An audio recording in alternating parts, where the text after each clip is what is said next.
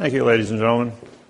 Well, as you know, my name is David Wynn Miller, but I punctuate my name. George Washington, Thomas Jefferson, Abraham Lincoln, Benjamin Franklin, all punctuated the name same as I did. They were all 34-degree Master Masons. Now, I don't know if there's any Masons in the crowd, but I am a 92nd degree Mason. I know you've been taught that Masonry goes to 33 and 34 degrees for Grand Masters. The reason I'm a 92nd degree Mason is because in 1988 I broke the math interface in all 5,000 languages, proving that language is a linear equation in algebra. This hasn't been done in 8,500 years of written language. When I did so, I was able to unlock the 2/3 of all the words missing from all languages in the world, and I can write any sentence in any language frontwards and backwards with the same meaning. Once this was discovered, it completely, 48 hours after I published on the internet, I had 2 Secret Service agents from Washington at my front door going, "Do you realize what you've done? You've just disqualified every treaty, trust, and contract in 8,500 years on planet Earth." I says, "Well," he says, "who did you tell?" I says, "Everyone."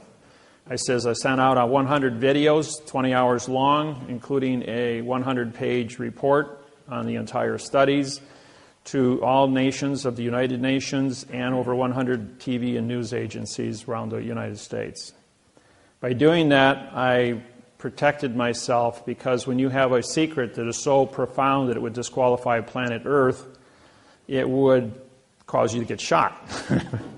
And at every seminar, by the end of the seminar, there's always a dozen people that walk up to you and say, "Why are you still walking around?" Well, as Pandora, destroyer of worlds. Now, you might think that that's a bad thing. The word destroyer, D-E, means no, and stroy is contract. Of is an adverb which connects to a pronoun in front of it. P-R-O means no, N-O means no, and U-N means no. So the word destroyer is a no, no, no word. Of is an adverb, A-D-V. It's a modifier. Modifiers connect the pronouns in front of it and modify the verb after it.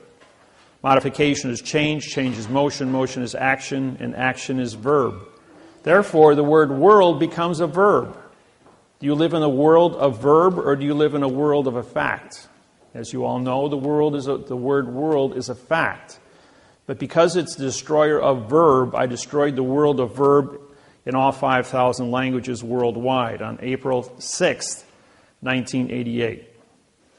And so with that said, how did this come about? Well, in 1980, I went through a divorce. And in the divorce, Judge Stanley Miller said, "You cannot be a father to your children." And he took away my children. I'm going, "Why would you do that? I've been a good father for 10 years.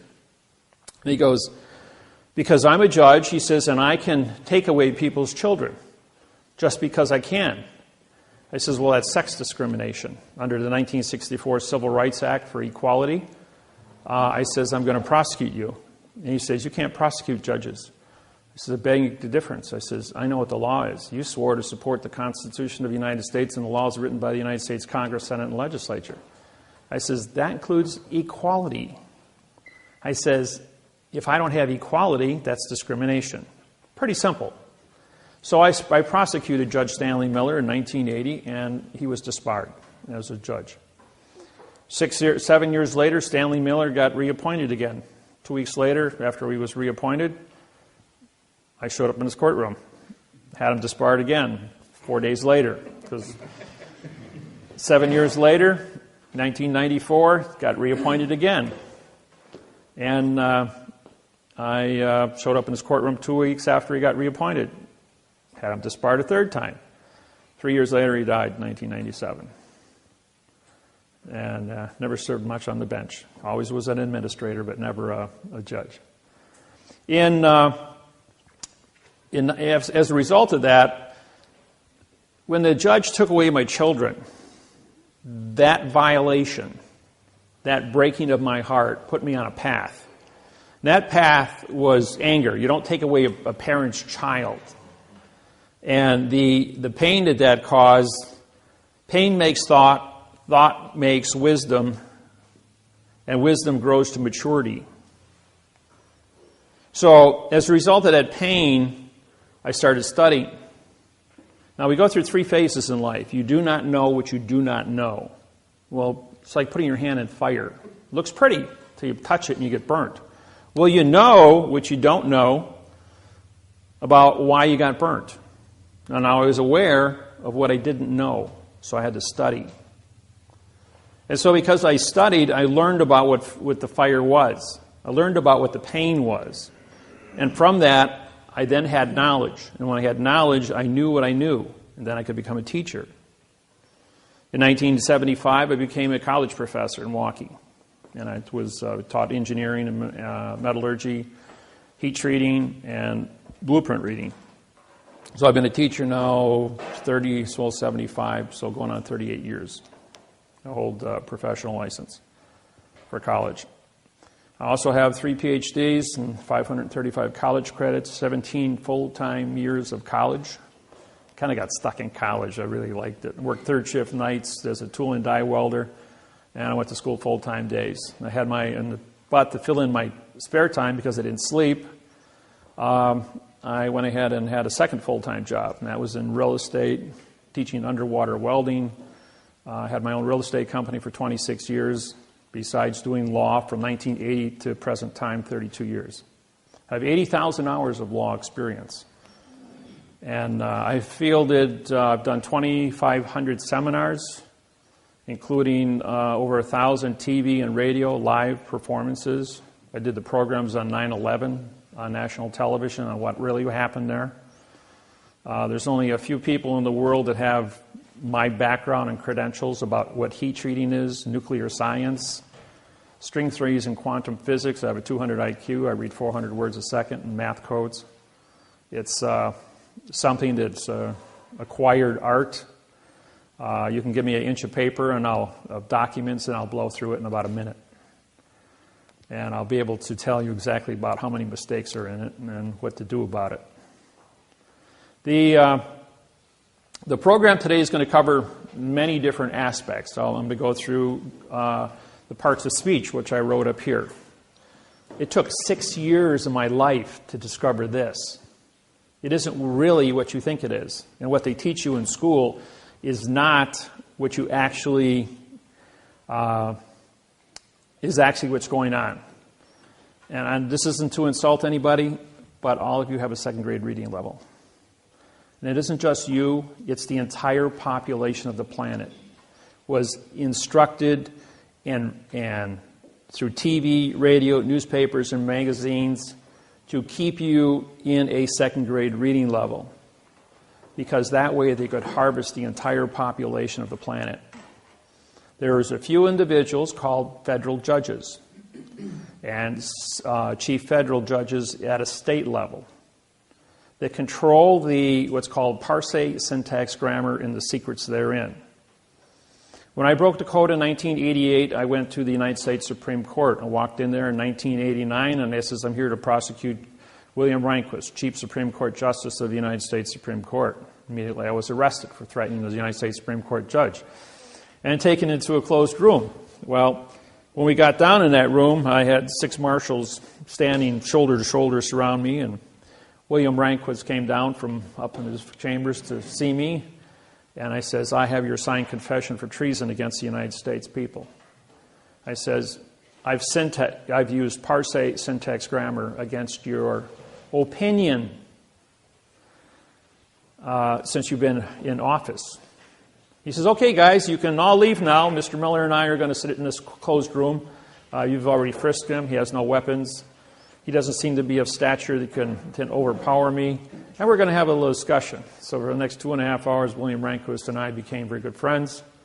And until he died and I removed him from office in June of 2005, we were pretty good friends.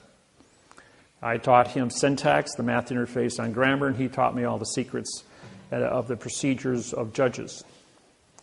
But a lot of the things he taught me, he was in error of, because 2/3 of all the words were missing from the procedures by which he wanted to formulate answers. Now, believe it or not, we are all actors in a play that have been already written. All of you believe that you have a certain amount of choice to make in life. But the fact is, and I will do this later this afternoon when we get into some history programs, that we are on timetables that run on 7-year international, on domestic bankruptcies and 70-year international bankruptcies. These bankruptcies control the planet for the last 6,500 years in all countries. All countries worldwide are controlled by the post office. Not the courts, not the judges, not the kings and queens, but the postmasters of the world run the entire planet, have for 6,700 years. Going all the way back to Pharaoh, henceforth the Masons. Now, a lot of you were in this room today. A room is a closed area, so therefore it's a court. I'm going to show you a dollar bill here, which you're all familiar with, and on the back of the dollar bill you have the eagle, right? Notice the eagle's wings are turned up. If you notice the eagle's wings here are turned down, that's because it's a phoenix. This is Vatican rule, banking. And the flag here has yellow fringe on it. And the yellow fringe flag changes the dimension of the flag. This is a maritime braid for commerce. The fringe changes the description of the flag. It's under Army Regulations 840-10, Chapter 2-6. Allows for fringe to be put on military flags for parades. But anything you put on top of the flag cancels the contract of what a flag is. So even though you think you're looking at a United States flag, United, UN means no, and ITE is citizen. A no citizens condition of state flag. Controlled by Vatican banking. You're all under commerce. So who's the Vatican? They're postmasters. They work with Bern, Switzerland through the Universal Postal Union. On the 29th of September 2009, I did a seminar in Auckland, New Zealand. In that seminar, there were 90 Auckland tribal chiefs of the 1,200 tribal chiefs that live in New Zealand. I then made a statement that the post office since 1800 has never had a correct parse, syntax, grammar, law, rule, regulation, or code in any language with any people on planet Earth. As a result of that, 72 hours later, 3 days, the United States Postal Service, which since 2000 has had a quantumized postal treaty with myself and Russell Gould, my business partner, two of us make corporate. On the 27th of August 1999, I sued the United States of America for the flag of the United States. I filed a new quantumized mathematical patent on the description of the flag of the United States, 1 to 1.9. And he used the correct grammar, called parse, syntax, grammar. As a result of that, on August 12, 1999, I owned the patents to the flag of the United States of America. And on August 13th, all flags had yellow fringe put on it because it had to change the dimension of the flag. Now, I don't know if you remember in 1968 when the astronaut, for those of you that are old enough, and I don't think there's a whole lot of you here that are old enough, the astronaut stepped off his spacecraft into his footprints on the moon, turned around, looked at Earth, and says, "Oh, look at Earth is a vessel in a sea of space." With that one single sentence, Earth is a vessel in a sea of space. That's maritime. The entire world put yellow fringe on every flag in all 250 countries, in every courtroom, in church, and office, making everything on planet Earth maritime. Maritime is controlled by the DOT, Department of Transportation, which is controlled by the Postal Service worldwide, Bern, Switzerland. Bern, Switzerland was established on the 22nd of October, 1871 in Hawaii. It was the first city, first country as an independent nation to sign an international bankruptcy with Bern, Switzerland for 2 cents to transport cargo anywhere on planet Earth. And as a result of that, within a period of a year, all 250 countries for a 2-cent postage stamp signed up to give the post office authorization to transport vessels for a 2-cent postage stamp. Well, as you know, people were thinking of mail. Just send a letter. A letter is a vessel. Well, the word vessel includes cars, trains, planes, automobiles, overland stagecoaches, pony expresses, and human beings. And by doing so, they then captured all commerce on planet Earth by contract for a 2-cent postage stamp. A year later, it went up to a buck a letter. But they got their foot in the door, and that was all that was necessary. Somebody left a little tiny article sitting in a newspaper in January 8th, 1872, on a microfiche dish in Honolulu, Hawaii, in the Iolani Palace Museum Archives building. Hightower and I went into that building that day, and we wanted to look for a flag of Hawaii. And they said, we guarantee there is no information in this building from 1869 through 1875. And I'm going, now, why wouldn't there be anything? Hawaii's the center of the Pacific. Anything moving from east to west and west to east has to stop at Hawaii to get coal, C-O-A-L, for fuel, as everything ran on steam back then. So Hawaii then became the center of the entire Pacific Rim, hub to a wheel. Very, very important location. And by doing so, that started a series of events through the Universal Postal Union to capture the entire planet, throw the entire world into a postal zone. And this little tiny article, as it was put into place, was left there. Nobody thought anything of it. Well, we did find a flag on the newspaper. It had 8 stripes instead of 7. But there was also a little square 3 inches by 4 inches with the obituary. The obituary of the Portuguese Masonic Eye, the French Masonic Eye, the German scale, and the English scale. So now we had ordering all Masons in the Hawaiian Islands to come to Honolulu, Hawaii to pay homage to King Kamehameha V, who died on the 6th of December. I'm telling you the story because it is relevant to the beginning of the takeover of planet Earth. As a result of this, it takes a steamer 3 days to go from Honolulu out to Kona and Hilo and back again. So 3 plus 3 is 6. January 8th and 6th is January 14th. January 14th, all the Masons get together with the post office, Immigrations and Customs, the Supreme Court of Hawaii. Guess what building they're all in? They're all in the same building directly across from the Queen's Palace in Hawaii. Immigrations, Customs, the Lodge Number 1 for the Masons, the Postmaster General of Hawaii, all in the same building. And they cut a treaty. The treaty says that there was, in 1848, a law was passed in Hawaii that if Hawaiians are dead or off the land for 20 years, the land is free for settlement. So they went ahead and the Masons signed this contract to take over the Hawaiian Islands. Now there's a law called the Rescissions Act. It goes all the way back to the Civil War. The Rescissions Act says that no law becomes legal for 3 days.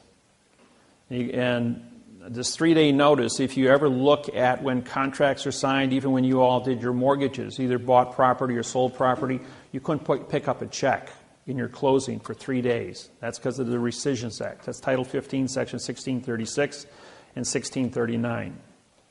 Now, the Rescissions Act then went into effect on the 17th of January, 1872. Put a 20-year moratorium on it. It's January 17th, 1893, when the United States took over the Hawaiian Islands. For those that don't know anything about the Hawaiian Islands, takeover.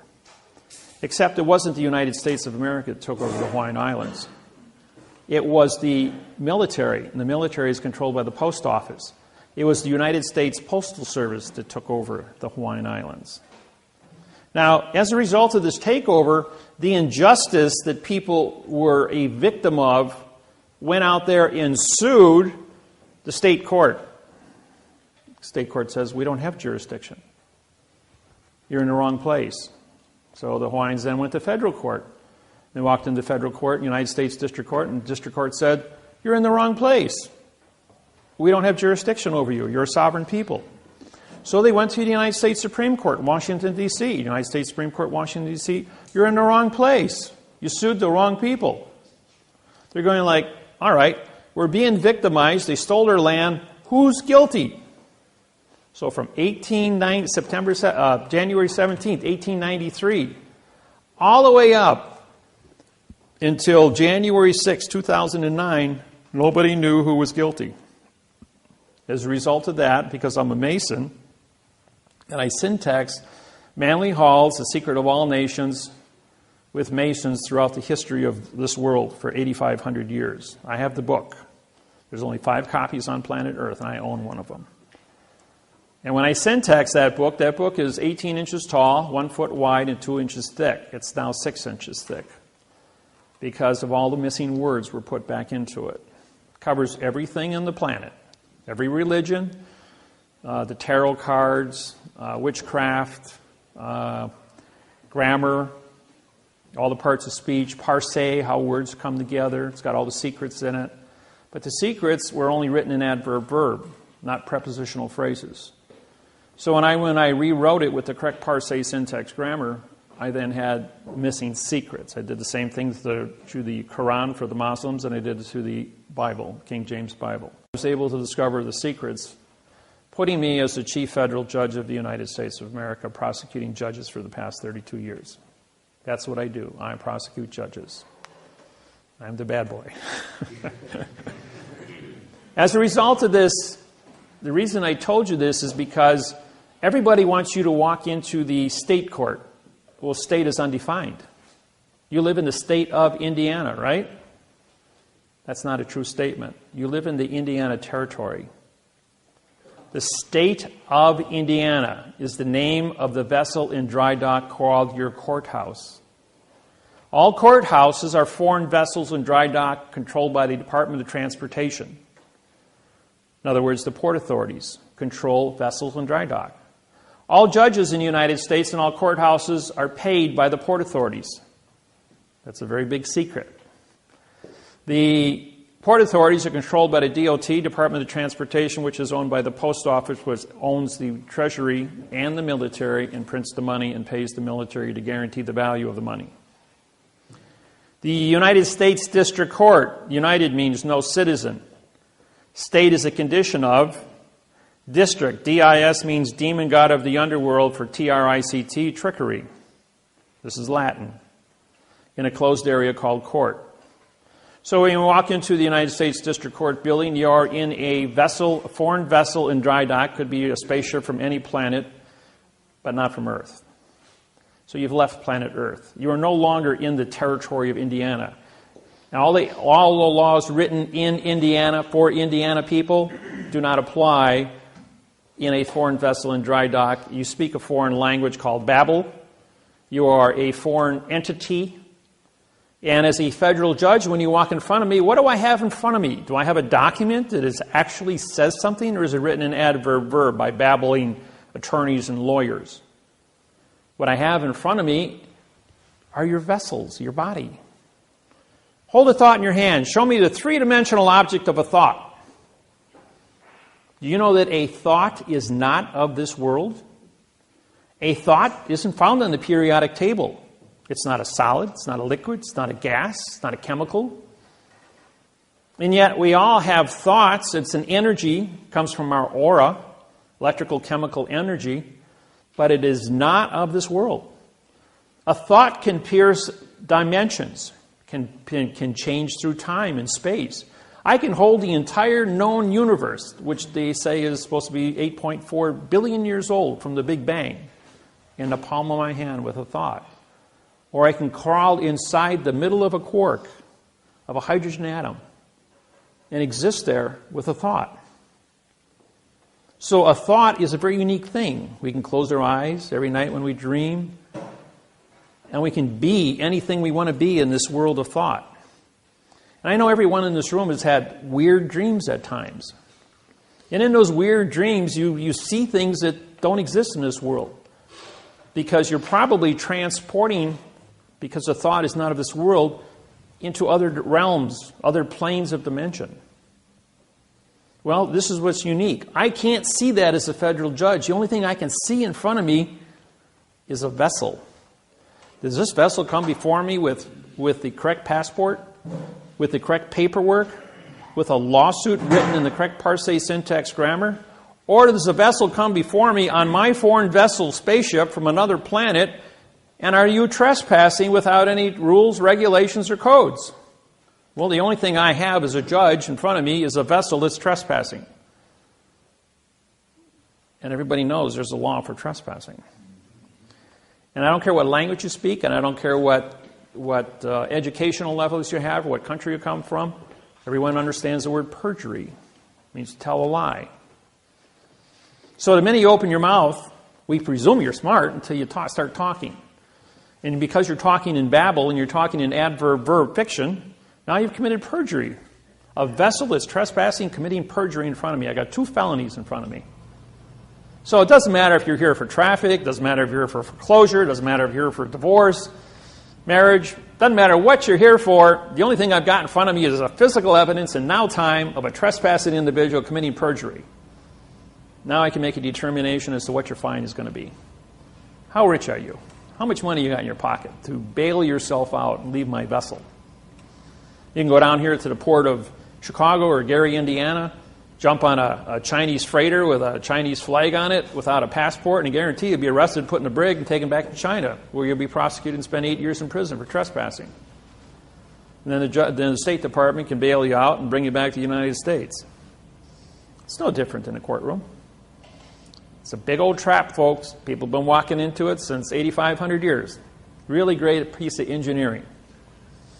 Just a little heads up on that. The reason I tell you this story about Hawaii is because it's the beginning of something that was very cynical. To capture planet Earth. All money on planet Earth is controlled by the Postal Service. Who's on, what's the decimal point for 1? 1.00, right? Who's on a $100 bill? Benjamin Franklin, first Postmaster General of the United States of America. President Grant was a Postmaster General during the Civil War. A country divided into 1/2. Decimal point for 1/2 is 0.50. Who's on a $50 bill? Grant. Abraham Lincoln. No, go before that. George Washington, letter carrier, Continental Congress, 1875. And he was a letter carrier. And on September 17th, 1789, the United States of America signed the Constitution of the United States of America. And so, therefore, he was the first president. Pre, meaning no. SI is simulation, and DENT is denture, contract. Anything, the word no is a negative. Negative is 0. 0 times any fact, simulation, or contract becomes 0. Therefore, the math interface says that a pre-simulation denture, better known as a president, is a person who only says nothing about nothing. Have you ever seen a president that ever made any sense?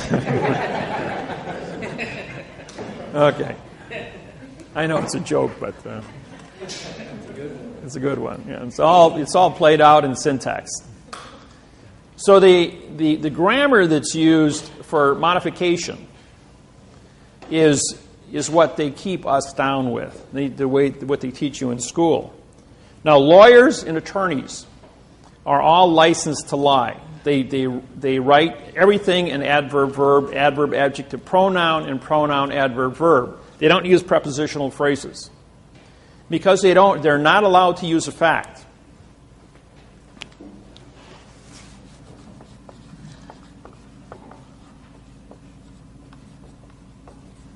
No law or fact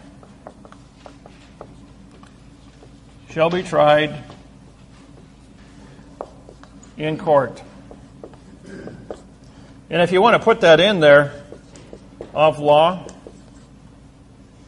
and everybody uses this terminology, attorney at law, attorney of law, whatever.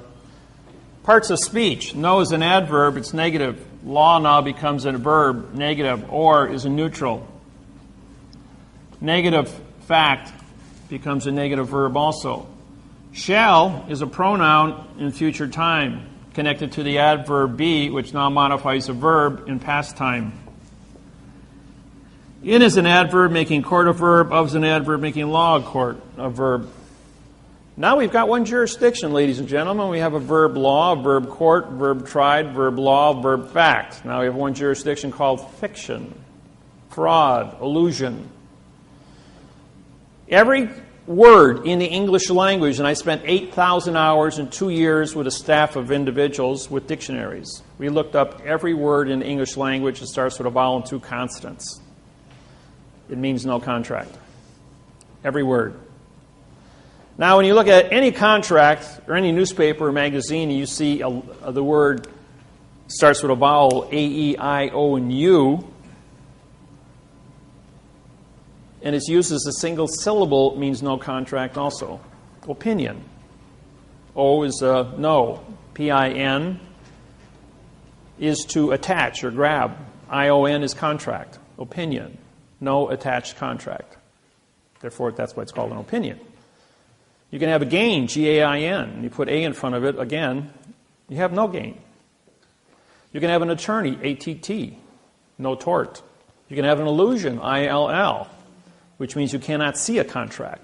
Imagination, I-M-M. You cannot mangle. You can't mangle something, therefore there's no fact. So the imagination, I-O-N, means contract. A-N-T, E-N-T, I-O-N-T-Y. Any vowel that appears in front of a vowel that ends a word means contract. It's a 2-letter contract. That's how you can tell these things. This is called parse, P-A-R-S-E, parts of speech. S-C is Latin for speech. P-A-R is parts. So what I did was I studied parse. I studied syntax. Syntax is how 2 words come together. And the word grammar is how a sentence is constructed. Do you know that all grammar, a correct word sentence, only has 1 verb in it? The average sentence written by an attorney has anywhere from 3 to 5 verbs in it. Some sentences have adverb, verb, adverb, verb, adverb, verb. The whole sentence is written that way. There's not even an adjective or a pronoun, a preposition, article, or an effect. When you were in school, 5th grade, we studied prepositional phrases.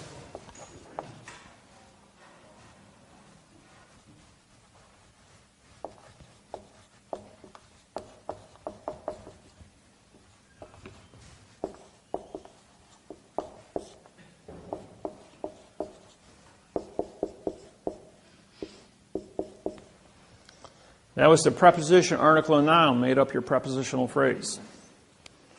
Mrs. Lusher was my 5th grade English teacher in Marion County Grade School in North Grove, Indiana. I grew up with the Amish, the Mennonite, and the Hoosiers. I come from North Grove, Indiana. My family's been there since 1834. North Grove, Indiana was where the first house in the state of Indiana was built by my cousin. My fifth cousin's on my mother's side. But we came here from Pennsylvania. I'm Cherokee. My great-great-grandmother was full-blooded Cherokee, and my grandfather came to Switzerland in 1780. Settled here in North Grove, Indiana. Half the people in the town are related to me as great aunts and great uncles, and going all the way back to 1834. My cousin, who I played with in 1957, was born in 1838. She died in 1957 when I was 8 years old. 114 years old she was, living in the same house her parents built in North Grove, Indiana. Isn't that something? She's in the Guinness Book of World Records. This is one of the oldest people living. And I think she's probably one of the oldest ones in Indiana.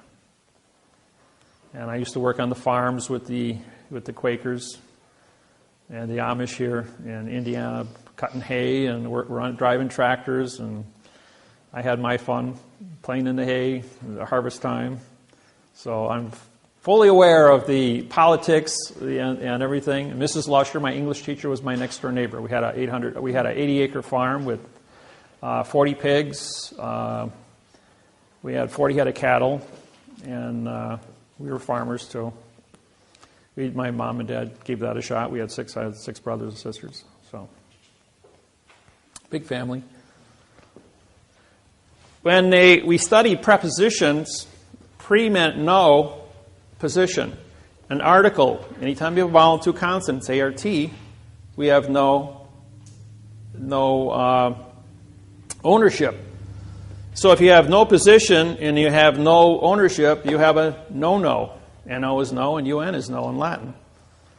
Better known as the noun. So what we did is when we disqualified this in 1999, we had to come up with a brand new answer for a mathematical interface on grammar. So we did this. We had a position, dropping the word pre. And the word lodial is spelled L-O, which is location, D-I is original, A-L is contract.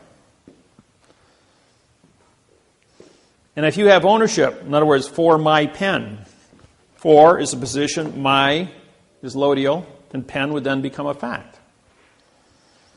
Now, if I just were to drop one of these two positions here and say my pen and drop the word for, or with my pen, and I drop the word with, and just say my pen, my becomes an adverb, and an adverb modifies a verb. Modification is change, change is motion, motion is action, action is verb. See, in all ADV, vowel and two consonants, modifier. ADJ, adjective, color, modifier. PRO, no. NO, no. UN, no. They gave us a lot of negative choices, all to go with this sentence here. When you graduate from judge school, you learn this article. You learn this. All judges, attorneys, lawyers, politicians all swear the same oath that no law or fact shall be retried in court.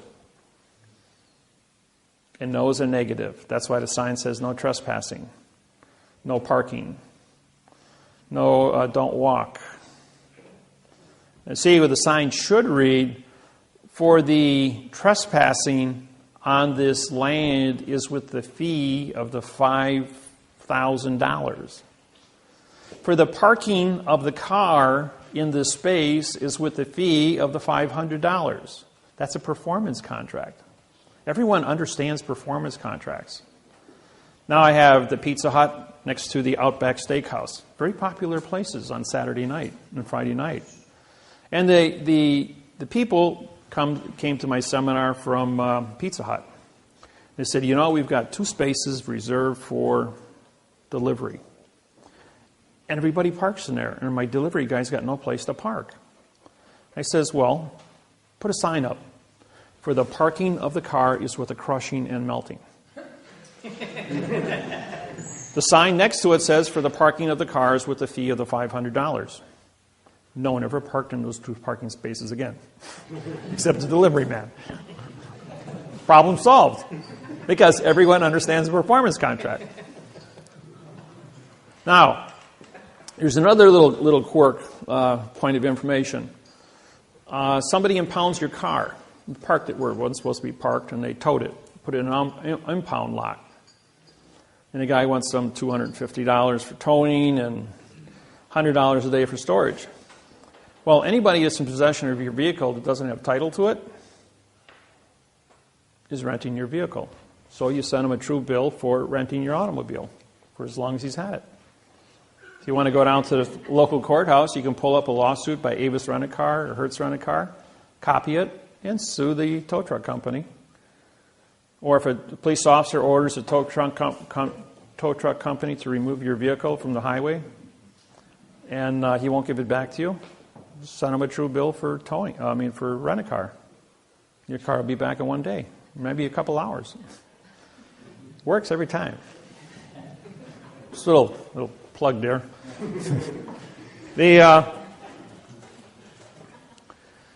The fraud that takes place here is profound with the courthouses and the courts. And people say we're in court and the judge says, this is Judge Wasilewski, he says, David, after he took away my children in 1980, I went to trial 65 consecutive times, 2 weeks apart, under what's called a writ de novo.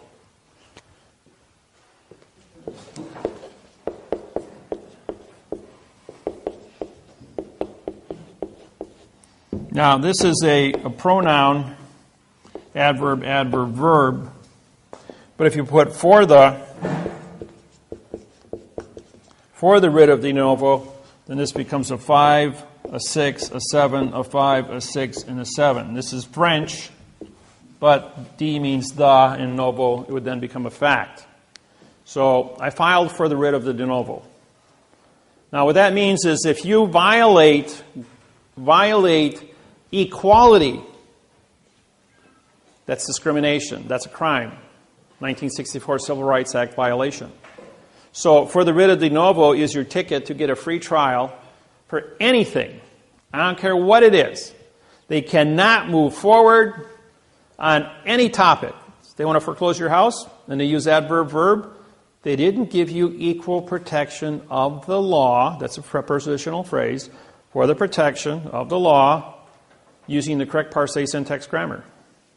Therefore, you can sue for a writ of de novo just for the be correct on the grammar. It doesn't matter if you got a mortgage or a deed of trust. Indiana uses the terminology mortgage. California uses the terminology deed of trust. Deed is a pronoun, of is an adverb, making trust a verb. The word mortgage, by it stands alone on top of your document, is called a pronoun. There's no prepositional phrase. You know, if I hold up this object, you see a pen. In Spanish, it's scribola. And if I hold this object above 5,000 languages, I'll get 5,000 different sounding effects to what it is. Does 2 plus 2 equal 4? How many of you think 2 plus 2 equals 4? All right, just all's fair.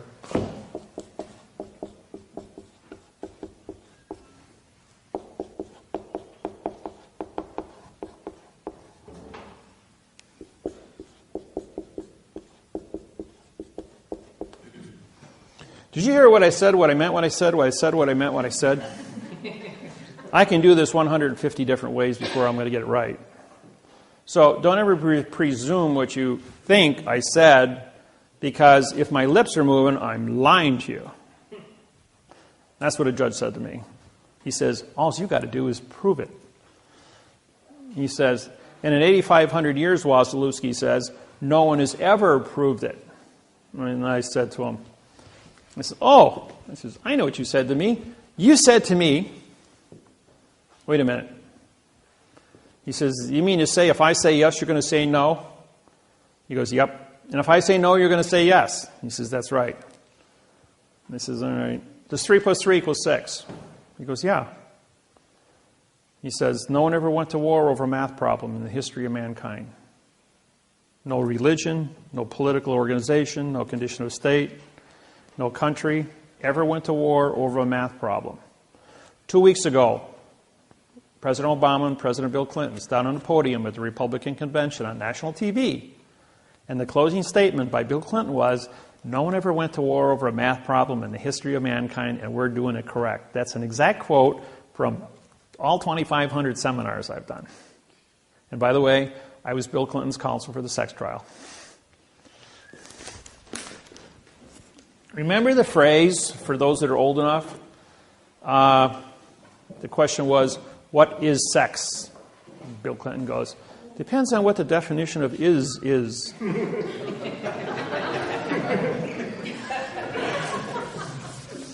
And then Bill Clinton turns to the judge and says,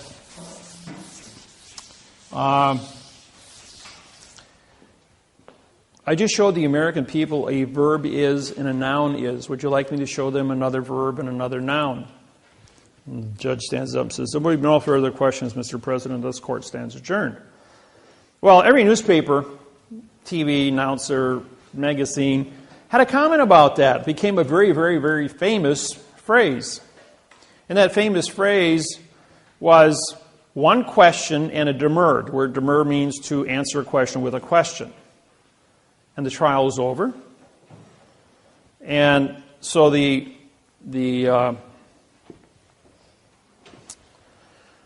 nobody knew what it meant.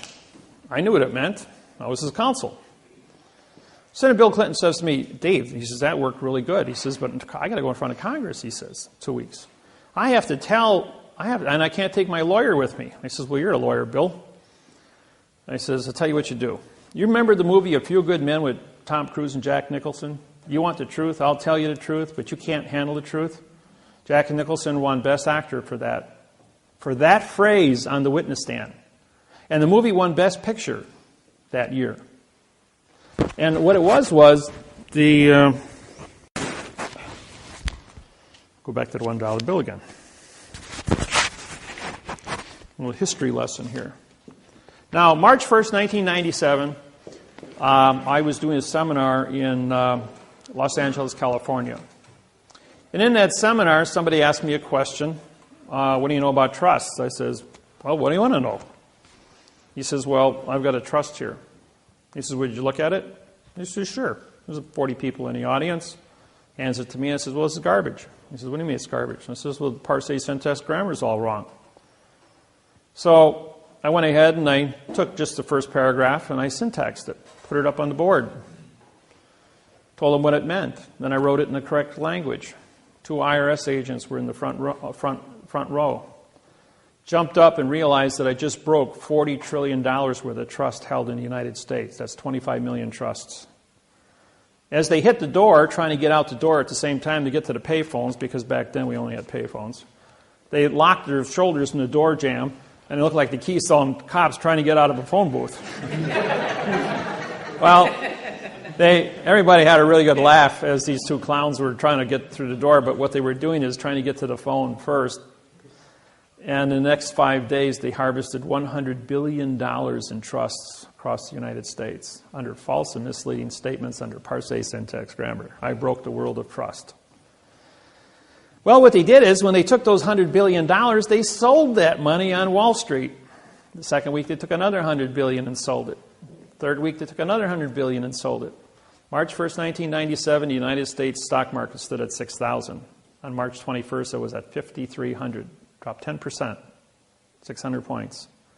So I called up the Postmaster General of the United States and I said, why are you guys selling your money? Why don't you buy .com stock with it? As the electronics is going to be the new phase of planet Earth for communications. The fourth week, when they took $100 billion, they also went ahead and they took the other $300 billion they just stole out of the trust industry and they bought stock with it, causing the stock market to jump 700 points in the fourth week. And they continued to harvest the trust industry, which was money that was not in circulation.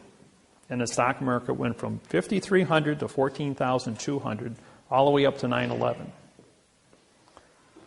And then 9/11 brought everything back down to 6,000 again because of the new terrorist bill and all that stuff. We'll get into that later. But going back to Bill Clinton, he says, how am I going to go in front of Congress here in 2 weeks? I says, well, you're going to hold up a $1 bill. Walk into Congress and say, ladies and gentlemen, before we get started today, I'm going to tell you the truth. He says, but you won't be able to handle the truth. Phrasing Jack Nicholson. He says, we're going to take you back to when you were 10 years old, 5th grade English. He says, first off, we have a line that goes around the money here. March 1st, 1997, I sued the United States Treasury under maritime law boxing. And that's why all your money today doesn't have any boxes on it. If you've... See the 10? It's got a circle around the 10. And the 20 has a circle around the 10. So does the 50s and 100s and the 5s. They're all the same. No more boxes except for the $1 bill. That's because there's so much Masonic information on the back. The pyramid has 72 stones on it. That's for 72, the rule 72 of banking. You take the interest first and you walk down to the principal. The all-seeing eye is Masonic. The capstone has never been completed because the process of discovery is always in motion. But going back to the beginning, it says the United States of America. Now, we all studied that prepositions were of, and the article was the. When you separate the prepositions, they all become adverbs. That means you have 68 prepositions and 38 articles. Together, you have 100 adverbs. So, the as an adverb now modifies united to be a no citizen. UN is no, IT is citizen. ED is in past time, which means you have no now time jurisdiction. It's also an adjective because whenever you put two nouns together called the United States, because it's a title of a country, United becomes a fact and States becomes a fact. But when you put a fact in front of a fact, the first fact becomes an adjective, which now turns the second fact, and an adjective is coloring or modification, which now changes the fact into a pronoun. P-R-O means no, N-O means no, and U-N means no. The pronoun is now connected to the adverb, ADV, vowel two consonants, no contract. And then the adverb modifies, modify is change, change is motion, motion is action, and action is verb, and America becomes a dangling participle verb on the money. Now, A is a single syllable. Therefore, A means no. M-E-R-I is Latin for mercy, and C-A is Latin for sheep. No mercy for the sheep. So we pay 65% taxes. But because America is the verb on a corporate instrument. Now we have two signatures on the money. Therefore, this is a corporate instrument. Corporations are under Title 15, Section 1692E, false and misleading statements. Carries a penalty of $25 million and 30 years in prison for every note published under Title 15, Section 78FF. Under Title 15, Section 1639A, there was no notification given to the United States population that the modification of grammar under Title 18, Section 1001, which is the fictitious conveyance of language, was going to be used on our Federal Reserve notes on our money. So to protect the fraud, we put a box around it. Anything in a box is an enclosed area and can't be considered. It was engineered, folks, not a mistake, engineered. Just like you build a space shuttle, it's engineered. If it's perfect, it works. Well, we had a perfect fraud. What's the first two little words over here? It says this note. It doesn't say for this note or by this note or of this note or with this note. It says this note. Therefore, we drop the preposition. This becomes an adverb making note a verb. Does this look like a verb to you? Misrepresentation. So now we have a Title 18, Section 1341 mail fraud. Carries a $1 million fine and 30 years in prison. Title 18, 1001, fictitious conveyance of grammar. Title 18, Section 13, Title 15, Section 1692E, false and misleading statements. And we have Title 18, 1621, perjury, because we didn't advertise it. Now we have 4 criminal acts that take place on the dollar bill. Bill Clinton then says to Congress, in 2 weeks I've got to address the union and do my union address. I have to tell the world that America's a verb on the money, and then articulate the criminal activities that's taking place here and disqualify all U.S. currency that 150 countries worldwide depend on for commerce, food, and energy. Or we can seal a case. All those in favor of sealing the case, raise your hand. 102 hands goes up, and he walks out and doesn't say a word. Now, who controls money? Universal Postal Union. Universal Postal Union gets the word, and all 250 countries are told to stand down. Bill Clinton's case is sealed, and nobody talks about Bill Clinton's indiscretion. Shortly thereafter, Hillary Clinton runs for President of the United States against Obama. Does anybody talk about the indiscretion of Bill and Hillary? Not a peep. Not even North Korea, not even Afghanistan, not even the Middle East countries. All the people that hate the United States are all told by the Universal Postal Union, you will keep your mouth shut and don't talk about anything of Bill Clinton, or he's going to spill the beans on the language. Squeaky wheel gets the oil. You think you got freedom of speech? Yeah. It stops with the money. Who controls the money controls the world. Always follow the gold. So therefore, Hillary doesn't make it. Obama's elected as the 47th consecutive left-handed president. Romney is right-handed, by the way. There's never been a right-handed president. What does that tell you? Who's going to win the election? Obama, yes.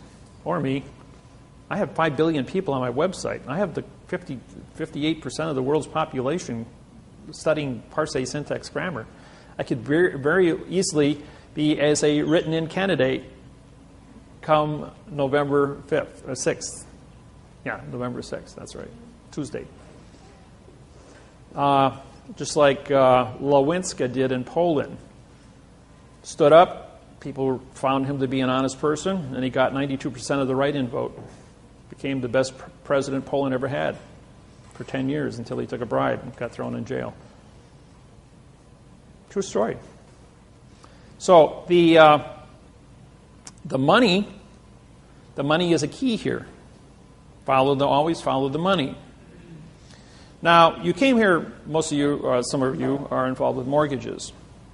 The mortgage that you are in possession of was written entirely in adverb, verb, adverb, adjective, pronoun, and pronoun, adverb, verb. The mortgage has 6,000 mistakes on it. It is a perfect document that has absolutely zero facts on it, and it was not signed by your bank. No mortgage in the United States of 64 million mortgages was ever signed by the bank since 1934. Stalin captured Russia, nationalized it in 1917. He went to Rothschild and said to Rothschild, I need money to fight the Bolshevik Revolution. Rothschild says, you can have all the money you want. Remove the article from your speech in Russian. And Stalin killed 80 million Russians who refused to use adverb-verb grammar. That was the secret. Because there was no TV or radio back then, it was very easy to genocide a population and without having anybody know it. They did the same thing in Hawaii from 1800 to 1829. 38,000 Hawaiians had their heads cut off because the Hawaiian language has no vowel into consonant conception, and they use prepositional phrases. And because they wouldn't speak an adverb-verb like the church wanted them to study, they cut off their heads. And finally, after doing enough of them, people got the message that if we don't follow this new adverb-verb program, then we're going to be dead. So that's how they captured Hawaii. So this brainwashing of the adverb-verb scenario became relevant. And so Stalin was able to get financing and captured Russia. In 1934, Mao Zedong nationalized China, which had 1,200 dialects. Now they only have 4. So we need usually 3. I just came back from 23 days in China. That was quite an eye-opener, going to China. Everything you hear about China, total nonsense. I'm here to tell you, it's total brainwashing. Those people are... If I blindfolded you and dropped you off in China right now in the countryside, you'd think you're in Indiana. It's flat, all farms, people working, growing corn, wheat, barley, everything. Just they don't have any equipment. They're all out there working by hand. And they're pushing carts. They don't have tractors pulling things. Some of the bigger farms will use a tractor. And these tractors are pretty old. They're like 30, 40 years old. I didn't see any modern equipment anywhere, but I saw a lot of labor. Now they got 1.4 million people, 1 billion people. So they got plenty of people. But most of the country is either mountainous or desert, so there's very small farm areas. I drove probably 600 miles totally around China's countryside. When I got off the plane in China, I was met by a translator. As I have held an ambassadorship with China since 2002, as a result with the United Nations and my plenipotentiary judgeship. So when I showed up in China, they met me as a returning ambassador to China, and I was put in the presidential suite at the Bird's Nest, which is the Olympic Village in Beijing, for 10 days with a chauffeured limousine at the state's expense. But then what they wanted me to do was syntax, their electronics program. So I took an 1,800-word patent on a new electronics cell phone. The new cell phone is transparent aluminum, 3 by 5-inch screen, 3D holographic. It has a 200-lume video projector. And then when you set it down, it has pop-up, AirTouch keyboard, just like Minority Report. Really state-of-the-art stuff. And it's not a 4 gigabyte, it's 1 terabyte. We're talking 128 gigs on a 20 nano chip. to a terabyte for efficiency, memory. The 200 lume is in high resolution Blu-ray, and it puts out a 4-foot screen. Set it down next to your computer, it talks to your computer, transfers all the information from your computer into the cell phone and puts it up on a 4-foot screen. Just for, it also has a 2-inch by 2-inch transducer, it's called a subspace transducer. It's a microphone, it's a speaker, and it's also an antenna. Has a 38-mile range, can operate 100 feet underground, underwater, can read minerals up to 100 feet underground because it works in subspace. Now think of the hydrogen atom. You have an electron and you have a proton. This goes into space between the electron and the proton. As you know, all objects that we touch are held together by atoms. Atoms run on electromagnetics. But this operates in the space between the atoms and the electrons in subspace. Therefore, it can transmit 38 miles between towers and also operates underground. So this is the next stealth technology. That doesn't exist anymore with this new technology. The military's had this for 12 years and has been declassified because all the other militaries in the world now have it, so they're going to make it available to the public. So this is going to be the new cell phones coming out. Even though your Galaxy 3 might be pretty special at the cell phone store, this next generation cell phone is going to be something else. It's going to be Star Trek material. And, well, you've got a really good patent here, right? Written in adverb verb. And I was at this meeting with 5 electronics firms that the Chinese government invited me to be there. We had the guy that developed the subspace technology back in 2000, Michael, and Joseph was a Nikola Tesla electronics genius. He built 4 of these Nikola Tesla coils. So bring these 2 guys together, and they got this great electronics patent. But what's an object, just like this pen, what's an object worth if you don't have a patent for it that's written in quantum language? They can be protected worldwide. So they brought me in because I'm the only guy on the planet that writes quantum. So I went ahead and we showed it. We brought in 2 university professors from Beijing and 1 from Hong Kong on grammar. And they looked at it and said the patents couldn't be rewritten in less than 4 months. I says, well, give me your patents and I'll bring it back tomorrow morning and we'll all get together. So I rewrote it overnight. It took me 8 hours to write 1,860 words in quantum and restructure it. So every sentence was certified mathematically frontwards and backwards. So when we went ahead and we brought this patent back the next morning, we had 2 3-star generals, 1 2-star general was flown in.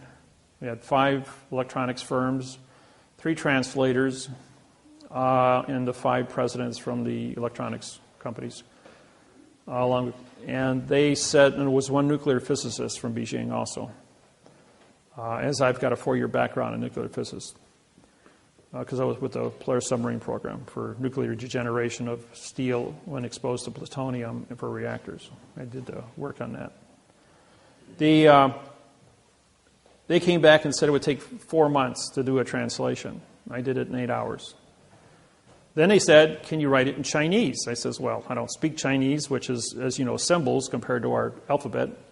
I don't speak it, read it, or understand it, or write it. So I got on Google Translator, and word by word, it took me 1 hour to do 1,860 words. And I rewrote it in quantum Chinese, frontwards and backwards.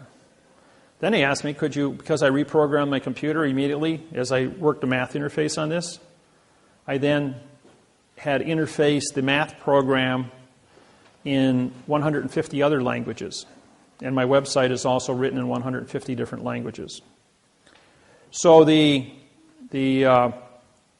took 1 hour for me to translate from quantum English to quantum Chinese, and it took me 1 minute to translate from quantum Chinese to quantum French, German, Italian, Spanish, Arabic, and in Indian, And what they realized was that now they have a quantum program for a $20 trillion a year jump in contracts for international trade. We also gave them the international transportation of money contracts to transport money between one country and another for the new international quantum banking programs that Russell Gould and I have put together. All 150 nations worldwide have been given the patents to this technology for free. I've made this all available so the whole planet can switch over simultaneously. You can't have a world of fact and the world of fiction exist simultaneously, as fact and fiction can never meet. So in 2000, we educated the entire planet banking industry, and we gave them all of these 115-page bank treaties written in quantum grammar. It took us 7 years to put together. This is a 32-year program, by the way, that I've been working with personally, and been in the architect of this whole thing to change the entire planet from a world of verb into a world of fact, so no one can ever go to war again. Now, what's important about all this is that mankind has been throwing stones at each other because of international communication treaties, because miscommunications. But no one ever went to war over the math problem. Now, how many of you know about the object in Greenland? A couple of you, okay. Well, for those of you that don't know, there is a spacecraft that has melted out of the ice in Greenland. As you know, the North Pole has melted completely. You can go from London to Moscow or to Russia by going over the North Pole now. All the ice cap is gone. The last place that has ice on it was Greenland. Greenland had a 18,000-foot ice cap on it.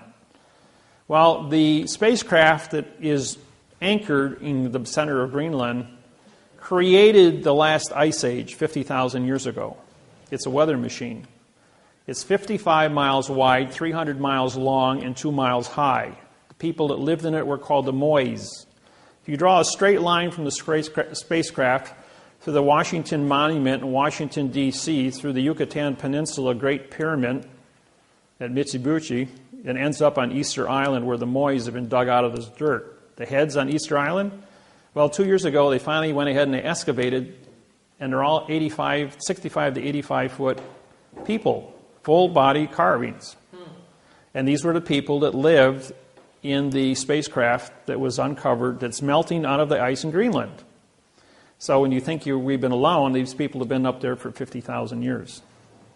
The spacecraft is still active after 50,000 years. It has a 200-mile dampening field where no electrons can flow into it.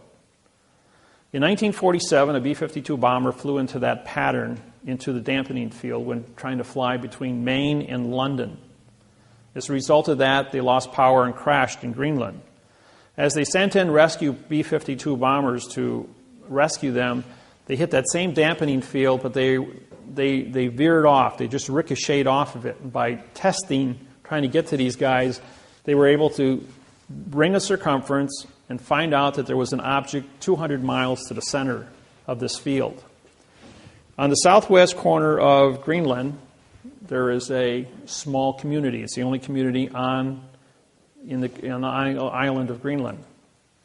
That community is a military post, CIA, that uses a compressed air generator to operate diesel engines to run a Caterpillar to run back and forth to 200 miles from the base to the object in Greenland. A lot of our technology comes from the reverse engineering out of the spacecraft.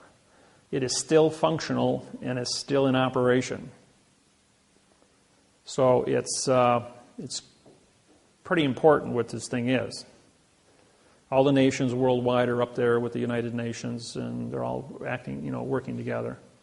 The point is that we're not alone out here in this universe. The reason I bring this up is, if no one ever went to war over a math problem amongst humans, don't you think it would also be logical that we wouldn't go to war with E.T. when he shows up? And if E.T. does show up, what are we going to do? Babble? Start a war between another planet because of miscommunications? No, we need a communication base that is so mathematically certified, both frontwards and backwards, that when we say something, it means exactly what we say, so that there is no subjective interpretation, translation. So it's very important for us to be correct 100% of the time when we're dealing with ET. Otherwise, they're going to throw a rock at us like they did 375 million years ago at the Yucatan Peninsula and get rid of the dinosaurs, which you all know about. So we don't want to have rocks thrown at us. So the planet, all the governments of the planet are looking at this math interface as being a correct way to communicate, stop wars on planet Earth, as well as communicate with ET when they show up. And as many of you who do the research and get on the internet know that there's probably a lot of different ETs already influencing this planet with all of our little toys that we have, our cell phones and computers and TVs. So it is relevant. The school systems in China are adapting our quantum program. All the universities and colleges are going to be teaching it this year. As a result of these patents that came out from my 23 days in China, they realized that they were going to order all 150 trade partners to follow suit. Otherwise, they wouldn't be able to do business with China. The biggest new thing that's coming on the market is the word lithium. Lithium makes for the batteries. Now, China currently controls 80% of the lithium on planet Earth. 20%, the other 20% was known to be in Mount Weld in Australia, better known as the Lynas mine. It's a 1 cubic mile of lithium that they've uncovered. Colombia, 3 years ago, somebody wanted to find out how big the salt flats were. So they drilled down 15 meters into the salt.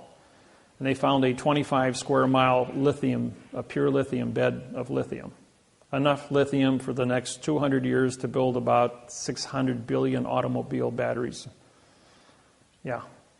So now if you add thorium to lithium, you can get 8 times more power out of the same size battery. Think of an ordinary car battery made out of lithium thorium that would have the power to drive a car 400 miles with a 4-minute recharge. That's all. Now, that's technology. I know battery technology. I built my first perpetual motion motor when I was 16 years old, my first laser beam when I was 12. I've been on a cutting edge of weird, futuristic stuff ever since I was a little kid. And if you do enough research on me, you're going to find out that I was taken when I was 8 years old. I went into a UFO for 3.5 hours. They put a machine on top of my head. And whatever they did to me, they put all this information into my head. And why I've been able to build this program without any interruptions from anybody for the last 32 years. And I fielded over 100,000 questions at seminars. And I haven't missed any. So you cook up the best question you can think of, and I'll tell you the facts. I'll tell you the facts going all the way back 8,500 years and how it's going to influence all the cross-referencing with it. People go like, that's impossible. You can't know that kind of information. This is, ask me the question. We'll find out. Now, I did a seminar in Bellingham, Washington. I had 86 people in the audience, and I told everyone, I says, I'm going to answer all your questions today. And one gentleman on my right side here, he stands up. He was about 75 years old.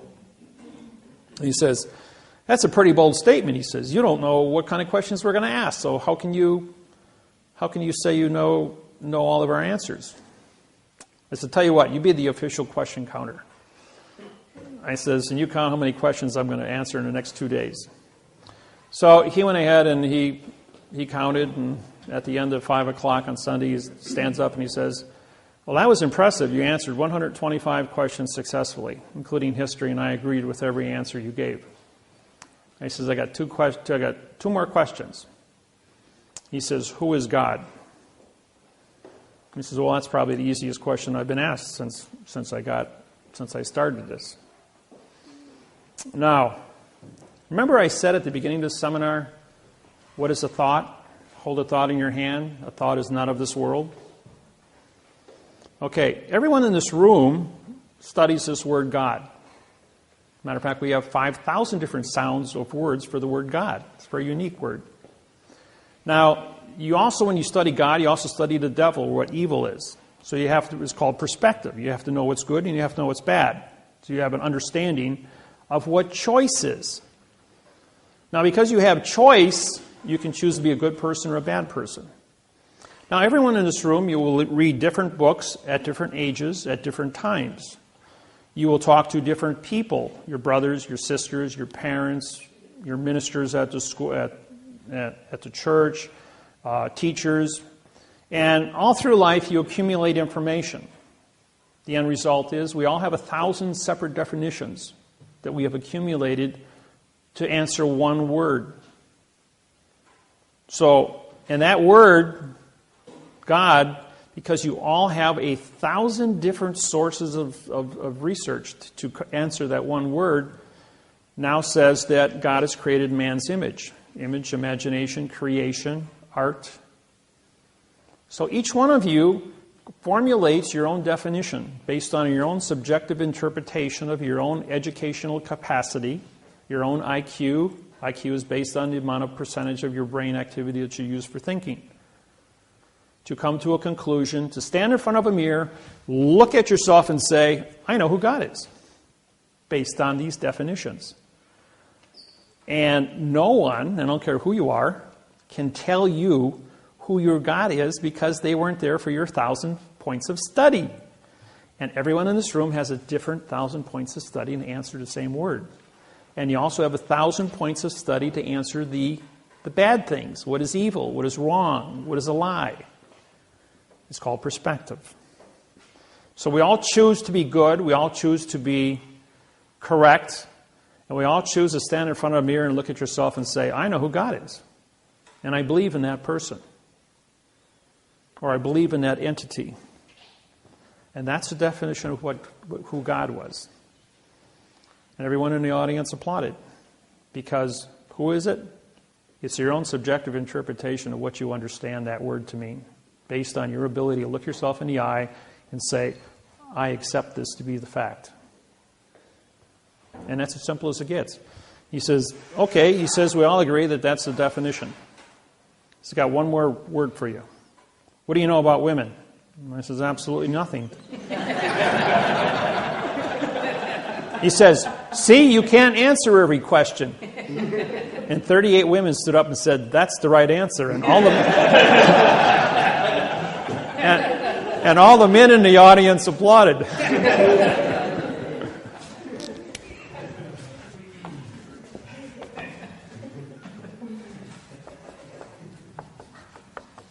We're going to go through a sentence structure now.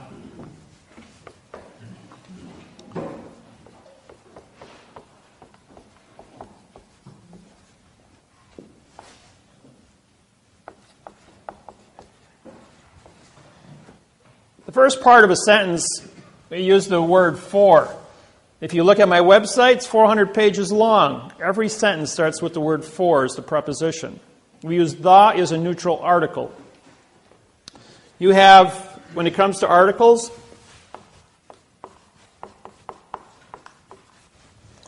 or what we call lodio, we'll put a square bracket because this means no contract. You have a, and, the, this, these. Those are the 5 that I use in my program. Pretty simple. It seems how you have 38 articles and we only use 5. Second part is there's a consequence.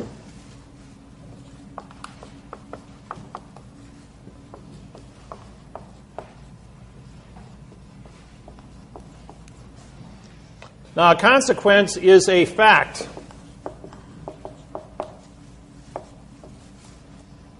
In other words, I stand here and I look at this room, and I have knowledge. My knowledge allows me to understand people, tables, chairs, architectural structures. I specialize in 115 different fields, being an engineer, background, metallurgy, heat treat specialist, chemist, biotech, medical fields. I understand medical fields. I can look at every part of this building. I'm a master mason, bricklayer, concrete, lay tile, carpeting 6,000 yards. I hold knowledge of 180 different fibers used in carpeting, chemistry to put those things together, which your clothes are made out of, cotton, wool, polyester, rayon, all the different combinations of that, whether it be the coefficient of expansion, allows me the metals, gases, chemicals from all the different parts of the periodic table and how they're used to create different elements.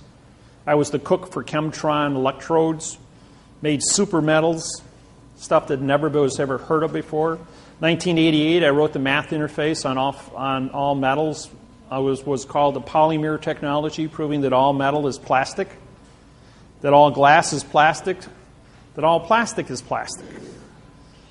And so the consequences of having knowledge creates a cause.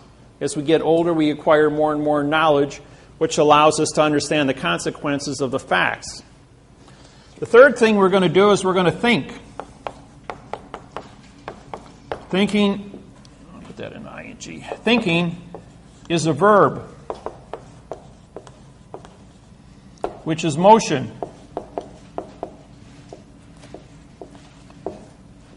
Now, running is not a verb. Jumping is not a verb. Driving is not a verb. And thinking, you have to think before you can do all these things.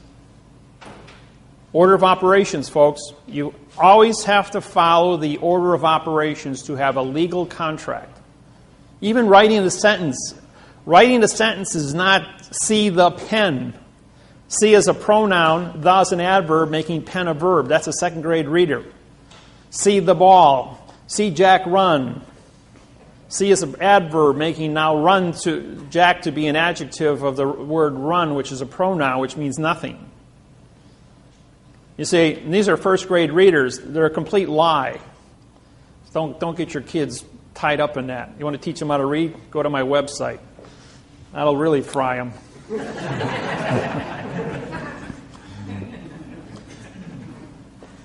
4, when you think, okay, we look. We'll put this to be sight, or see. You see stuff, and you need a see. You need a see see treaty. And you need a SEA pass. Sea pass means that you can move a vessel in a sea of space. So when you have knowledge, you have these positions that you're going to see and absorb points of information. You hear points of information. You use your 5 senses to absorb information. And with that information, we then store it as a computer. So the consequences is a storage. Just like a computer. And we keep all this information in until we're asked a question. Then you go into motion. Just like when you enter in the keyboard. You might put stuff in, it's going to store it. When you want it out, you hit enter, ask it a question, you hit enter, and it does a search. It goes thinking, and now gives you a claim. With is a possession.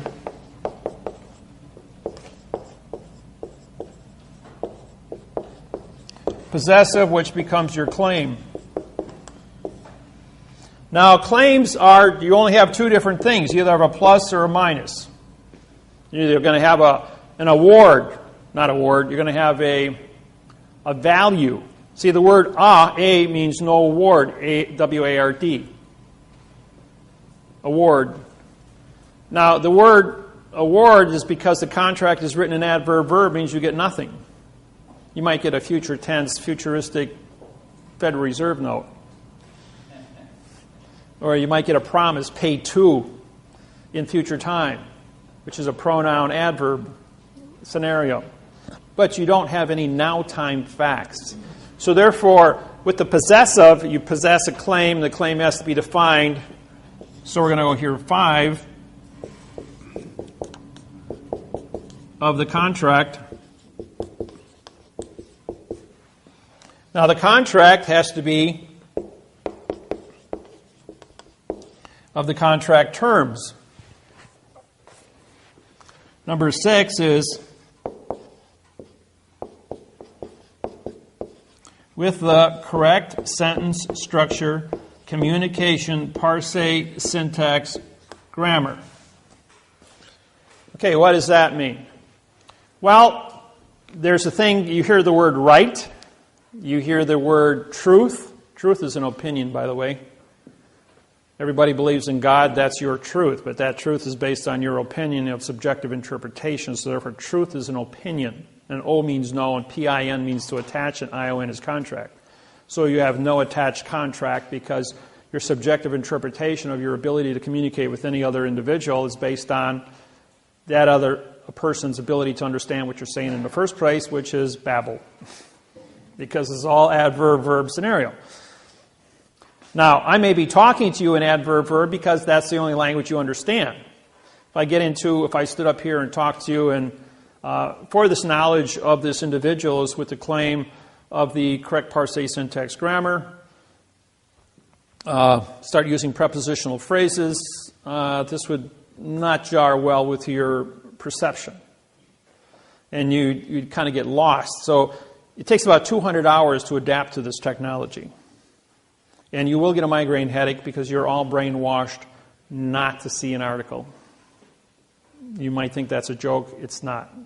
Sublimic messaging through TV, radio, newspapers and magazines, school books have been there your whole life, right in front of you.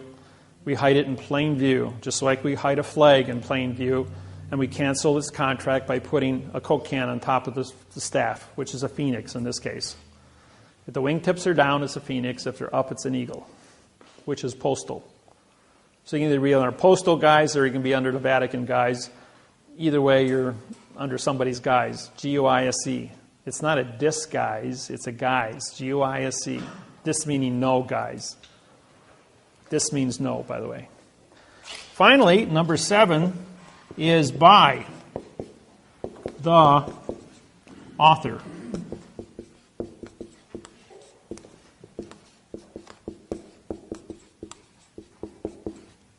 Authority. Authentic. Authorization. And what's the symbol for gold on the periodic table? AU. He who holds the gold makes the rules, has the authority. Ever wonder why gold was the key? Why it was AU and not something else? Because gold is spelled G-O-L-D, not AU, but AU is authority. And throughout history, gold has been the medium, going all the way back to the beginning. About 8,500 years ago, they decided that gold, because of its beauty and both its ability to withstand tarnishment, would be used as a standard metal on this planet.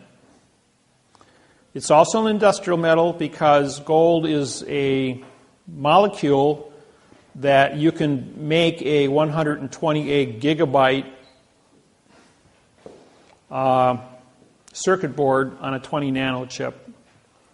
And a single atom of gold can be a transistor, a capacitor, a diode, based on its configuration and where it appears in the circuit board. They would build a circuit board against that wall with 128 gigabytes of information on it, and then photocopy it onto a 20 nano chip, and then grow that in a cloud chamber of argon, and that's how they would build those chips. So that's how technology, and then he's just stack them together. Everything's done with laser welding, electron beam welding, because the computers are unique. They build themselves now. A 1/4 inch green 1/4 inch quartz crystal run by 2 green holographic lasers are an 800 gigabyte processor with a 64 terabyte memory capacity. The speed of light is 186,000 miles per second. The information is recorded inside a quartz crystal. Our human brain is a 500 terabyte capacitor. That's what you're rated for, 500 terabytes. And these little puppies are only 1/4 inch, and they have thousands of 1 full square inch, which are 64 times 64, which would be 30, 3,600 trillion capacity per crystal. And they have thousands of these banks of information run on green holographic lasers. Computers are building computers today. They have advanced, we've had artificial intelligence to make determinations about what a lawsuit is and how it's run at the United States Supreme Court for 12 years now. About 2000 is when they implemented the artificial intelligence to make decisions. And when the computer figures out that we're the virus, enough said about that. So, these are the parts of what a sentence is. Now, a sentence has to be written frontwards and backwards. If you notice, we have for of, is, with of, with, by. Now, after the with of, we can have as many of these, like I have one sentence in the book, last page of the book here.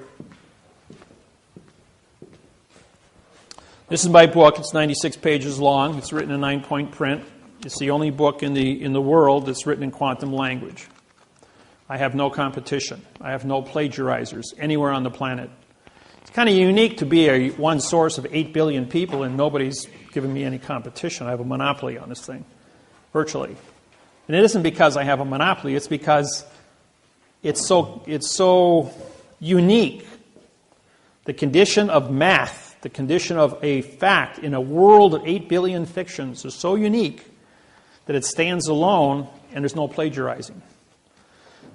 All the judges, all the attorneys on planet Earth in all languages have been ordered to search history. Go into the archives of written history going back 8,500 years. Is this an original program? The answer was yes. This whole thing is 100% original. That there's never been anything like it on the planet for communication skills. So the books took me, this is 8,000 hours or 80,000 hours of my work put in 96 pages. This is part of it. All the new stuff is updated on the internet, on my website. But this gives you about an 80% solid base that you can hold in your hand and read.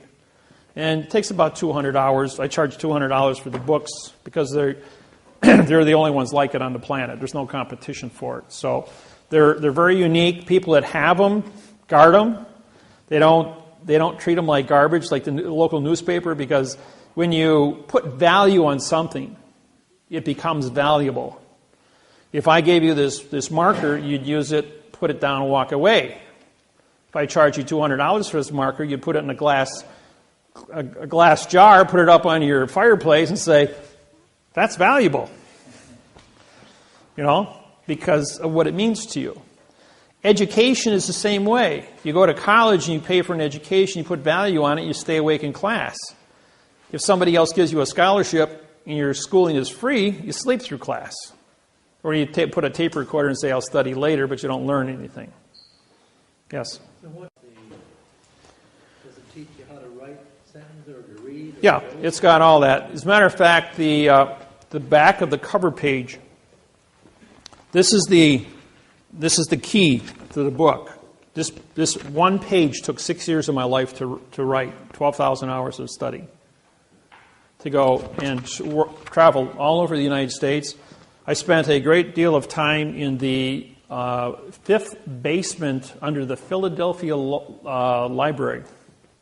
It's a top-secret library facility with books that go back 600-700 years.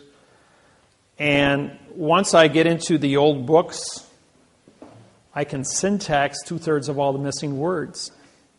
What's unique about what I do is you can put anything in front of me and I can tear it apart and tell you what it meant, what the condition of thinking of the individual was, how it cross-referenced with history, and then rewrite it in the correct format, showing you the secrets that were built inside of each word through the parse and the right way that the math shows that the sentence should have been written. Even if a person wrote a sentence incorrect, I've memorized the book on synonyms, the book of parse, the dictionary, Encyclopedia Britannica, World Book, Rules of Trusts writing. And with that amount of cross-referencing as a historian, also did 12 years on genealogy, knowing where the planet started from, and how the different ethnic groups have moved across the planet with 13 tribes, and how they've interfaced with each other. So my my background is very unique. I sleep 3 hours a day.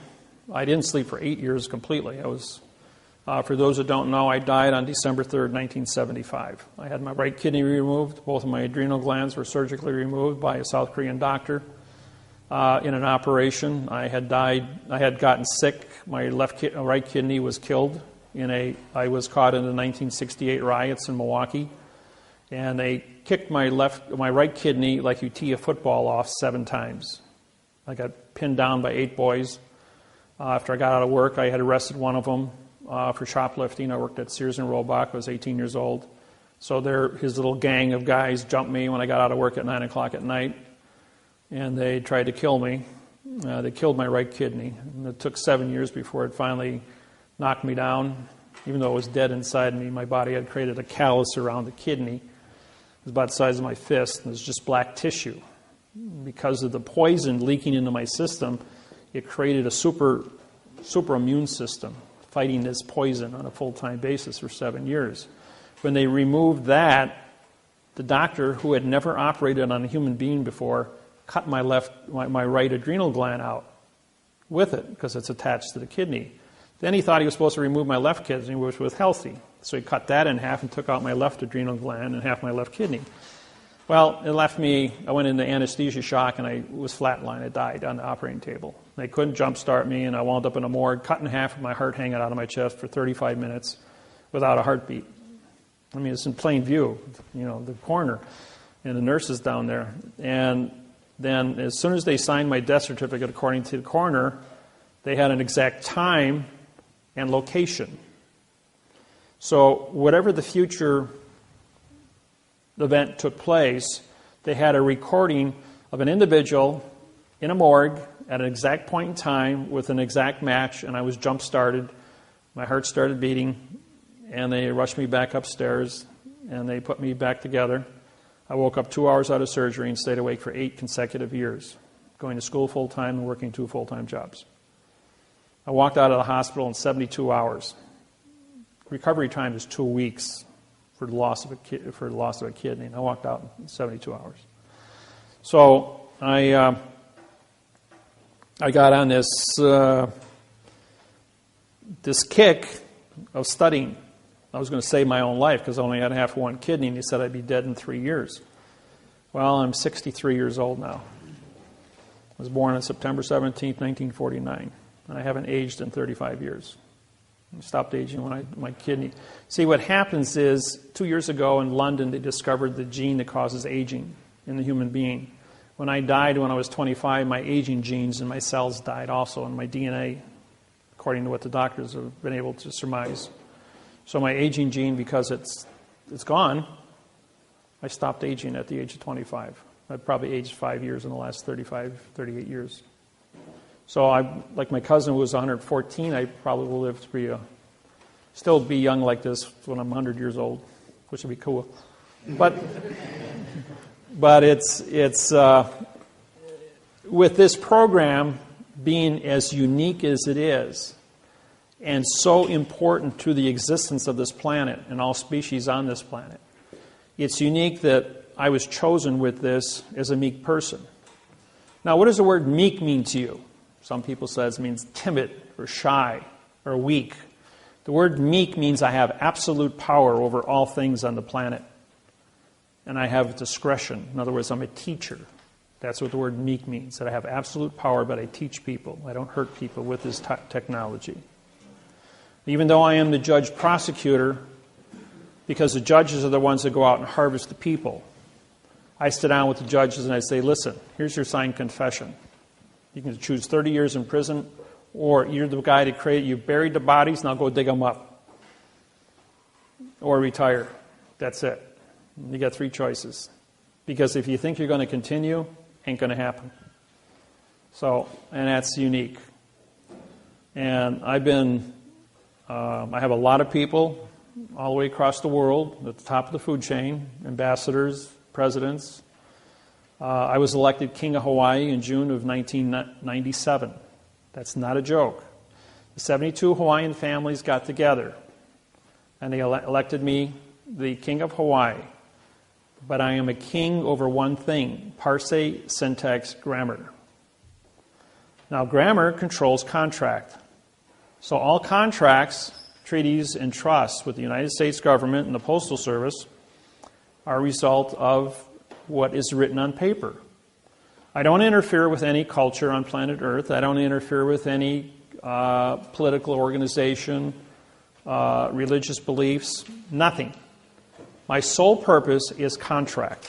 What is a preposition? What is an article? What is a fact? Or I should rephrase it. What is a position? What is a lodial? What is a fact? So, when I was elected king, I was a king of contracts. That anybody, any two people, any two tribes within the Hawaiian 72 tribes.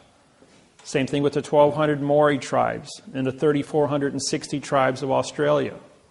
I hold those positions also. That I was elected into a position and adopted by their tribal councils to be in charge of contracts.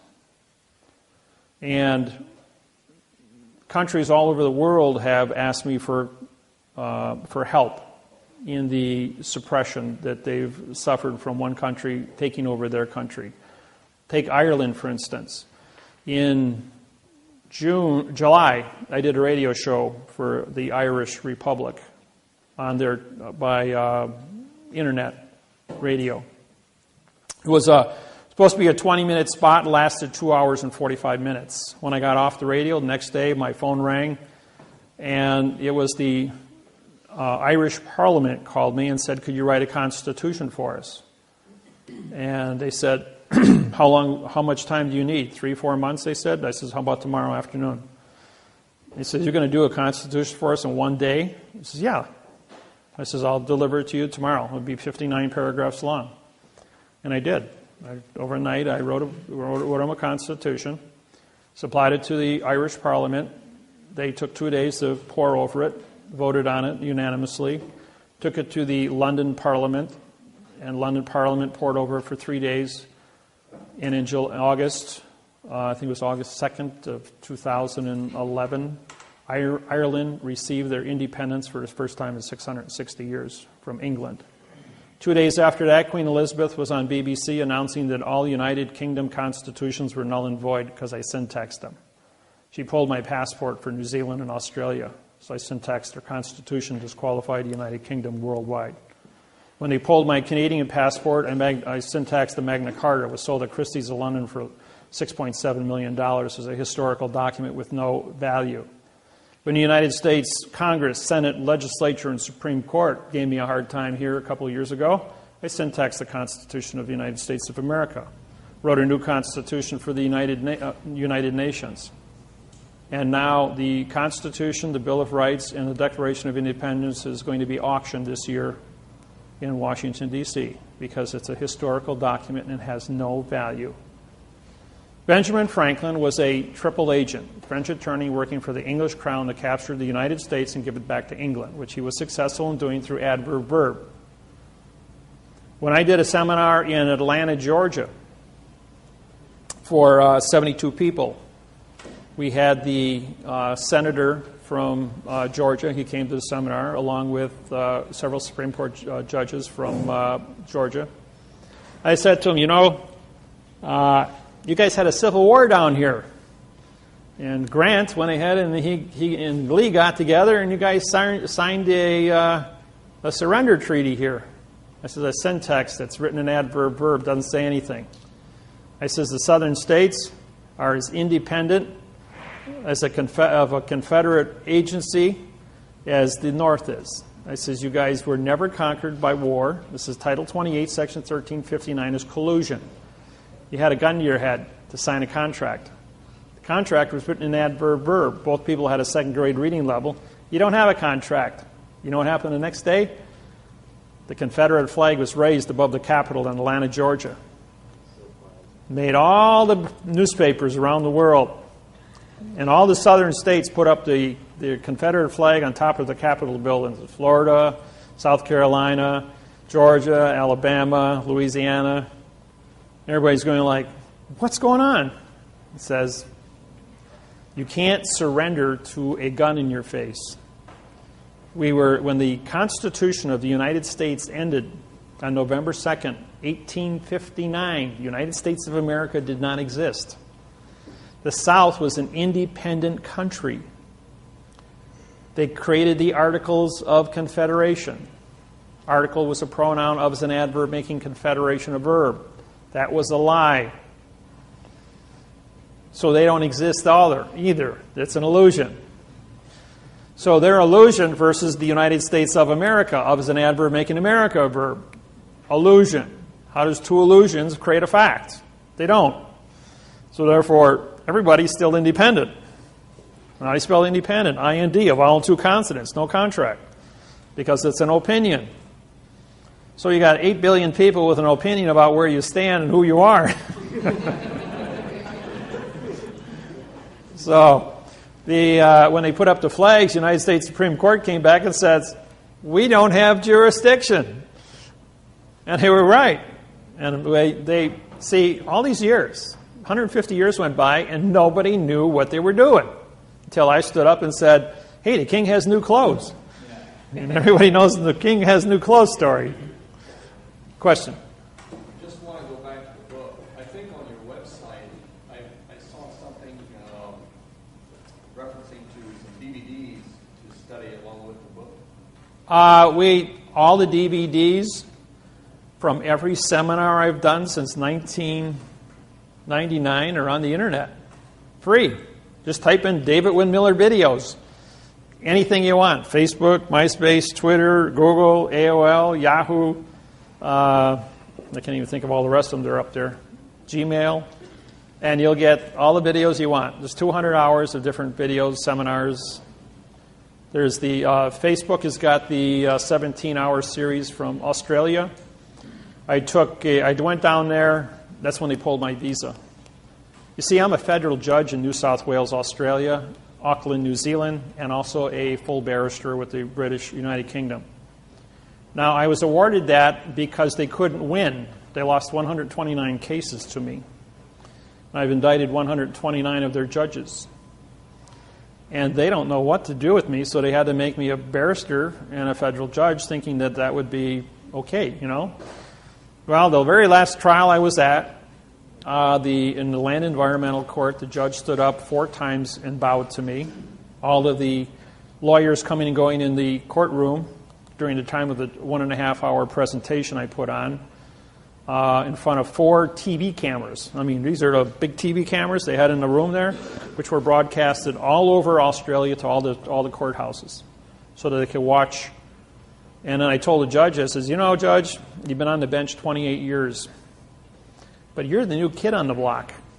You got pulled for this duty, and you've only been sitting on the bench here in Land Environmental for 3 days. I says, and they set you up to come in front of me because they knew what I was going to do, and none of the other judges that were older than you wanted to get caught in my crosshairs. And I says, I'm the only judge in this court. I says, that seal you got behind you is a good cartoon. I called it a cartoon. The judge turns around and looks at it and says, yeah, it's a cartoon. The first day I was in court with these people, underneath the seal of all the courts, they have a ribbon. The ribbon has words on it. Between the words, they have dots. Because it's a seal, a dot is used in 2 locations under syntax. On a seal, it's used as a prepositional phrase. On money, it's used as a prepositional phrase because of the restriction of space. So the dot between words, in other words, if I were to have a word here, if I put it here, it's called a period. But if I put it in the middle, that's a prepositional phrase. So if I did this, and I said for the possession, this would be for the width of the with the possession. Each dot would represent a prepositional phrase. And that's syntax, folks. I says, Judge, you're here talking to me in adverb verb. You're here filing paperwork in adverb verb, and yet your seal on the back of the wall says you are advertising syntax, which means you have to be correct. Otherwise, you're guilty of perjury by signed confession. I says, and I handed you a correct parsing syntax grammar lawsuit, and I am the only federal judge, and I held up my oath, in Australia. I have the only correct written contract in front of you. I says, so I have the flag, I have the oath, and I have the paperwork, and the paperwork is the court, and I signed a stamp. Where's your signed stamp? I'm postmaster, banker, and judge of this courtroom. Judge stands up and bows to me. And after the fourth bow, he walked out of the courtroom, bowed to me backwards, surrendering the court to me as a chief federal judge of Australia. Then I went up to see the Supreme Court, and they locked me out.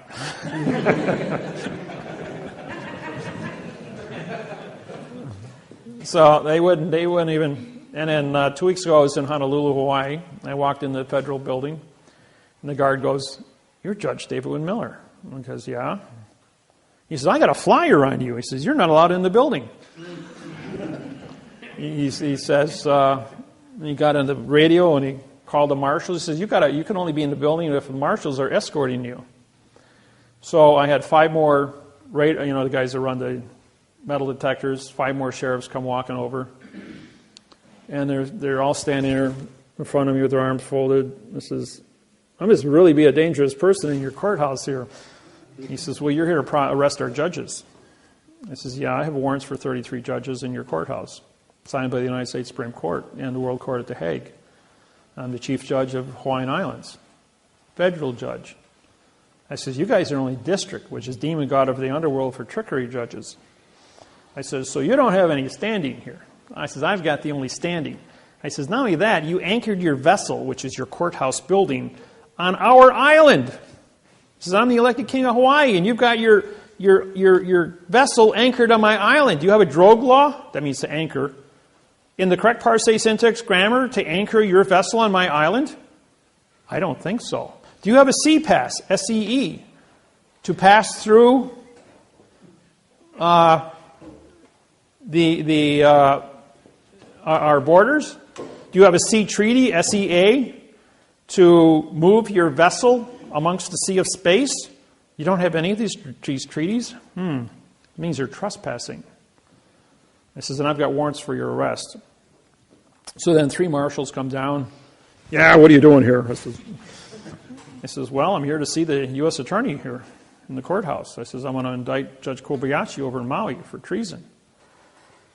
"All right, we're going to have to escort you upstairs." So I get off the elevator, there's 5 more marshals, 2 City of Honolulu sheriffs, and 2 City of Honolulu police officers, plus 5 rent-a-cops. So we got 14 people standing in front of me. I must be a really dangerous guy. "You're here we're going to have you indicted for harassing our judges." I'm going, well, first off, they're not judges. They don't have an oath of office. Number 2, I have warrants for their arrest. Number 3, all of you gentlemen standing in front of me don't have an oath of office to carry a gun or a badge. I says, I syntaxed it. I says, I have my oath with me. I says, and I was elected as the king in this, so I have diplomatic immunity. I'm a sovereign. I'm the only sovereign in the United States. I have my own country. My own country. And guess what the land of my country is? The land of the courtroom during the time of contract. No one has ever claimed the land of the courtroom during the time of contract.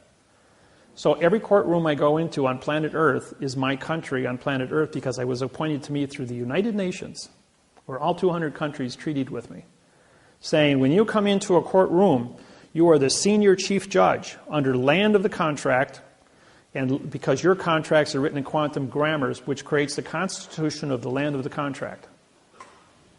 The courtroom. And the courtroom is not a geographical location. It's paper, folks. The land of paper is the contract. Because the contract of paper is not bonded to the room is just a point of convenience. So, what is a courtroom? A courtroom is a piece of paper. And the words on the paper are the thoughts. Hold a thought in your hand, show me the three-dimensional object of the thought.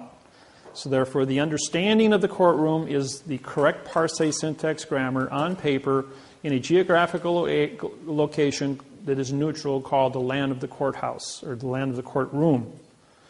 Now, let's say we were in court today, and every person in this room sat here in front of me with a different contract, one for divorce, one for trespassing, one for shoplifting, one for traffic, drunk driving, underage. and as a result of that, does your contract for traffic have anything to do with his divorce or his marriage or his trespassing? The answer is no. So each one of your paper contracts that you have is a vessel in a sea of space. And your name is on that document. Therefore, that is your bill of lading, your passport to be in the closed area called court. And the condition, the contract, the words on that document, if they're written in adverb verbs, say nothing. Therefore, they're called art, A-R-T. Vowel and two consonants, no contract. How do you spell ink? I-N-K. I-N means no, K is knowledge. You have no knowledge because you put ink on paper in adverb verb. They've been advertising in plain view all of this throughout your entire life. And just like all the pictures on the wall here, they're all in a box, which is called framing. And framing is a box under four corners, which is an enclosed area and can't be considered, so you can't be insulted by any one of the pictures or have any subjective interpretation as to the condition of what the people look like because they're in a box. The lawyers and the attorneys and this whole thing about syntax is in front of you every place you go and everything you do, all the time. The unique thing is that we are here, and I'm talking to you in real time, and we're all on the same plane, P-L-A-N-E. That means you can see me and you can hear me. Now, sheet of paper. I just disappeared. You can't see me anymore. I'm on a stage. Even though it's 0.02 of an inch thick, called a piece of paper, I changed my plane. I just disappeared. Now I'm on a stage. On a stage, you can't see me. You can't hear me. You can't be insulted by me in any way, shape, or form. It's only your subjective interpretation as to what you see and hear now. That's why actors, Federal Rules of Civil Procedure 44.1, all judges are actors. And they're on a different plane than you are. Therefore, you can't see them or hear them. That's why they're immune, because they haven't said anything or done anything. Now, who sits in front of the actor on the stage? The clerk of the court with a computer. Now, what do you see her do? The whole time the judge is up there with his computer screen. He's typing here like this. He's telling the judge what to do because she's on your plane and she's the puppet master and he's the actor being told what to do. So the clerk of the court, who takes the paper? Right. Who takes the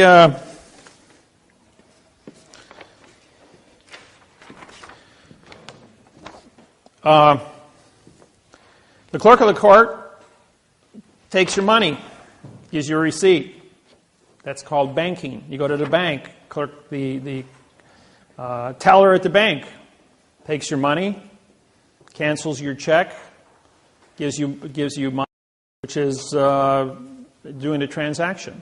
Just like ordering food at a restaurant. You order your food, the waitress writes it down on a piece of paper, which is a bill of lading, takes it back, brings out your food, gives you a receipt. If your MasterCard, you sign it. If it's cash, you take it up to the cash register. You do banking. She gives you a receipt. You give her money. You pay for your cargo. You go to the court, hand her the vessel. You see a space? The vessel comes to the port of the court. The vessel gets docked. Therefore, we put a docket number on it, docking the vessel. You pay $350 docking fee, and now you have a document. DOC, DOC, DOC. You see, we're using the terminology and bringing things into first-person knowledge now. So you're aware of what's happening. When the document comes to the port of the court, the document has a stamp on it. The stamp is autographed by the postmaster delivering the vessel to the port of the court, who also puts a stamp on and signs it. Therefore, we have postmaster to postmaster docking a vessel. The vessel is an independent. Now, this is something some of you know or don't know. All judges are actors. They do not become a judge until they autograph this document. If they autograph the stamp of this document, then they are the judge in the case. A judge who does not sign this document is not a judge. When you walk into the courtroom, the judge is up there and says, "Did you sign the paper?" The judge says, "No." That's not the judge. That's an actor. Who did sign your paper? The clerk of the court did. She's the judge. So you can say, "Judge, you're not on my plane. Get out of my courtroom." Now, when I walk into a courtroom, I walk in there and it says, "Judge, you're excused." I'm going like, this is a state court. I'm in charge. I said, "Bailiff, I deputize you as my tip staff. Arrest the judge for trespassing in my courtroom. I have a federal oath. I have a federal oath of office. I have it in my possession. I've signed the stamp. I'm on a federal plane. That's a federal flag. This is a federal court. We're here for money. This document says there's money on it. This stamp is $1 stamp on it. This is postal money. We're in a postal vessel in dry dock under a postal stamp. This is a federal flag. I says this vessel has jurisdiction and I have an oath of office that matches this contract. I am the only standing federal judge in this courtroom. Arrest that man as an imposter." That judge is usually running out the door as fast as he can get before the bailiff can get a hold of him. Then I turn and I says, I've syntaxed the district attorney's paperwork here, and now I'm prosecuting the district attorney for a $25 million fine and 30 years in prison for false and misleading statements to damage a citizen. And about that time, he's running out the door. And if he's standing his ground, then I got the bailiff arresting him. And if you've been in court and you've seen this happen and that, you're going like, never seen that before. The other attorneys do the same thing. When I was in Australia, we did this. And a district attorney, my client was a dwarf, stood 3 feet 9 inches tall. And when she walked in there, everybody kind of got out of her way. And I was there, and the judge goes, "Are you a representative?" And he says, "No, sir, I'm a claimant." "Well, who's that?" And he says, "She owns the property. I'm a claimant on her property." "Well, you're not on title." I syntaxed the mortgage contract for New South Wales. I says, "It's false and misleading." I says, "Because I syntaxed, I'm a claimant on the document for false and misleading statements. I syntaxed the prosecuting attorneys who wants to foreclose her property. This man has committed a felony against this court. He's got a second grade reading level. Doesn't have an oath of office. He's not a barrister. I don't know what he is, but he's got a wig on. He looks like a clown, personally." And this guy is like, "How can you talk to me like that?" I says, "Because I'm a federal judge in New South Wales, and I have a federal oath, and we're in a state court, mind you." And I says, "And as a state, it says you may be a state judge, but you're not on our plane, therefore you've not come to court. Clerk of the courts," I says, "I hereby deputize you as my clerk." I says, "Bailiff," I says, "you're now my tip staff." I says, "This is a federal court. Arrest this person for treason against the people. Arrest the judge for impersonation." And the judge stands up and goes, "We're going to continue this and for another 45 days. I said, "You can't continue anything. I already arrested you guys. You're out of the picture."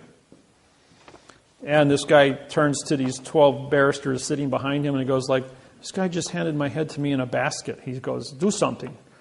And they all took their coats and pulled them over their heads, and they're all talking through their coats going, "He's your problem."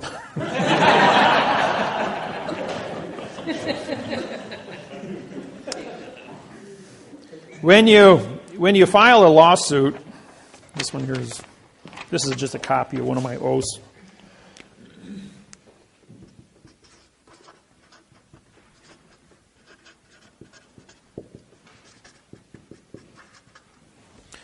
What I do is, We have a stamp on one side because it has value. We have a flag making it federal. And this is an authentic oath, and I think this one is for, this is my Hawaiian oath of office. And this makes me a federal judge in Hawaii. And when you put value on the front, you have to endorse the top of the back, just like you endorse the top of your checks at the bank. Now, the reason, what is an endorsement? Okay, we write. Now, if this was 75 feet long, we'd call this, as a single document, we'd be bonded. We roll it all up, called a scroll. And so, now that it's been rolled up, we put the wax seal on here, going all the way back 6,700 years, and the king would then use the ring to put the seal on. And the ring, the seal, was the same as an autograph. And when you unwrap it, the seal is at the top of the back of the value. Therefore, you have an endorsement. That's been practiced for 6,700 years without fail. So therefore, it's legitimate. And, question? How do you sign your name? It's like that. Just like No, I don't sign it. This is called an autograph.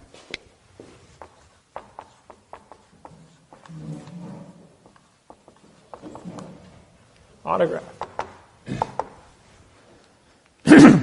The colon is for the David-Wynn of the Miller family. My degree sign is because I'm a 92nd degree Mason.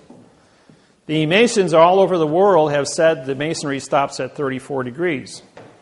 How can you be a 92nd? Well, the different cities I traveled to, and I've been in over 1,200 of them, have challenged me, have come to meetings, have gone to lodges. And when the Masons and I get together, they bring their books. I have my books. I have the Legenda, 1859, signed by me in 1859. And that's another story you don't know about. Yeah, your question? You mentioned the continuance of 45 days that the judge wanted to do, and it reminded me of a question that I have. I just happened to be in the Kosciuszko County Court one day as a just spectator. And it was a different setting. There was a couple of attorneys on this side, or one attorney on this side, and then their high-powered clients. And then there was an attorney on this side, and another guy in a suit and tie. And for some reason, when the judge walked in, they were all prepared to rise. He goes, "No, just stay seated." Did he have his robe on? Yes. Okay.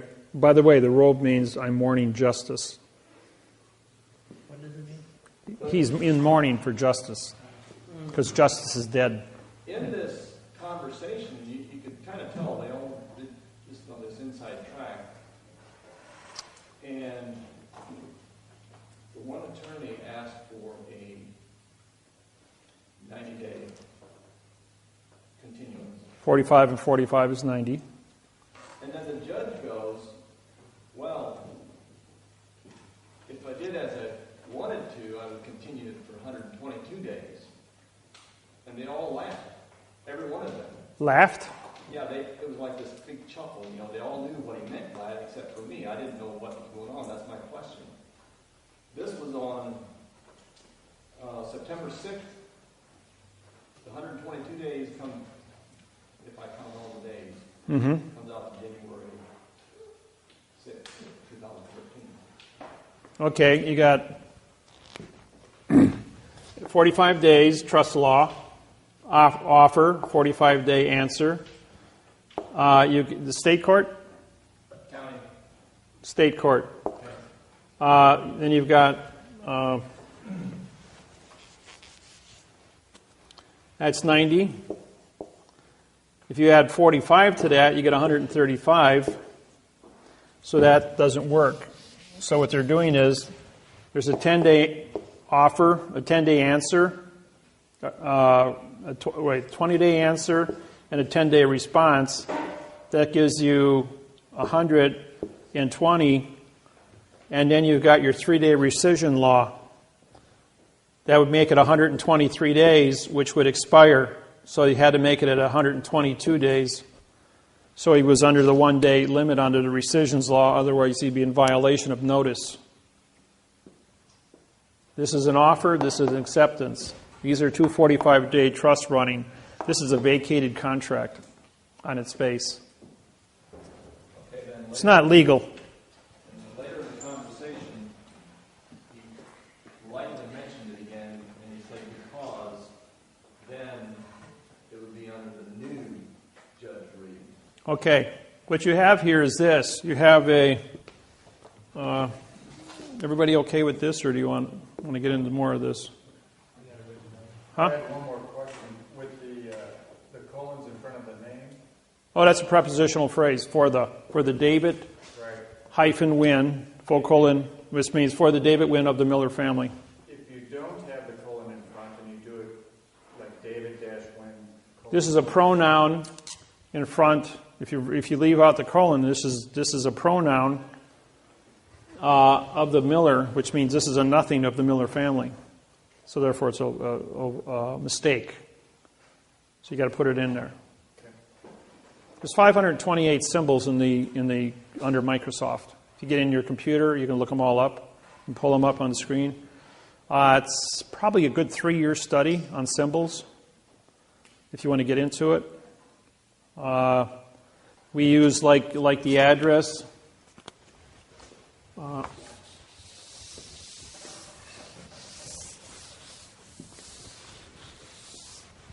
Like my address in Milwaukee.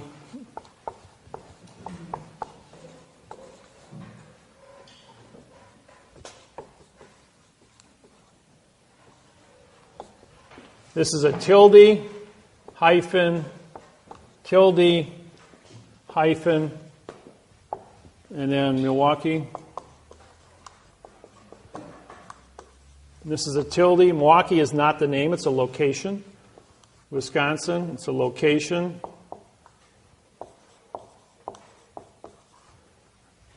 And you put tildes. Tilde means location.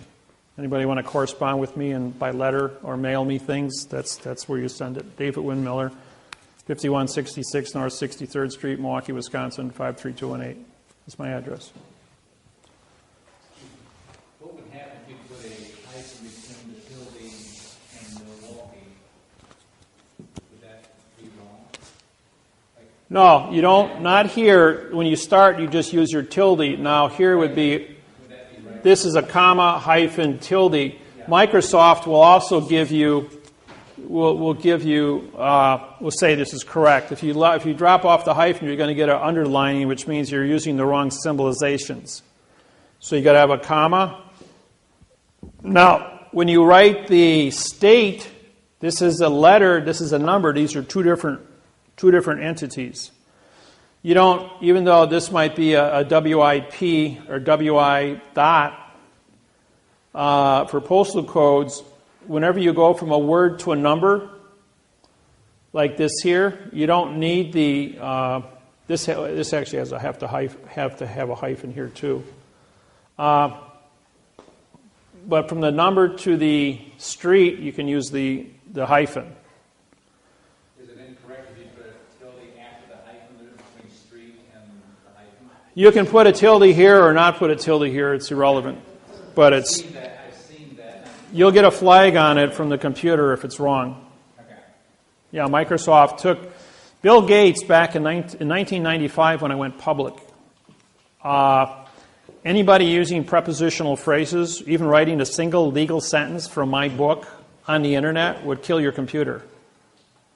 And for about 18 months, they were frying computers left and right. But there was so few people back in 1995. It was only in a few hundred people that were actually involved. And then so I went to Seattle, Washington. I met with Bill Gates, and I said, listen, you got 47 million people on your website, and your contract for Microsoft is a complete adverb-verb lie. Feeling lucky today under Title 15, Section 1692E, under false and misleading statements for a $25 million fine per person. Put the antivirus in there and take it out. So a couple days later, no more problems. So then computers upgraded, right? People that had the old computers, and I've got a couple of the old ones from 1995, where the antivirus never went in. It's still trapped in the hard drive. If you plug it into a new computer, it'll kill it. It'll actually start on fire. I'm serious. And some of the old computer hackers go, that can't happen. So they fried up 2 computers going, we ain't going to take your new one and cook it. But there's a few of the old dinosaurs still laying around with that old virus, that old secret virus laying in it. But nobody uses 95 computers anymore. I got the old 86 processor yet, someplace in my basement.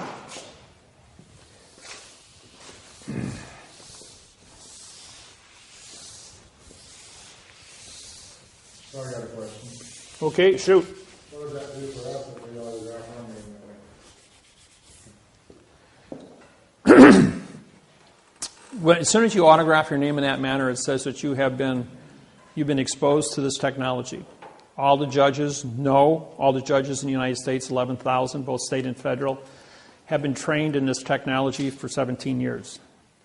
I've been teaching at Scottsdale, Arizona since 1995 and Reno, Nevada at the Judge Institutes through both video and my program, both on the internet and in the books. They're made aware. Every year we pass out the books to the judges here in New Zealand, Australia, England, the United Nations. They get copies of my books so they can stay up to speed on what's happening. Federal government, the FBI's got a huge file on me. My passport has about 40 pages of credentials on it for all the treaties I have worldwide with all the different countries, banking, ambassadorships, lawsuits. And usually when I go through customs, it's going in and out of countries. I got to book like 4 hours between flights because it takes 2 to 3 hours for the immigrations people to go through my files before they allow me to pass through. It's getting more and more difficult to move around. I usually call them ahead of time so they can run my passport and pull stuff up, so when I get there they are fully aware of why I'm there and what I'm doing in the different countries I go to. So, questions? So if I have been using my autograph without the colon in front in my court papers, and I start using it, will the judge start listening to me? Yeah. Yeah. See, if I wrote my name in cursive,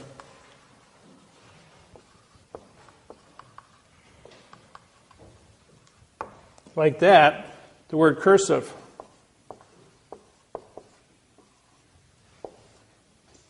the word curse, to talk to dead people.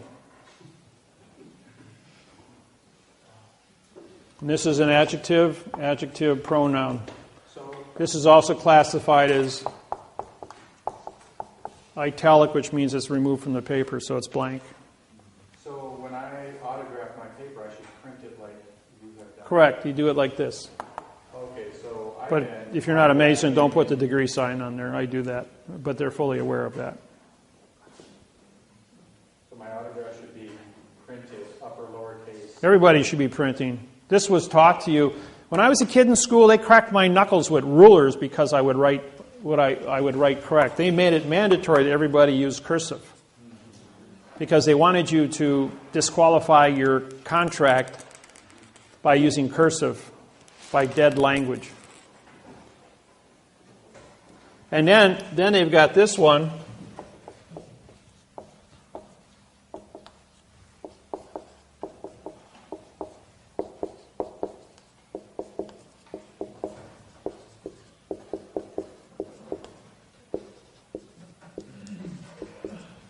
Everybody know that little one? This is an adverb. This is a verb. I swear to talk to dead people in the future tense to make fiction, the being an adverb with no contract of an opinion, so as an adverb to make an illusion, me as a adverb, feel like an adverb today, folks, to modify the verb God. which is incorrect.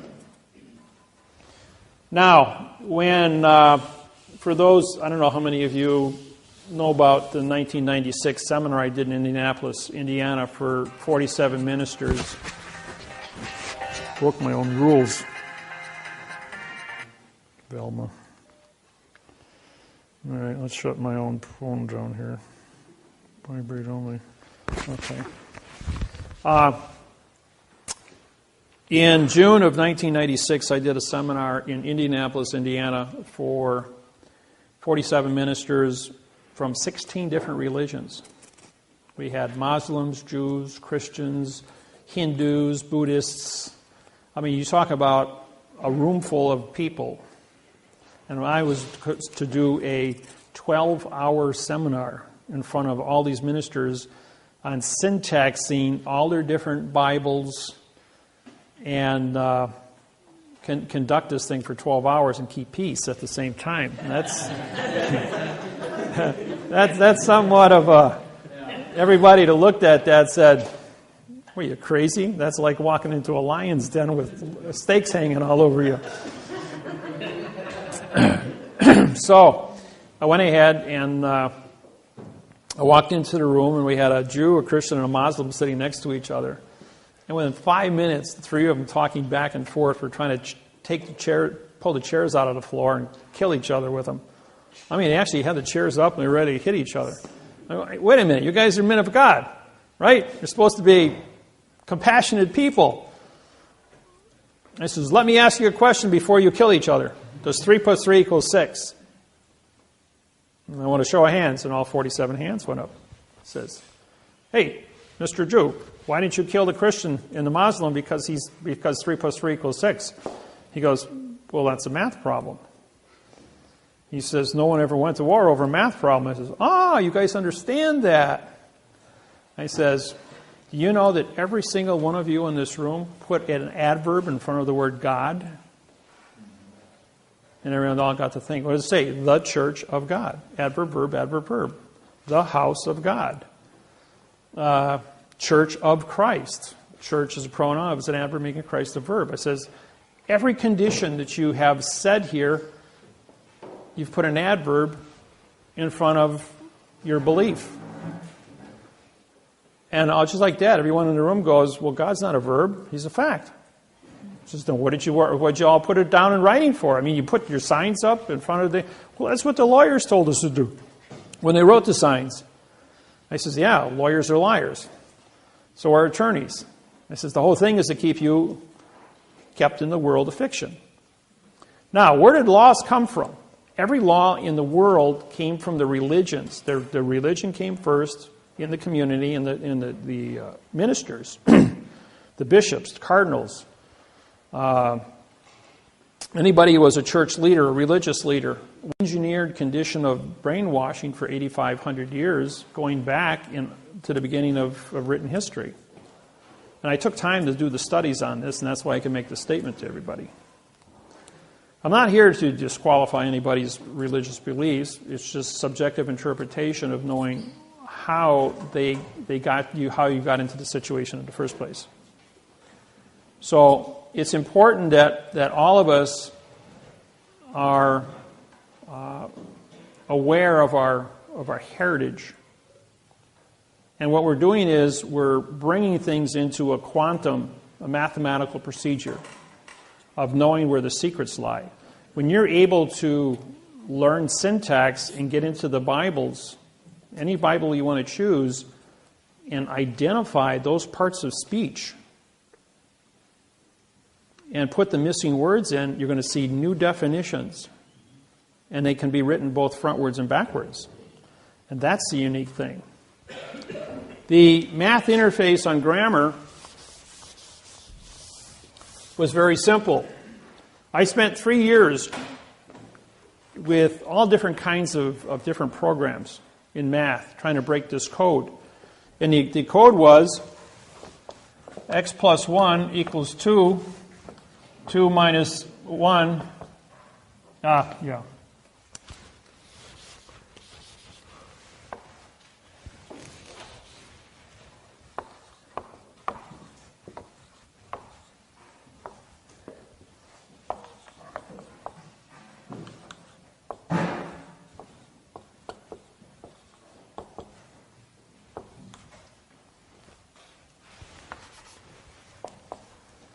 So you got x plus 2 equals 3.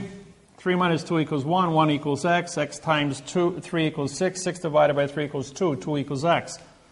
In other words, we add, subtract, multiply, and divide to find out, by doing math backwards, what the secret is to correct the math. And no one ever went to oral math problem because they said we just do it backwards and check your math. That was pretty simple. So what I have in my hand here is a pen. I throw that pen up in the air. The motion of thinking didn't change this fact. So motion, and the courts always want you to file motions. But they change the facts with motions because what they're doing is they're modifying the facts with adverbs, creating verbs. But the verb, now they want to say the pen, does an adverb making pen a verb. They want to take this article and change it into something that's not. Therefore, you commit perjury. So if we go back to this problem here, if we have a fact here at the beginning, and we have a fact over here, we have a fact here, and we have a fact here, this must be a correct program. The thing that appears in front of a fact is a conjunction, which is and or. Those are the only two conjunctions in the English language.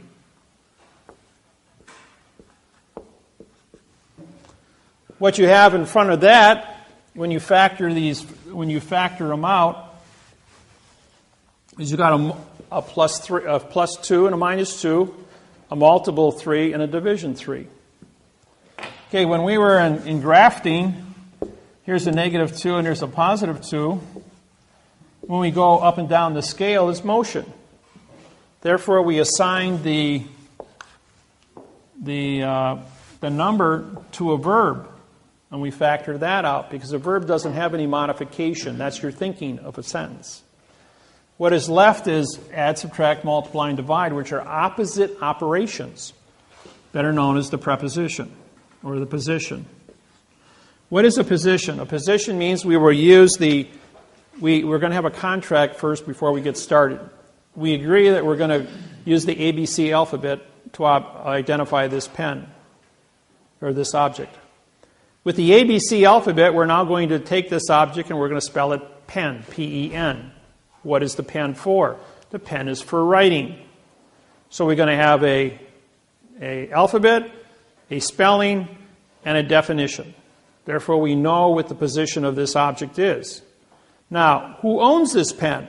For my pen, with my pen, of my pen, by my pen. You say, now I can go ahead and identify this because of lodial positioning of ownership, which we used to call the article. But the article, when you had a preposition, it meant you had no position, so you could presume anything.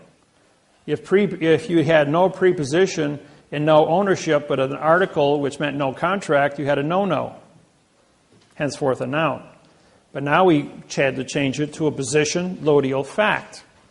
With that said, we now have a word that has 900 definitions. I proved that every word in the English language has 900 definitions because we have 68 articles and 68 prepositions and 38 articles. That gives you 1,800. When you multiply it, divided by 2 is 900. So with 900 definitions for a pen, I can say for my pen, for your pen, with my pen, of your pen, of my pen. Every time I change the preposition, I change the definition. I can say his, yours, hers, this, the, a, and. I can keep going through the whole list. Put them all down, cross-reference them all up with the word pen, and I got 900 definitions. Put two definitions together, 900 times 900 is 810,000 variables with 2 words. Put a third one times 900 and you've got 720 million variables.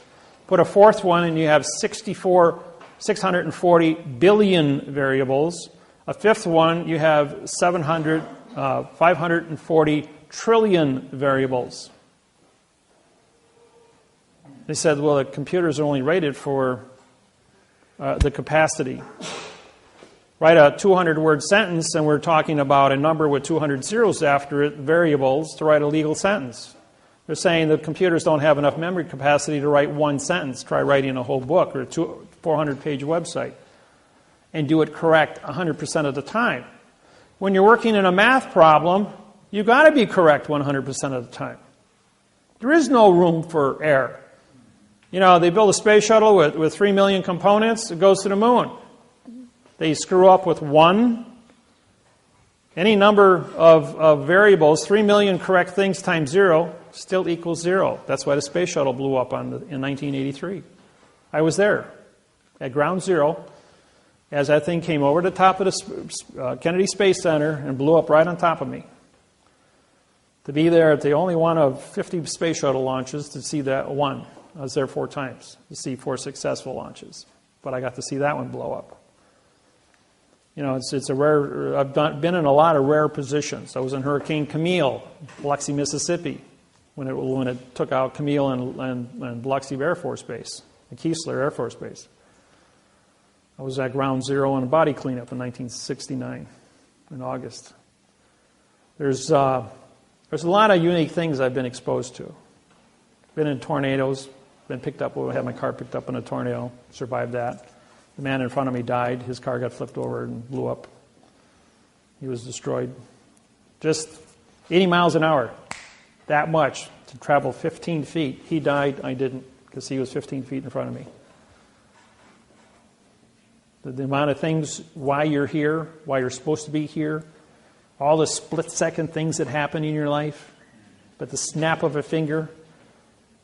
I was 18 years old. I'm standing up against a tree. I'm playing with a 20-gauge shotgun shell while rabbit hunting. And I bend over to pick up, I dropped the shell, and as I bent over to pick it up, a 30-30 slug split the back of my jacket open. Did I drop that pen, or was it knocked out of my hand? Knocked out of your hand. And I bent over to pick it up just as the slug split through my jacket. And I still have the bullet hole in the back of middle of my back. A scar formed years later. And it's quite prevalent. It's about 1 inch in diameter, about a 1/4 inch deep, where the bullet went through me. But why am I still here doing this? Is because I'm supposed to be. And if they are successful in assassinating me, they just go back and reset the clock and jump and fix it. Because this math interface on communications will stop wars and guarantee that planet Earth does have a future, not only with our own people, our own races, our own tribes, or with E.T. when he shows up. Because eventually we're going to evolve. We're out there in space. We're broadcasting. You don't think those signals don't go out? And somebody's going to be listening someplace and show up here? You know, do the math. We're a young planet. We're a young species amongst the billions of years that this world's been around. The proof of that is in the spacecraft up in Greenland, that they've been here 50,000 years ago. And those guys were 65 to 85 feet tall. They had dinosaurs. The world was big way back when. Now everything is small. Question? Yeah, you talked a couple times about ETs. What exactly are they, or what's the purpose? ET can be many of anything. It means extraterrestrial, which means not of this world. And, you know, there's been millions of sightings worldwide of spacecrafts, right? Even a couple weeks ago, opening night of the Olympics. Anybody watch that on TV? In London, they had the fireworks went off above the stadium. And that's a no-fly zone because of security. And there was a UFO above the stadium, about 50, 60 feet in diameter, because everything went up in so many different spectrums of light. It was cloaked, had a cloaking device, but because of the amount of light frequencies from the explosives of all the different fireworks, chemical light, it illuminated the spacecraft above the stadium. And it was on YouTube, and over 200 different countries videotaped it. And they tried to play it down as being a balloon in the air. There was no balloons up there. There was no blimps. There was no aircrafts. But E.T. was up there watching. I say that I do this at all the seminars. Small craft would not have power to travel between point A and point B because of the universe, how big it is. In other words, our closest star is 4 light years away, Orion. Because an object no bigger than this room wouldn't have a fuel supply capable of doing something like that. So my take on this is that these are time machines from Earth, from our own future, because they're only visible for a split second. And the same craft has been videotaped and photographed millions of times over the last 70 years all over the planet, identical to the one above the stadium. So are those pictures still on YouTube? No, every one of them on the internet has been taken down. Nobody's got it. There was a few sites that were up there, but the government's been chopping them off left and right. Anything with the... If you type in... but people do have copies, and they're putting them up as fast as they tear them down. So if you type in UFO over Olympics opening day, it'll pull up a whole bunch of different sites and see pictures of it. My surmise is that these are time machines that come back in time to view or stop events that would destroy the planet. Some crazy guy setting off a dirty bomb, for instance. They run the video backwards and find out who's responsible, come back in time to remove this individual. Inasmuch as mom and dad never met. Instead of turning right at the corner, he turned left and never met his mate. Therefore, the individual was never created. The crime never took place. It's something as simple as that. Being able to fix the time-space continuum, because, in the Cold War, from World War II until present day, they built 88,000 nuclear bombs. They didn't detonate any of them because of what happened. Everybody knows Oppenheimer, the guy who developed the atomic bomb, World War II, in Area 51. His brother died 2 years ago. On his deathbed, he gave the GPS location of 2 B-2 bombers in Germany that had flown through the Philadelphia experiment at the time it took place in 1944. The window was opened, and the 2 B-2 bombers flew through that window in 2007 or 2008 it was, and they flew back in time and landed in Germany in 1945. And they built this hangar, and they had this hangar completely covered over with dirt, 20 feet of dirt, with these 2 B-2 bombers with 4 nuclear bombs in there, but they didn't have fuel for them. Otherwise, they could have flown those bombers into New York City from Germany. On his deathbed, he gave the GPS the location of those 2, and they were dug up. That was up on YouTube, that they had recovered these 2 bombers that had flown back in time and verified that the window is still open on the Philadelphia experiment. There's events that are taking place that are becoming more and more relevant to the relevancy of what quantum language is and its importance in the timeline of this planet, and why I'm allowed to teach this, and how specific events have taken place that I've uncovered in contract language, like the beginning of the post office, how the fraud took place, and been able to unravel who do you prosecute in court. When we go to court,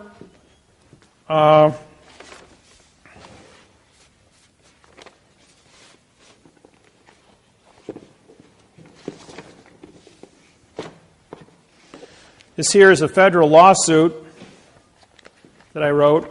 This deals with... this is the International Maritime Organization. Russell Gould and I put this one together. But this is a document contract, federal postal court, federal court venue document. It's postal, folks. We have federal flag and a federal postage stamp. This is a federal court we're suing. When this goes into this commission under maritime law, this is the court. This paper is. And when it's filed at the Maritime Commission, this was filed creating this vessel in a sea of space to be the court. They have to come into the understanding of the syntax within this document and say, all the Maritime Commission officers have to say, show me your correct parse, syntax, grammar, oath of office. Show me the correct parse, syntax, laws, rules, regulations, and codes that allow you to do and capture the things you capture. We have rewritten your lawsuit or rewritten your charter in the correct parse, syntax, grammar. And we are now forming a treaty with you through the Document Contract Postal Vessel Corporation. That's myself and Russell Gould. Yes? So if you taught this stuff to them, you mentioned in 2000, why are they still going on in their fiction? They're only advertising the fiction to you as the population. Why? Because if they were to stand up and say, okay, we've got a quantum contract here, and the whole planet is sitting there in fiction, it'd be like the president getting on CNN and explaining the dollar bill to you, disqualifying all money. You can't have... The whole world has been 8,500 years in fiction with all their fiction contracts. So you have to be responsible at all times. That when we want to switch gears, I only have to educate 1% of the population. Those are your political leaders, your judges, your attorneys, your politicians, Congress, Senate, the legislature of all 250 countries, all the bankers, simultaneously, where the United Nations stands up and says, we're going to switch gears today. Everybody changes on the same day. Is that going to happen? Yeah, it's going to happen. Just like they had the new money come out. They went to the euro. These were different exercises in communicating a change, a dynamic change of a large area of international trade, commerce, and contract, and see how the people accepted it. Well, it worked for the euro. It worked for when the new money came out. Nobody got crazy. Stock market didn't go nuts. So any time frame? Well, 12/21/2012 is a couple of weeks away. We'll find out, because that's what all the calendars say is the beginning of the end. Yes? So are we going to have an Amero? Well, okay, the Amero is Canada, Mexico, and the United States, and Central America. In other words, everyone on the North American continent using the same currency. And tear down the borders between Canada and Mexico so that it would be one country under the postal. The Amero is a reality, but it's not in place yet because of the trade, the value of trade between the different countries. The contract that surrounds the Amero is written in adverb verb. That's why it has not been implemented. It may be implemented with the next presidential election, provided the treaties have been reconfigured. When I went to China, we took the new transportation money contracts in quantum grammar. These are the upgrades from 2000 on the international trade agreements we wrote with the different 82 country banking. And those have now been implemented. We spent $2,500 on mailings to mail out the new contracts to all the same countries that we are treated with beforehand. We sued all 50 election boards with the correct parse, syntax, grammar election forms, which are 7, and 25 government agencies here about 6 weeks ago, before we went over to China. Those were all sent out registered mail. Pink card return receipts. We haven't gotten back a single pink card. However, when I walked into the federal building, the marshals surrounded me and said the Justice Department is extremely interested in you. We've got so much flash taking place on the computer on you. You're a real hot box. He says, well, I'm a presidential candidate. I says, I filed my papers. I says, so under the guise of the Secret Service. So they escorted me out of the building. all 6 marshals, and said, "You're not allowed to be in our building. You're a presidential candidate. You're under Secret Service, guys. You can't be in a federal building. You're a sovereign person. And you're also an Article 3 judge." Anybody know what an Article 3 judge is? You probably never heard of one before. Well, even the Marshal Service said, "We've heard the word Article 3 judge. We've never met one before." You're a genuine sovereign and an Article 3 judge. And an Article 3 judge is a judge on contract, folks. I don't work in a courtroom. Don't sit in a courthouse anywhere in the world. The courthouse is the paper. The paper is the contract. The contract words on the paper is a constitution. The Constitution articulates, under law of the flag and postal codes, the geographical location in terms of a constitution, Title 28, 1331, venue, authorization for a clerk to file the paperwork, a 1361 authorization for a judge, and a Title 28, Section 636 to order the court open. In other words, ordering the piece of paper to be an open court, and whoever signs the stamp endorses it and puts their name on it as a federal judge is the federal judge on the paper. Because it's a federal stamp and a federal flag, there is no such thing as a state court. Any state court touching money, doesn't it say Federal Reserve Note? You can't be federal in a state entity. If there is no money involved in a state court operation, they must get you to sign a bond making your body collateral for the bond. There's no paper. You become of value as a bond. That's why you have to bond out of a state court. They can't create money. They're not federal. They're state. And the courthouse is a foreign vessel in dry dock. So you've left Indiana territory, and now you've entered the condition of an illusion who makes you bond yourself. Once you're bonded to the vessel in dry dock, the sheriff can leave the courthouse, and the sheriff is only there to protect the judge, and go out and capture you as a bounty hunter. And that gives him his authorization to leave the vessel and go out onto the Indiana territory and capture you. If you don't bond out, you'll never leave the foreign vessel in dry dock. Because if they don't own you, they can't leave the courthouse to come and get you. Now, when you file one of my lawsuits in federal district court, once it's contracted with the clerk of the courts, which is responsible to receive vessels and dock the vessel, a district court judge is not a federal judge. They must sign the federal oath and must sign the federal lawsuit to be a federal judge on the lawsuit. The federal judge is going to come back.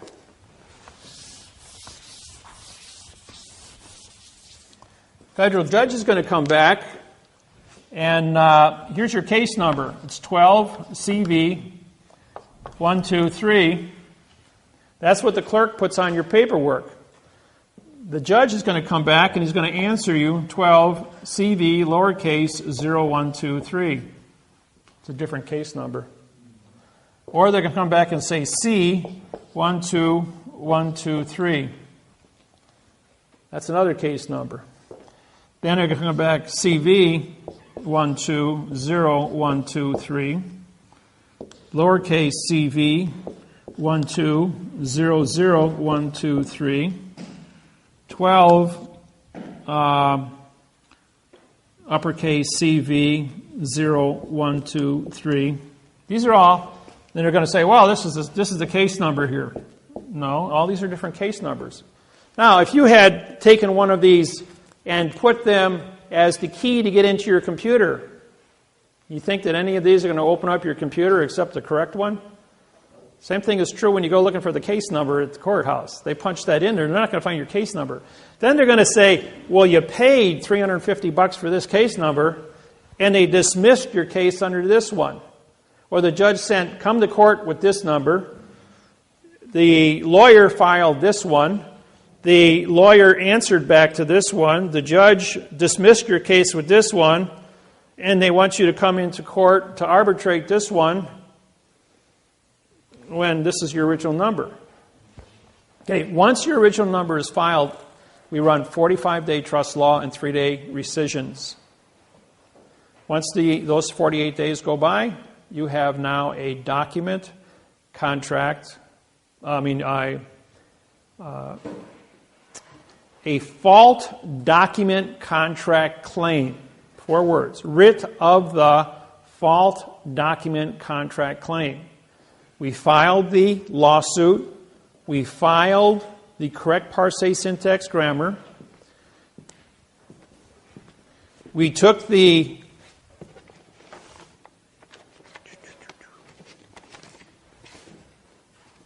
let's see here. There it is.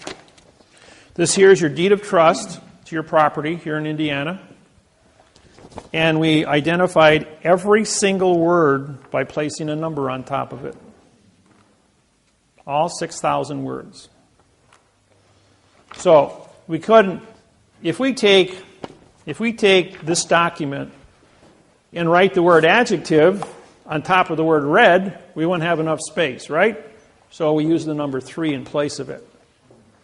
When we do numbers, you can read 300 words a second when it comes time to correct this document. You know that? Just takes a little bit of practice, and all of a sudden, like, you're aware you can read 300 words a second in number codes. The mind can comprehend 10,000 thoughts a second. So doing 300 a second is just, once you get used to it, it's a breeze to blow through contracts and read in number codes. Question? Does this stuff have anything to do with our birth certificate being fraudulent or? Okay, birth certificates. When you are born, the United States government allows you 45 days under trust law, and on the 45th day you're declared to be a dead person because your name on your birth certificate is null and guerre. Okay, on that 45th day, they didn't take your birth certificate and sell it to the Internal Revenue Service and issue $1 million worth of cash to go into your account. Why do they do that? Because they need money to account for your wages, medical expenses, automobiles, buying houses, and then accumulated interest to pay for your retirement at 65 through 100. If they don't put $1 million in cash into a numbering system as a value for the energy of your life, there would never be enough dollars in the system to support the entire planet's operations as the population expands. This is a good thing. Number 2, under the redemption, it's called redemption, which was created by Janet Reno in 1995 under Bill Clinton. Redemption was engineered to capture anybody that would steal money from this treasury, from this number, and put them in prison for 30 years for mail fraud banking. Why? Because the redemption program was set up in adverb-verb, and if you use adverb-verb, you activate the Title 15, Section 1692E, and Title 15, 78FF for a $25 million fine and 30 years in prison for bank fraud. And if you don't study this program, thousands, tens of thousands of people were put in prison for using the redemption and stepping on that trap. Lost their homes. Peterson, Clark, and Schweitzer, Leroy Schweitzer, promoted this thing and went through and harvested over 2,000 families across the South and the West, lost their homes, went to prison. They took their farms, their cars, their homes, their pension, everything, put them in prison, which resulted in, for those that are old enough, the Freeman standoff in Montana, Montana Freeman, 1995. And guess who prosecuted the 100 FBI agents for fraud and misleading statements on that exercise? I did. I'm the judge. And now the same U.S. attorney that was involved, went up against me in 1995, is involved with the Kansas case I'm involved with on a foreclosure. When my name popped up last week, she went ballistic. She says she lost that case in 1995 and it was a burr. You know where burrs go. And as a result of that, she is just livid. She wants my head on a stick. I'm going, well, have fun. I says, well, first off, you got a 2nd grade reading level against my 28th grade reading level, and I'm going to have you for breakfast. So it's just a matter of a couple of weeks before we file the indictments against her. Question? What happened to the Freeman Schweitzer? Well, here's the state of Montana. Here's where the Freemen were held up. Here's Billings, Montana, and I was right here in Cat Creek. Now, when I showed up in Billings, I got off the plane, and a gentleman met me, and he says, "Come on, we're going over to my ranch." Well, I had corresponded with this man several times. When I got to the ranch, there was about 20 guys with shotguns. And he said, "You're going to stay here and write a lawsuit at gunpoint, and you're going to write this lawsuit to get these guys out of trouble up here." Well, it took 5 days to put together the lawsuit to do it. Then I went on the radio to do a radio show in Billings, Montana about parsing syntax grammar and how the fraud works. The FBI, 5 minutes after we started broadcasting, blew up all 4 radio stations in Billings, Montana. So we called another radio station 200 miles away, and we sent out the broadcast and went out on Republican Christian radio worldwide as to what was going on. 38 miles south of the compound, there is a limestone quarry, 125 feet deep. Some of the other free thinkers, I guess you could call them, freemen, witnessed 2 105 howitzer cannons being moved at night down the country road very quietly. And they set up 2 120 millimeter cannons in the quarry. They then evacuated everybody within 5 miles away of the quarry because they would hear the blast of the cannons when they were fired. The idea was to shoot a shell 20 miles up in the air under a full moon and have it fall down on top of the compound, blowing a hole in the ground 100 feet wide and 50 feet deep, saying they had explosives and blew themselves up, hence solving the problem. In 1820, the area, now Lewis and Clark showed up here in 1834 on the Yellowstone with Saskatchewan. In 1820, an Indian treaty was cut up here with the French. The farm of the Freemen had never been ceded into the United States of America. It was a whole in the United States of America under Indian treaty. And this was purchased land. When everything got conquered, the Treaty of 1820 was overlooked. So the Freemen were sitting on sovereign territory, not part of the United States of America, outside the jurisdiction. It was a hole in America.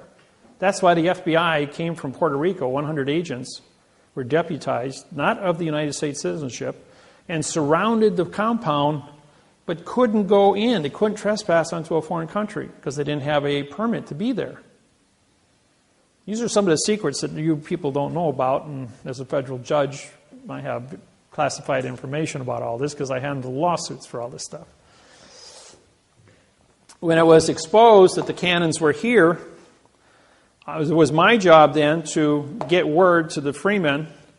The senator from Denver, Colorado shows up, and he took 9 of my cassette tapes in about grammar and gave it to the Freemen. After playing the tapes, they said they realized that their whole entire position and the way they were thinking was a lie. They realized that their treaty, even though they were sovereign within this little hole in the world, was also a lie because the treaty was written in adverb verb and didn't mean anything. And they were also told about the 2 howitzers, that if you don't walk out before dark, you're not going to walk out anywhere. We're going to put a hole in the ground here. So they surrendered. Now the senator, when he went there from Colorado, we had a button microphone on him. Looks just like a regular button on a suit, but it was actually a nickel-sized transmitter with a 300-foot range on it, tied to another mic to a recorder, spy, like a spy camera. And we have him on tape in his voice stating that, I don't care about these people, I'm just here for the show. He says, I'm here to make sure that they all get blowed up. And yet, on TV, he made a statement that he was there to try and help them get out of here. He was there to orchestrate this thing. What is Denver, Colorado? You got Cheyenne Mountain. Cheyenne Mountain is closed. Cheyenne Mountain in 1995 was active, but it was closed right after this. And everything went up to Mount... what's the name of it? They pulled Cheyenne Mountain out, and everything went up to, there's another mountain about 30 miles away. NORAD headquarters were moved over there. I forgot the name of it right now. But anyways, the mind control programs by the Air Force are also up in that same location. In each one of the shootings at all the high schools that took place, also these students came out of, including the last one in Arizona, their parents were affiliated with this here, and those kids were all part of the brainwashing program. Right. That's right. And the minute the kid goes brainwashing grammar, you type in the word grammar, up pops 20 million websites tied to David Windmiller. And so they tried to hook me up with this whole thing. As far as the Freemen go, they then, when they saw the tapes on grammar, they realized that the FBI had no correct grammar. There was no correct anything. So they threw up their arms and said, okay, take us. And they've charged them with 200 counts on 45-day intervals. And each count was brought to them in adverb verb. The statement is, we are here to participate with the correct sentence structure, communication, parse, syntax, grammar for the avoidance of the perjury. Show us your laws, rules, regulations, and codes with the correct parse, syntax, grammar so we can avoid perjury. Case dismissed. Wait another 45 days and bring one more charge. They've been in jail since 1995. I think Peterson died already, so did Clark, and I heard Schweitzer just recently died. All in prison. Whatever, out being released because they were always waiting for trial. That's how that happened. But the military, as far as these things go, oh, by the way, the senator from Colorado, I missed my plane. I got bumped to another plane in the emergency road. I sat right next to the same senator. I had the tape recording in my hand of what he said in secret to the FBI about killing the Freemen. And we played it on the radio worldwide. When he landed in Denver, Colorado, he was kicked out of the Senate. And I played it for him on the tape.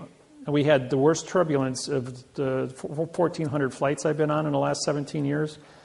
It was the worst turbulence I had ever been exposed to on a plane. And he got up in this turbulence and got out of and changed seats to sit someplace else because he knew who I was and what I was doing and what my position was of getting the Freemen to surrender. And when I played him his own voice back, committing treason against the people to kill American citizens, he couldn't stand to face me and got up and left. But we also played it for the population on Denver radio, and he was kicked out of office when he got back to Denver. What are the odds of me being placed in that location at that exact point in time to do all those things? There's another one for you. I'm in Honolulu, Hawaii, and I missed my plane.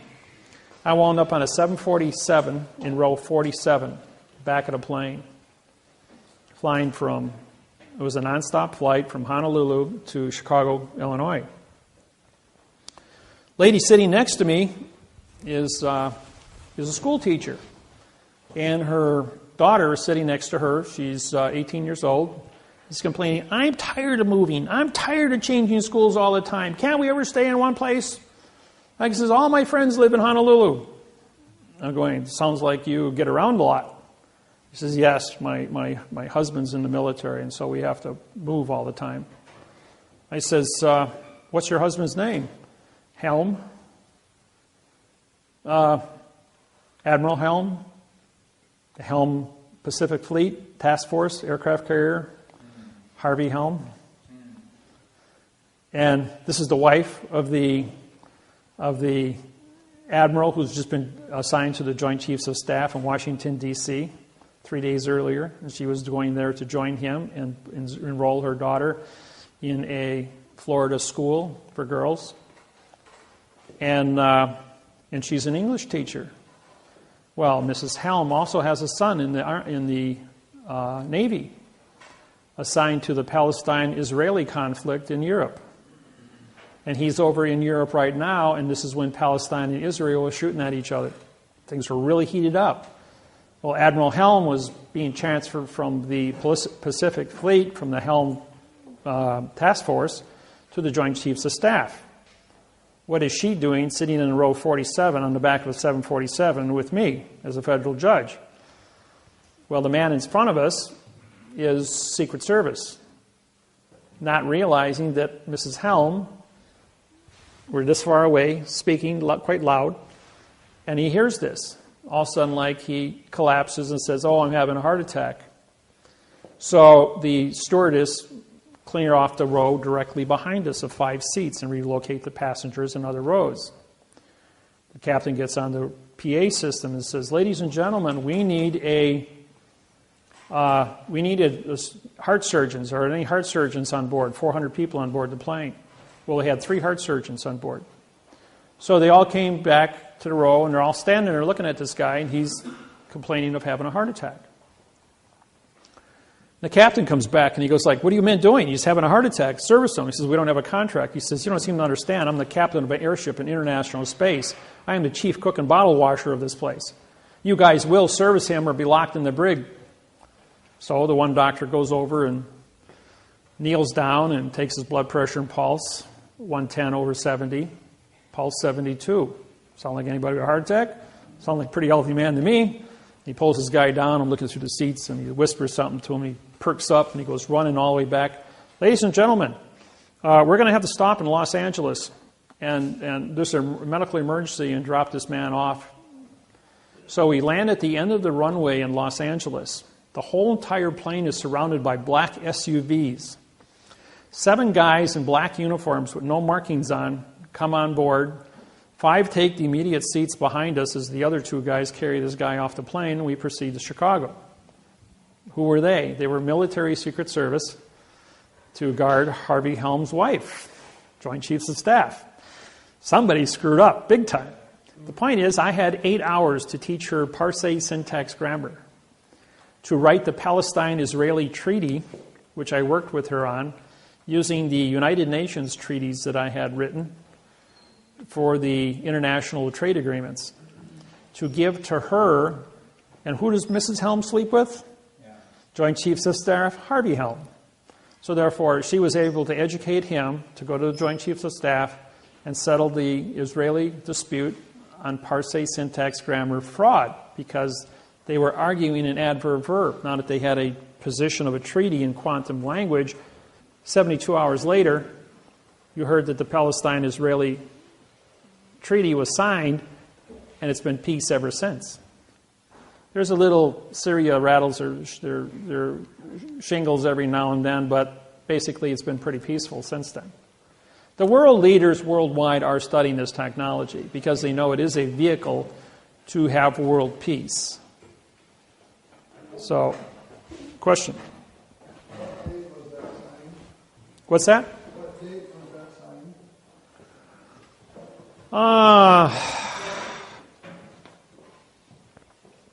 I don't know. I've been doing this for 17 years. I couldn't tell you which day. You can probably pull up Harvey Helm on the internet from the Admiral Helm. It'll give you a history of his position with the Pacific Fleet when he was transferred to the Joint Chiefs of Staff in Washington at the Pentagon. That'll cross-reference the exact dates of the Palestine-Israeli conflict. And then you can get your treaties from that. I can tell you how to cross-reference things. I don't remember the exact dates myself. So, I've been talking for 3 hours without giving you guys a minute break here. I told you guys, you got to throw something at me after a couple hours, otherwise I don't shut up. So, We'll do a lunch break, and then we'll start back up. Okay. 20 minutes, whatever, so half an hour. All right. What you're walking into and what you see. The flags that you see all over the world, there's 11 different flags in the United States, military and civilian operations, including the new one.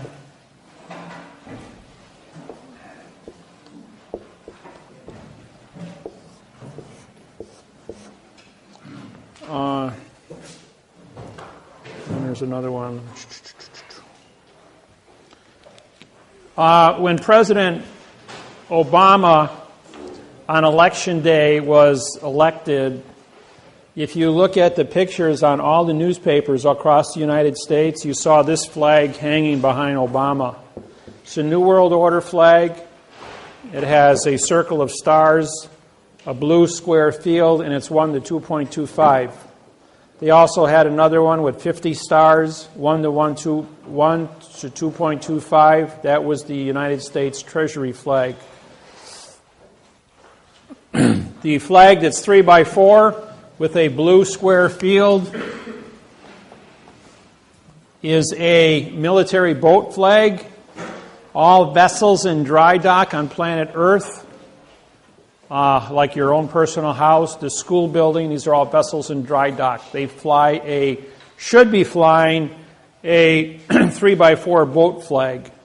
The flag over here with yellow fringe on it, see if I can.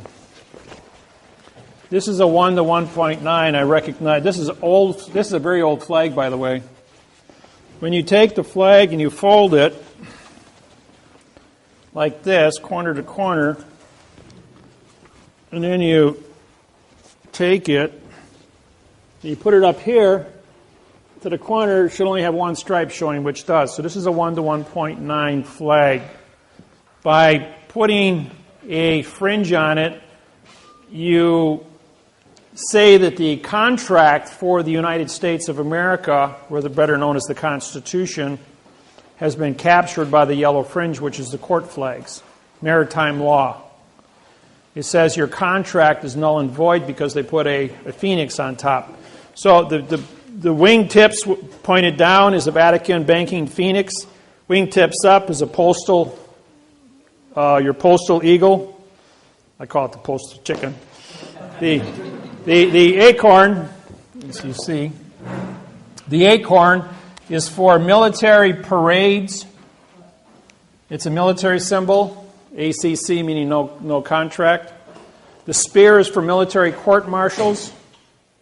And the ball is for military advertising and military recruiting. Henceforth, you have it in front of the post office with the ball on top. And inside the post office, you have the eagle on top because the post office is postal.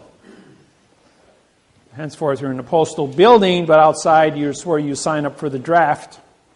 Everyone turn 18, you got to sign up for the draft. You've got, 90 days after your 18th birthday to do so. The 3 by 5 flag is a military flag with a blue square field. It's used for parades. The reason that they have this flag, not the 1 to 1.9 flag, is because of the weight of the flag would hang down, whereas in a marching at 3 miles an hour, the wind would catch it and it would be aloft because of its weight. The 1 to 1.9 flag I now hold copyrights to as the correct sentence structure, communication, parse, syntax, grammar flag, recognized worldwide, both in black and white and in color, red, white, and blue. The 3 by 5 base flag has a 3 by 4 field, and this is for military bases. The ones they sell at Walmart are 3 by 5 with a blue square field. That is a military flag. And when the sentence runs like this, when they come looking for your jurisdiction, what flag are you flying? If you've got a military base flag outside your door, don't be surprised if the military can go ahead and set up camp in yours, because you've given it military jurisdiction to start with. When you have my flag on my business card, and of all things, I forgot my business cards today. I've only got, I think, 5 of them here with me. 5 or 6 of them. I got a couple here. I think I got 6 of them. I got about 50 of them back at the house. So, what we're going to do is... raffle. Huh? No, I got raffle. Now, these cards, I'm sorry I forgot them. My business cards are like get-out-of-jail-free cards. You put these on your driver's licenses and you get pulled over by the cops. They take one look at it. On the back of the cards, the procedures to prosecute judges and attorneys and police officers. They take one look at that and they start reading it and going like, oh, he belongs to that group. This group is not allowed in the courthouse. They won't give you a citation. Thursday last week, I blew a stop sign on the phone with no seatbelt. The police officer was right there, sitting. I mean, I blew right past him. He comes pulling up behind me and he goes like, Dave, he says, you know me? He says, yeah, I've been in your house about 4 times. He says, I know, you live right across the street over here. He says, were you on a cell phone? I says, no, I was singing to the music. He says, I see you got your seatbelt on. He says, but you know you blew a stop sign right in front of me. I says, well, actually I had my hand up and I had a cramp in my neck. I says, and I was massaging it, so I was pushing on it and I had my head tipped a little. And that's why I probably didn't see the stop sign. As simple as that. He says, well, pay attention. Here's your license back. And he goes and he says, federal judge. He says, yeah. He goes, yeah, I know you're a federal judge. I already pulled your file because I've been to your house several times. He says, pay attention. When you use that and you show it to a regular cop, will he know? Huh? I've never heard it yet. I'll give the cameraman here, so he's got to have references. Huh? Here, pass it back to him. We'll have to get some more. I have mine attached to my license, and I get accidentally driving 42 in a 30 zone, 12 over.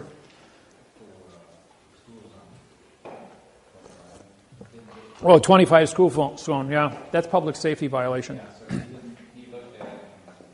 I said, are you sure you want to do this? After he brought the ticket back, he ordered me out the car now. I mean, he yelled at me. And I said, wait, I said, am I under arrest? And he said, no. I said, am I free to go? He said, yes. I took the ticket and left. See, now, if you would leave your vessel, you're a captain of your vessel. Right. If you leave your vessel and stand on the street, then you're a vagrant. I was not going to get out. And therefore, you were under arrest. I was not about to get out of my car. One of my students called me up the other night and he says, I got a ticket, Dave. Can you make it go away? I'm going, how much was it? 87 and 55.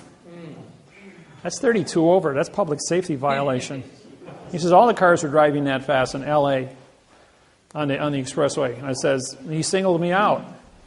It's still public safety. You blow a tire at 87 miles an hour and you're going to be so much scrap metal rolling down the highway, taking everybody else out with you. I says, no, I ain't going to stand by that. I just said, I'll see 150 go. Yeah, when it comes to school zones, you won't get... School zone is public safety. You got to watch out for children because they don't pay attention. They run across streets. You tag a kid, I'll tell you what, they're going to throw away the key on you, especially if you're going fast like that. So, but this one here, I'm going to give you guys a history lesson in a minute. This one here that's won the 2.25 flag. I went to Washington, D.C., and I had one of the 1934 gold certificates from China. This was on original clay paper with butterfly ink. And it was an original copy of a $500 million note. My surrender commission is $50 million for surrendering a document. Secret Service showed up and wanted to arrest me for passing fraudulent documents. I had 6 inches of credentials out of New York State Bank to verify it. He says, where's the rest of it? He says, there's $8.7 billion on this package. I says, well, it's in Austin, Texas. I gave him the address. Well, they surrounded the property and they got the guy with the rest of the notes. He wound up with 8 years in prison. As a federal judge, though, being at the United States Treasury, I says, I want a receipt for that. I says, I'm turning over United States government property to the United States government to be put back into the Treasury. The 8 officers of the United States Treasury all came into the room to meet me and to review the note, along with the 2 Secret Service agents, and they wrote me out a receipt for the note. He says, if this is legitimate, we owe you $50 million.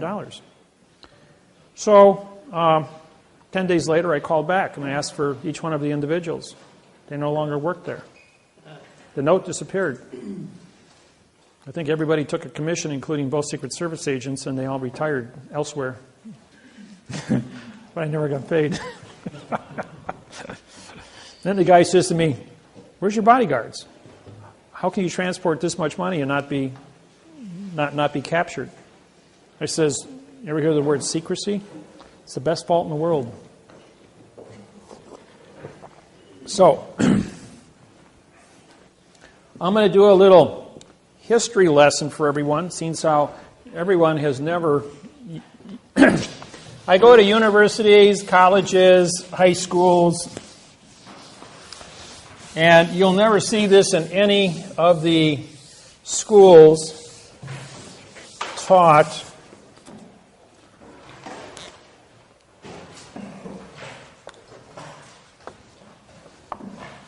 (1775), the United States of America goes to France and borrows 1.6 million francs to go ahead and fight the Revolutionary War against England. The war rages on for 7 years. In 1782, they now owe 2 million francs to the French.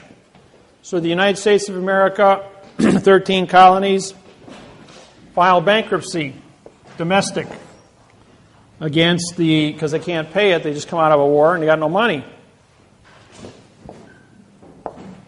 1789,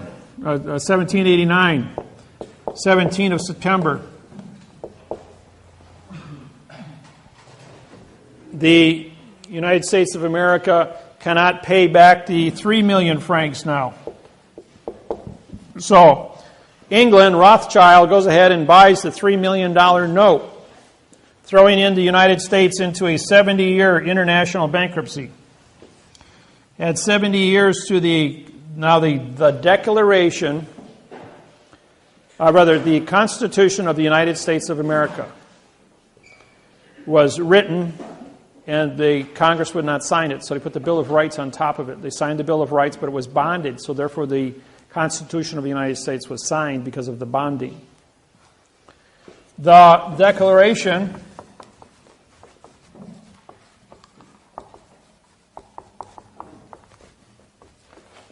of Independence.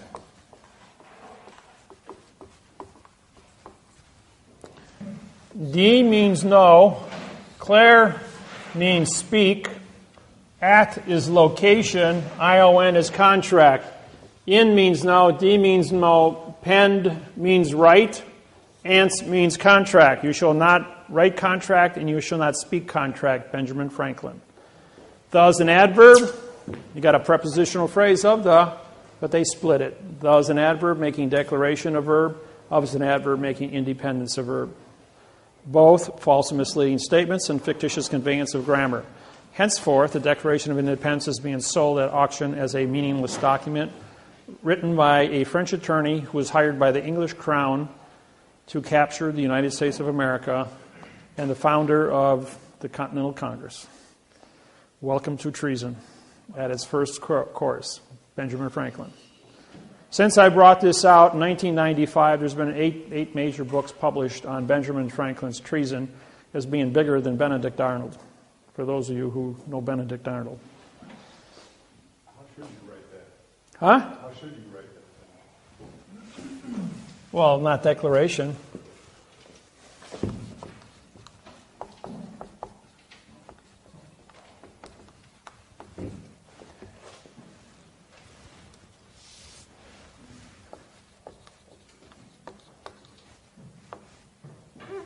S apostrophe.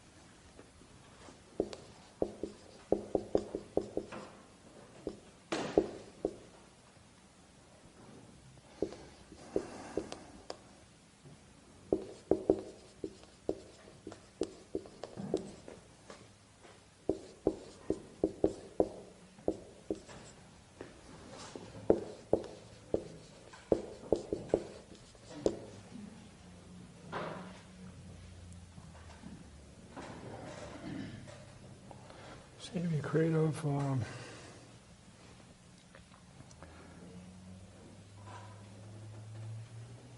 What's another word for improvement? Quality.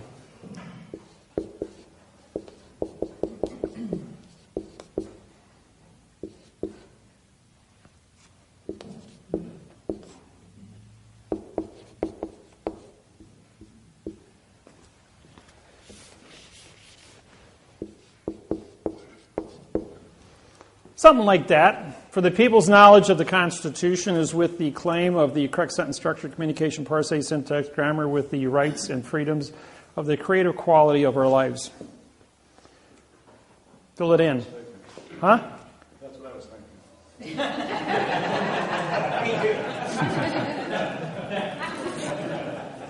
See, you throw me a question and I just cuff it off, how to be correct. I wrote the Constitution for the United Nations. I used the Constitution of the United States, Constitution of England, France, Fiji, Australia, and Hawaii. Took the best of all of it, quantumized it, and the Constitution of the United Nations. And I wrote a new 59-paragraph Constitution for the United Nations and was endorsed by all 200 countries. It was then customized for Ireland, which got them their new independence from England after 660 years of war with England. And it only took 72 hours for me to do that. So, if you if you got a question, I got an answer to an impossible question. And syntax will give you that information. 70 years. 1859, September 17th.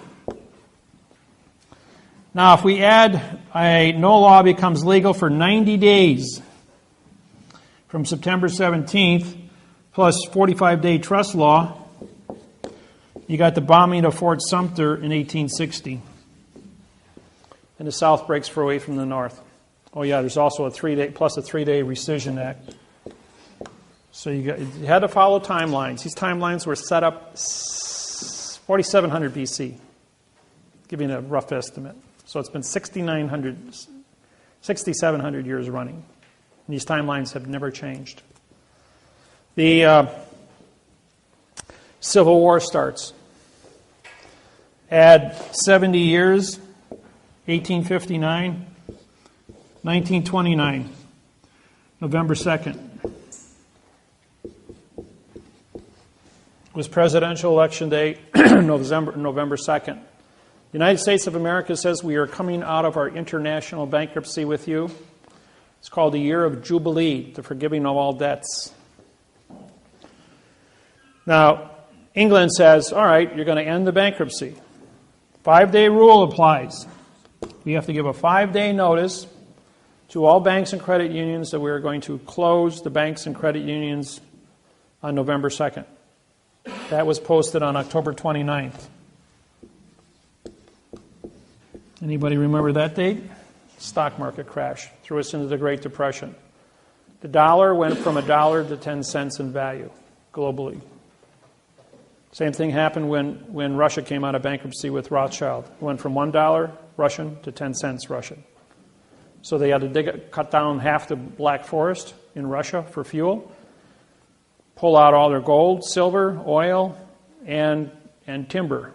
It took them 10 years to get everything up and running.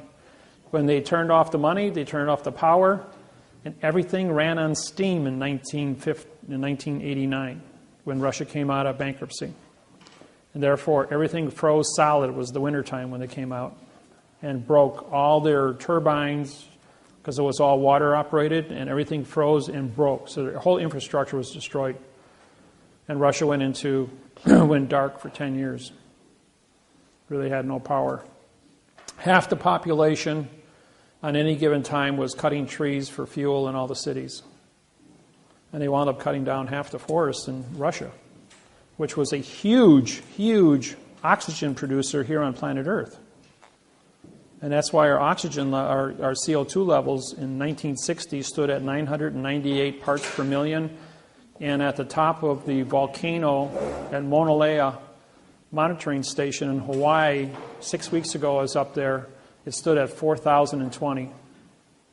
It has gone up from 1960 to 2010, 50 years, from 990 to 4,020. And then you wonder why I have global warming. Okay. So the bankruptcy was renewed on September 17th, was retroactive renewed to September 17th, 1929. Because you have to add 45-day trust law to September 17th, and you get November 2nd. You ever wonder why we have the first Tuesday in November, November 2nd? Because it's 45 days after the Constitution of the United States International Bankruptcy was signed on September 17th, 1789. Add another 70 years, and you get 1999, November 2nd. Just happens to fall on that date. The president on November 2nd, 1999.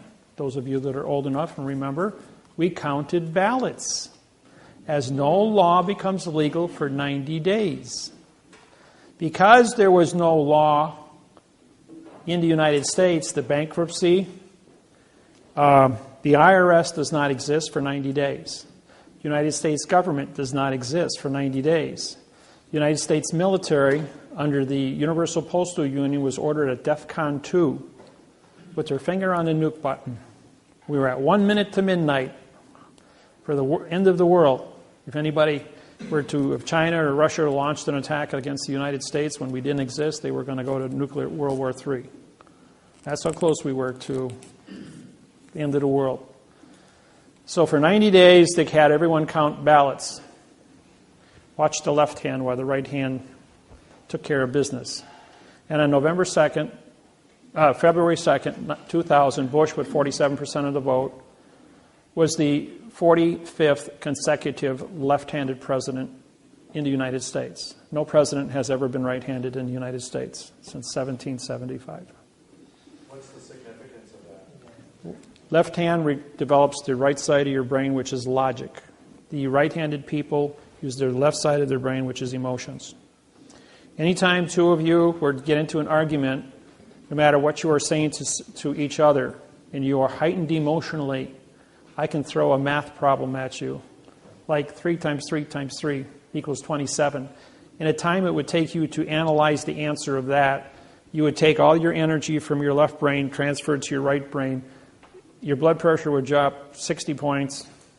Your emotional would become stabilized in 3 seconds. And you'd be using the logic side of your brain and stop fighting. So anytime you get upset, do a math problem, completely cancel your emotional upset. How's that for a fix it?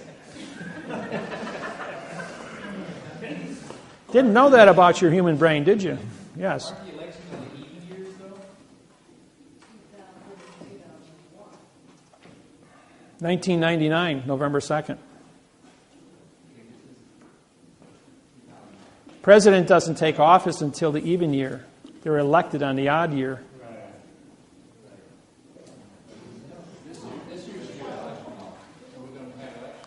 It's 2012, yes, but the president doesn't take office until 2013. No, 1999, November 2nd, was the end of the third international bankruptcy. There was no election take place that year. I mean, the election took place, but the president wasn't appointed until the 2nd of February 2000. And Bush was reinstated. This was Bill Clinton. Bill Clinton said on November 2nd he would be the last president of the United States of America. On the 2nd of February 2000, the United States of America Corporation took over. The democracy was dead. The Constitution expired. So what's the law of the land now? You're a postal employee. You carry postage stamps in your pocket. So where does the UCC fall in? UCC is copyrighted by England, has no effect on the United States. If you use copyrighted material from a foreign country on a foreign vessel in dry dock, you're babbling. because you don't have a copyright release. Only attorneys and lawyers and judges have a copyright release from England. That's why they joined the bar. If you're not a bar member, you can't practice in a foreign vessel in dry dock. So how do you capture a foreign vessel in dry dock? You don't. You create a court within a court. In other words, when you file a lawsuit with a stamp on it, it's a postage vessel. The postage vessel, when the sentence structure says, this is the document, because it came to the dock, received the docket number, and is now a document. Document contract. 2 or more people make contract. There is 2 people, your claimant and a vassalete. Document contract, postal vessel. Postage stamp on a piece of paper is vessel. It's federal, so it's a federal court venue. The word jurisdiction, people, means opinion. Don't use the word jurisdiction. Why do you think you have a jury? A jury, J-U, means no law, and R-Y is contract. It's a no-law contract. The word judge sits on a plane different than yours. Even in tribal law, whether it be the witch doctor is the judge, the king of a tribe, anywhere on the planet, a president, a dictator, they all stand on a plane to break the continuance of evidence as an actor on a stage, talking babble in adverb-verb language. Therefore, you go into an auditorium, you see a person on a stage, they are under contract to perform, you buy a ticket, which is a contract of your opinion. Your opinion is on stages. Your stages, here's the plane of the stage, and then you have your seating going up. This breaks the continuance of evidence with the stage, and you are only witnesses or opinion entities watching actors on a stage, no different in the courtroom. So the only way to engage and have your rights or whatever you're trying to do... Engage means no contract, I-N-G. To gauge when you go in there. And that's a correct word. You do gauge a situation. Gauging means to analyze, to look at the knowledge of your environment. You're gauging the difference between right and wrong, good and evil. You're gauging the conduct of what the actors are, ACT, no contract people, because they write everything in the courtroom is in an illusion. And I'm going to put a courtroom up here in a minute and show you the tricks and the traps that are going to happen inside that. So when I go to file a document, or a doc... No, it's a document. Okay.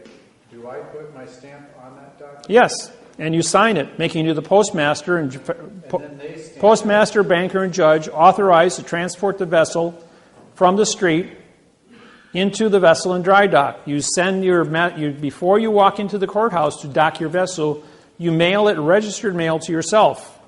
Your vessel has now been registered with the post office, which is controlled of the port authorities, which licensed the courthouse to dock its vessel on planet Earth. In the event that you are the postmaster now signing the stamp to carry the document into the courthouse, you are the letter carrier and postmaster authorized to transport the vessel to the clerk's office, and you can't be arrested as a letter carrier delivering the mail to the courthouse, even though it's a foreign vessel in dry dock, because you're already the post office, which controls the port authorities, which docks the vessel. So you have a higher authority. You're like the senior judge of the courthouse. Little secrets. Do they still stamp that document? Yes, and when they stamp it, they make contract. Absolutely. I sign every federal district court stamp. I sign over the top of it, capturing. So I ask for it back. Absolutely. You sign all yours and say, they all have to be conformed. Give me that back. I'm going to sign my name over your stamp, and you sign your name too, clerk. And you usually have to have 5 copies. So do I send 5 copies? Actually, 7. They get 2. You keep the rest, 5 back. Okay, so I mail 7 copies to myself? And No, just the one. Just the one? Just to get the serial number. That's all you want. It's a registered serial number. Okay. But then how do I have a copy or You keep the registered serial number. You're going to mail it to yourself. You keep the envelope. Okay, got it. Okay? If you have one copy that's sealed inside there, it's always sealed inside there. If it ever comes to I'm a... not jumping the gun, but are you going to just go through all of these? Yes, I'm going to go through all the procedures on it. Yes. She told me that she can't let me have the document back once she stamped it. All of them are stamped, and if you sign the others in front of her, they all have to be conformed. If her copy is not conformed, then she has an illegal copy. She doesn't have an original. If you sign across their stamp, you have the original. She has to take possession of that. But she said, I cannot give you this document once I've stamped it. No, that's because they don't want you to be legal and become the chief judge of the courthouse so that you're in charge. You become the chief judge of the courthouse when you do that. So if they don't give it back, how do you respond? Oh, I always get it back. I says, I'm the federal judge in this courthouse. I have my oath on file. You better give me that court back. This is under Title 15. Which one is that? That's Title 46, Section 9. I just tell them I'm a judge? 946. Well, I have a 17-year running position. Everybody knows me already. So how do I do that? Oh, if you sign, as she hands you back the documents, you sign all of them. And if she knows what she's doing, she'll give you back their copies so they're all conformed. Right. So Because when you say to her, and she doesn't give me hers, then she is illegal. illegal. Right. You're saying, you know what? I have originals here signed. I says, now how are you going to explain to your boss that you don't have a signed original copy and you only have a half the position done? You didn't follow your duties. And that's what I'm wondering, is they enforce... Now, under Title 18, Section 641, folks, misappropriations. Title 18, 641, misappropriations. That means you took a paycheck and you didn't do your job. That's misappropriation for not doing your job. That's a 10-year, $10,000 fine, a $9,000 fine, and 12 years in prison under another title slide of the same. It comes under 946 instead of 941. What was the title number? Title 18, 641 through 665 is the misappropriations rules. You can pull it up on the internet and go through the whole thing. Yes. So does that mean when we took for the mortgage fraud, the ones that we filed with the district court in South Bend, when we gave them the copies to file stamp them, we gave those to have them all file stamped and have the case number stamped on them. Correct. And then we took ours back and they kept theirs. Correct. So, was that correct, or No, they have their 2 copies, you have your 5. But in front of them, you sign or autograph your name across their stamp. And when you autograph your name across their stamp, they have to give you back those 2 to autograph also. Otherwise, they're not in conformity. And that makes you in contract with that building, with that vessel being docked. And when she gives you a receipt for your money filing, you also sign that receipt. You sign your name across the registered mail sticker. You sign your name across the money sticker that's put on your registered mail. You sign your name across the stamp. Anything the post office gives you, you sign your name, autograph your name across it. Not sign, but autograph across that stamp. And if it ever comes to push and shove where you got to walk into court going, I'm a federal judge, I'm federal postmaster, I've signed my documents. I have the physical evidence in my possession that goes with this. This was docked at the post office before it was ported with the port authorities. The post office has jurisdiction over the port authorities. And so therefore you haven't filed protocols.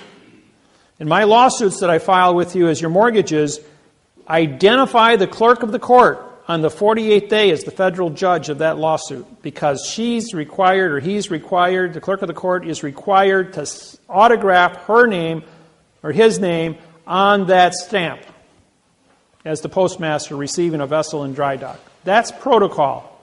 If they skip over that procedure, they're guilty of misappropriations. They can go to jail for 12 years. And you can have when you download the laws on this, you take it in with them under misappropriations, and you present that to them saying, here, read this. See what this says? Now do exactly as I tell you. If you got a problem, you get your supervisor. You got a problem with that, you get the chief judge. You got a problem with that, call John Roberts at the United States Supreme Court. You got a federal judge here, chief federal judge can call the United States Supreme Court John Roberts. You can call Hillary Clinton, Secretary of State. Now he's Bill's counsel. So I'm killing flies in windows, glass windows with 20-pound sledgehammers, and I'm not breaking the glass. And so they come to me and they're going like, we're not going to obey this. We're not going to do this. I'm going like, you want to go to jail for 12 years? Feel lucky today? And he says, I'm the last man you want to go ahead and play games with. Right, but you can do it, but Why? If you follow the procedures, you can do it too. It's all about conviction. It's all about being cool and collective. Of course, I have an advantage of you guys because I don't have adrenal glands, so I don't have the jack high, jack low. Me, I'm just Data. I'm a Spock. Since Star Trek came out, everyone's called me Data and Spock. Yes. On your autograph, is it printed or can cursive be? No. Always print it. Printed. Yes. And when I did that in school, they cracked my knuckles and said, you will not write that way. We're going to force you to be in fiction. Cursive writing in school, Say again? they're taking cursive writing out of the public schools. Did you know that? They're taking it out because of this program. Yes, I've been suing, and the teachers are going, this is correct. We're wrong. And they're changing, this program is changing all languages on the planet. You can't move forward. You see, on January 6, 2012, there was a little glitch that took place. The Hubble telescope took a picture. And the picture showed 3 more of these spacecrafts in Greenland headed this way, which will be here on 12/21/2012. For those of you that watch TV, there's a new TV show with no electricity. You know why? Because when you put up here's Earth, and you put a quadrihedron with Earth in the middle, you've got line of sight, 4 spacecrafts the size of Lake Michigan to have put a dampening field over the planet and shut down electricity. What do you think is going to happen in a world that runs on computers and electricity without electricity? They go back to 1880 overnight. How do you get the food to the populated areas? You don't. Huh? How do you farm your farmlands without tractors? How do you harvest your crops? How do you run your canning facilities? How does 8 billion people get food when there's no way to get it, move it from point A to point B outside of whatever you're capable of growing in your own garden or being able to can because you have a stove, a wood-burning stove that you can can with because you know the principles of canning. I do. I know the survival issues. I know how to make water out of thin air with nothing but a sheet of plastic. Dig a hole in the ground, put a sheet of plastic, pour dirt around it, and overnight it'll make a gallon of fresh dew water, which comes out of the ground 24 hours a day, 7 days a week, indefinitely. And you just run a little hose out, and you can pump it out of there all day long, fresh water, and have all the fresh water you need. As pure it can get, evaporating out of the earth from underwater, from the cistine. How to make fresh water, how to do food, how to do canning, how to live without electricity. I've been there. I know how to do it. I always tell people, if there's ever any kind of an emergency, the place you want to be is in my back door because I know how to stay alive.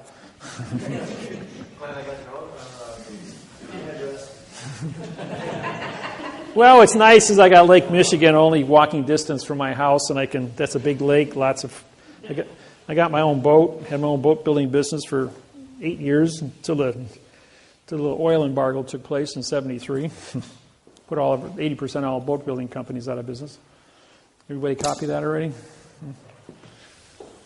what's going to happen December 23rd? It'd be the first day of winter.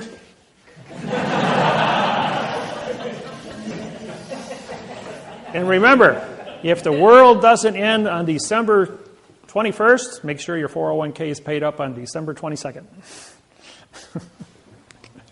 Okay, we're going to go next to the courtroom. I missed that. What was that about the 401k? I said, if the world doesn't end on December 21st, 2012, make sure your 401k is paid up on December 22nd.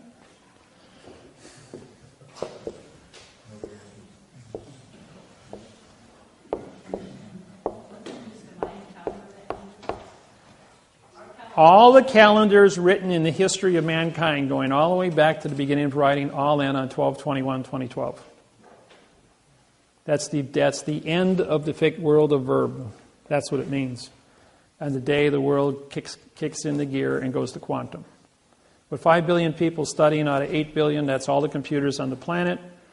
Obama wants to push this through. The Chinese are pushing it with 150 trade partners. I believe that there's going to be some kind of an announcement maybe on that day. That you're going to turn on the TV, get on the internet, and there's only going to be one thing you're going to see. My program, study, you got so many days before we're going to switch gears, and the world's going to change into quantum. Simple as that. So, that's just my opinion. What's that? Oh, by the way, if they put the dampening field up, batteries don't work, electricity doesn't work, solar doesn't work, wind doesn't work. The electron does not move. Where's the dampening effect coming from? Dampening field is an EM field. Just like an EM pulse will take out electrical circuitry, closed circuit information. Okay. The program on what a dampening field does, it stops electricity for electrons from moving. Executing that. What would that? Who would be executing that dampening field? What's that coming from? The four UFO spaceships in a quadrahedron, which is a four-sided triangle with Earth in the middle of it, line of sight. What source is them? Why are they doing that? Where's that coming from? Well, they were here 50,000 years ago, so they created the last ice age. Now, the people that leave that spacecraft, like if you go from Greenland, Washington Monument, Yucatan Peninsula, and Easter Island, it's a straight line. They're on straight lines in nature. If you go from the Luxor Pyramid through Memphis, Tennessee Pyramid, it intersects as a straight line with the Luxor Hotel in Las Vegas, Nevada. A sphinx, a pyramid, an obelisk. A sphinx, a pyramid, an obelisk. A sphinx, a pyramid, an obelisk. If you have time,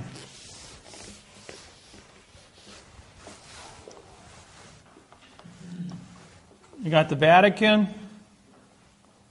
No. You got Egypt, the pyramids. This is North Pole, by the way. You've got the Vatican, Greece, at the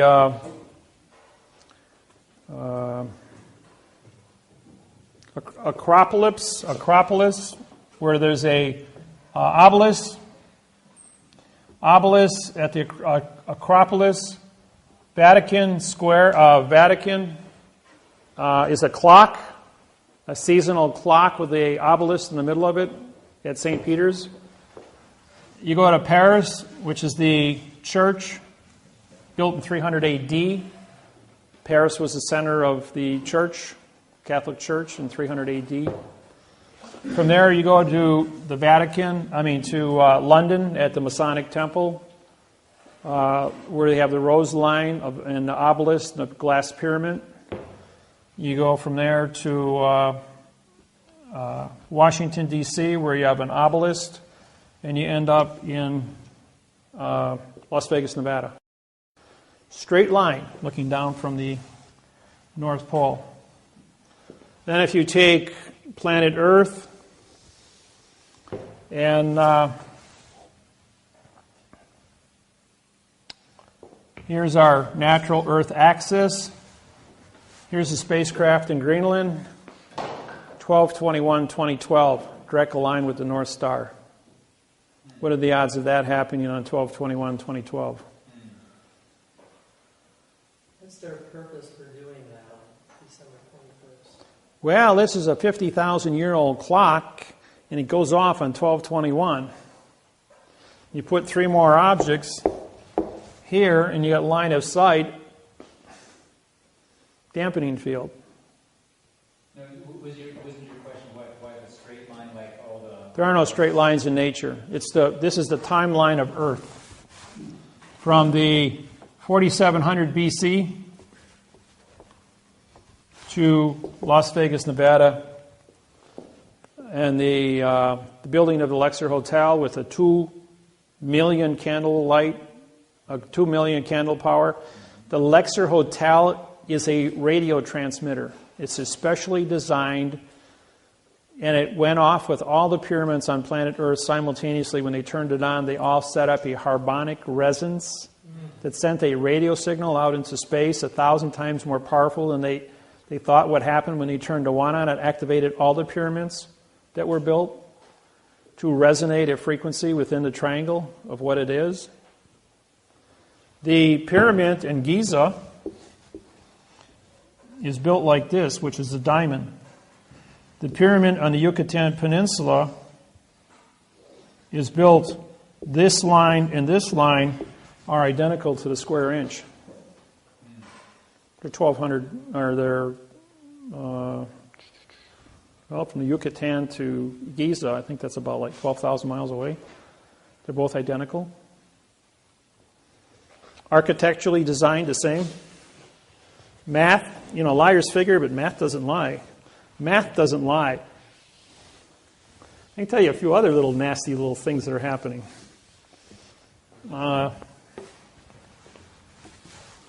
Here's planet Earth. Here's North Korea. 2 years ago, they detonated two atomic bombs, right? Those that did their homework. Okay, these things went off. It was 5 days apart. 140 miles off of Chile. They had a 9.5, biggest earthquake recorded in the history of keeping earthquakes. What they did is they set up a shock wave with the first one, which traveled through the earth, hit this line here, and then went like this, and through the magma created a 9.5 in Chile. That was a bump. The second one popped it. Okay, when it popped the Chile one, that was on the Ring of Fire for the Pacific Ocean. The shock wave then comes back off of this thing as it's ricocheting back over, takes out Christchurch, South Island of New Zealand, then causes a volcano 18,000 feet under the water, bigger than Krakatoa, to explode, creating a 6-foot tsunami. That was all. Nobody died in that because it was 3 miles underwater. This is on the Ring of Fire. And then when the shock wave comes all the way back up and focuses, he hits the trench outside of Japan, creating a 9 on the Richter scale, creating the tsunami, which then took out 3 nukes on the coast, which are dumping 11,000 tons of plutonium radioactive water, 2 million times more potent than it takes to kill a person, into the Pacific Ocean now since the tsunami took place, to keep the cores from going China syndrome. They still haven't got that thing under control. It's still burning out of control. And they pump 11,000 tons of radioactive plutonium water on this thing every day. This isn't made public to the public. There's very little of this is public. Satellite photos in, I think it was April, showed that they're drilling a hole 27,000 feet deep. The first nuke put a crack in the earth. The second nuke was they were able to use the second atomic bomb to identify magma, shock wave through magma. They can target through a shape charge any country on the planet with a shape charge through magma. There's a no-fly zone over North Korea, so their Air Force is useless. But the magma, they can go anywhere on the planet through magma. This was an experiment in a country, Chile, which is totally... Okay, when Chile got hit, Chile was raised 15 feet as the Pacific plate slid underneath Chile. When the magma came back, it raised the Asian plate 15 feet, including the island of Japan was raised 15 feet as the Pacific plate flattened out and moved underneath. And Hawaii, which is dead center in the middle, dropped 1 foot. Hawaii has a 40,000 cubic mile magma pool underneath it, which created and Volcano National Park cracked a hole 1 mile across and created a 1,000-foot wide pool of lava that rose up 8,600 feet from the base through the mountain. It then blew out a vent 60 feet in diameter at 8 miles per hour, moving magma into the south end of the island, pouring it out into the ocean, creating what's called VOG, V-O-G, volcanic fog, which is silicosis, fibers into the air. It's really, really, really agitating to your lungs when you inhale this stuff. I was there 2 weeks ago and I got a lungful of it. I was sick for 3 days. I was only 20 minutes in the fog. I was driving along and I got some in my lungs and made me sick. Anyways, the island dropped 1 whole foot. And this is all recorded on oscilloscopes that measure magma shock waves. Huh? All the Hawaiian Islands dropped? Yeah, the entire middle of the plate dropped, but it cracked open the volcano. And the VOG got really bad after that. Okay, they're drilling the second hole now, and they got a hydrogen bomb going into it. This is 100 times bigger than the atomic bombs. They found that as a result, they found a fissure in the crust of the Earth in North Korea. And they're drilling a hole down in this fissure. They detonate a hydrogen bomb, and we have a new math problem that shows up. Here's the 43rd parallel, North Korea. 43rd parallel, San Francisco. 43rd parallel, London.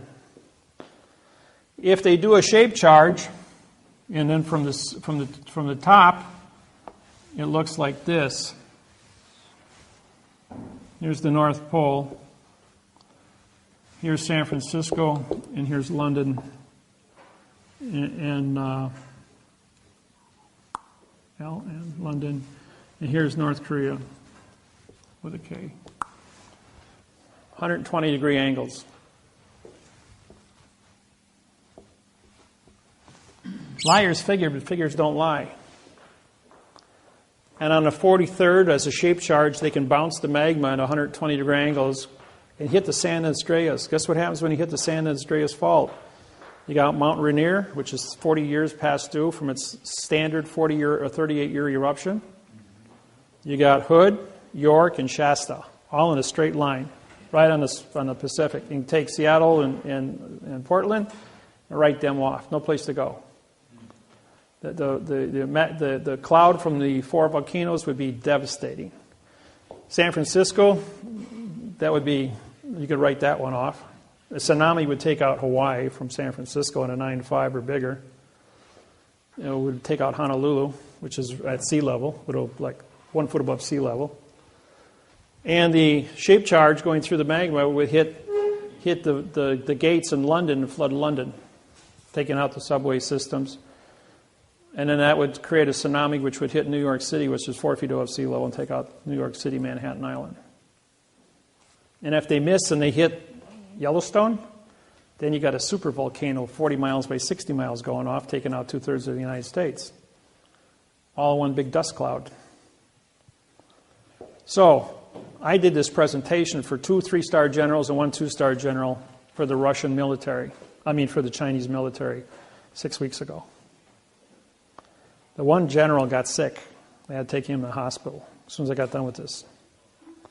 Somebody knew something. Now there's a side effect, and that's the secondary shock wave. Secondary shock wave takes out Hong Kong with 100 million people.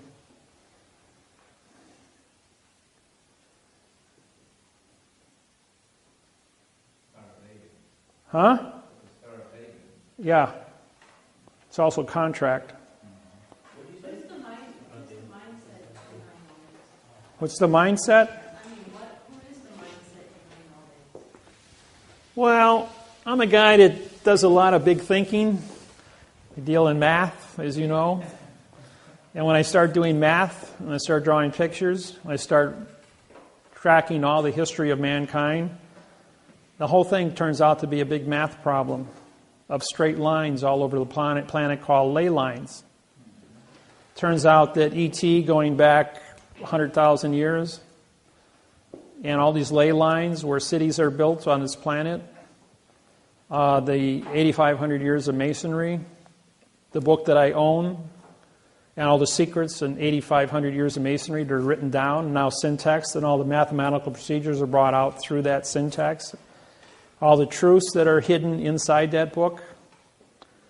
And in knowing how to cipher all this stuff and bring out all the timelines and the facts, and the facts that I say are coming in the future versus the facts that are already been certified through the book in the last 8,500 years, if it's been true for 8,500 years, then why wouldn't it be true for the next 6 weeks? And a lot of this stuff came to me on emails in just glitches, like somebody working at the NASA Center that runs the Hubble telescope sends me a picture of 3 spacecrafts coming this way, and then it's deleted a few seconds later. And then I run the math problems on it and all the rest of the information. You know, anybody remember when Obama took the podium the first day he went to the Joint Chiefs of Staff? He walked up and says, "I didn't make this mess. There's only one president at a time, and I'm not it yet." And walked away. And that was it. Everybody's expecting some great speech. Fact is, he got a bloody nose. He got told about all kinds of things that are not included in the presidential election. What they say and what's going to happen behind closed doors about what's happening with this math interface and how it's affecting the planet. What E.T. is doing and how it's affecting the planet. All the different terrorist threats and how it's affecting the planet. All the UFO sightings, as well as the time travelers keeping order. Why we're still all here. Why this is allowed to move forward with no interference on a global basis. And when I'm talking a global basis, I mean 150 language translations from my website to be as big as it is, uncontrolled. And with the order that is being conducted from it, has been very architecturally designed so it doesn't scare people. And those that need to know, need to know. Those who don't know have no power to make an influence on it. It's only the world leaders that are in a position of needing to know things that are going to be told what is correct. The people, as long as you got your 6-pack of beer, your 600-channel TV, and your Ruffles potato chips, you don't care where the tank parks as long as it doesn't bump the satellite dish. And that's mankind's reality. Question back there. Have you heard that there was a planet between the Earth and... Nah, that's somebody's tale. That doesn't exist. What's your... So why would you take the time to share the information with us? Got to start someplace. No matter where you go, there you are. And wherever you are, that's where you're supposed to be. Make no mistake about it. Everyone is exactly where you're supposed to be. There are things that are said here, things you hear here. You're all good people. Why shouldn't you know what's going on? You're not going to see it on CNN. You're not going to see it on the news. Liars figure, but geometry doesn't lie. And using magma, the Earth's liquid, internally as a target, as a weapon. Okay, let's say they don't do anything. But they make a phone call to the premier of China and make a premier to the London and to Rothschild. North Korea is a very poor country, 85% unemployment. And he says, we've got an atomic bomb here that we're going to detonate and take out Mount Rainier or the Shasta, York, Rainier supervolcano called Yellowstone if we're not given a certain amount of money to support our country. If we're not given open trade and use it as a blackmail weapon. Now they can't stop it. It's in place. It's 25 miles. It's 5 miles underground. And all you got to do is push a button. And what happens if you take out if let's say the supervolcano goes out and 2/3 of the United States are under a cloud for 4 years. You got a black winter, no food, population after the end of 4 years is a few 100,000 people. Northern Hemisphere is completely devastated just because somebody pushed the button. Or the people from the future know who the button's going to be pushed, and those people are removed. There's always a point of control. There is a future. What kind of future is going to be is going to determine. It's relevant that mathematics become relevant because of ET, as well as Earth's own ability to communicate peacefully. So I go around and I teach seminars every few weeks, but these are recorded. Once this goes up on YouTube, there isn't going to be 40 people here watching. There's going to be 40 million people, 400 million people watching the same presentation on YouTube in a couple of weeks. And there's nothing like a math problem which can't be disputed, because if there's one thing everyone in this room does agree on, it's a math problem. And liars may figure, but figures don't lie. And there's no such thing as a straight line in nature. So therefore, somebody has engineered something that it's not supposed to be.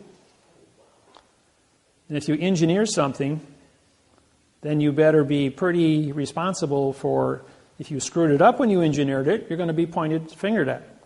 If you engineer it and you do it correct, you're going to be honored for it. You see?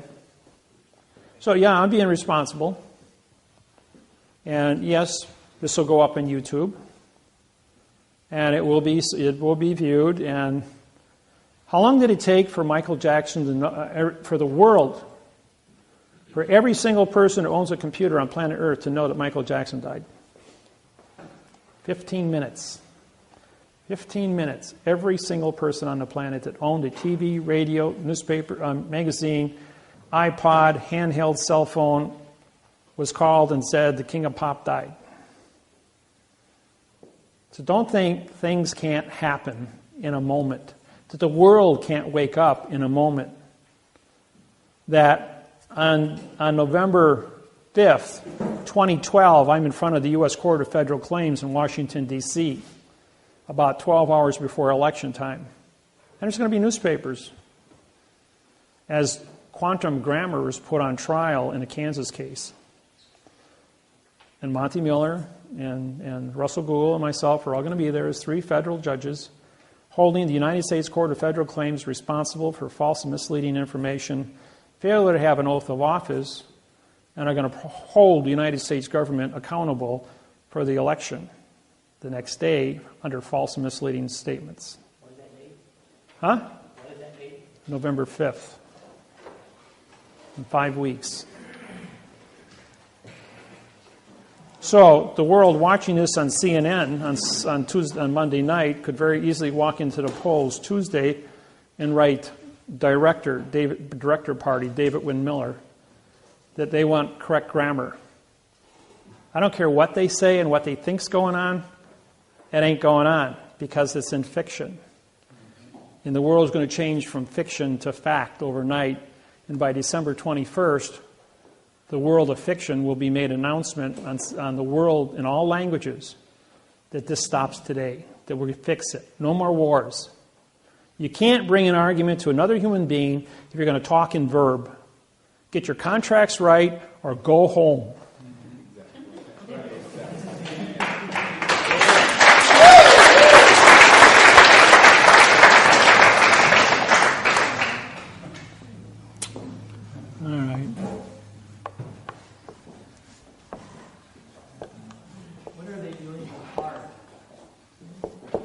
What's that? What are they doing with the HARP program up in Alaska? High Amplification Array Radiation Pulse. HARP is a alpha-beta transmitter. There are 12 units around the planet. They can reach down as far as the equator.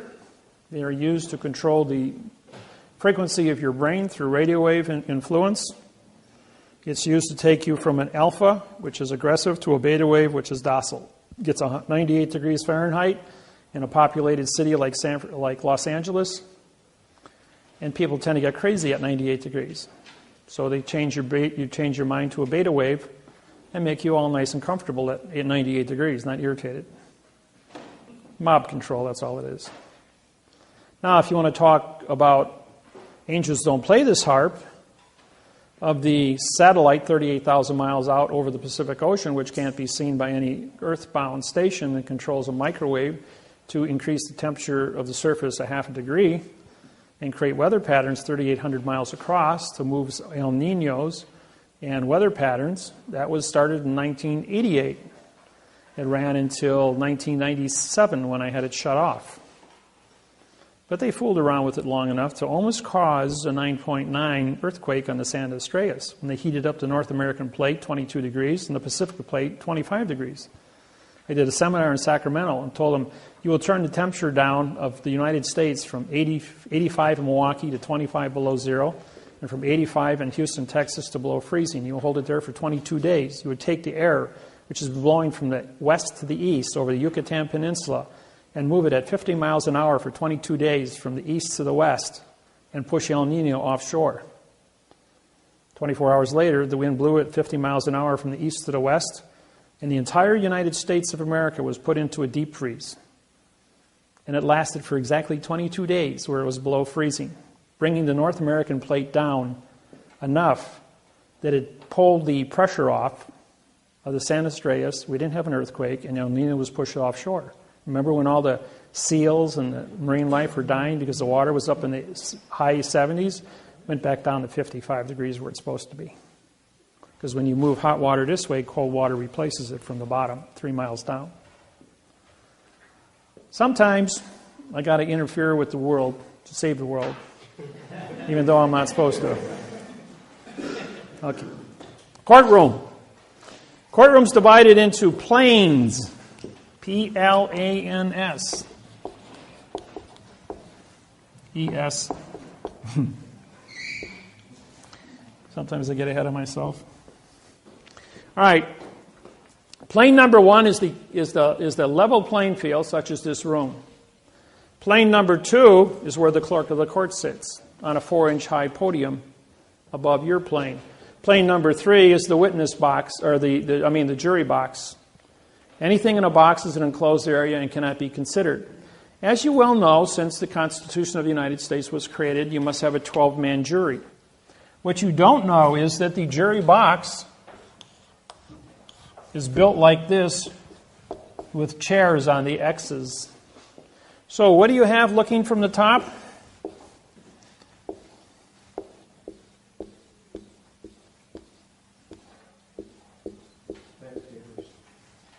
You have two petite juries of 6 people each, which is illegal.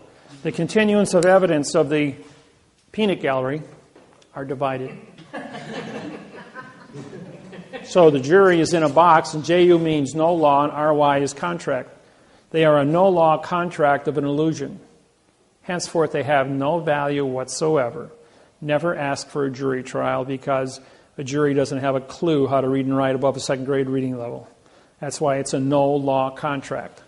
Then the witness gets put into a witness box, which is an enclosed area, cannot see evidence or give testimony, to a jury box, which cannot see evidence or see testimony, to a judge that's on a plane, not even in the courtroom, as an actor in black robes, mourning justice. And justice, J-U, equals no law. S equals speak. T-I equals title. And C-E equals judge. This is Latin. Judge title speaks no law. And what's the first word you guys do in your anger?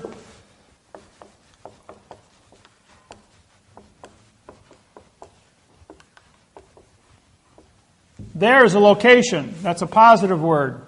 Is a positive word. No is a negative word. Law is a dangling participle verb. So what happens? There is plus and plus, now pointing towards no to be positive, making law a negative, because no is still a negative.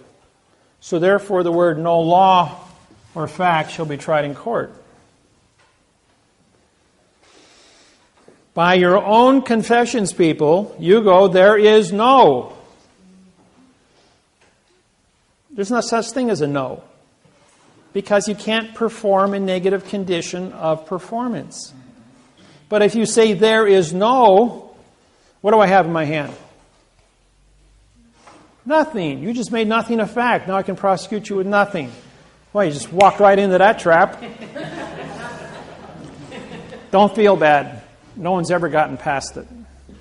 Everyone steps in the trap. Let's see how close up attention you are.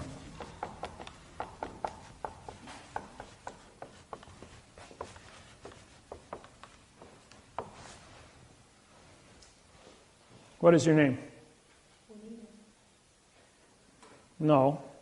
I'm a judge. I said, what is your name?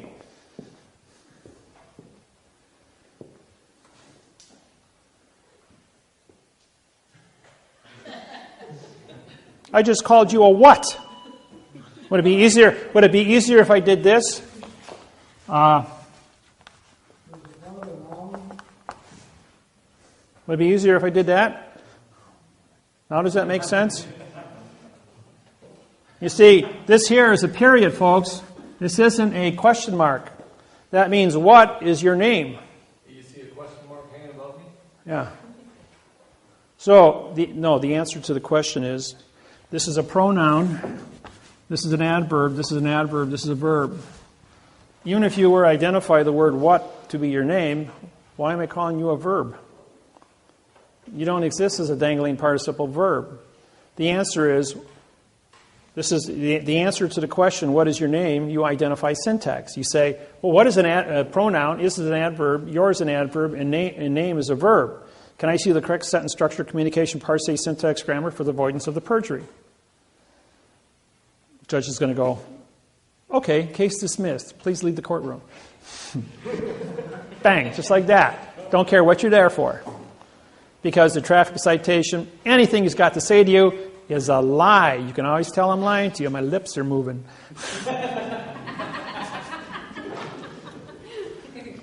Hey, it's a fact, folks. So anytime you go through a stop sign and you get a ticket, you could use that argument in court. Well, actually, I won a case. I said, Mr. Police Officer, would you please come up? He goes, yes. He says, you testified that I went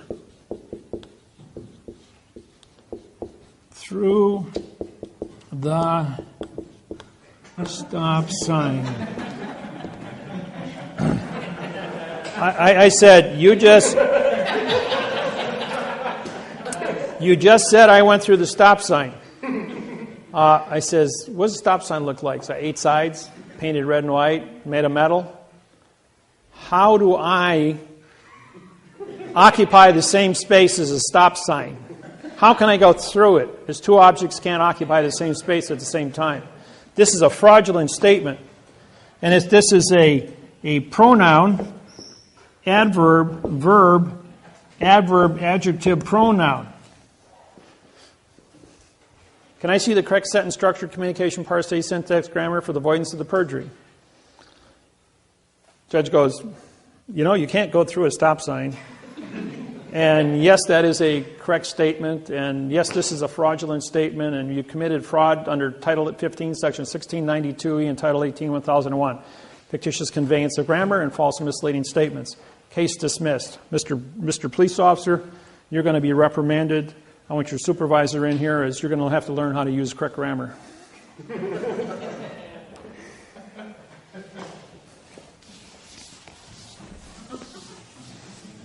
You see, these are all tricks and traps, little things that are hidden in plain view right in front of you.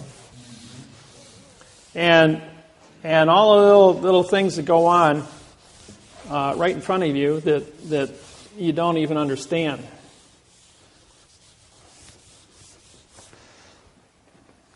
Now, I'll show you another little trick that the Universal Postal Union in Switzerland. Do you know that all wars on planet Earth are orchestrated by the post office? Post office controls all money in all 250 countries. World War II was not an exercise in a world war as per se. It was an exercise in population reduction of 200 million people, and that's all it was. The planet was not ready to support 8 billion people in 2012. If World War II didn't take place, we would have hit 8 billion people in probably 1970, where there wasn't technology or production capabilities of feeding, so people would have been dying globally in mass units. Millions of people would have been dying at a time from starvation, rather than having a controlled issue. If the plague of 1525 or 1535, something like that, which wiped out half the population of the planet, didn't take place, we would have hit saturation way back in 1800. And then there would have been a mass destruction. When I was in, it was in high school. I think it was 11th grade. About 17 years old. We did an experiment. Took a 4-ounce potato, put it in a 2-gallon fruit jar with 2 fruit flies.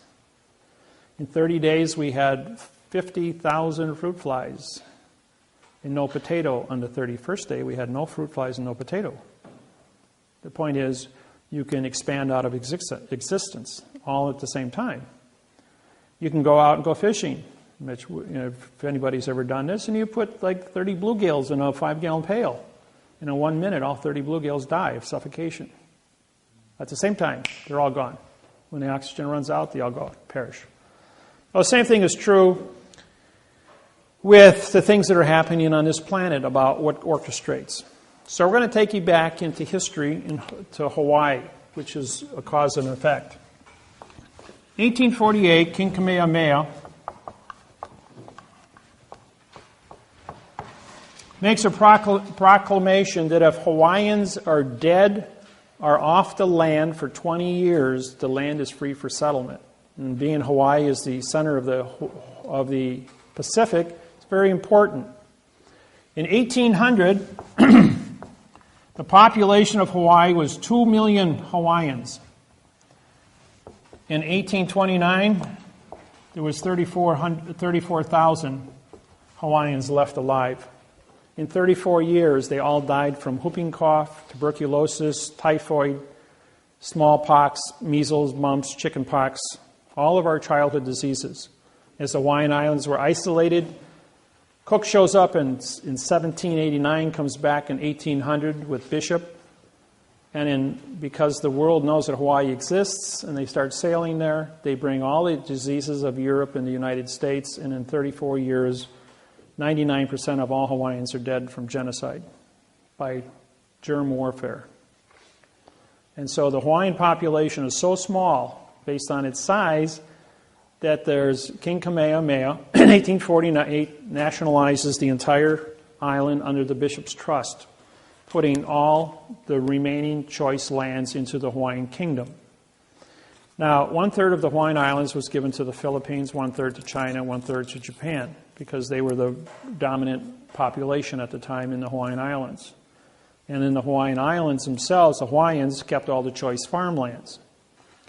With that said, China declares Hawaii to be part of their country. Japan declares Hawaii to be part of theirs, and so do the Philippines. The United States took over in I'll get to that in a few minutes. The United States Postal Service shows the Universal Postal Union, better known as the UPU. If you want to go and study this, upu.com is what you type in your computer, Universal Postal Union, and you can get a history lesson off of Wikipedia, which will show you what's going on. Some of this stuff was never made public. I uncovered it, and quite by accident on the 6th of January, and was able to certify how World War II was conducted. In 22nd of October, 1871, the Hawaii files bankruptcy. Now, under the words of damage, no damage becomes legal, and under maritime law of commerce, which falls into the Maritime salvage claim, Title 46.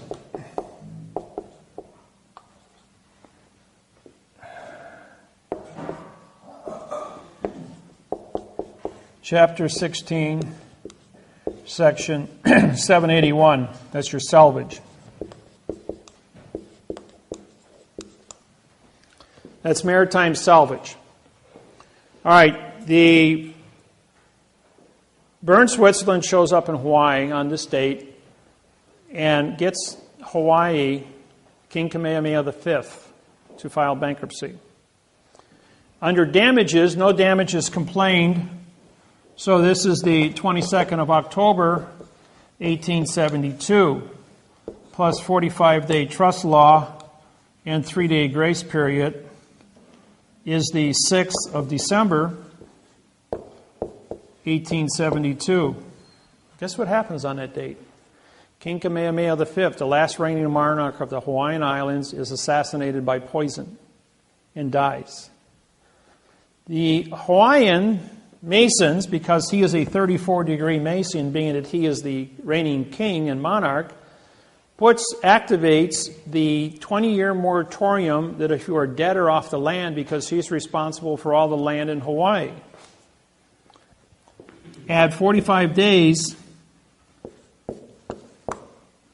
to December 6th, and you get, plus the 3-day Rescissions Act, and you get the 17th of January, 1873, plus 20 years is 1893. January 17th, 1893, the United States military shows up. The commander of the warship is a postmaster, ordering the postmaster of Hawaiian Islands to take over the Iolani Palace and capture the Hawaiian Islands, putting the Hawaiian Islands into United States territory. Queen Iolani then writes a cursive letter in adverb verb to complain. But as the Queen of Hawaii in 1893, she's also a 34-degree Eastern Star. And when you join the Masons or Eastern Star, you surrender your king, queen, presidential, or director's position and are now work for the Masons as a postmaster. And guess what's right across the street from the Iolani Palace? Postmaster, Lodge number 1 for the Masons, the Post Office of Hawaiian Islands, Immigrations, Customs, and the Supreme Court of Hawaii, all in the same room.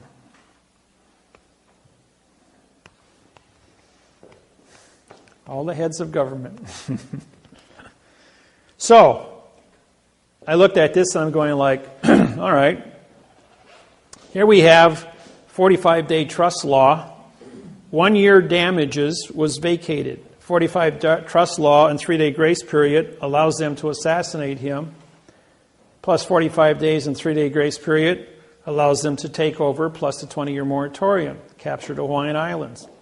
All done by timetables. Now let's work backwards from this. As we know, that bankruptcy is a 70-year international condition, plus a 45-day trust law. If you add 45 years and 3-day lemon law, you get 7 December 1941, bombing of Pearl Harbor. The Japanese Post Office declared war on the United States Postal Service in Honolulu, Hawaii. It was a postmaster-to-postmaster war. Only post office vessels, which are all military planes and military ships, carried the mail between the United States and the Hawaiian Islands. The Hawaiian Islands was under military control from 1893 under the United States Postal Service, folks, not the United States government. The government is the post office. The President of the United States, pre-simulation indenture, appoints a Postmaster General who controls all branches of government, CIA, FBI, police, fire, every branch of government, Homeland Security, Department of Interior, Department of Forestry, everything on planet in the United States is controlled by the Post Office. The Post Office in all other countries is also controlled by, controls all branches of governments. The directors, the presidents, the kings, the queens, are no more than puppets working for the postmaster. Because the postmaster controls the treasury, who prints the money, controls the military, and that's how the world runs. You want a new world order? It was established On the 22nd of October, on the 22nd of October, 1871, was a New World Order. It was set in motion by the Post Office. New World Order has been here for 140 years. So everyone talking about the New World Order to take over, it's been in place for 140 years until I showed up, and there's a new sheriff on this planet, and he's taking care of it with syntax. And that's how it works. And the whole world has to change. Now, what is my position? My position is a teacher, as a plenipotentiary, which means I'm an ambassador judge working for the United Nations to teach planet Earth how to be correct mathematically. Who's in charge of the planet? Well, I'm in charge of grammar. I'm not here to arrest the politicians, the criminals, the bankers, the judges. I'm here to make sure that the infrastructure of this planet is mathematically certified to be correct. We have machines in place. We have buildings in place. We have computers in place. But the people who operate the machine, the people who think about the machine and how it is run, is corrupt in their thinking. So we're going to fix the contracts, and then with the new thinking in a correct mathematical procedure, people will not go to war. And if you want to go to war, you have to create a math problem, and an argument, a contract is mathematically certified to give you justification to do this. Otherwise, you're just babbling about your opinions, about what angers you, and it doesn't have, your opinion has no foundation in law, or in the law, or in the control of people. So, the people that created the nightmare know where the bodies are buried. Let's educate them, let's get them up to speed, declare amnesty, fix the wrongs, and get the world functioning on a correct format. And that's what it's all about. I'm not here to hurt anybody, just to educate everyone so we're on the same page of music. So when you look at a politician who stands up and he talks to you in quantum grammar, you understand what he's saying. He's not lying to you. And he can actually write a treaty, write a trust, write a contract, write a constitution, so that you absolutely know what it means, that 3 + 3 = 6. Not that we're going to play games that 2 + 2 = 4 with 100 different definitions. And it's only up to the subjective interpretation of an individual's ability to hoodwink you, or trick you, or make you think one thing and do something else to you. Or pass it so we know what's in it. Yeah. So you had a question? Well, I was just going to say, to finish the bomb, the atomic bomb on World War Oh, Postmaster.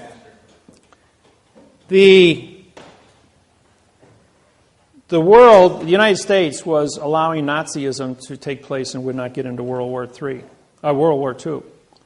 So the Post Office allowed the President of the United States, Roosevelt, knew this timetable. He knew that the Japanese were going to bomb Pearl Harbor on December 7th. 1 minute after the international treaty, which was signed, but he was 90 minutes early. The people, the Japanese pilots who were in the planes, because the rising sun is their symbol, thought it would be poetic justice to hit on the rising sun. But they couldn't bomb until 8 o'clock and the sun came up at 6:30. So their enthusiasm got the better of them, and they forgot about the timetables. And they were supposed to wait until 8 o'clock to do this. But because of time zone changes, somebody screwed up by 90 minutes, and they bombed the Hawaiian post office 90 minutes before the bankruptcy expired. And they bombed a country under bankruptcy, throwing the United States into a rage and allowing World War II to start. Of course, the United States population rose up, was very angry, and everybody ran in and joined the military, and the war became what it became. So there was, sometimes things get screwed up because there's other things on the table that are affected years later. Population control. Now, how about World Trade Center? Everybody watched this on TV 100 times. Heard all the stories and all the rumors, but you never know what really happened. Because I'm a have a nuclear physicist background along with a heat treat specialist, coefficient of expansions, and metallurgy. We have a building that's 1,300 feet tall. Now let's throw an anvil that weighs 500 pounds off the top of the building. How long do you think it's going to take to hit the ground, hit the sidewalk? 12.8 seconds. 12.8 seconds. How long did it take for the World Trade Center to fall down? Anybody know that? 4.8 seconds. And that's compressing all that concrete and steel. What does that say? That says somebody changed gravity, didn't they? Even if the thing was burning out of control, floor by floor by floor, it'd probably take 2 weeks to melt down to the basement. But to accelerate gravity at 3 times its normal speed? Now, I put this presentation on national television in 11 states for an hour with the blessings from physics professors and demolition experts from mining all over the United States. When they saw the presentation privately, they then said, put this on national television because this is the rest of the story that people don't know about. Now, when you core detonate the World Trade Center with C4. Now, in 1988, I told you I wrote the mathematical procedures to prove that all steel is plastic. Okay, there's a little thing called an iron molecule. And being that I'm a metallurgist, here is a cube. In the center of a cube, below 1650 degrees, you have one nuclei. It's called an iron molecule. When you heat that above 1650 degrees, it becomes what's known as a face center cube molecule, and now you have 6 nuclei. Iron is the only substance in nature that can change its identity. Once it becomes a 6 face-centered cube nuclei, this is now plastic. Red steel. Cherry red steel. Just like plastic. Tie it in knots, beat it with a hammer, make swords out of it. Anything you want. Heat glass at 2200 degrees and it's liquid. Pour it in anything you want, cool it off, you got glass. Take plastic at room temperature, tie it in knots, you got your plastic bottles, nice and flexible, doesn't break. Cool. Concrete. Pour that concrete block, it's liquid with lime, heated to 1780 degrees. As it cures, 22 minutes later, it turns into plastic. And the chemical reaction becomes epoxy resin. And then in a little less than probably 20 minutes, it turns from epoxy into concrete, and it goes into a center cube, making hard brick. So concrete, steel, and glass are all plastic. They all have a coefficient of expansion of 6.3. Anybody want to guess what the coefficient of your plastic soda water bottle is there? 6.3. That means that anything that's plastic will be affected by C4, plastic explosives. So you core detonate the building with C4 plastic, or thermite, which is a 6.3 also. When it detonates, it creates a bubble, 1,300 feet in diameter. When C4 detonates, it creates a shock wave of 85,000, roughly 85,000 pounds per square inch pressure.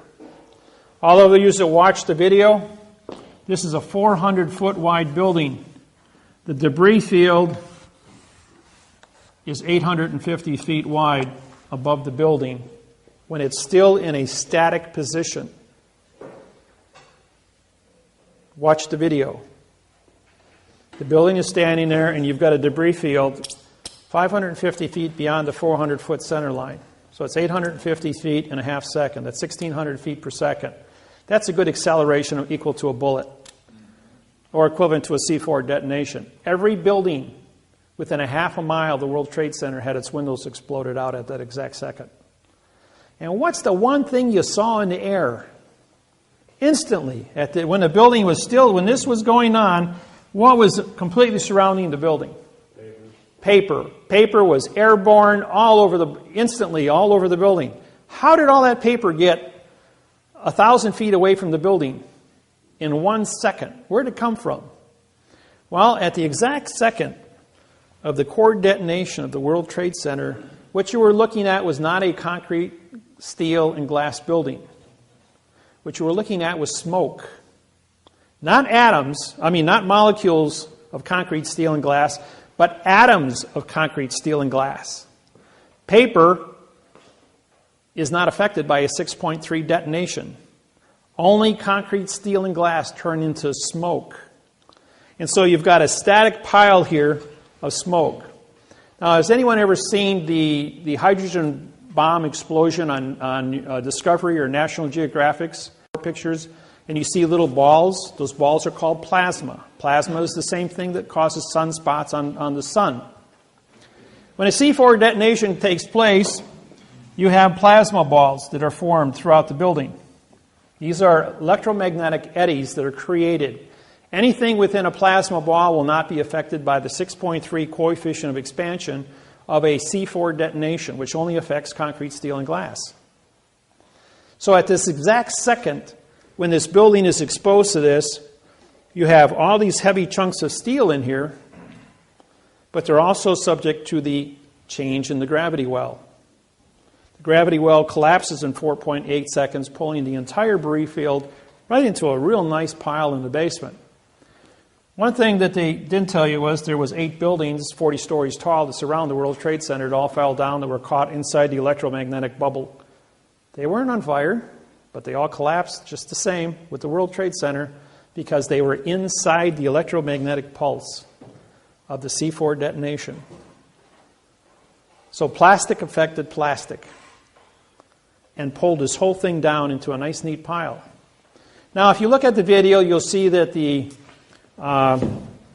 here's Long Island, here's the World Trade Center, and here's a big white cloud of asbestos. The entire World Trade Center is insulated with asbestos. 50,000 people a day work in the World Trade Center. 50,000 people for 30 years exposed to asbestos insulation. Anybody want to guess at what the lawsuits would be worth over a 30-year period? In the trillions of dollars against the United States government. Who owns the World Trade Center? New York City Port Authorities. Who owns the New York City Port Authorities? United States Department of Transportation. Who is owned by the United States Postal Service? Who owns the Treasury?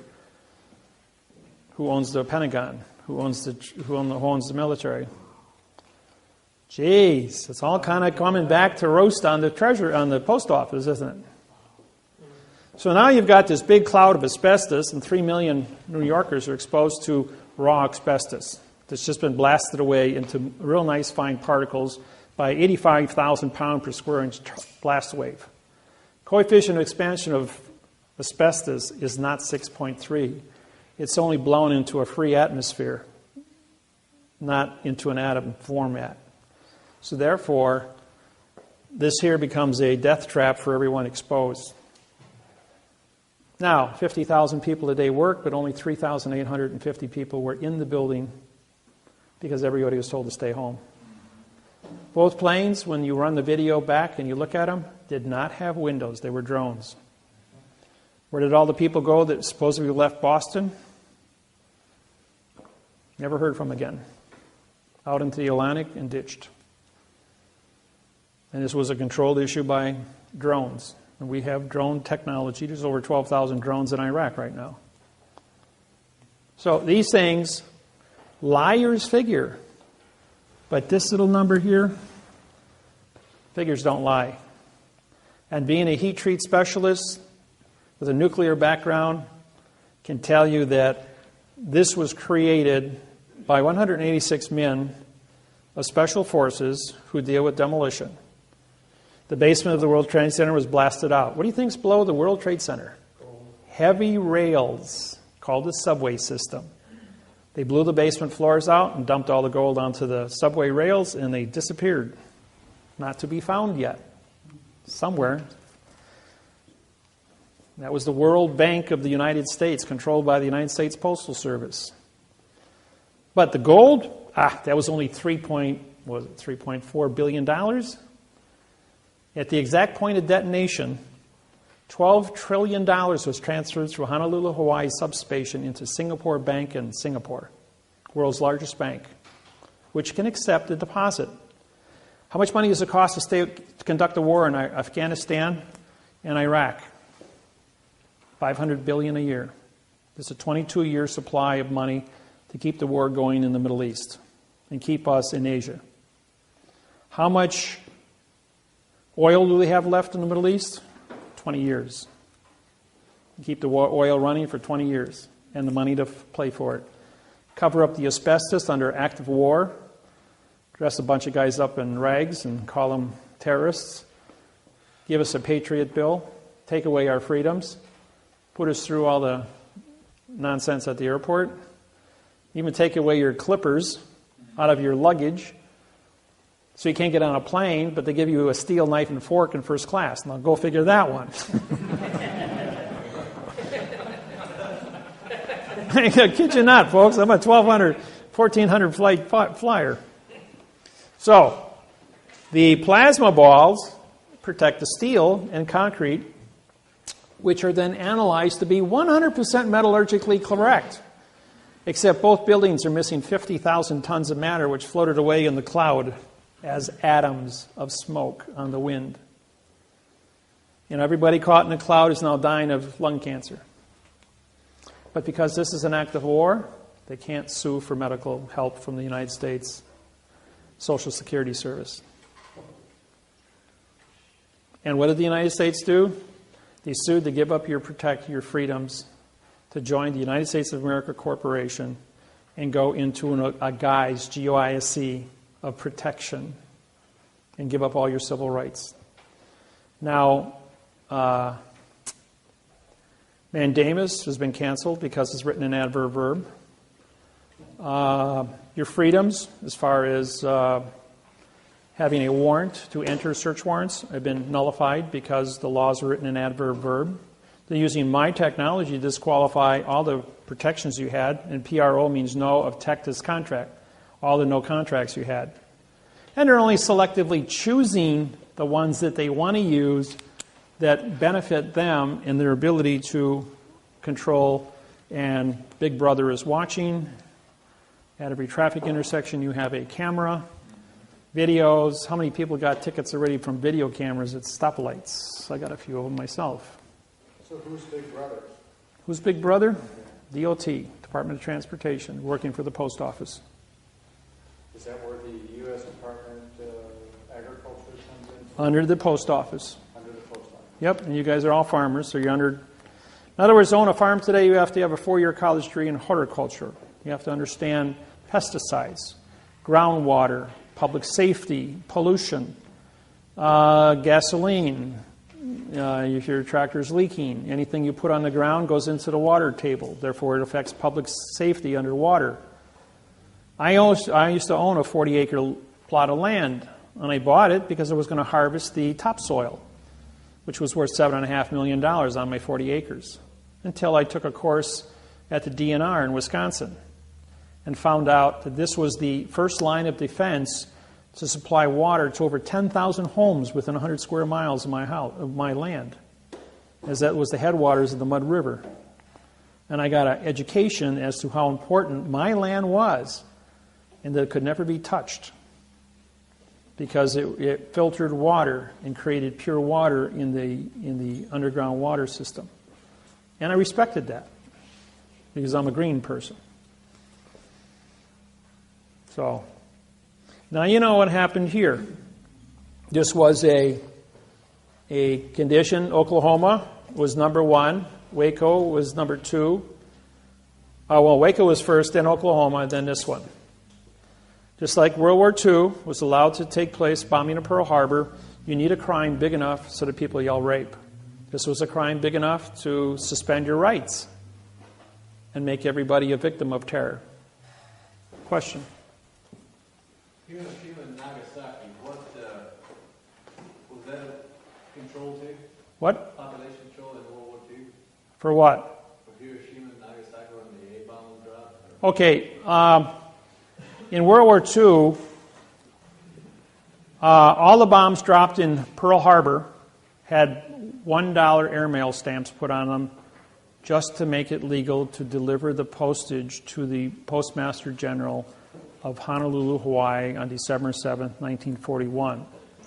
In 1945, a $1 airmail stamp was placed on Little Boy and Fat Boy and delivered to Hiroshima and Nagasaki airmail just to make it legal. And I have the video at home that shows the Postmaster General of Honolulu, Hawaii on signing his name across the $1 postage stamp, just like I sign my name across the $1 postage stamp on my lawsuits, just to make it legal to deliver the mail. All the bombs that were unexploded, and I talked with one of the survivors in Honolulu, Hawaii, who had a 500-pound bomb dropped and split a tree in front of his house. And the bomb had a $1 postage stamp on it when I asked him about it. He goes like, yeah, it was a $1 Japanese postage stamp signed right on there. He says, thought it was kind of peculiar. He says, the Army Corps of Engineering came out and defused the bomb, took it away. But it did have the $1 postage stamp on it, he said. And he was an eyewitness. So, yes? What is the significance of the $1 versus, let's say... There are no fractions in federal law. Everything is a whole number. That's your answer. That's You what. can't use a 2-cent stamp. No, you must use a $1 stamp or above. Must always be a whole number. Now, that's a good question. I'm going to switch gears here a little bit. When you read, now, you've been exposed to fiction grammar, but there's another thing that you don't see. It's called character spaces. All things went to computer now.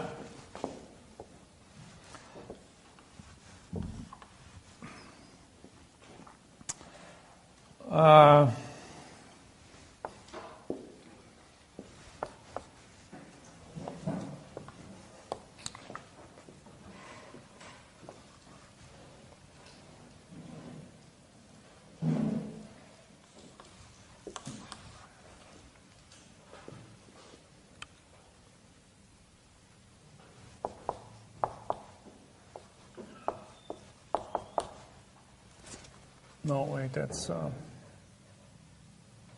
yeah. My spacing is wrong.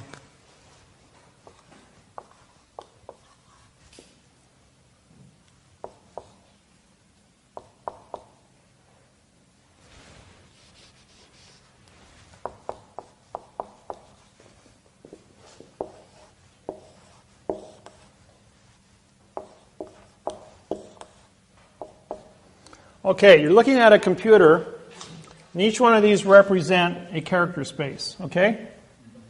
Now there's a rule in syntax, it's called the double space rule. If you were two spaces between words, you break the continuance of evidence, okay? Now here you're going along, you got space, space, space, space, 1/10, full space. This is actually two spaces now. So when you say, I saw the cat, this is an adverb verb. But there's two spaces missing here. So therefore, this is just a two-word phrase, and this is a two-word phrase. It's not four words. So therefore, watch your spacing. We have an attorney in Petersburg, Alaska, who uses 4 words single-spaced, 3 words double-spaced in each sentence for 22 years. Last year, I caught him. We went back and looked at everything he wrote in 22 years, all identical. 4 and 3 on every sentence. Never wrote a legal contract in his entire life. And he was the prosecuting attorney and working for the city in Petersburg, Alaska, never lost a case. But then again, he never had a correct case, and so him and the judge were in and on together. Therefore, it's a conspiracy. He knew what he was doing. Exactly. There was no mistakes there. When I take your mortgage contracts and I identify all the parts of speech in 15 pages, and I show that there's not a single prepositional phrase, that this is a document with 5,000 syntax wrong words and 1,000 words that mean no contract, and therefore you have 6,000 mistakes and 5,000 words. This is like building a space shuttle to go to the moon. It's an engineering exercise on 64 million mortgages. When Lloyd's of London got a copy of this, they canceled 64 million title insurance policies in the United States. If I'm blowing smoke, then what's the world doing canceling the United States contracts across the board, shutting down the mortgage industry? And as Pandora, yes, I'm responsible personally for the entire collapse of the mortgage industry and why all of you are probably in foreclosure right now. What does Bernanke's deal of $40 billion per month? $40 billion, that's nothing. But is that tied to this mortgage, to the syntaxing thing? No, he's just trying to put a Band-Aid on something, saying we're going to buy up all your bad paper. Now, for the mortgage people, and this goes with that.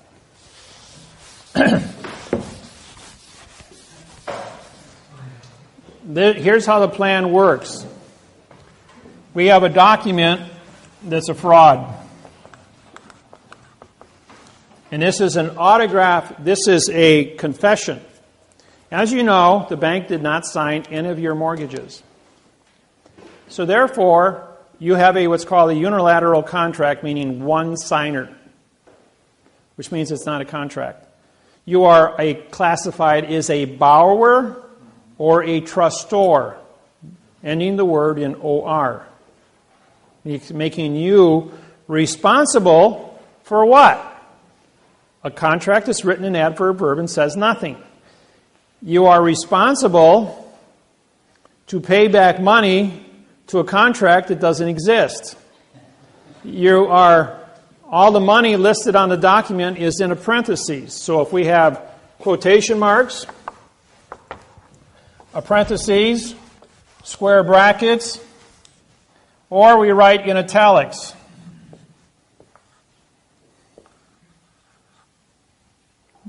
Kind of bad.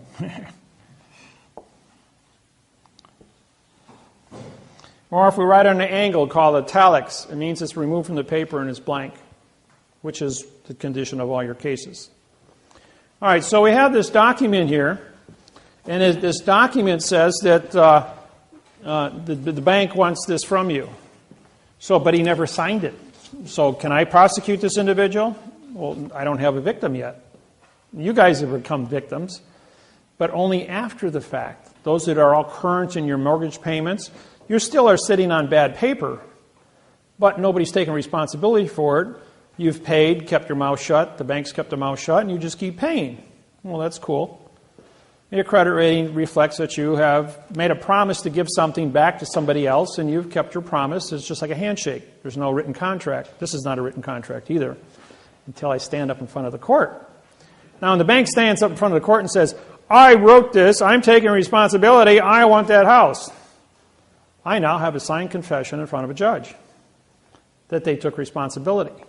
Now, it's my responsibility under Title 42, 1986, as a federal judge, to syntax this document and find out what it really says. What it really says is that the false and misleading information, fictitious conveyance of grammar, perjury, and deprivation of rights under coloring of the law was now a condition of criminal activity under Title 42, 1986. While engaged in criminal activity under Title 42, 1986, he had knowledge because there's 6,000 mistakes without any kind of modification. In other words, it's a perfect fraud. A perfect fraud because we're back into the no law or fact. And so now he's got this no law or fact document that he's confessed to. Well, from the first one that we did in January of 2008, which collapsed the entire mortgage industry and took the stock market from 14,000 down to 6 and back up again, and put everybody into your quandrum, why hasn't the bank foreclosed you after 90 days? Why didn't they just come out with the sheriff and kick you off the land? Well, that's because we still hadn't had the banker stand up and say, I did this. So when he did that, he now had what he did was on the 90th day, he filed a Title 46, Chapter 16, Section 781 salvage claim on your land. They killed the Indians, they stole the land, they sold it to an unsuspecting buyer back in 1800, and it hasn't been, or 1834, and hasn't been corrected to this date, and so the word is ailing, A-I-L-I-N-G. Comes from the word failing, with a square bracket around it.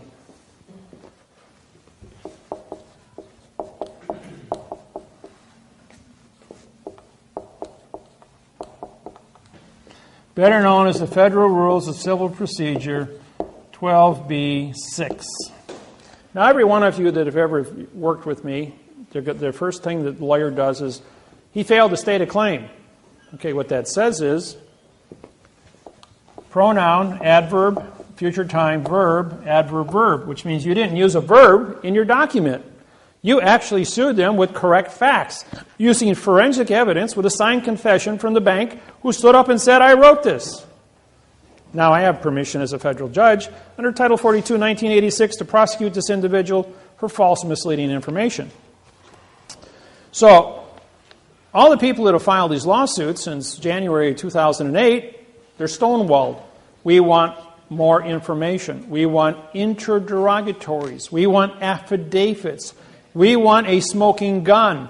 We want. The point is, the word interrogatory, INT, means no contract. Affidavit, AFF, vowel two consonants, means no contract. We want no contract. We want you to participate in nonsense for 3.5 years of no contract to keep you into a verb fiction.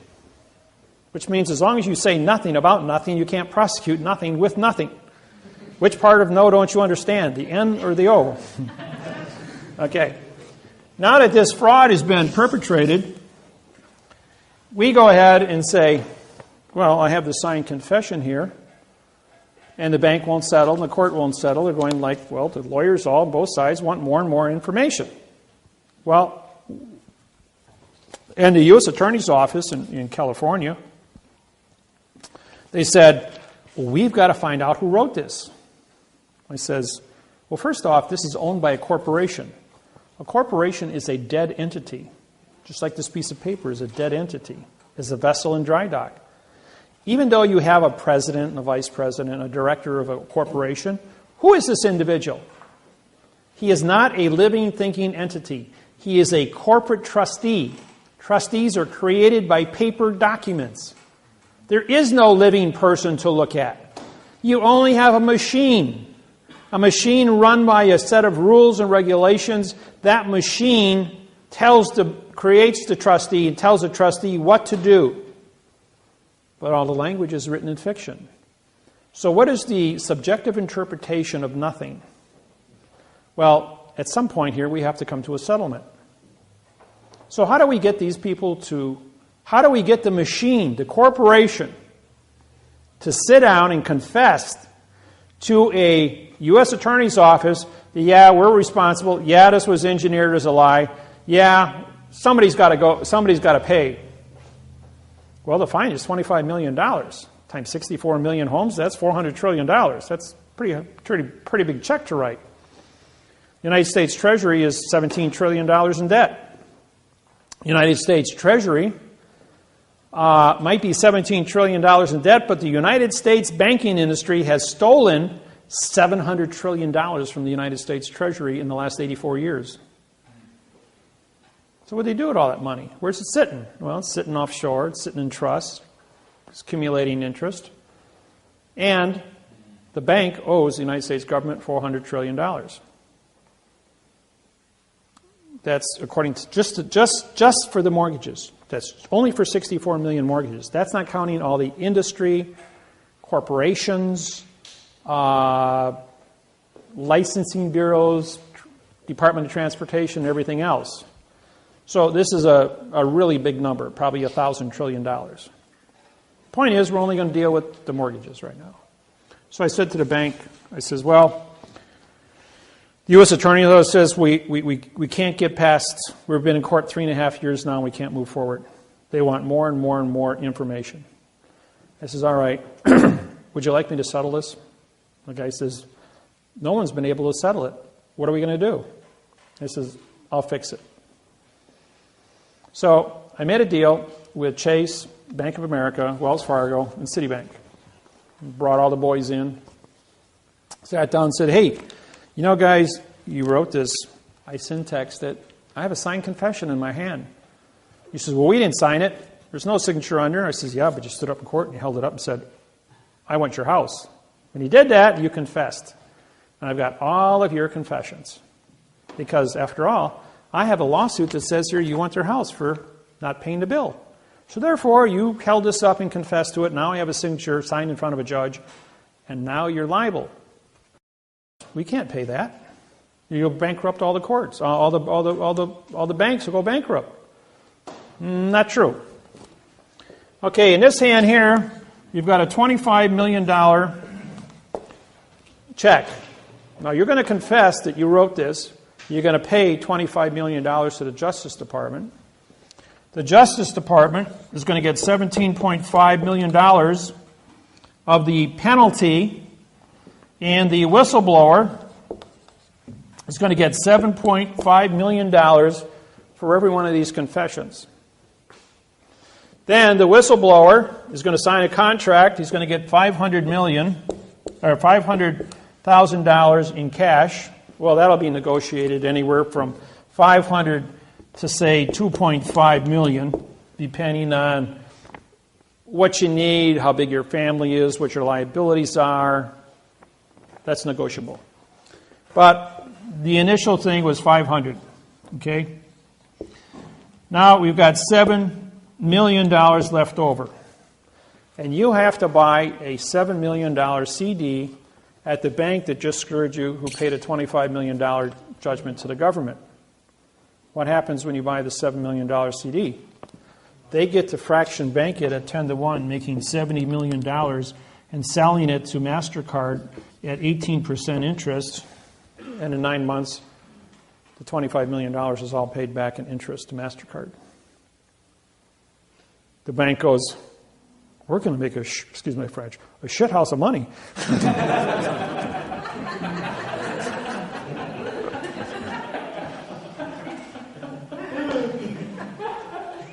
And the bank, 10 days later, walked into Kamala Harris's office and said, we got a check here for $26 billion. We'd like to settle this lawsuit. And all the homeowners get paid. March 6, 2012. 10 days after I met with the banks in Oceanside, California. Now that they had a remedy, the banks, Kamala Harris got $19 billion. The United States government immediately took $7 billion, stuck it into the Treasury in the state of California. Kamala Harris then had to hire a staff of individuals, screen out the applications, get all the forms worked, the paperwork done. I have those with me, by the way, for those that need the forms. That are involved with lawsuits with me right now. And the bank is waiting for their redeposit of the $70 million for every $25 million they paid out on. And this is I have all 50 federal attorney generals and 1,000 staff members, which are all assistant attorney generals, working with me on this. Now, they are hiring 3,000 more attorneys to work with the U.S. Attorney's Office to process 22 million foreclosures in the United States. When you divide 22 million by 4,000 attorneys, that's going to take a while, especially with all the paperwork involved. It's going to result in an $8 trillion a year windfall for a government that functions on $2 trillion a year and only collects $500 billion a year in revenue from the IRS, from taxes. So this is a 16-1 payback with my technology. Who am I? I am the cash cow of the United States Treasury. Why do they leave me alone? Why do they let me do what I do? because the United States government would not exist after 1997 if it wasn't for me. I paid off the last national debt in 16 months. They were $8 trillion in debt. They not only paid it back, but on November 2nd, 1999, we had $6 trillion surplus in the United States Treasury, entering the third international bankruptcy. And so now, as of last week, we were $17 trillion in debt. With this technology, it's affecting everything. And every single lawsuit, yesterday, Bank of America wrote a check for $2.46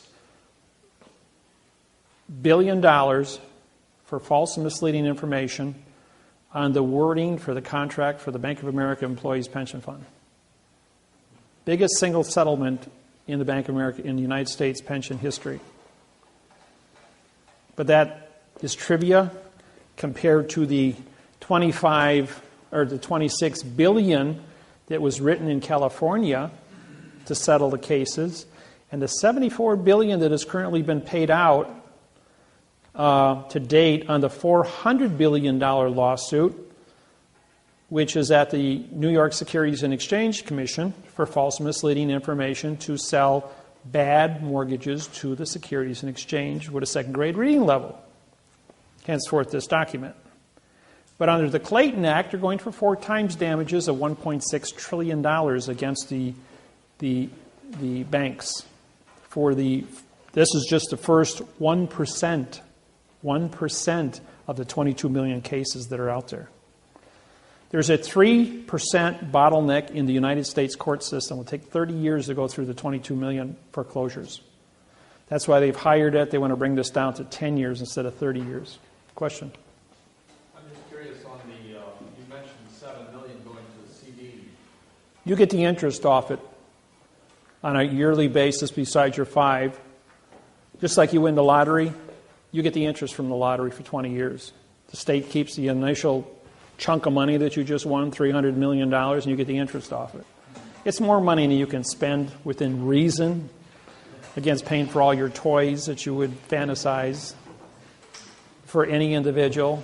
And it keeps, there really isn't any money around out there. Everything's got to be working. Interest is a working condition of money.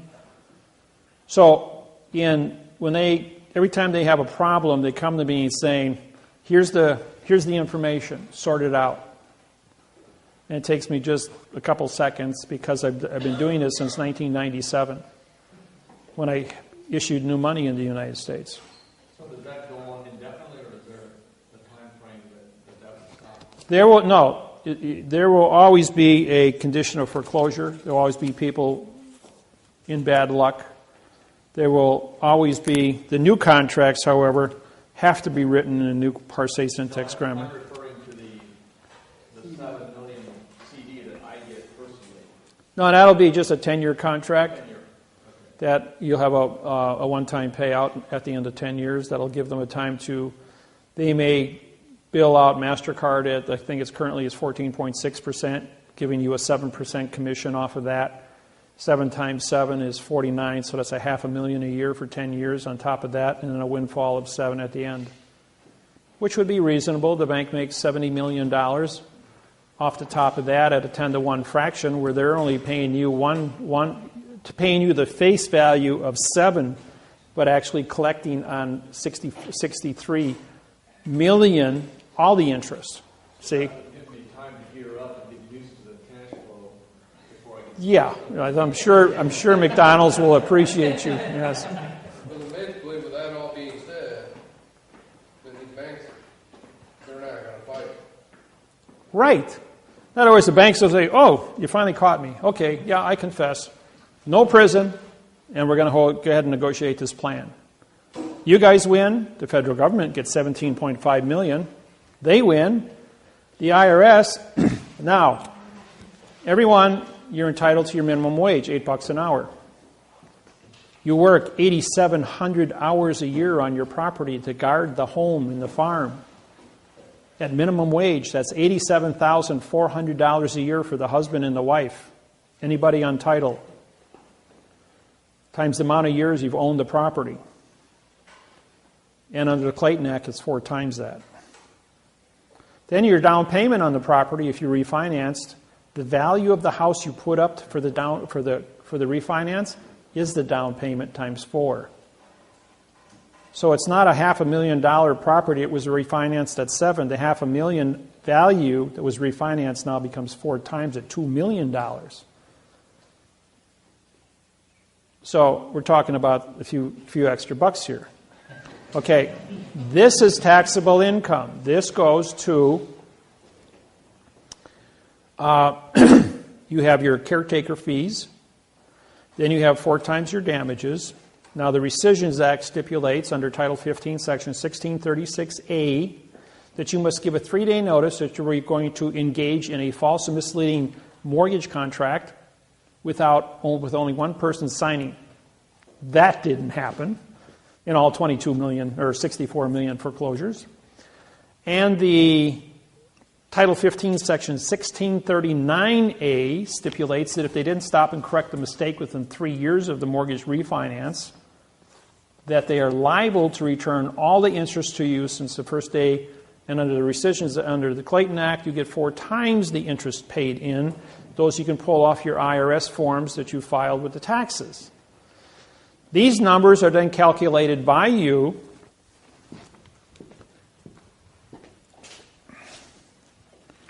let's see here.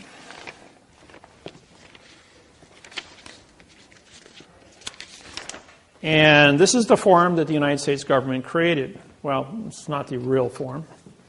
This form was originally written in adverb verb.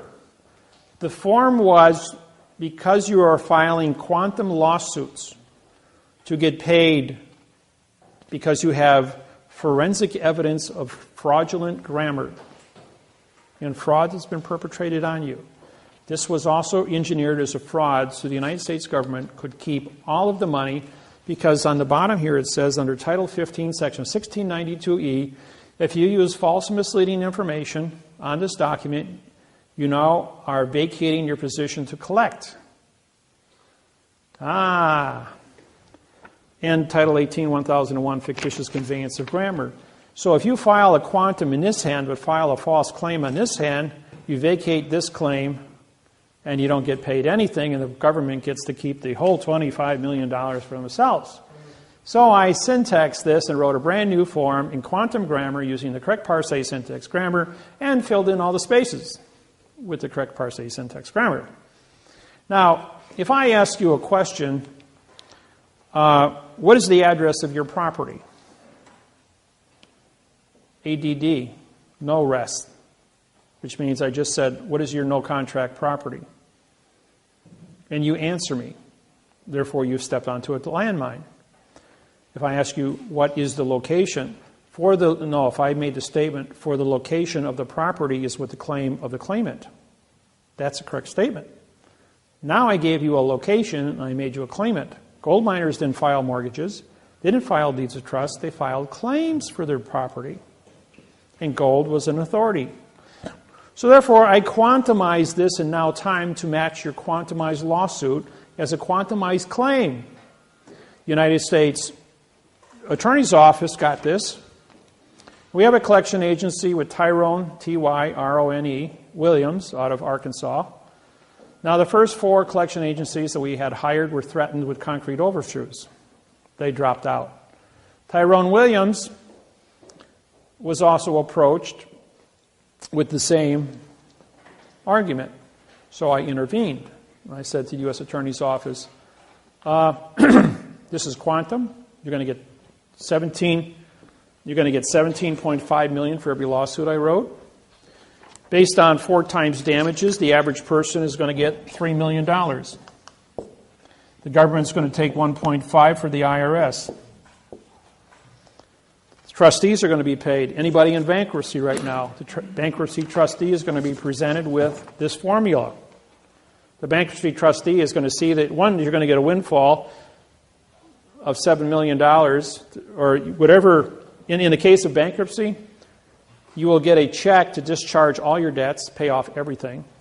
And whatever's left over will wind up being refinanced this way, plus whatever monies you need to be comfortable. This over here goes to the IRS. I don't know about the IRS liability of this. But if you add this to this, the average lawsuit I write is a $20 million windfall for the United States government. Now the judge says to me, we're going to dismiss this. This is gobbledygook. This makes no sense whatsoever. I said to the judge, I says, you know, Your Honor, I'm here in Honolulu, Hawaii, as judge in front of Judge Kern. They got 22 people here. I'm a claimant in all the lawsuits. I says, $25 million a pop, plus $3 million for the IRS. That's $28 million a pop. I says, I don't know what your pay grade is. I says, but you start costing the government $28 million for every person sitting here, times 22, that's $1.4 billion. You're not going to have a job very long. I recuse myself. Well, before I get kind of getting ahead there. After I said that to him, he says, who are you? How dare you talk to me like that? I held up my oath of office and says, I'm the Chief Federal Judge of the Hawaiian Islands, and I believe I have a warrant for your arrest over here. And right then and there, he recuses himself and he walks out of the courtroom. Well, in comes another judge, Kobayashi. I want appearances. So I gave my name, and first thing out of my mouth was, I says, I saw you standing in the door, so I heard you. I know you heard what what Judge Kern just heard. I says, and I looked at my list and says, I believe I have a warrant for your arrest. And he ran out of the courtroom too. Then Judge Mulloway, she's the chief federal judge of district court in Hawaii. She comes walking in. I know you don't have an arrest warrant for me, she says. She says, because I was appointed by President Obama just last year. This is all fair enough, you know. I'm still the chief federal judge here, and you're a district court judge.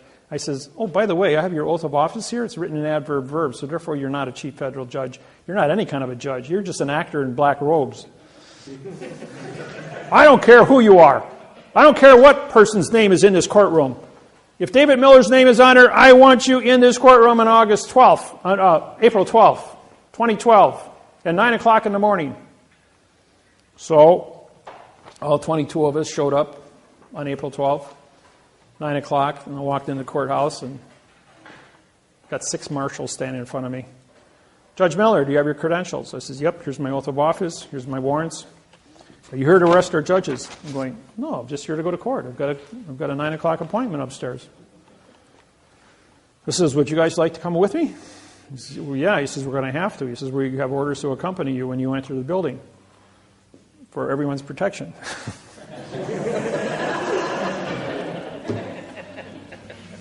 It says, who are all these other people? I says, oh, we were ordered to be here, along with all the attorneys and all the mortgage companies. He says, well, you're the only ones here. What's this all about? I says, I put a 15-month freeze on all the foreclosures in the Hawaiian Islands. And 5 of the 6 marshals were in foreclosure. They all shook my hand going, oh, thank you for not having us kicked out of our home. So they were all in my, I said, would you guys like to come upstairs with me? So we all tiptoed upstairs in Kern's office. We go walking in. And as soon as I walked in the door, Judge runs out of the courtroom because I got a warrant for his arrest. And I walk up to the clerk and says, well, we're here. Where's Mulloway? He ordered us to be here. And he says, oh, I'll go check. Runs in the back room. There's a whole bunch of screaming going on back there. The clerk comes out all red in the face, and he goes like, the judge has ordered the courthouse closed and ordered his courtroom closed, and everyone is ordered to vacate the building. I says, well, where's Judge Mulloway? You got to go down to the clerk's office and find out. I says, well, the judge has ordered the courthouse closed. So the 6 marshals and I, we go down to the clerk's office, and I have a order opening the court up, ordering with me. I was prepared for all this. I walk to the clerk, says, I'm ordering the courthouse open as chief federal judge. He stamps it, signs it, and I sign it. I said, by the way, where is everybody? Well, the phone's over there, go call. So I called the chief judge's secretary, and she picks up. She says, all the judges in the courthouse are on a plane flying to San Francisco. Judge Kern is the only judge in the courthouse, and he ordered the courthouse closed, which is illegal, can't shut down the federal government. So right then and there, I says, all the judges committed treason, vacated their posts, and left the country because they're in international space. So now we got a new complicated lawsuit that I'm putting together. So Every time I show up in Honolulu, it's World War III, you know. It's so these forms were critiqued so that they match your quantum lawsuits, so that you have. I've taken all the precautions necessary so that your language is correct. I took all the boxes off the paperwork, so there's no boxes. The only thing, when the judge, when somebody asks you a question, like, what is the location of your property? Well, you have to have all the words defined, which is in the lawsuit. You have to have your name and address to be legal as far as understanding what an ownership of location is. That's in the lawsuit.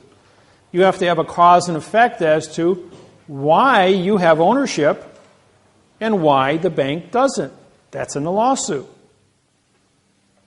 Because possession is 9 points of the law, and no one ever gave you a legitimate contract, and you've been the caretaker, trustee, and guardian of the property, which puts you on it, and there is no contract. And I mean the word "no" is an adverb, making contract to be a verb, which is an adverb verb fiction. So there is no paper in existence on planet Earth that says you do not own the property as being the original settler on the property. As the American Indians, even though we know the military moved them off, didn't have writing. They didn't have treaties. There has never been a correct parsing, syntax, grammar contract written for that object, and because you are the only person on it, under the maritime law of salvage, are the only people that have ever existed as original owners. Do you have a mortgage? The answer is no. Do you have a debt? The answer is no. Do you own the land? The answer is yes, because possession is 9 points until somebody can show you a correct parsing, syntax, grammar contract that says otherwise. So if the world of fiction wants to play the world of fiction, that's one thing.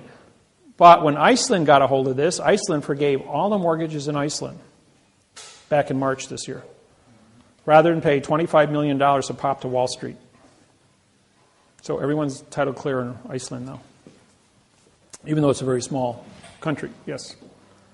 Now, if you're a good old boy and you just bought a place and everything's current, how would you go about knowing the documents fraud? How would you go about? Would we have to get in contact with you? Or? You can bring a lawsuit against the bank with the existing contract that you have right now and follow the procedures of suing for false and misleading information. Excuse me. On the contract and showing where the bank had Lodial, L-O-D-I-A-L, title to the property. If you're the only person standing and nobody has claim to it and you're on the property, under 1 year moratorium, technically you own the property.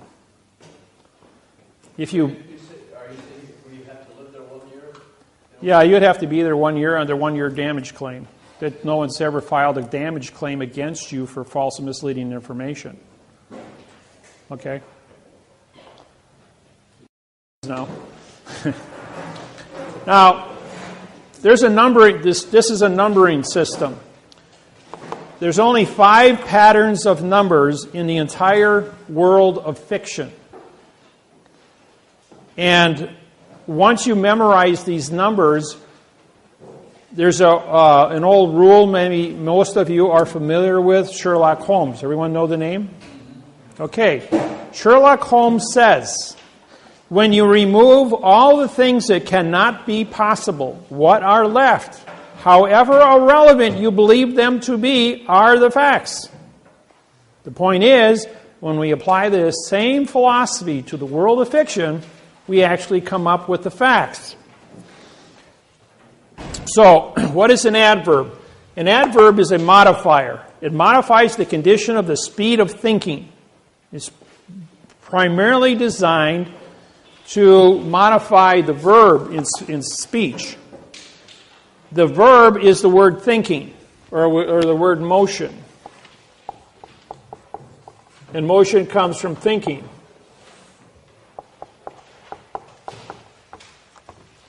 So the adverb is a modifier of speed. Now, when you modify something, you change it from its origin. Well, if it's not origin, it's perjury. Simple as that. If it is not the fact and you changed it, that's perjury. I don't care what language you speak, I don't care what country you come from, 8 billion people understand the word perjury. And so you've told a lie because you've created an opinion.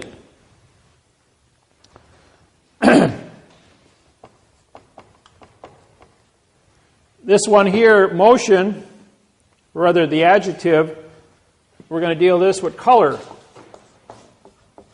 Anybody want to define color? Explain to Helen Keller, who was born blind, what the color blue is, or color red, or yellow. You can't explain color to a blind person. Turn off all the lights. You see, black is the absence of energy. There is no such thing as a negative. You can only have different degrees of energy in the universe. There is no such thing as a negative. So take this room, for instance. We've got thousands of candle powers of fluorescent light, and it's very bright in here. But let's go to midnight, turn all the lights off in here. It's so dark that you can't see the hand in front of your face. Or go into a cave underground. And I was in a cave. I have my little tiny LCD flashlight on my keychain. And they turned off the lights for about a minute, so everybody's eyes were fully dilated. And I turned that little light on, and for 300 feet down the cave, you could see everything clear with just that one little LCD light. Or you take a football stadium that holds 70,000 people at midnight, no moon, absolutely black, so you can't see the hand in front of your face, and just light one candle. An entire stadium will be illuminated that you can see by one candle, because you have black, which is just the absence of energy, but even the smallest spark of energy creates an illusion, will give you the reflected illusion that is necessary. So you can't prove a negativity. The adjective, ADJ, means no contract because the IVE is contract. And the adjective is going to, color is an opinion. And an adjective cannot exist unless it is followed by a fact, because the color has to be able to modify something. The word black pen, black is a fact. Pen is a fact.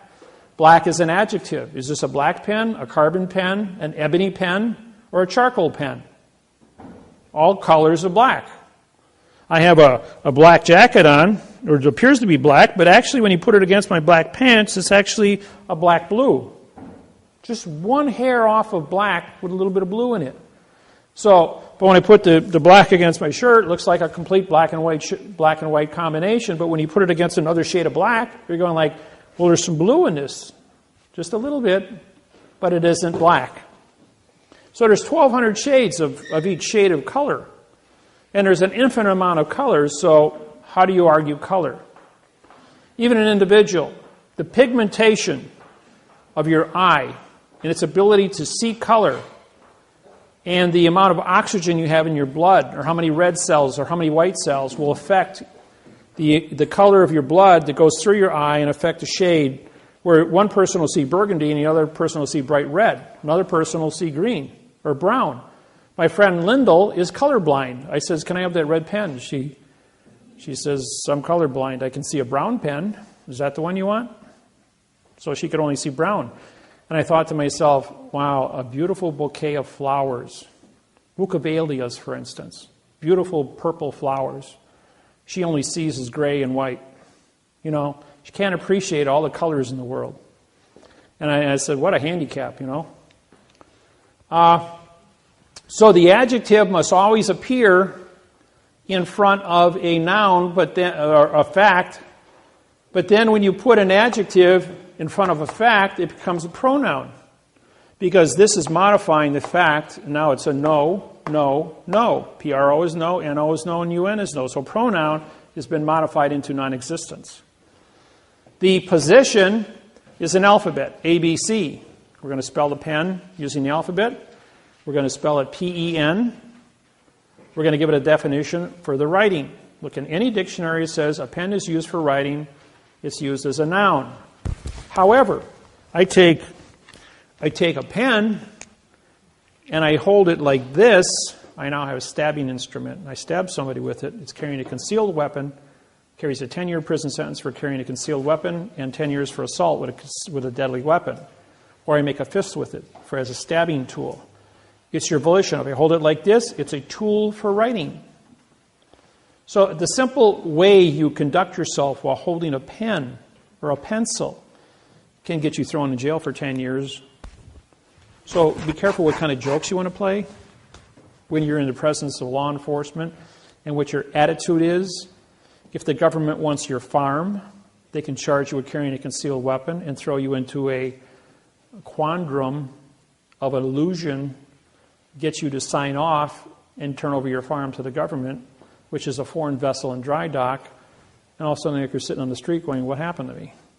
I was writing a check for 1 minute, and next thing I'm guilty of an assault with a deadly weapon in a bank with a ballpoint pen. What kind of nonsense is this? See how easy it is? My buddy, he's an electrician, gets pulled over. Cop sees a piece of copper, 1 inch in diameter, with tape wrapped around the end of it. So, I see you got a club in the car, carrying a concealed weapon. He goes, no. And he says, well, I'm going to charge you with carrying a concealed weapon because you have a club in your car. He says, I'm an electrician. I just got done wiring a 600 amp, 600 volt circuitry system. It runs a 1 inch wire. And that's the end that we put the tape around and connect our rope to it, and we pulled it through the line. When we got it on the end, we just chop it off, and I'm taking it to the junkyard to scrap it out. I'm going to charge you with carrying a concealed weapon, $2,500 fine. And he goes to court, and they sue him for $2,500. And he calls me up, and I intervene, and he gets his refund back, and they drop all charges. Just because I said, can I see the correct sentence structure, communication, parsing, syntax, language for carrying a concealed weapon? Oh, doesn't exist. Well, then how can you charge somebody with something that doesn't exist? Give him his money back. By the way, it shut down Adams County for 3 months, that little sentence. Because the man who charged him $2,500, the real judge walks out of the courtroom. His brother-in-law is a plumber. He's in the hallway. And I followed the judge out. I'm just standing there, got my suit on, look like an attorney. And the judge goes to us, hey, put my robe on and go in there and take $2,500 off this guy. And put him in jail for 30 days. So the brother-in-law, being a plumber, puts on his robe and walks in there and says, I'm the judge, give me $2,500. You're 30 days in jail. And the sheriff arrests the guy and puts him in jail. I make a call down to the chief judge at Federal District Court in Madison, Wisconsin, and I explain just what happened. And they shut down the county. Half the people got fired that worked in the county when they found out nobody had an oath of office. None of the judges, none of the clerks, none of the police officers. I mean, it was a complete rout. Don't think because they're public officials that they're legal. There's a movie that just came out a couple of years ago at Denzel Washington, where he's a drug dealer. When he blew the whistle back in the 60s, 60% of all the police officers in New York City and Manhattan Island were arrested as co-conspirators for drug dealing. 60%. Huh? No, Serpico is a different one. A lot of people went down on that one also. But this is where a drug dealer turned state's evidence under the False Claims Act. And Compton is the second largest county in the United States, next to Los Angeles County, was taken over by the Crips and the Bloods. When the FBI went in there and broke that up, 60% of all the people that worked in government, from judges, attorneys, police officers, clerks, all went to prison. And Compton was under the jurisdiction of Los Angeles County for 8 years before they were able to reform a government. Don't think it can't happen. Yes? So what can we do when we have a county sheriff that has the oath that they've been using for years, the one that is on file currently is completely void of any Send it to me in an email. I'll syntax it and send it back to you. In Hawaii, we have 92 judges. We syntax all 92 oaths. When the Hawaiian kapunas walk into court, they hold up the oath and say, you have false and misleading information. You're not a judge. We have the clerk's false misleading information. And then what they do next is they prick their finger and put blood on whatever document was brought them into court, saying it's called koko. Hawaiian word for blood is koko. Well, the paper is fraud. The language is fraud. The blood is human. Therefore, it's real. How does fraud and fact come together? Can't. Vacates the contract. Therefore, they don't have authorization, they don't have an oath, and the cases are vacated and the Hawaiians go home. That easy. So can we do that in court here? You can try it. You're not in a sovereign position like the Hawaiian people are, because you are a postal employee, but you did walk into a foreign vessel in dry dock under false pretenses. So it's easier to take the paperwork that's generated by the state in fraud. If it exceeds $21, now it becomes a federal crime under false and misleading information. A lot of times, like in March, I was in Honolulu and I sat in on Kern's court. There were 13 felony cases brought in facing $5,000 to $10,000 fines and 2 to 10 years in prison. Judge says, so your lucky day, ladies and gentlemen, as each one of the people were brought in. They all got $20 court costs in case were vacated in front of me. Nobody knew what happened, but the judge and I did.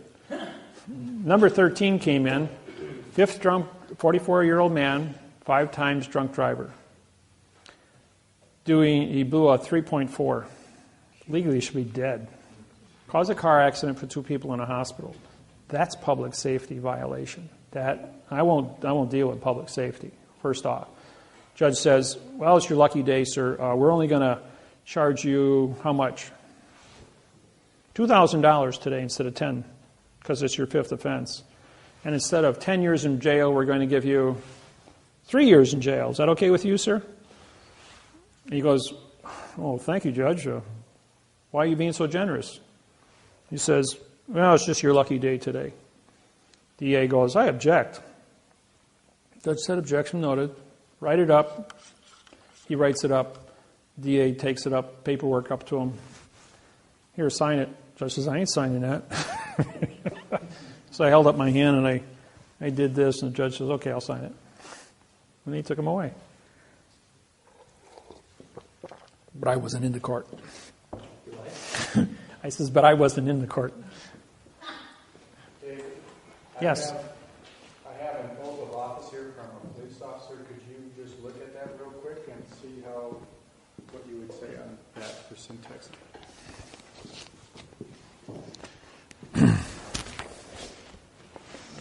I'll even put it up here on the board. It'll be a good lesson for everyone here. Meantime, you can ask me a few questions. How's that sound? I got a question. What Paul was referring to on the oath of office for that sheriff, Yeah? the oath of office like that is filed, but every line is completely blank, nothing written in. And that's a certified copy. We're just going to use this as the person's name. Okay, if it's more than double spaces, what you have is a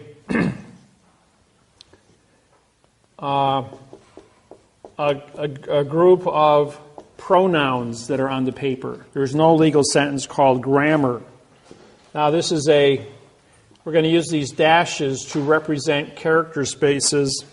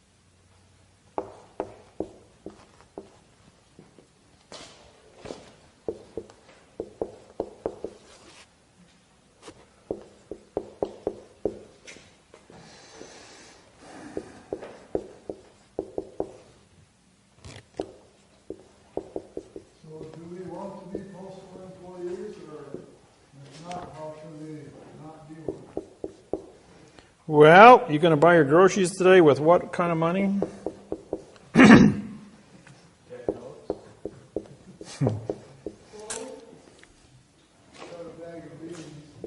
Well, if you want to go, you go ahead and barter.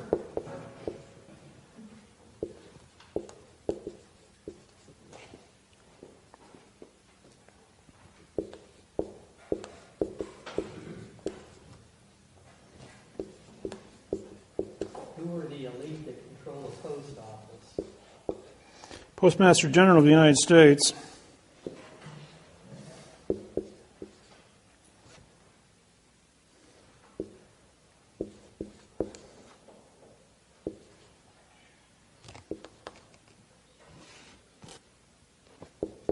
Wouldn't it be better for you to run for Postmaster General than President? I appoint the Postmaster General, who would be my business partner, Russell, who is also a Postmaster General already. I was going to say, he already is, isn't he? Yeah.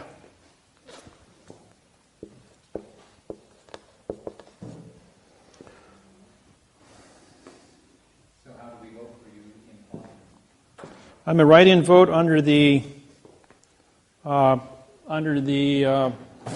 director party. Is that listed? You got to write it in. Yeah, to write in director also. Yep. Everybody's been given instructions on my website. Is it possible to do that on an electronic voting machine? Yep. Do you have to be registered in order to go in and vote? Yep.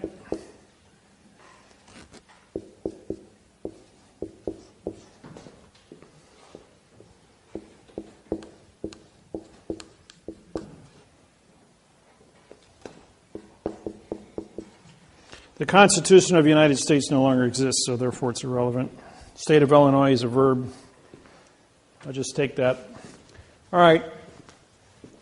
This is a I, comma, so this is a pronoun for.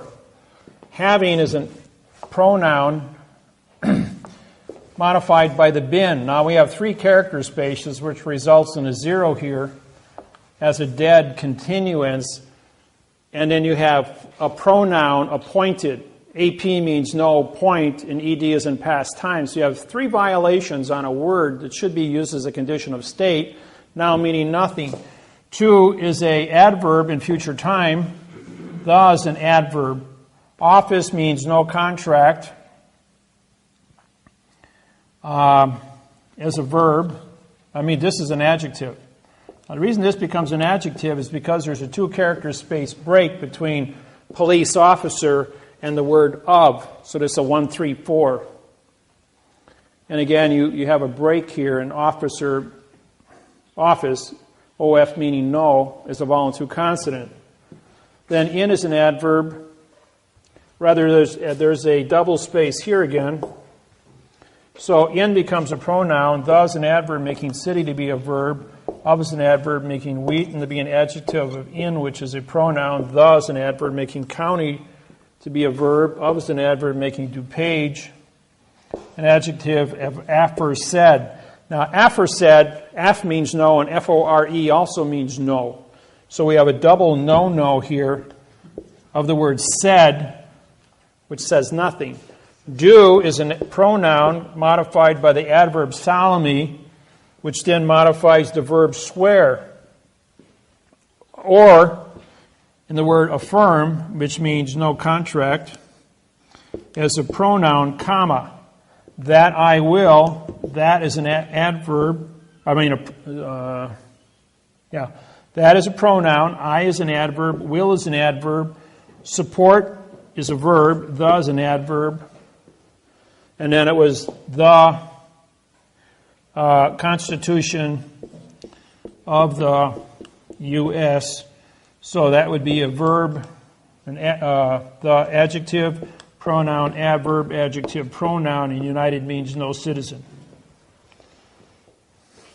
Where's my prepositional phrase, 5, 6, and 7? That's a $25 million fine and 30 years in prison. He's carrying a gun and a badge without authorization of an oath of office. That's 12 officers, that have to. Yeah, and that's exactly what you've got. And when I do this, just like when the marshals surrounded me in Honolulu, I said, You know, guys, I got a signed confession of all you guys. You all are facing 25 years in prison as organized crime running the government. Is the reason all these oaths are irrelevant or wrong because the corporation took over the United States government in that time? They have to maintain a condition of zero. The word comes from the word alien, remember? Alien means corruption from the beginning. We killed the Indians, stole the land, sold it to an unsuspecting buyer. Simple as that. All right, because they were corrupt in the way they conducted themselves, took over this country, bastardized grammar for 8,500 years, they have to have one condition of contract. That contract must be in fiction at all times. You can never prosecute an individual for nothing. You can never prove nothing. You can do nothing wrong with nothing.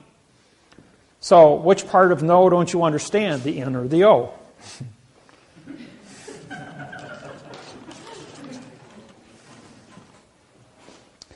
And, you know, when you look at this, for you to go ahead and say, all right, anybody feel like a pronoun today? I. Where's your condition of contract? For the I? Why isn't there a name here? What it should say is for the person's first name and second name with the punctuated words. With the knowledge of a contract, not appointed. He has to sign a contract. I mean, why would he do the oath? He believes the oath is a contract. But here he's taken a position that he was appointed. Today it's mandatory that anybody that's a county sheriff has a 4-year college degree in criminology.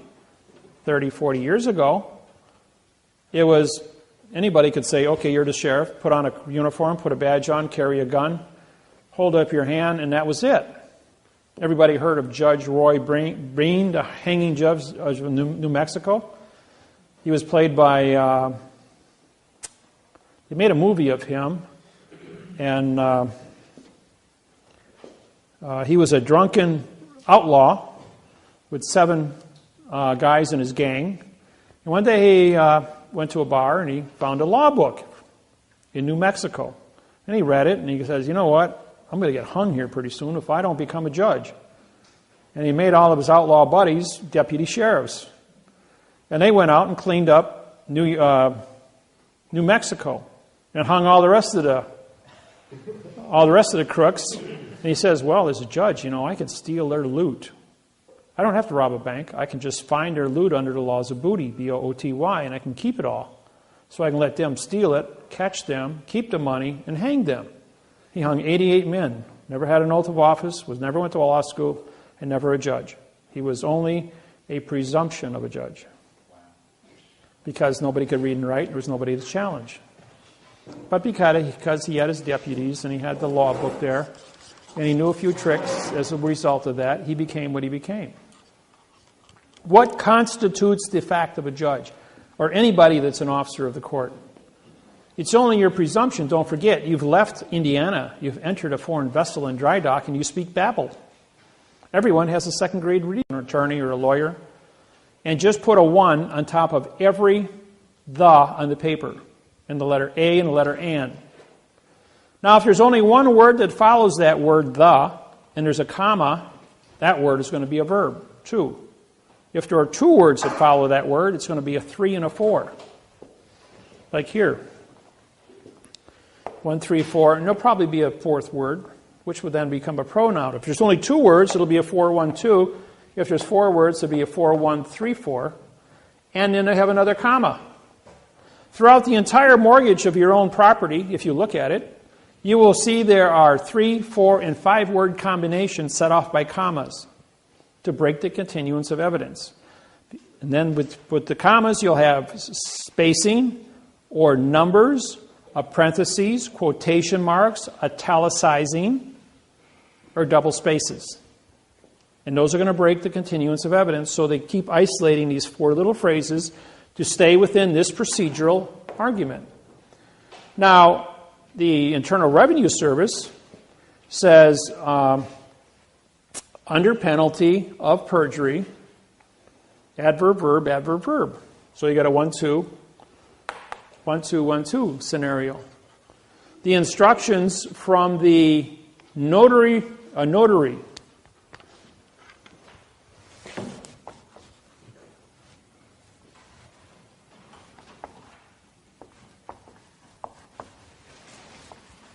no contract.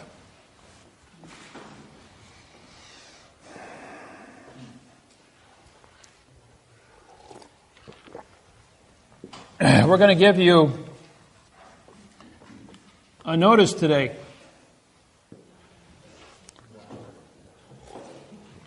Which is not ice. We're going to give you a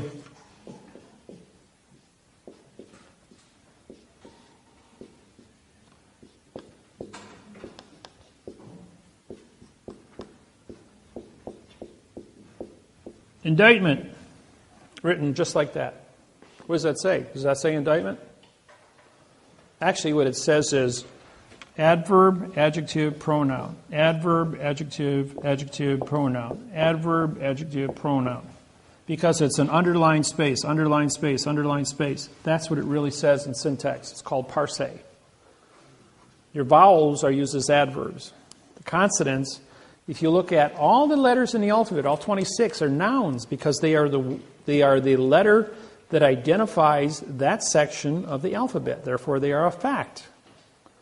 But when the fact is used, followed by put in front of another fact, it's an adjective pronoun. But if it's a letter and it's a single vowel, A, E, I, O, and U, it becomes a adverb.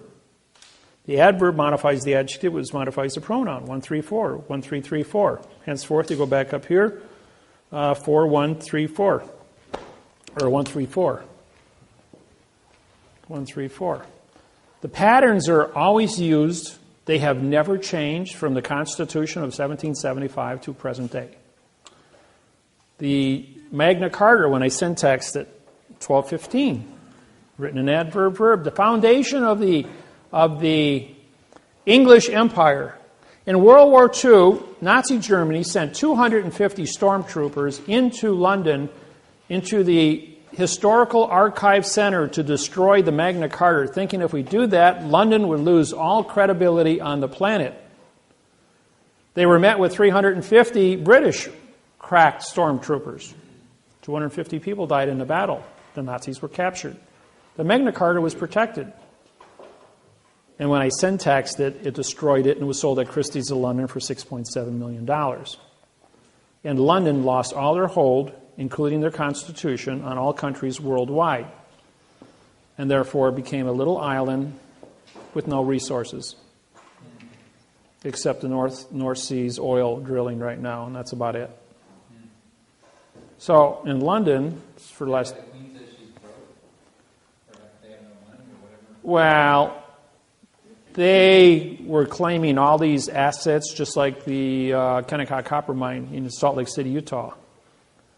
Queen Elizabeth was reported to own that until I syntaxed the mortgage contract and showed it was fraudulently conveyed. How does a adverb-verb statement say you own anything from a foreign land? That got kicked out. Deutsche Bank, Germany, been buying up all the stuff all over the United States.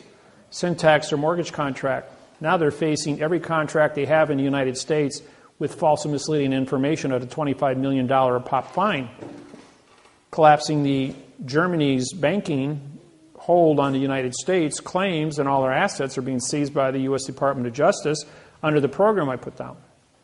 Yes? Going back to oaths, there's 3 specific Indiana State Police troopers that I've been trying to get oaths from, which I haven't gotten anything on paper yet. I asked them in person when they showed up at my house, which they totally ignored. Later, I sent by certified mail the oath request form with the code, the Indiana code that specifically pertains to that, and got nothing. I called Indianapolis, talked to the director or somebody at the state police headquarters, who told me on the phone that they never get anything on paper. They do an oral oath after the academy, and that's all that exists. Send the complaint to the Attorney General, who directed me to, I can't remember the name of the office, Corporation Counsel are responsible to the police officers to protect them against any lawsuits of civilian. Okay, they sent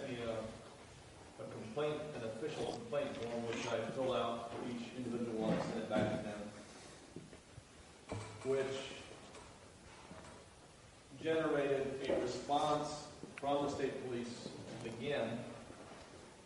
And this time, that response, this is on paper this time, says when the officers graduate, they get their copy sent with the individual officer, and they do not retain. So now I got two different stories, and still nothing. Secretary of State's responsible for holding all oaths of office, whether it be an attorney's office, judge's oath goes to the Secretary of State. If the population exceeds 500,000 people, they keep it in the house, like Indianapolis. Otherwise, every, I think South Bend is also, Gary's over 500,000 people, and so is South Bend in Indiana here. They would keep the judge's oaths in-house. Otherwise, all the smaller counties would be forwarded to Indianapolis Capital with Secretary of State. Secretary of State, and that includes the state police? Yes, yeah. Anything that's smaller than 500,000 goes there. And your federal courts are set up in 500,000 population sectors within a state. Was the state of Indiana, what, 8, 9 million people? 6 million? Yeah, so you'd have 12 federal jurisdictions here in the state of Indiana as a result of that. Thank you. Like you look at Los Angeles, 40 million people, you got 80 federal courts in Los Angeles County alone.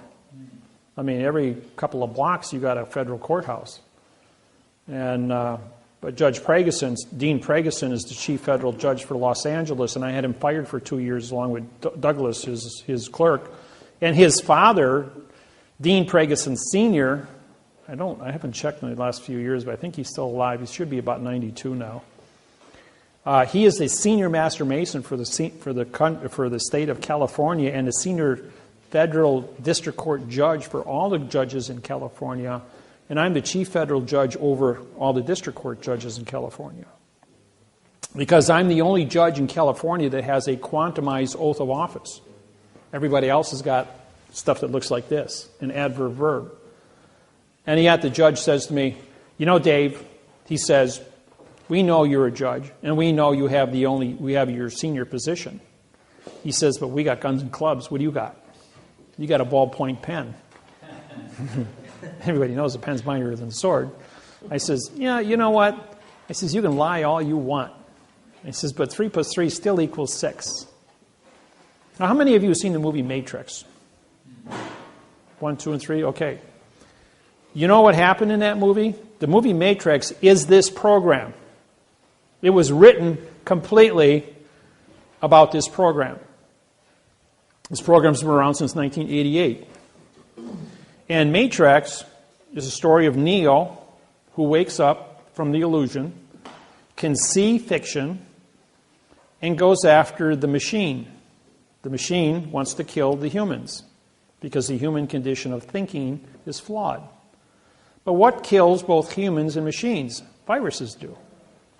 The machine can't fight the virus because the virus can multiply itself exponentially and get inside the workings of the machine. And as well as the virus can infect or multiply itself and then go and kill humans in their dream state, because the illusion of a negativity virus exists as a danger. So Neo, as the fact, 3 + 3 = 6, says to the machine, the enemy of my enemy is my friend. Susan Art of War. And the machine says, I have no remedy for Smith. So Neo says, well, I have a solution. If you promise not to hurt the humans in Zion, I will go ahead and take care of Smith. The machine says, all right, we got a contract. If you destroy Smith, then I'll leave you live. I'll call off all my drones, and anybody that wants to go free can go free. Henceforth, the architect. Now that little scene of the architect and Neil's ability to communicate with the architect, saying, we've been here 6 times before. And Neil says, choice. It's all about choice. Remember about who God is and what the devil is, what good and evil is, what choice is? Making decisions in life. Understanding the fact in the fiction. So Neil says, well, I understand the fact. When I can see the fact, and I know that in a dream I can do anything, I can be Superman in the dream. Says, okay, I can go out there and play the Superman routine. I can fight Smith. I can fight the machines. And I can win all the time. So finally it comes down to the confrontation where he makes a contract with the machine. And then the next thing, bang, he's right back in the Matrix with Smith. But Smith says, we've been here before. And Neil says, yeah, that's right. He says, if you know, and he says, I brought a few friends with me, which is the infinity of fiction. 3 plus 3 equals 6. How many ways can you do it wrong? 3 plus 3 equals 7. 3 plus 3 equals 8, equals 9, 10. Infinity. So the power of negativity in infinity can be wrong indefinitely, which is what our world's been for 8,500 years, and I'm Neil. And I says, no, king's got new clothes. 3 plus 3 equals 6. And the world says, you must be mad. You must be crazy if you're going to use correctness, a mathematical certification, to identify our illusion and disqualify the entire 8 billion population of this planet and wake them up. You must be crazy to do that. You realize the damage this is going to cause? I'm going, 3 plus 3 still equals 6. You can't live a lie forever. And this planet is humans are relatively young on this planet in their ability to reason things out. So, Neil says to Smith, hey, we got work to do here. Let's get to it. So they'd have the big battle scene. And Smith, which is the fiction, representing all the things that aren't supposed to be, against Neil, who just represents 3 plus 3 equals 6, which is correct. And bang, bang, bang, bang, bang. And he fights and fights and fights. And finally, Neil says, all right, you win. You defeated me. And Smith says, well, even if you did defeat me, you'd have to fight number 2 just as hard as number 1. And we have an infinity amount of fights for you to do to prove that 3 plus 3 equals 6. So Smith goes, wait a minute. I've seen this before. This is wrong. But I fought so hard to get this. And now we go back to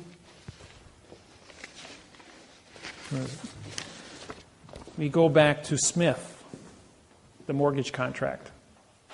Sometimes you have to learn through stories. Okay? We have a mortgage contract here, which is Smith, and I represent Neil. And the mortgage of fiction says, I'm going to conquer you. So what does Smith do? He absorbs, he touches Neil, and he turns him into Smith. He says, there, I've conquered you. 3 plus 3 equals 7.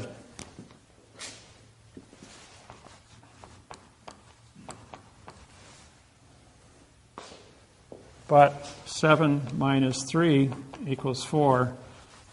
And 4 doesn't equal 3, so therefore, wrong. Boom. Smith number 1 blows up. Smith number 2 jumps in. I got a better answer. 3 plus 3 equals 8. But 8 minus 3 equals 5. And 5 and 3 don't add up. Boom, number 2. And at the speed of thought, the billions of Smiths that existed, infinity of wrong is destroyed. And like Sherlock Holmes says, when you remove all the things that can't be, what is left are the facts.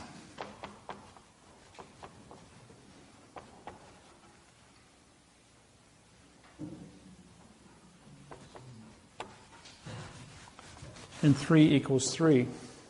So therefore, Smith is destroyed in a microsecond of thought. And what is left are the facts. And when I syntax this, when you remove all the things that can't be, what is left are the facts. A blank sheet of paper.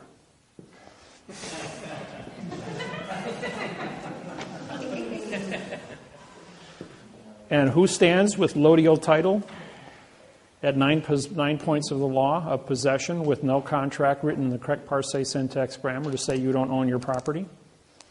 You get clear title. 900 homes in Chicago were then, on March of last year in 2011, June, it was June 2011, 900 homeowners were awarded $7.5 million each at an $8.5 million check written by Bank of America, given back their homes, and all expenses for moving in and out for 3 months were paid for by the Bank of America. It cost them $8.5 billion. And that's for only 900 houses. That was all over CNN, yes. Brings me to a question that's been burning in my mind. Do you write a, I don't know what I want to call it, a document to secure the ownership of that home then, if everything else was fiction? I have quantum mortgages, yes. And when I wrote I had my own real estate company for 26 years. All the homes that I bought and sold, I bought them in fiction, but I sold them in quantum. The people that bought them in quantum, they looked at the contracts and this gives me a headache to read it. I got to hire a lawyer. So they went to a lawyer. The lawyer took one look at it and said, if you don't want to buy this home, I'll buy it. This is a real contract. This actually gives me lodial title to this property. And he says, I know the court can't take this away from me. I know that a bank won't touch this. I can pay for this property and have lodial title to this land. And they can never move it off of me. So what does that mean in terms of being taxed on the property? Taxes still pay for the policemen, the firemen. It's called bailment, B-A-I-L-M-E-N-T. It's a bailment manager. You will be the trustee of your property. No one owns property in the United States. You are only trustees. In other words, the guardian of the land. The people, right now, you're the last person standing on the property. So the new information that you're going to get will identify you to be a factual trustee, but show me a second trustee who has a better contract that is timely than yours to be who you are at this point in time and now time. I write quantum trusts. I write the only quantum trusts in the United States. They have never been broken. They've been taken into federal court and challenged. The federal court throws them out, saying you can't bring those documents here. We're a fiction. These are factual documents. You don't have copyright infringement capabilities of entering into these trusts. The trusts are factual holding trusts. You can't do banking with a quantum trust. You can have a second trust if you want, or do something with an ordinary checking account. But a trust is no more than a holding position of a quantum mortgage, a quantum contract on your land to describe it. A quantum trust is a trust that identifies you to be a trustee, and you are instructed to do specific duties within the confinements of that trust as far as management goes. But you can never enter a world of fiction with a quantum trust, because fact and fiction can never meet. People who want to buy trusts from me, I will not sell them a trust if they don't know quantum language, for one thing. And if they think they're going to use it for something that's not legal, I'm not also going to give you a trust for that. You don't have any amount of money you can give me. I'm financially independent. I make all the money I need. I'm financially set for life. I can't be bought, sold, traded, or anything else. I've had lawyers walk up to me with a suitcase with $2 million and say, here, go on vacation. Stop bothering us. I'm going like, I day trade that. He says, I've lost that in a day. That don't mean anything to me. I don't have adrenaline, so I don't get emotional. Yeah. So what I hear you saying is that I can't use this quantum trust to interact with the banking and the... No. Can I hold other objects other than my real estate property? Let's say if you have any object that you wish that is paid for in cash that has no adhesive contract in fiction due to somebody else, you can create an identity of that contract and put it into the trust, like personal belongings in a household, for instance. You can put an automobile in there, a tractor, farm equipment. By the way, all of your automobiles titles are owned by the United States government. You are only trustees to operate the vehicles under public safety law. Public safety laws supersede all laws on planet Earth. You get the smallpox, you will be put into a plastic bubble, and there ain't no contract, and nobody's going to come to your rescue that's going to take you out of the bubble until you're healed or correct. You have a contagious disease of anything that threatens public safety, you'll be put into a plastic bubble or incinerated accordingly. If you think a 747 coming here with 400 people on board has got a contagious disease, they're not going to hesitate to vaporize that plane in midair. It's never going to land in the country to expose it, because once it lands, it would get out of control, so they would vaporize it. Public safety has number one billing. 1.5 million people die every day of starvation. The world knows it. Can't do a thing about it at this point in time. Now, if they implement a Nikola Tesla coils, a 6-foot coil produces 200,000 watts of electricity, can be placed on top of every wood telephone pole in America, giving us about 100 times more electricity than this country is capable of using. 6-foot coil can be transported by semi, set up on top of 40-foot telephone poles, and hooked up with very little cost, has no moving parts, runs on a superconductor, which is 200 times more efficient than a copper wire, generates no heat, produces all the electricity we need. The surplus would be 1 cent per kilowatt. All surplus would be used for purification of water as well as purification of air. 24-hour-a-day sunlight. Globally, you guys could grow crops 24 hours a day, 7 days a week, year-round, with 24-hour-a-day of plant light above your fields. The electricity can be used to create nitrogen, which would be your natural fertilizer through electrical circuitry, and stimulate your crop growth. Instead of waiting 9 months to harvest a corn crop, you could do it in 4 weeks.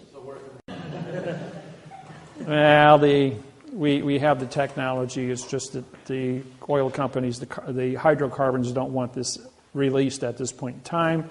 However, if I'm president, this will be mainstream. I'll get up and I'll announce it to the world. I've already completely mapped out a complete program on the construction of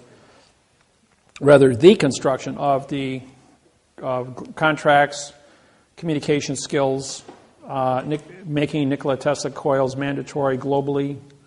Ships at sea could be powered by coils, run on electricity. Oil would never have to be transported again. Oil is relevant because we can have tar for roads, but then concrete is safer because you don't have all the off poisons leaking out of the asphalt. Cars could be run on lithium thoride batteries, which have a 400-mile cruise range for every car battery size technology. Now with the new discovery in Colombia of the new lithium pool, there's more than enough for the next 300 years for all the cars on the planet. And there will be more advanced technologies coming out.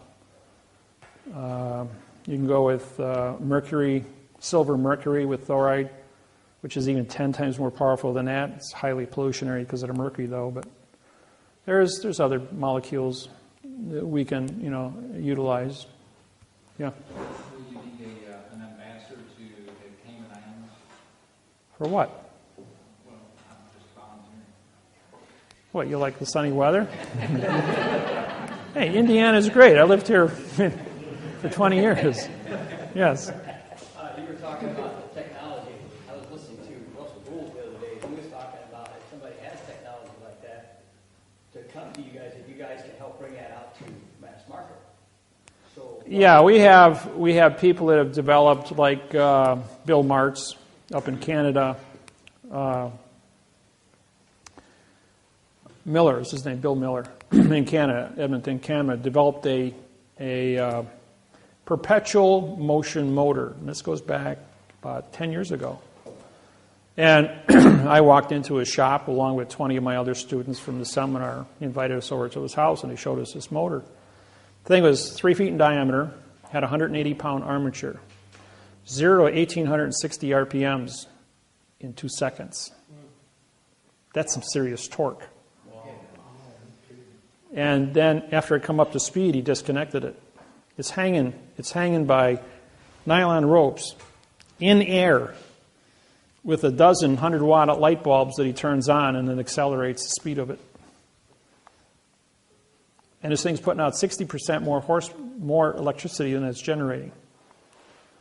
Because what he had done was, The series of magnets, along with the coils, were set up in a harmonic frequency to follow the sine wave.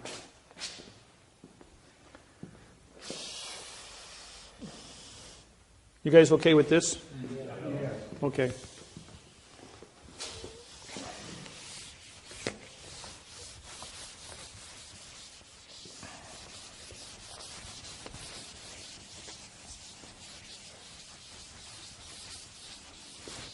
See, when you can syntax is the most powerful tool in the world, just for you know. Okay, use your standard sine wave. And if you're going to do harmonics, then you're going to go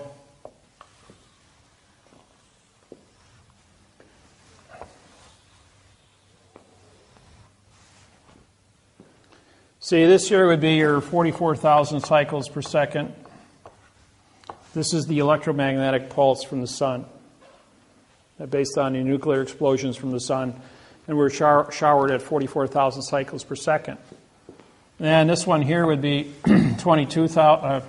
This hump here would then be 22,000, and this here would be 110,000. The point is that you take your sine wave and you step it down from your coils into 60 hertz. And then as you step down your cycles, you increase your amperage and bring it down into a usable voltage. So you have a primary, secondary, and a harness power, which you cut off in substations. The initial voltage would be running out at probably 25,000 on your big lines, which are your big high 100-foot tall power lines, and then also be subbed off into 660 volts, 440, 220, three-phase, down to single-phase, 110s for your houses, stuff like that. It's all basic electronics. I've been in electronics my whole life. I was building TVs when I was 18, my first laser at 12, and I even built my own perpetual motor at 16. So when Mark showed me his, I said, what you've done is you've hit 1,860 RPMs. You have a harmonic resonance within your electromagnetic fields. As your motor turns, you got your series of magnets, primary, offset by your secondary fields, which are then looping in that manner all the way through, going all the way back to the beginning. And then what you're doing is taking this electromagnetic pulse from the sun and you're matching it up to your power source here. These are permanent magnets and coils. And these were only ceramic magnets. If you go to rare earth magnets, which are 5 times more powerful, I've got one at home that's about the size of this little middle of the pen here, and it picks up 3 pounds. Just to give you an idea how powerful some of these little tiny magnets are in rare earth. And so he's using rare earth magnets set off by these these are superconductor coils. This isn't copper, it isn't silver, it isn't gold. These superconductor coils are what's called a eutectic metal that is 60 times more efficient than a gold winding. If silver is 60, if copper is a 60 on 100 factor, and silver is a 90 and gold is 100, then a superconductor would be 3,000. Generates no heat, and it's really efficient using this technology as the loop, matching this up and harnessing the 44,000 cycles per second. This is in a motor scenario. The other one in coil is just taking the coil, capturing it. So you take electricity flows at 95,000 miles per second. Speed of light is 180,000 miles per second, exactly twice that. Here's the Milky Way galaxy. We're out here. Here's the center. This is a black hole. So the further you get away from, this number changes. Right now we're at a constant where we're located in the Milky Way galaxy. This is all understanding astrophysics. But you take 95,000 miles per second divided by 44,000. So 44 goes in 2. So each Each winding of the coil has to be 2,000. This is in miles, and this is in frequency. So you got 22,000 miles has to be divided into whatever hertz you're going to be running.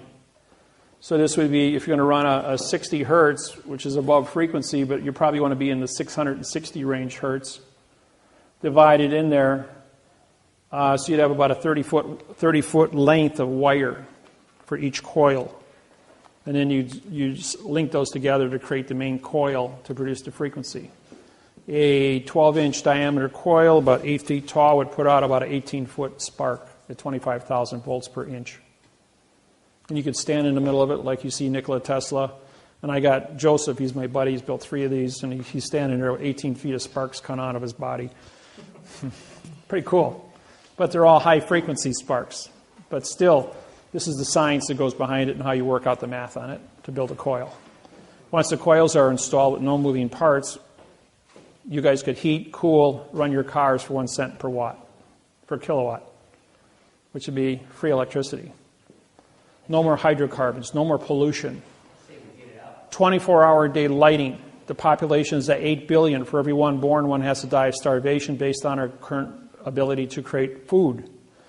With this technology, you will have 24-hour-a-day of plant light to grow unlimited amount of plants, up to 100 million people on the planet, to feed them, using airborne horticulture towers, which run on mineral sprays into the roots. All the roots are exposed to mineral spray atmospheres with 24-hour-a-day ultraviolet lighting, which would produce, in a room like this here, you could make as much food as you would in 40 acres of land using this technology with 24-hour-a-day of sunlight energy.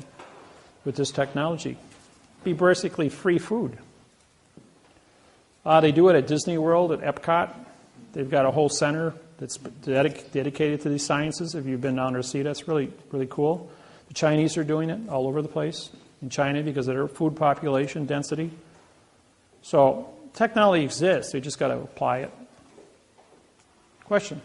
Also, could you raise more food if you would use genetically modified seed? Yeah, Monsanto's got all that stuff going on in their chemtrails out there, which is made out of aluminum oxide, which creates a special condition in the soil which only their seeds will grow. And that's to control the food, because you control the food, you control the people. And every time you look up and you see all those chemtrails, all your commercial airlines have 5 to 7 little tubes that stick out at the end of the wing. 2 of them are sprayers to keep the chemicals in the toilet area of the plane, because nobody wants to go digging around in the toilet. And that's where they do the change out. When a plane lands, they take out the old pollution, they put in the Monsanto chemicals, and then they spray it out from the wings when you see a plane going over. When a plane goes over and leaves a little trail behind it about 1,000 feet long, that's just vapor because of the temperature change at 65 below zero with jet fuel. And that's gone in a second. If it's a chemtrail, it's there permanently because it's a hard chemical of aluminum oxide. About a week ago, I've never seen so many, what was it, about a week ago? In the morning. I mean, they were, as long as you could see, they were. Now there's all over. now there's a second side to this. It's true we have the chemtrails. But if ET is here that is unfriendly and the chemtrails are a specific type of spray that creates an environment that is harmful to an invasive species from another planet that cannot exist within this chemtrail field, then they're doing it as a global defense mechanism, not alerting the people. It might come out sometime in the future, but right now the cover story is it's aluminum oxide used for controlling the food and the planting scenarios of the world. The other second story would be the ET issue, creating an environment that doesn't taste right, so the ET can't invade the planet. I mean, we've been sending out radio signals for 75 years now, so somebody's out there looking. So there might be some good side or bad side to it. Question? Talking about ETs, where did we come from before we were here, or before we are here? Your mother and father, of course. No, it's, I can't answer that because I wasn't there. And that's the correct answer, by the way. Next question. I have a question about, where did you get your information about the world existing 110,000 years? I wasn't there. Who said it existed 110,000 years?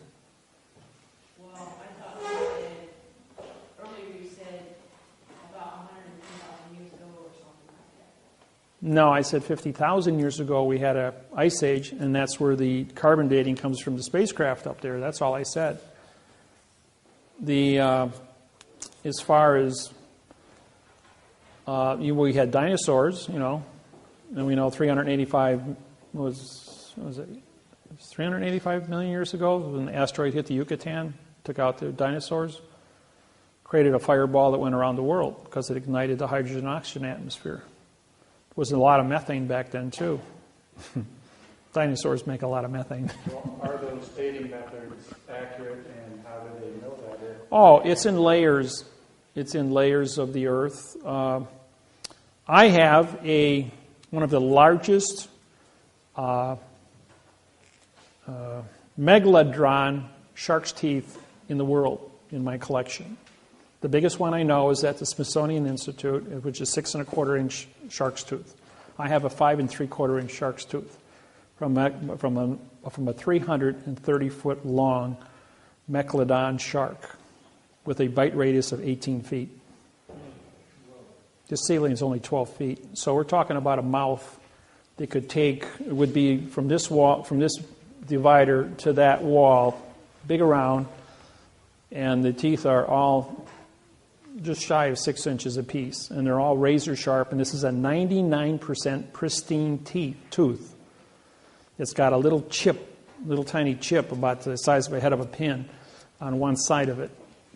And the tooth was found at 11,600 feet in Denver, Colorado, or actually Central City, Colorado, at a gold mine. And it came to me through the Denver International Airport, through a collector. And because I knew what it was, I knew where it came from, and I knew the history and all that kind of stuff, I bought it. I paid $500 for it. It's worth probably around $1,200 right now to any collector. Good investment if you ever find some big ones like that. They were digging. Here's another one about this specific topic. Tarpon Springs, Florida, 20 miles north of Clearwater, Florida, north of Tampa. If you want to they put a canal in 2,000 feet from the ocean in to build a subdivision with water. When they got back about 600 feet into the canal, they hit a cache of over 900 teeth that were 4.5 to 5 inches. And these teeth were all worth about $500 a piece. And the workers got paid more money for the shark's teeth in that cache that they found from one shark than they did in all the money to build a whole entire subdivision. So, and you go down if you want shark's teeth, you go to Naples. And Fort Myers is where people dive for shark's teeth, and they get 2 or 3 inches shark teeth. They're in the sand. You can sift for them. As divers, about 20 feet of water. Sharks have been going there for millions of years and dying and leaving their teeth behind. Yeah. Back to the chemtrails, what will be done south, clean it up? Coils. Of course, we've got to find out what the cause is, and I guess only the president and a few other men in black know about things like that. So when you become president, who's going to teach us this stuff? Or who's going to teach the people? Oh, I will. I'll get up on CNN. I guarantee I'll have a world audience. Of course, you put this video up on YouTube or MySpace or Facebook or whatever. The world's going to see it anyways. So, and every time we do a seminar, they videotape it and they throw it up on the internet. So there's plenty of stuff up there to study from. Yeah. What's going on at the Denver airport? Denver International Airport, for those who've ever been in Denver International Airport, that little puppy's made out of Kevlar. That's the roof. Looks pretty, don't it? Except it's all jointed, so it can all collapse and be flat on the ground. Now, underneath the Denver International Airport is a 1 cubic mile holding facility for 860,000 troops. It goes down in the mountain, and that's why there's a complete zone of about 6 miles completely surrounding the airport. And that's controlled by cameras and all kinds of other little surprises to protect that facility. And that's why it's way out in the middle of nowhere as nothing. They want to use that. They want to move the White House to the center of the United States, which is Denver. And Cheyenne Mountain, right now is a museum, but Falcon, that's it. Fort Falcon Mountain is where the new Cheyenne Mountain Enter of SAC is existing. And they want to move our government into that location because of the safety. Right now, you can bring a submarine in under stealth right into the Potomac, and it's like 1 minute, you know. Everybody remembers the 4.5 or 4.7 earthquake in South Carolina? That was a 20 megaton nuke that went off underground about, I want to say 1,500 feet underground. That was and when they detonated those 2 nukes up in North Korea, same seismograph. Look at all the seismographic history of every nuke that was ever detonated underground. It's all the same number. They were moving one underground, and it went off. And it was just an earthquake, and it shook Washington. Yeah. Back to you about running for president. Said the last 47 were left-handed. Yep. I've seen you running right-handed. Oh, boy.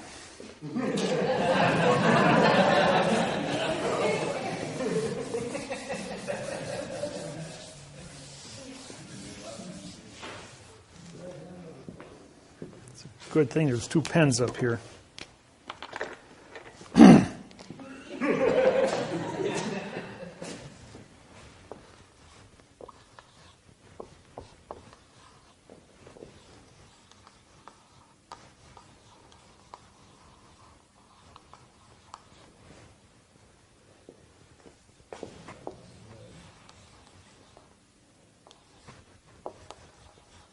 I got a little trouble with those bees yet.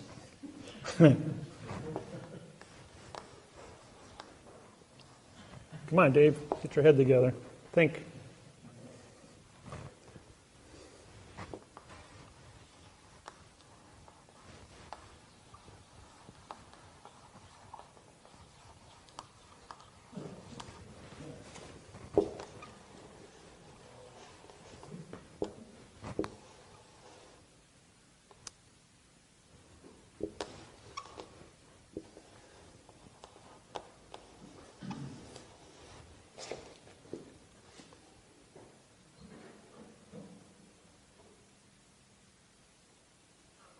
I did that wrong.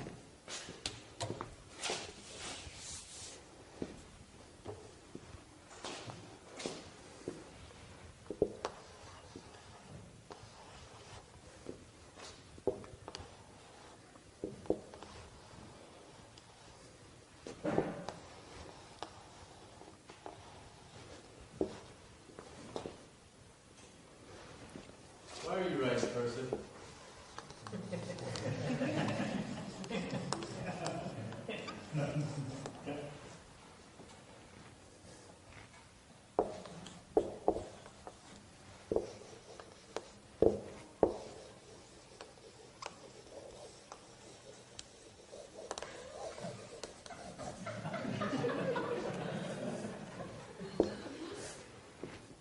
It says, we, the unknown, led by the unknowing, are doing the impossible for the ungrateful. We've been doing so much for so long with so little, we're not qualified to do anything with nothing. So, I can... Okay. Oops, wrong way. Yeah.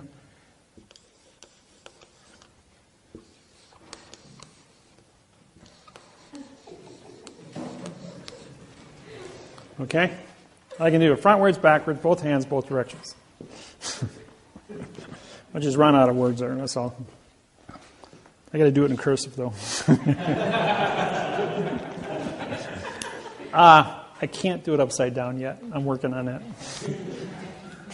that was. I had a guy in Salt Lake City who came to me and says, "That's good, Dave." He says, "But I can do it upside down too." And he did it frontwards, backwards, both hands, both directions, and he did it. Then he started doing it all upside down. I'm going like, I got to stand on my head to do it upside down. Can't do it that way. Okay, why did all this happen? Okay, why am I ambidextrous like this? Well, it's because, like I told you, I died when I was 25 years old. They took out my adrenal glands. What happened next was they said, you can't be alive because you don't have adrenaline. I'm going, okay, I'll buy that. Why are we having this conversation then? And he says, your blood chemistry came back with 60 times more endorphins than you should have in your system, which makes me jacked happy and calm 24/7, right? Well, the endorphin of amino acid is the same one that used for the brain as food. So my neurons started multiplying because they had 60 times more food than normal.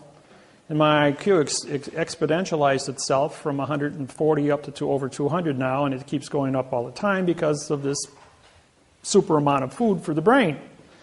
And I'm always calm. Then you go ahead, and they said, why can you do that? Well, what happened is when the neurons started multiplying, they grew together. The movie Phenomena with John Travolta, where he has brain cancer of a fibristic cell, fibristic cancer. Well, my brain started growing neurons to a point where my two hemispheres grew together, so I have one brain. I see left and right simultaneously. I read 400 words a second, math codes from right to left, and I read words from left to right, and I syntax at the same time. I can't see, talk, or do anything without completely syntaxing it and writing it in the correct format in my brain as fast as I do it in fiction, both ways. It just happens. And I've been doing it for so long, for 12 years now, efficiently. And so anybody gets in my face about anything, I will give you a complete history lesson going back to the beginning of time and showing you things that are supposed to be. The book, Legenda. Legenda, in 1890, a Masonic temple was built in Austin, Texas. It had a footing poured 8 feet by 8 feet by 8 feet to support a 44-foot chimney. Well, back in 1860 they built that Masonic temple. And it was a 3-story building. And what the man did is he took Legenda, Dogma, and the Masonic codes from 1851 and 1859, all written on original cotton paper. And he wrapped them in paper and dipped them in beeswax, sealing them in beeswax. Then he put a 2-inch plaster Paris case around it in a wood box. Then he dipped that in beeswax and repeated the process 3 times. Henceforth, producing a time capsule that was sealed. That sealed time capsule was then put into an 8 by 8 by 8 foot concrete footing at the base of this Masonic lodge to support the chimney. The chief of the Apache Nation in Arizona was working under contract in Texas, West Texas, or rather in Austin. But he was from West Texas, but he was working in Austin. I was doing a seminar in Dallas at that weekend on Sunday. And his job was to take a 4-foot wrecking ball, and they had dug out this footing and break this hunk of concrete up because it was too big to move. And when he hit it with the ball, out pops this chest, and he figures, treasure, but it was a time capsule. Well, when he opened it up, chopped it open, he found all these books inside.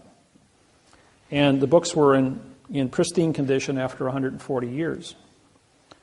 And he opened them up, and it says, property of David Wynn Miller, punctuated.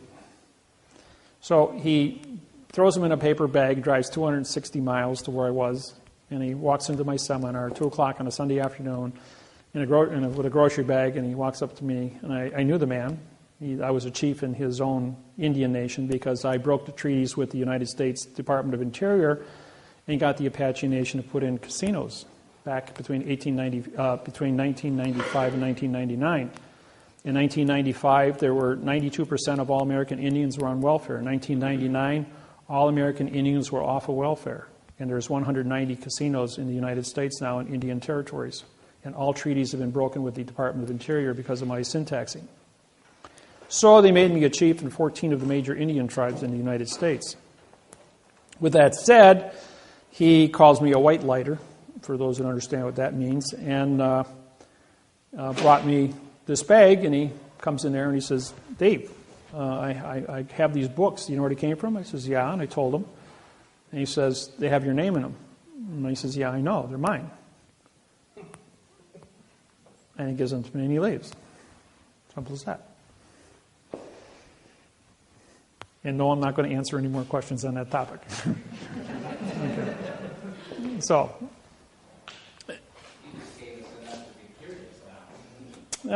curiosity goes forever. You just put food on the table so as not to eat it. Yeah, well, ask me your questions. We'll go back over here again. When we disqualified the preposition as being no position, the article being a word of no contract, which gave you a no-no, we now realize that they had mistaught all of us what prepositional phrases were. And so we had in 2000, 2nd of January 2000, we came out with the position loadial fact phrase. We also brought in past time and future time. A 1922 book, maybe reader, it was a 1922 reader from the Depression. I was in Las Vegas, Nevada. And a lady by the name of Joy brought me this book and says, read page 9. I read page 9. It says, to, future time, from, past time. I'm going like, oh my God. All my technology from 1995 published to 2000 was written with the word to and from. As you know, a sentence can only exist with one idea. I'm going to the store from the house. 2 different time zones. The sentence is wrong because there's 2 different times. The future doesn't exist, and the past has no damage. So therefore, we dropped all future and past, and it took me 3 months to rewrite my program, removing all the prepositional facts, bringing everything into now time. Present time, PRE means no, sent, which is contract. So you had 3 choices, the past, the present, and the future, all meaning no contract. So we had to go to now time. So we created the now time, and then the conjunction, and is a command, and or is an option. Do you know that lesson cost me $1,600 to learn what and or meant? I had a real estate company, I told you, for 26 years, and I evicted one of my tenants. It was December, before Christmas. It said, quit and pay rent. And the judge was ready to sign it, and the clerk goes, you can't sign that. He says, why not? He says, because he gave you a command. He commanded the people to quit and get out. He says, you only have jurisdiction if there's an option, judge. This is the clerk telling the judge. It must say quit or pay rent. Now, if the or doesn't act within a given amount of time, which is 10-day notice, then the judge can sign an order for the sheriff's department to go out and evict the individual. He says, that's right. This is wrong because you used and instead of or. Start over. 45 days later, get a court date. 45 days after that for eviction. That's 90 days. Got to stay in my house for 3 more months, not paying rent. Cost me $1,600 because they used and or. Anybody seen the movie Slumdog Millionaire? You haven't seen the movie Slumdog? I strongly recommend, won the Academy Award that year. Rent it at the video store and watch it. It's a story about a boy from the age of 6 to 18 in India. It was made in India, filmed in India, and he got on a game show. It's a true story.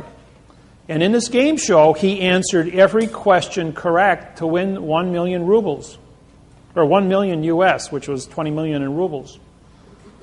And what's unique about it is every question that was asked now flashes back to his position in life, that he lived the experience. He knew the correct answer because he was there and lived it. And that's what's unique. And he won the money, and he became a hero throughout India. Won an Academy Award, and he's done like maybe 10 more movies since then where they've all been really, really great movies. I mean, this is 5-star quality. When I heard it, people told me to go see it. Well, I want to see a movie from India. Well, I've seen it 4 times now. It's probably one of the best foreign movies I've ever witnessed. And for acting, quality, and it's a true story. Myself, I'm the same way. I have been in court. I have written the lawsuits. I have made the mistakes. I've been through all these stupid things, all the landmines that you can step on, I stepped on and survived to stand up here and say, don't go there. Don't do it. When I write a lawsuit for you in quantum grammar under the document, contract, federal, postal, vessel, because paper is a vessel, federal court venue, don't go into the United States District Court and talk to these people. They are a fiction. They are a foreign vessel. You are not in Indiana. You are in the Indiana territory. Stay in your territory. In 48 days, we will file a fault judgment because if they don't sign the contract, I have a contract to dock my correct vessel as the correct court, as the correct judge, and the clerk of the court now becomes the correct judge. In the event that clerk will not sign the correct document and be part of that, it goes to the U.S. Attorney's Office, goes to the Attorney General's office, who then will prosecute the case under the False Claims Act for forensic evidence. You'll get your money. Then it goes to your labor, goes to Tyrone Williams in Arkansas, who is working with the Attorney General and the IRS as our collection agency, because they want their $1.5 million for every lawsuit I write. And we're going to pay out next week on these. So this is a real thing that's really happening, and we have cooperation from over 1,000 attorney generals across the United States, both attorneys and assistants. Yes? Did I hear you say next week? Yeah, I was told last week Monday that we got 10 days till payout, which is next week. So, if yours went in before March 6th, you'd be in that group. Okay. The ones that we filed were dated for the last 3.5 years, which were settled on March 6, 2012 in California. And those are the groups that are being paid out right now. And they have a continuous rotation now that each one of the quantum cases that comes in is a signed confession. The bank's already confessed that these are legitimate, so they will be paid as fast as they come in or negotiated. Yes? I have a couple questions on for one, on the mortgage fraud suit. I think you indicated that we were supposed to initially send that to ourselves, registered mail, to get the corporation number to get it. Your corporation number was sent on your fault judgment. It's already been filed for you. I did it. Everybody that has cases in here with me, your cases have already been filed registered mail. I have your serial numbers. They're in my book. If you don't have a copy of it, if you physically do not have a copy of it, I have it stuck in my book. Okay, yeah, ours was blank. Right, but you would fill those in after the fact. But I have copies of those already and they're registered. So, yes. Go back to the mortgages, it doesn't matter what state you're in? All 50 states are the same. All 64 million mortgages in the United States were set up by the banking industry to be a fraud, established in 1934 to be harvested. When the year of Jubilee ended, anywhere from 6 to 9 page documents that were used prior to that were all null and void. And in the 2nd of February 2000, a new contract was issued by the United States Department of Housing and bankers from the post office and was standardized throughout the United States. There are variables between private investors and the industry and the National Banking Association. There's a slight variables. They had to follow the same criterias, but I have 38 different copies of banks that I've done. So what's happening is I've syntaxed all of the 38 different mortgages. They take about 40 hours apiece to syntax. And then I match them up to make sure that everything is, and it's already been recertified by college professors and university professors and U.S. attorneys' offices all over the United States, as this guy knows what he's doing. This is a math procedure. This thing cannot be defeated. It's been tested in 150 languages in every country of the world.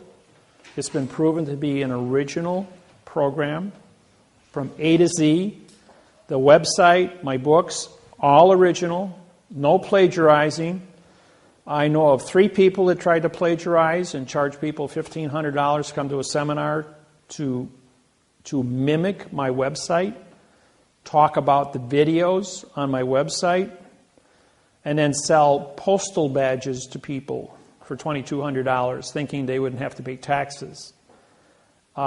Within, I would say, 8 to 12 hours, upon doing a seminar for this, the FBI was notified because my students are always watching.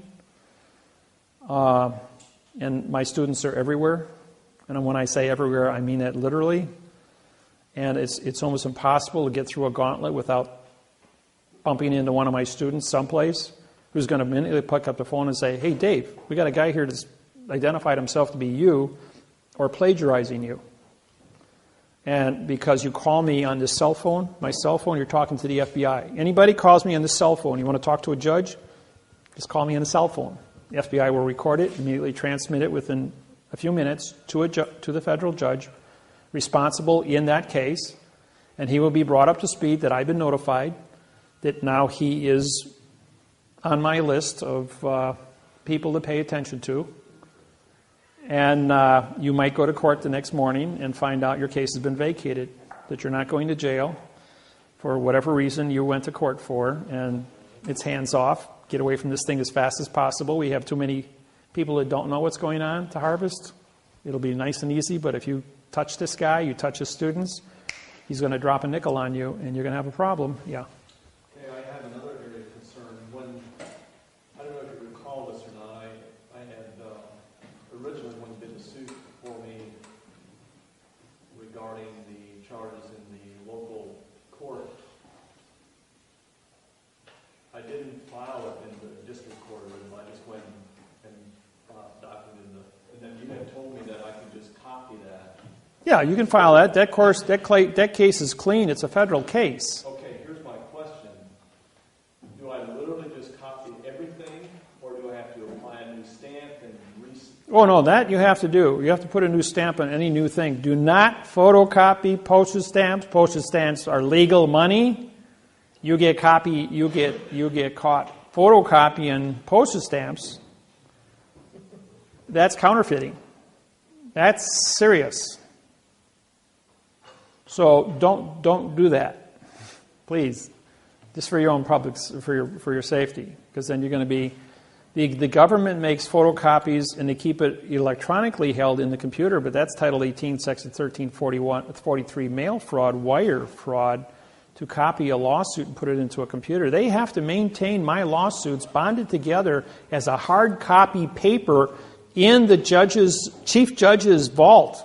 It's not even allowed to be filed in the record room. You can go file and come back tomorrow and say, "We don't know who you are. You weren't here." That's because the chief judge has it, and they assign a new case number.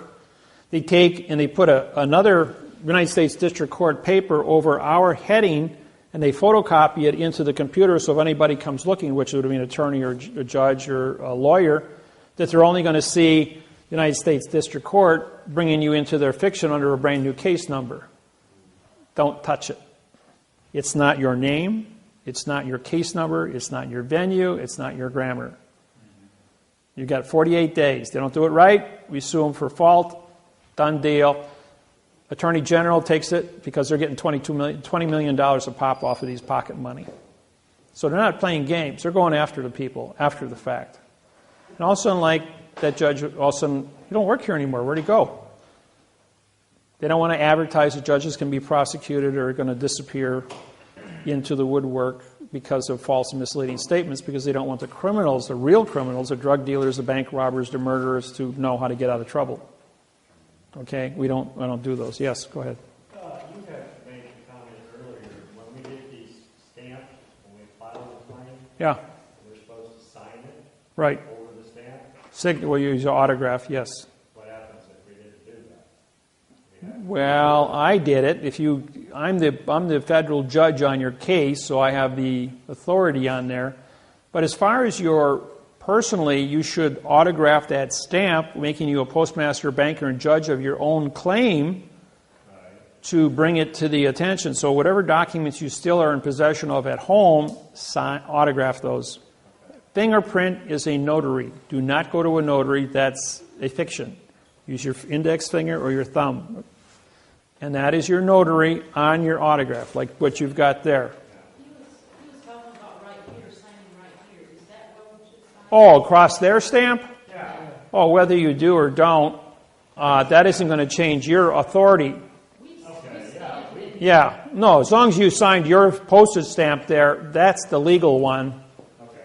Because that's not an imitation. I thought you was applying it to their stamp. But we have I signed that stamp because I'm a federal judge, Okay. and I'll walk in there and say, "Hey, I signed your stamp. I'm a federal judge here, same as I am on my vessel." So I can trump their ability to move paper from one jurisdiction to another. Question? When we sign across the file here, do we have to take our ink in and, I do. Usually when you're in front of the clerk, she doesn't have a stamp or don't have a stamp pad. We carry stamp pads when I go to court. take that in and use our fingerprint? If nothing else, lick your finger and do it. You got DNA, fingerprint, and autograph. That's a triple certification. Okay, that's another thing. One is an opinion, folks. So if one of you stands up and says something, it's an opinion. 2 is a certification. Now you got to be certified. That's legal. 3 is an authorization. That gets to move things. 4 more is a class action. You need 16 or more to bring attention to the Attorney General, which we have, I think we've got over 16 cases now in Indiana. So the Indiana State Attorney General can get involved. Right now, Kamala Harris in California is the Attorney General that is working with because she's got over 100 of these now. And so they were able to use a class action and go to the different banks and say, here's all the lawsuits, the syntaxing on every one of them is identical. They may be 38 different banks, and the sentences may be A, B, C, D, E, F, G, and they may have moved the sentences around, but all the same sentences appear someplace with that exact phraseology. And when you do an overlay of the whole thing, we account for 99% of every one to be identical, but the modification of the grammar with the math codes, you can flip these things and read 300 words a second, and in 15 seconds go through a 15-page document and say, this has got 5,000 mistakes on it, and that isn't a mistake. That's not a misspelled word. That's engineered. And in 2 places of the document it says, false and misleading statements is a criminal penalty, and a misspelled word doesn't change the document. There are no misspelled words. The syntax is wrong in all 5,000 words. It's engineered. It's not a mistake. Now, there's a thing called the McNulton rule. That's M apostrophe N. McNulton. N-A-G. I think that's how it's spelled. It's the very first word under the letter M in Black's Law Dictionary, 4th, 5th, and 6th, 7th, and 8th editions. It doesn't appear before that because the McNulton rule came out in 1966, and Black's 4th edition was published in 1968. That's why it's in the 4th. If you've got anything earlier, it won't show up. Okay, what is the McNulton rule? It's called the right-wrong rule. The right-wrong rule means if you have knowledge of a lie, perjury, false and misleading statements, or fictitious conveyance of grammar, and you do it, that means you're guilty. If you don't know you've done it, then you can't be held liable for it. Like a police officer standing up and saying, I saw you go through a stop sign. But the way he said it, the grammar was wrong. So he doesn't understand syntax because he was never trained in it. But the fact that you went through a stop sign, if you can make an argument of physics, two objects can't occupy the same space, it'll get thrown out. But if you said you failed to stop for a sign, and then you rolled past the sign, or you rode through the intersection without stopping, using the correct grammar, then you'd be found guilty, okay? Because he's a professional witness. And after all, you would be in a fiction court, and 99.99% of the people wouldn't even know they're being hoodwinked by syntax in the first place, if you didn't know how to speak in the correct format. So the McNaughton rule, the judge stands up and says, and Banks stood up and said, for 3.5 years, I don't know anything about this. The lawyers wrote this for us. The lawyers work for the corporate. The corporate is a machine. The machine says, we're looking for a person. A person is a corporation. We're looking for a human being. We're looking for a thinking person. The thinking person doesn't exist. So what do we do have? We have a corporation with a signed confession, because this corporation stood up and said, I'm responsible for this, give me the house. And then I have a signed confession for false misleading statements, and I can do my job and you can get paid. Pretty simple.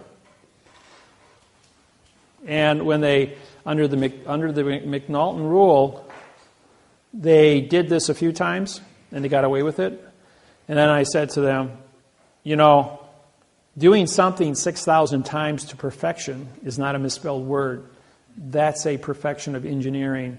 And you can't stand up and say you did something 6,000 times and didn't understand what you were doing.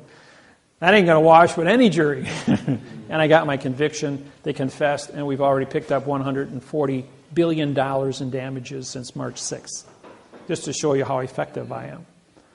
The judgments on my technology are the biggest in recorded history anywhere on the planet. And I'm the cash cow for the bank, for the government, for the post office, and for the people. Everybody likes me. Even the criminals love me, because they're going like, if I get into trouble, I'm going to call Dave. So nobody bothers me. I'll tell you a cute story once. This goes back about 10 years ago. I got out of a local watering hole about 6 blocks from my house, and I walked in there. I sat down and had a beer afterwards. About 2 o'clock in the afternoon. And there was large rumbling outside, and in comes, it was 38 Milwaukee Outlaws, motorcycle gang, with all their chains and their leather and their knives and all their attitude. And I'm sitting there, and a guy walks up to me. He goes, "You're sitting in my chair." There's 200 chairs in here. Go pick a different one. He says, "You're outnumbered 38-1. I said, "No, I'm not."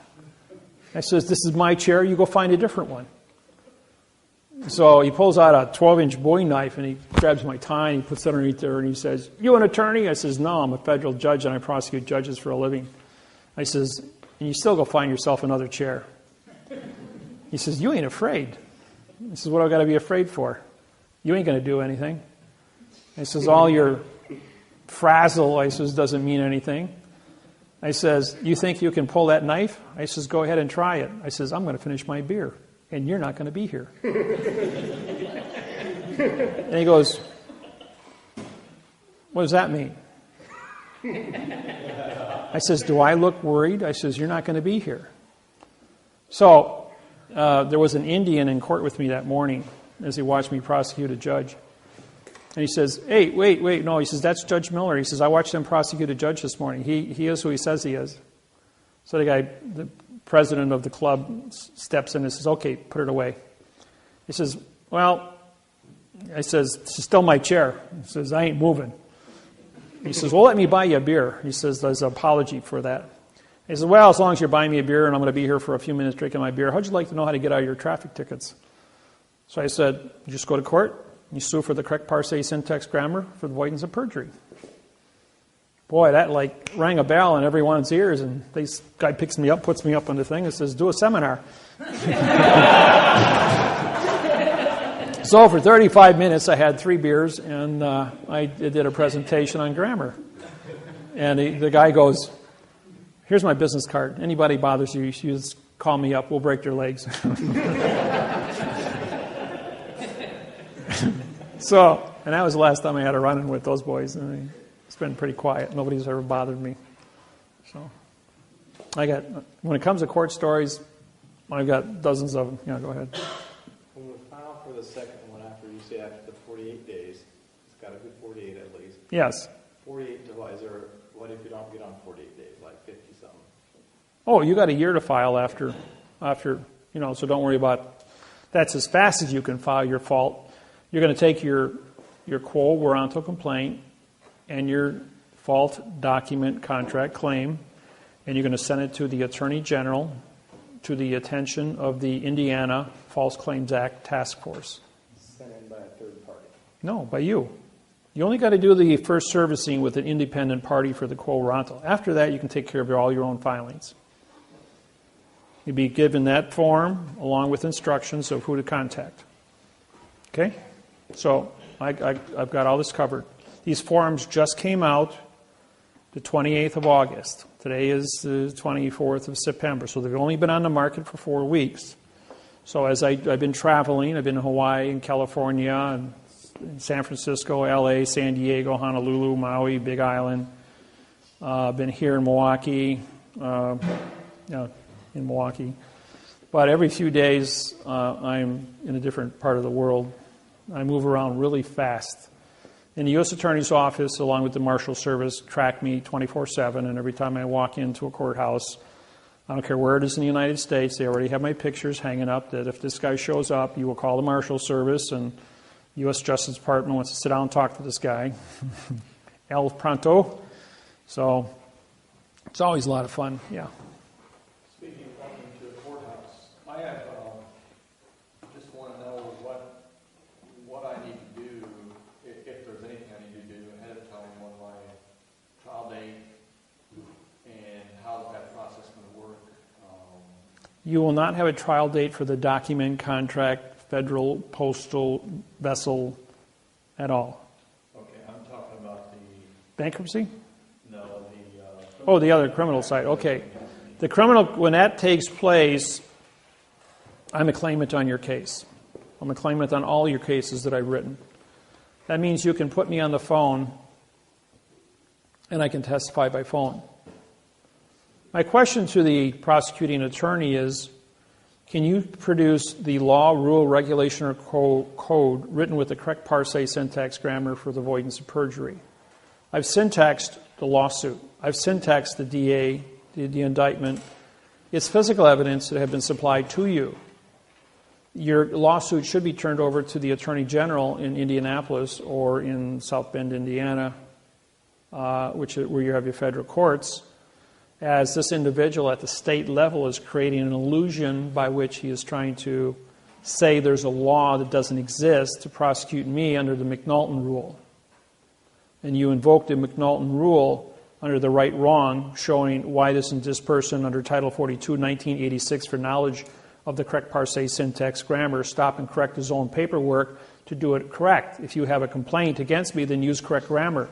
Show me where the Congress, the Senate, the legislature, and the Supreme Court of the state of Indiana has created a law, rule, regulation, or code that is in the correct grammar by which I've violated. Doesn't exist. I'll tell you that right now. So don't pretend like you understand what they say. The answer to any question is, can I see that in the correct parse, syntax, grammar for the avoidance of the perjury? And I don't care how many times you got to say it. Do it for an hour. You got 50 questions, repeat it 50 times. Repeat that again. Can I see? Okay. If we have an order from the judge to produce or whatever, The word order is spelled how? O-R-D, about two consonants? No contract?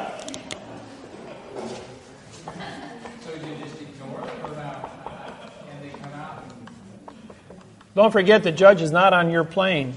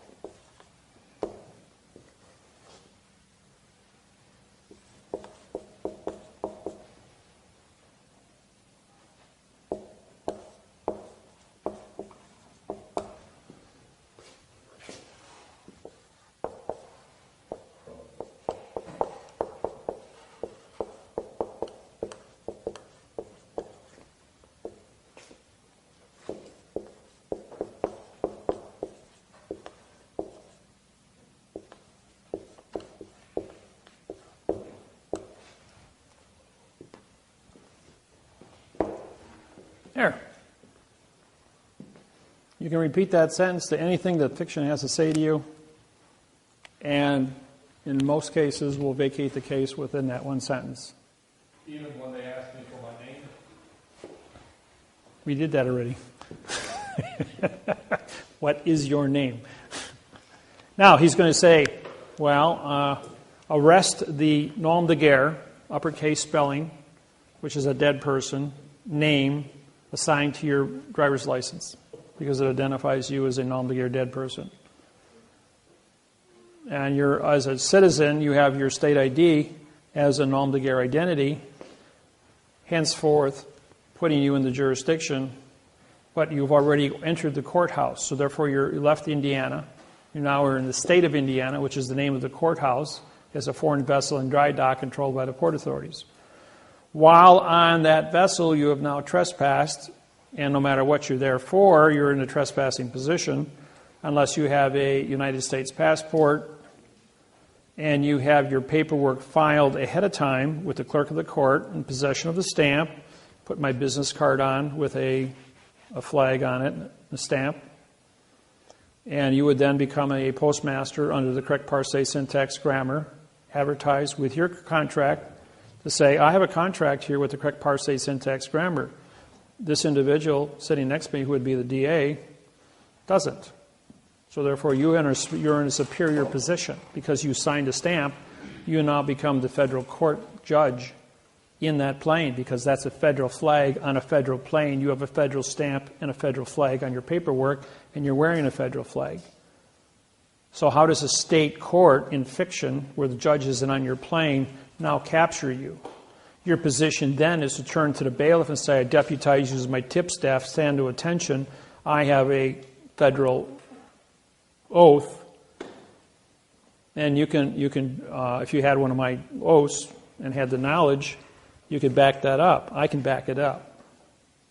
But I'm also a sovereign. I'm also granted a sovereign's country, the director of my own country through the United Nations. As the condition of state in a world of fiction is so unique that the United Nations had to make me the 200th member of the United Nations. I don't pay a $1.6 million a year fee to the United Nations, because how does a fact contract with a fiction? But the fiction still has to recognize that the condition of state does exist in quantum. Henceforth, I exist as a sovereign condition of state amongst a world of fiction, and I'm recognized by the fiction not to touch, but to be a teacher as a plenipotentiary judge, to go out in the world and do so. As an ambassador contracted with 82 countries, have diplomatic immunity to that end.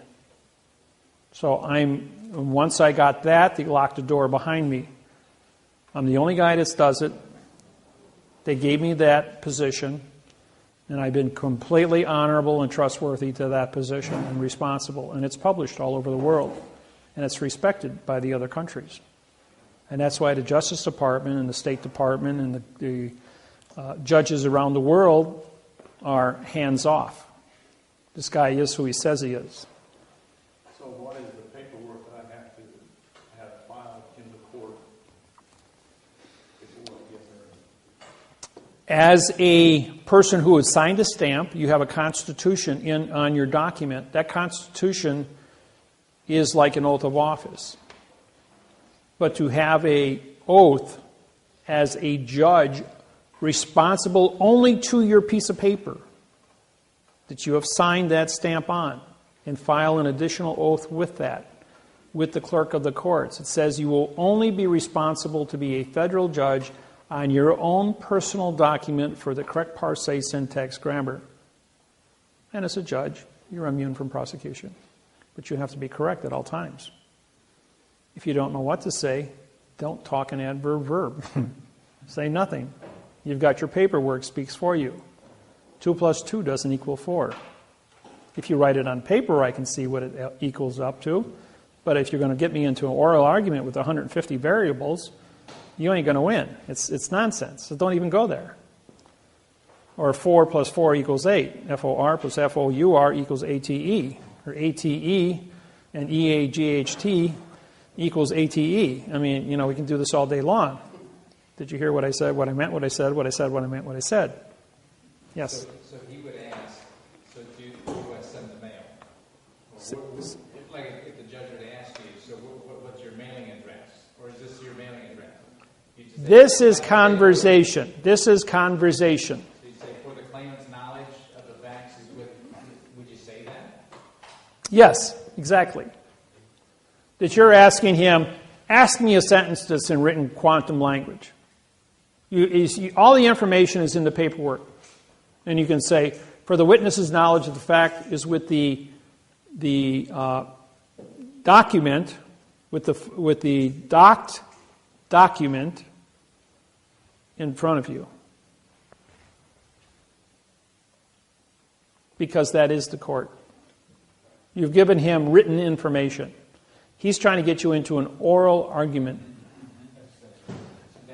This is a case with a man by the name of George. This is in Los Angeles, California. George was having his home repossessed.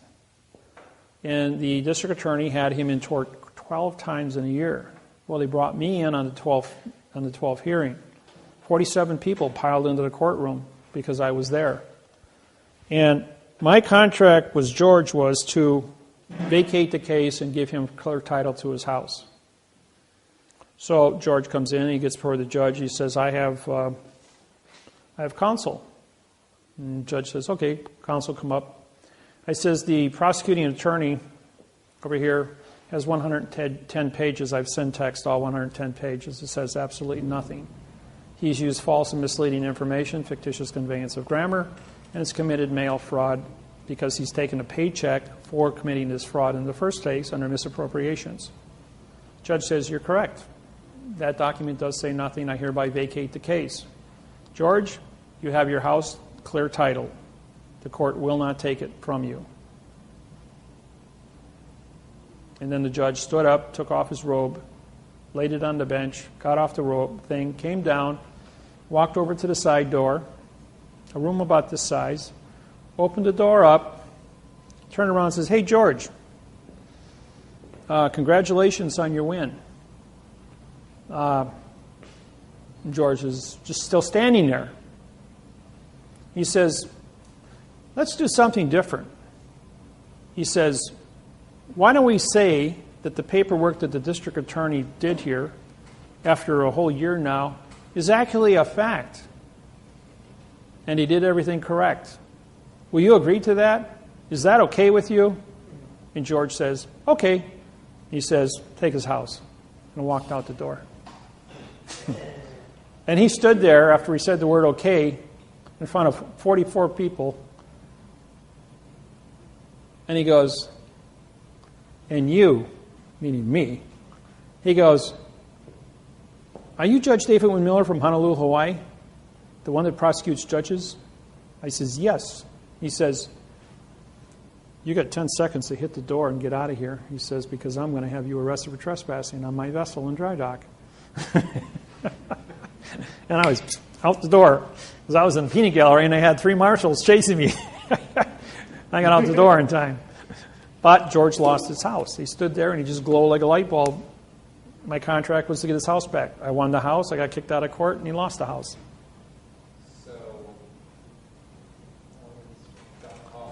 Should have kept his mouth shut and walked out of the door, yes. So then everybody, we went all outside in the parking lot, and I said to the people, did I win the case? They said yes. Did I fulfill my contract? They all said yes. Did George give back his house to the district attorney? Everybody said yes. Am I liable? Everybody said no. Enough said about that. Let's go back to the seminar. So we all had a seminar this afternoon.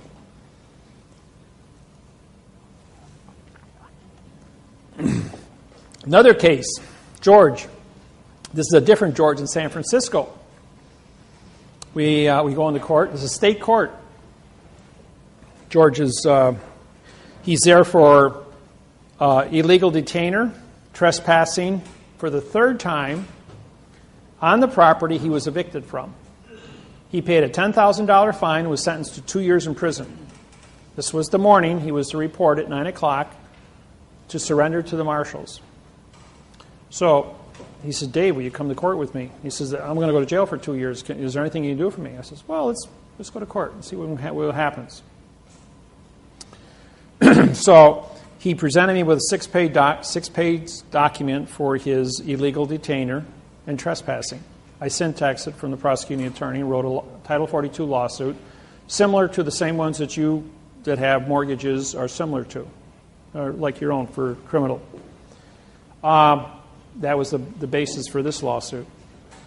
The judge, George, goes into court and says, Your Honor, I have counsel. When he was asked anything, do you have to say? So I walked up and I says, I have bailiff. I says, give these papers to the judge. And bailiff came over, took them, handed them to the judge. Judge immediately stands up, looks at him and goes, this is a federal case. This is a state court. He says, you can't file these here. Take them back. I says, that's a federal flag. That's a federal stamp. I hold a federal judge's oath on this plain, incorrect grammar. You don't have a correct grammar. I syntaxed your oath, and I syntaxed the district attorney, and if you look at that, I'm prosecuting your district attorney for false and misleading information. And that individual is facing a $25 million fine and 30 years in prison for trying to cheat this individual and put him in jail for 2 years at $75,000 an hour. Under Sanders versus Inglis 950 Fed 2nd, I have grounds under Title 42, 1986, for knowledge of the fraud that's been perpetrated, and I am here as a federal judge to stop and correct it.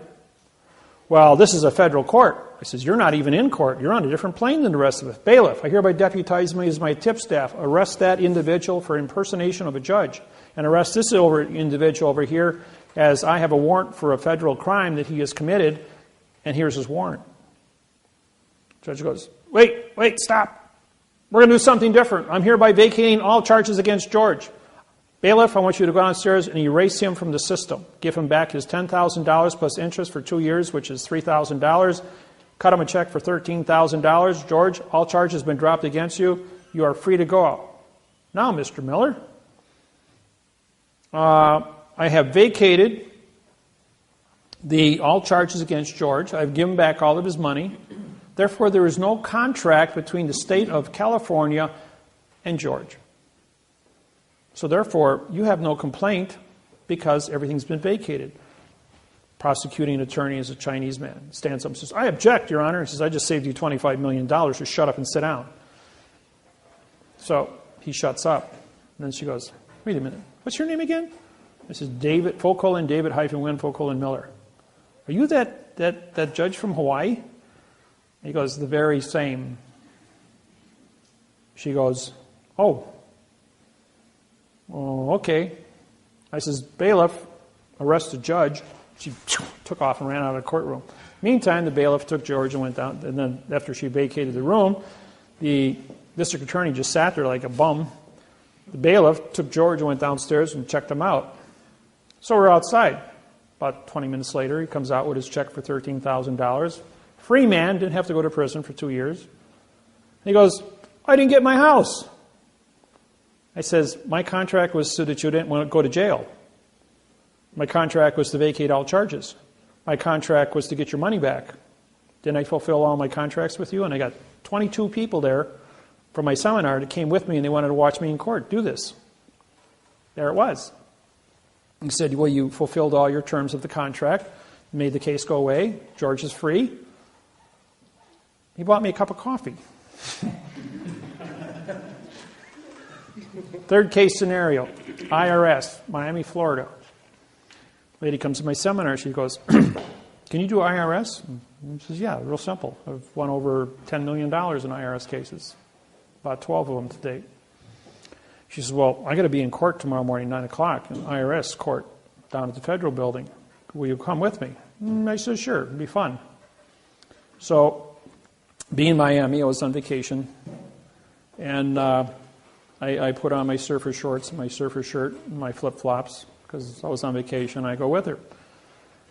And she, we walk into the IRS office, and The IRS agent comes in. He's 33 years old, by the way. And she says, she asked me, she says, what do I do? I says, well, give them all of your paperwork. Cooperate 100%. And the IRS agent says, are you an attorney? I'm going, no, I'm not an attorney. He says, do I look like an attorney? I said, I'm on vacation.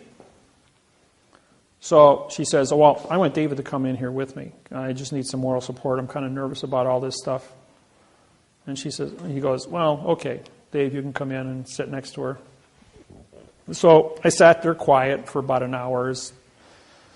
Every time he asks for something, she says to me, should I give him the paperwork? I says, yes, fully cooperate. Well, the IRS was real pleased the fact that I was giving her moral support, helping the IRS get all the paperwork filed. He wrote out all the forms from 2004, 5, and 6, 3 years. After the paperwork was all filled out, 8 pages, she owed $38,000 in back taxes. So she then signs the forms, slides them across the table, and I says to the IRS agent, I says, mind if I ask a question? Are you an attorney? I says, I thought we discussed that already. He says, that's a question.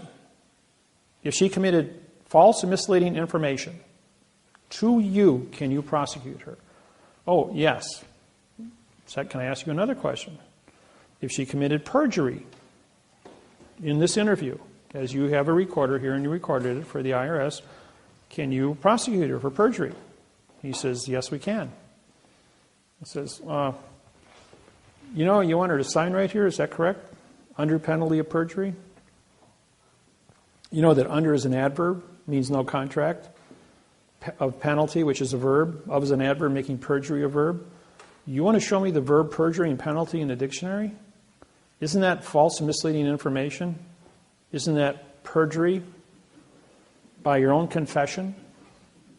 And then I syntaxed in the next 35 minutes, all 8 pages. As I identify, I says, oh, by the way, I'm the federal judge of the United States, chief federal judge, and you just committed 47 felonies in front of me. Grabs up all the paperwork. I'll be back. Takes off. About a minute goes by, and all of a sudden there's screaming in the back room. Yell, yell, yell, yell, yell. This goes on for like 5 minutes. Then the supervisor in Miami, IRS, sticks his head out. Oh, Judge Miller, you're here. Well, yeah, I've got a 3x5 picture of me hanging on the wall in there. So he pops his head back in, and more screaming goes back in. It's quiet for about 2 minutes, and about 12 minutes goes past, and he comes walking out. Madam, here's your form. All your taxes have been canceled. You have 0 balance. You're free to go. Have a nice day. She bought me an espresso.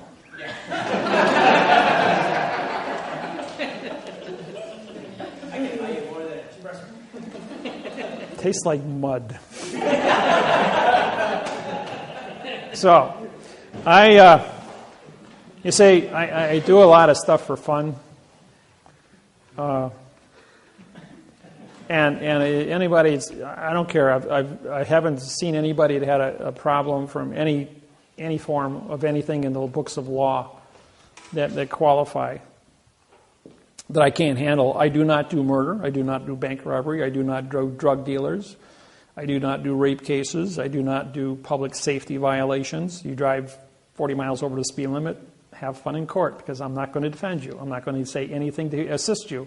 That's reckless and endangerment of public safety. I don't touch any of those cases. I have an agreement with the government not to publish lawsuits on the internet because criminals would use them for the wrong purpose. And then, for that fact, it would go anywhere. If you do have a case with me, I respect that you will treat it with respect. If I am on your case, I will sign and fingerprint, or autograph and fingerprint your cases. I will be there. In the event you have a judge that will sign that document and be a federal judge, or one comes out of Washington of the 300 judges that are assigned to work with me out of Washington in your jurisdiction and orders me to court by subpoena, I will show up and I will testify and do a presentation in front of the grand jury. I was ordered to Michigan. After 7 attempts to go in front of a grand jury, I finally made it in front of a grand jury. And when I testified, we were probably 2 hours on the witness stand in front of the grand jury.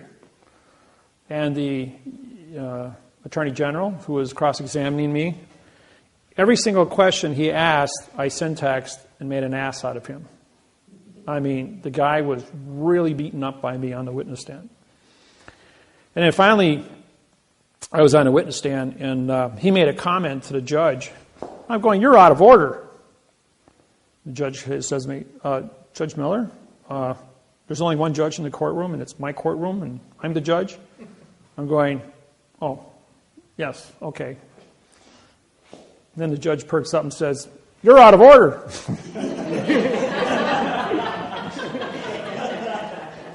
And then the judge says to me, "Do you have a passport?" I said, "Sure, I got a passport, driver's license, insurance cards, MasterCard, Visa, bank cards, a checking account." I says, "I got a mortgage, carry insurance." He goes, "I thought you were sovereign." "Well, I am sovereign. I'm allowed 2 identities." He goes, "Yeah, that's true. You are allowed 2 identities." I just tell you what, Judge, why don't we cut to the chase here? In front of the grand jury, he says, "Here's my passport. You're a federal judge. Why don't you go in the back room and contact the U.S. Department of Immigration and Customs and run my passport?" I said, "It's going to take you about a half an hour to go through it. It's about 38 pages long." He goes, "There's only a couple pages here." I says, "Run my passport." I says, "Then you're going to find out who's sitting in your courtroom." So he's gone for 35 minutes. He comes back and he says, "Judge Miller," he says, I apologize. He says, here's your documents back." Very impressive. He goes, "Never seen anything like that before." 38 pages long it was, just like you said. And he says, "Davis," he says, "he's just made an ass out of you. We have no more questions for him. Judge Miller, you're free to go." Yeah. So what do I need to do to get you here quickly for my court date? When's your court date? October 30th. October 30th? I'm going to be, I don't know, maybe I could make it. I got to be in Court of Claims in Washington, D.C. It's on the way. On the 5th, that's Monday. You got I think you got Friday. Thursday or Friday? Washington's always fun around election time. Tuesday, that's a whole week. Well, I'm on your case. I can sit in court with you and, argue the syntax. That's not a problem. Probably be a lot of fun. I'm free those days. I think we'll have an audience.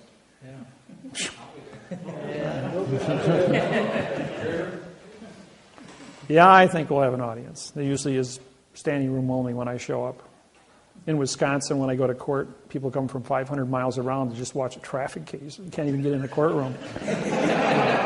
Judge walks out in the court in the hallway and he says, "Miller, come on outside here with the DA. We're going to do it outside in front of here where there's no witnesses." And the DA's running down the hall. "He won't talk to me. He won't talk to me." Except in quantum grammar. He won't. So is there a process for that, or are you just going to show up and... Well, let me know what your dates are and times. Okay. It's only about a 3-hour drive from Milwaukee. Is this okay for my badge? Yeah. Except that's the wrong flag. The wrong flag. Yeah. That's a 1x2 flag for one thing. Your blue field is 40-60, and from here I can see it's a 50-50. Okay. You can download one off my internet site. No, you didn't. Your computer shrunk it or did something, but that's not a print. Yeah, it changed the size of it. It's 1 to 1.9. The one on my business card is correct. I need one of the business cards. Oh, okay. Well, no, they're in my. I had them in my bag at the room. So. Just a couple of miscellaneous questions. If somebody, how about like with the credit bureaus or liens on your property or anything like that? Well, when you guys deal with MasterCard, every time you sign your MasterCard, you're making a promise to pay. I mean, you took the money. Now, here's a little trick that you don't know about. When you guys use MasterCard, it's earned income. If you discharge it in bankruptcy, the government will wait 3 years and come back and sue you for failure to pay your state, federal, and Social Security taxes on the earned income you discharged in bankruptcy. And sue you for 125% from the IRS, which you can't discharge. You think you were in trouble before you couldn't pay your bills? Now you're in trouble with the IRS. Will sell your home, cars, and anything else you own, and they'll come after you from that location. And you can't file bankruptcy against the IRS claims, especially with that position. Okay, so the sin tax wouldn't work in those areas? The sin tax works except when you file bankruptcy, you are saying, what's in my hand? Nothing. You filed bankruptcy against nothing. Why do you file bankruptcy? You filed bankruptcy because you want to discharge a fact. Bankruptcy takes the nothing and makes it into a fact. Therefore, the fact is taxable. How do you think England captured New Zealand, Australia, India? Is because England figured out way back in the 13th century that if you file bankruptcy against an invasive people, take the Aborigines. They don't speak or read English. They only have picture writing. So, in their pictures, articulate their land, their treaties, their boundaries, and there's 3,450 Aborigine tribes in Australia. But they got 10,000 gold mines. The country is a virtual mine of gold, silver, lithium, titanium, cobalt. I mean, it's just mineral rich. Radiation, radium for plutonium. All of our nuclear submarines are refueled in the northern part of Australia as they go around the world because our treaties with them. Australia is traded on the New York Stock Exchange as a corporate entity. Just so you want to know about that. The people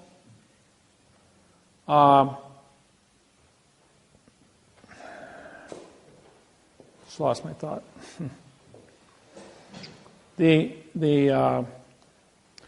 England went into Australia, genocided up until 1957. They had a bounty on Aborigine people that if you kill them, you got to pay the bounty. Imagine that. England was actually hunting human beings like they do deer and putting a bounty on them.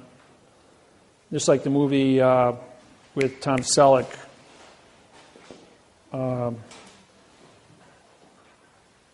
Quigley Down Under. Good movie. The Aborigines were genocided.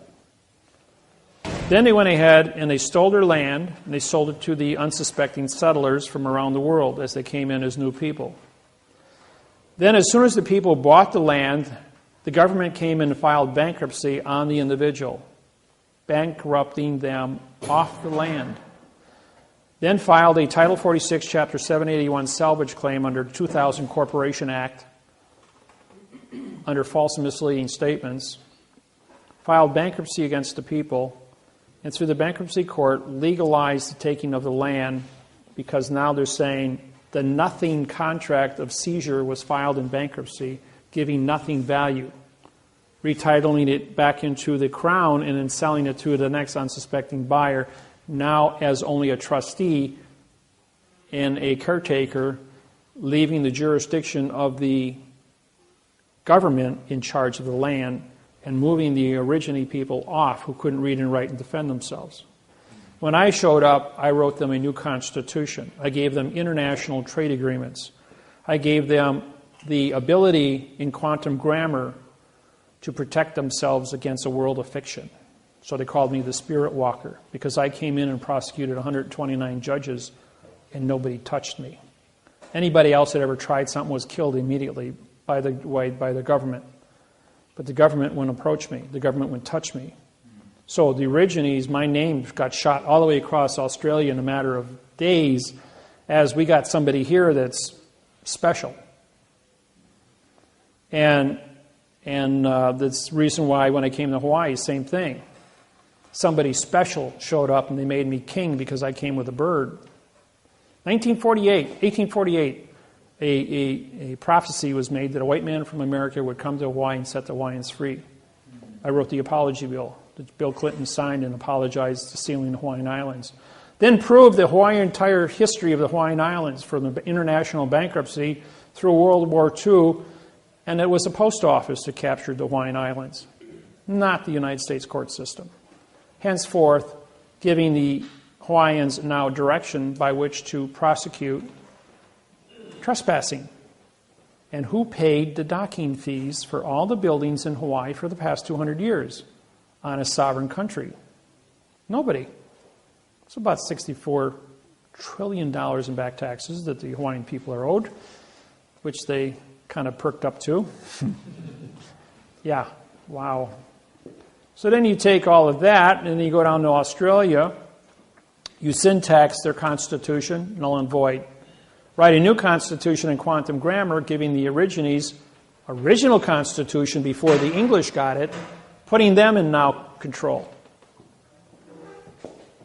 And then going in and prosecuting the judges where they're running out of the courtroom. They're standing up bowing to me as the chief federal judge of Australia and New Zealand. And the Aborigines are in there watching this. And then having 2 federal attorneys, 2 federal barristers, 2 federal solicitors, and 2 federal, state attorneys, all stand up, all 8 of them, one right after another. We are in peril, danger to move forward against the Aborigine people, as Judge Miller has explained to us as a chief federal judge here in in Australia, in Sydney, Australia, New South Wales, as to how much criminal activity we have done in closed chambers in the back here in the last 8 hours. He can walk the walk, talk the talk, and he explained to us in detail the operations by which we are to be prosecuted as, that we don't exist as a government, as a court, or as a people, that we are trespassers.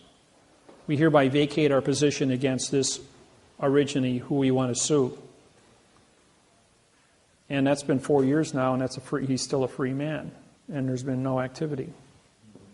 And that word went all over Australia. And I've gone to court 129 times. Every time I walk in the courthouse, it's like, bzz, Miller's in the building. Everybody's running and locking doors. Don't let him in your courtroom. He walks in here, it's going to be hell to pay. Yeah. So will you also write that for the Indians?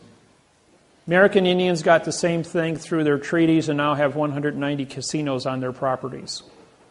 And guess what? The white man is losing money and they're buying back their own Indian lands with the white man's money. That's poetic justice. Yes. You were saying something about the bankruptcy. Don't do bankruptcy. Don't do bankruptcy. It is. I have a question. Don't think of how not to pay your bills. Think of how to make money and be more efficient. Learn how.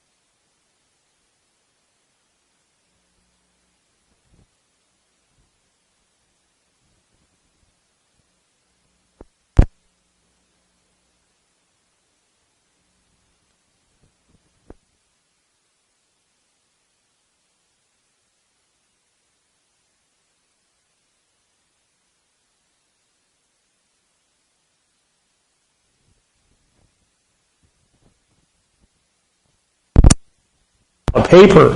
I says, we agreed on 8%. He says, well, I'm giving you 10%. I says, I didn't ask anybody for any money. I did my work. That was my contract. That's all I'm contracted for is work. If you guys pick up $1.5 million down the road or $7 million from the federal government and you want to do a gift to me after the fact because you have surplus or you feel you want to give me a gift, that's your business, but I'm not asking you for anything. We had a contract. I fulfilled my contract to you, and that's it. When you got a gift, what is a gift? Okay. Most of you are too young to understand this, but some of you are old enough. Remember the movie I Dream of Jeannie? Huh? You're laughing. You must have watched it. All right. What is a genie? Everybody knows it deals with magic, right? Okay, you have a genie and you have a djinn. A djinn is the grandmaster of genies. He's got all the power.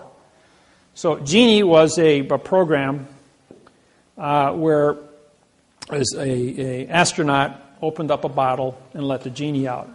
And the genie fell in love. She's laughing. She's seen it. The genie fell in love with Tony and did all these crazy things trying to help him. And every time she used her magic to help him, wound up getting in trouble. And the whole TV show was a comedy.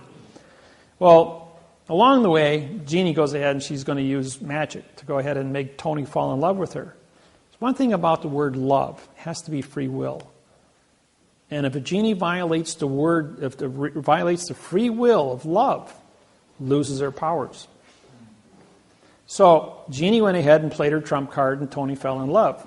Well, Jeannie's dad shows up to Jen and says, you broke the rules. You got no power. So now she's back to an ordinary woman, living a mortal life, having to learn how to cook and clean and iron and do everything domestically. Well, at the end of the show, the Jen goes ahead and gives Jeannie back her power because she learned her lesson. So then I got to thinking about that. What would any of you do if somebody gave you power to snap your fingers and create things out of thin air? Give you absolute power over all things. What does that mean to you? Will you be responsible for power? Will you be a teacher? Will you acquire wisdom from this here? Or will you go out there and practice mischief? Well, I looked at myself in the mirror one day and I said to myself, will you make a contract with yourself, David, that if you were given the power, absolute power, will you be responsible for that? And I says, yeah, I can do that. But would you do that at the point of death? In other words, if you violate the rules of absolute power, which is the word meek, M-E-E-K, that you will be struck down and you will die without cause. I says, yes, I'll make that contract with you. And what I'm doing is I'm talking to the mirror. So the mirror is a reflection of the opposite. But when the opposite goes through your eye, it's putting your brain as the correctness. A correct image appears in front of your brain. So I made a contract with myself and with God that I will be correct if given the power to be correct, to fix it. And what is syntax? Syntax controls all the contracts on planet Earth. Parse, syntax, grammar. And so 7 years later goes by, and I die on the operating table. And I'm reborn. And my whole personality is different. My 6-year-old daughter walks up to me and says, you don't smell like my daddy. You got green eyes now. You don't look like my daddy. My daddy had hazel eyes. You got bright green eyes. You don't look like my daddy. You don't smell like my daddy. My daughter was estranged from me until she turned 16 and then never talked to me again until she was 28. True story. My other children are very close to me. But the point is, I did acquire the math interface on grammar, giving me power on grammar. Grammar controls all contract, and contract controls all topics on planet Earth, all money, everything. So what happened was I acquired the power over all things in all languages on planet Earth through the math interface of communications. So I made a contract, and I've always been honorable to that contract, and I was reborn again. So what did I get with the power? I get to have clothes, food, shelter, and travel, and have immunity, which I acquired through my diplomatic position of the United Nations as a sovereign, as a federal judge. But I'm always correct. And everybody walks up to me or goes on the internet and say, you're not a federal judge, you're not part of the United States District Court. Well, a district court judge is not a federal judge. He's a district, demon god of the underworld for trickery in a closed area. That's what it means. I don't do demon stuff, anything. I am 100% mathematically correct in everything I do and everything I say on paper. And I am a federal judge on every document I sign, and that document is the court. And when we go into a scenario, we are correct in that court, and that judge is going to come off the bench, and he's going to sign that document, or he's not the judge in the case, and I will be that federal judge in that court in front of that individual, and I will tell him so. And if he thinks he's going to touch me, he's going to have a whole world of hurt come down from all over the world. And he already knows that. That's why they run out of the courtroom. Or they lock the doors. Or I show up in Honolulu, Hawaii last year. And everybody talks about this. I was ordered to go to court and testify. I went to court, and it was announced that all the courts in Hawaii and all the schools were closed because of the high wind alert. That they were afraid the school buses were going to be blown over. That court-appointed lawyers, attorneys, judges were going to be blown off the road because of the high wind alert. On that day, you couldn't knock a candle out with the wind. But I went to court with a whole parade of kapunas behind me. We got to the court, and the sheriff was standing going like, the court's closed. It's Friday. It's declared a court holiday. There's nothing on the books for that. All the schools are closed, too. The whole state of Hawaii is declared a holiday today because of the high wind alert. It's all over the news, broadcasted all over the world.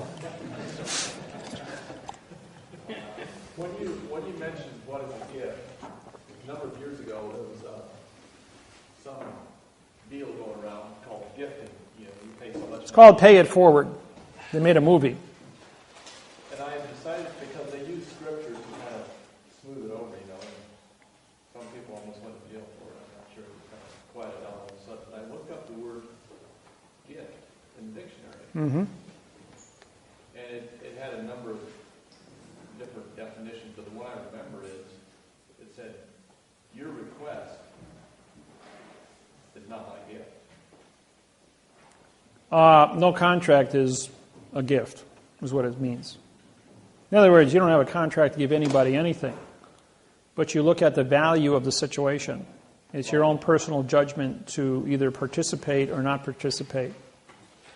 Okay. In order for evil to flourish, good people must do nothing. If you see a wrong and you intervene and you correct the situation, maybe it requires a financial gift to stop and correct a wrong, to give a person food, money, or hope, to educate an individual with certain points of information. That then becomes a gift. Knowledge is the most important thing on planet Earth. If I take a little slip of paper a half-inch long, a half-inch wide, and 2 inches long, what's it worth to you? It's a little piece of paper. You just throw it in garbage. And then I write the 6 winning numbers to the lottery tonight at 8 o'clock, which is worth $300 million. Now what's that little slip of paper worth? Yeah. It's called points of information. Aflac, paycheck. He knew that if he went back and changed time, the company wouldn't exist to pay him his paycheck. So what did he do? He knew what the 6 winning lottery ticket numbers were going to be when he came back. So he wrote them down and put them away 6 days earlier. So when he got there, he'd have a paycheck of $15 million. Kind of a cute ending to a great story. Point is, information is the most powerful thing in the world. If you study and you become proficient and you acquire the gift of syntax, you will know how to answer the questions and save people's lives and make a difference. I do it all the time. I do it as a parlor trick. Maybe 1 out of every 20 people actually pay me to do my job. The rest of them, you ask me a question, I just pop it off to you, have a tape recorder, and I'll give you all the answers you want as fast as you can. That recorder can record. Because if you try to write stuff down, I'm not going to repeat myself. If you want to get in a conversation with me, you better have a tape recorder running, because you're not going to believe what you hear in the next 5 minutes, because it'll take you a month of research to pull it out of the dictionary. Those that know me, those that have done business with me, know that once you get into bed with me, I take care of you. I answer your questions. I'm on the phone, available from 3 a.m. in the morning, all the way from 7 a.m. in the morning till 3 a.m. in the morning. 20 hours a day I'm there available, 7 days a week, 365 days a year. How many judges do you know you can call at 2 a.m. in the morning? They're just going to answer the phone and give you an answer to a problem. I'm there. I do it all the time. But only the people that are supposed to be there and talk to me get through on the phone. Look at all the billions of people I have on my website, and yet only the people that are supposed to call me with important questions that are under contract with me are the ones that get through. Everybody else doesn't know how to do it. Yes, question? Oh.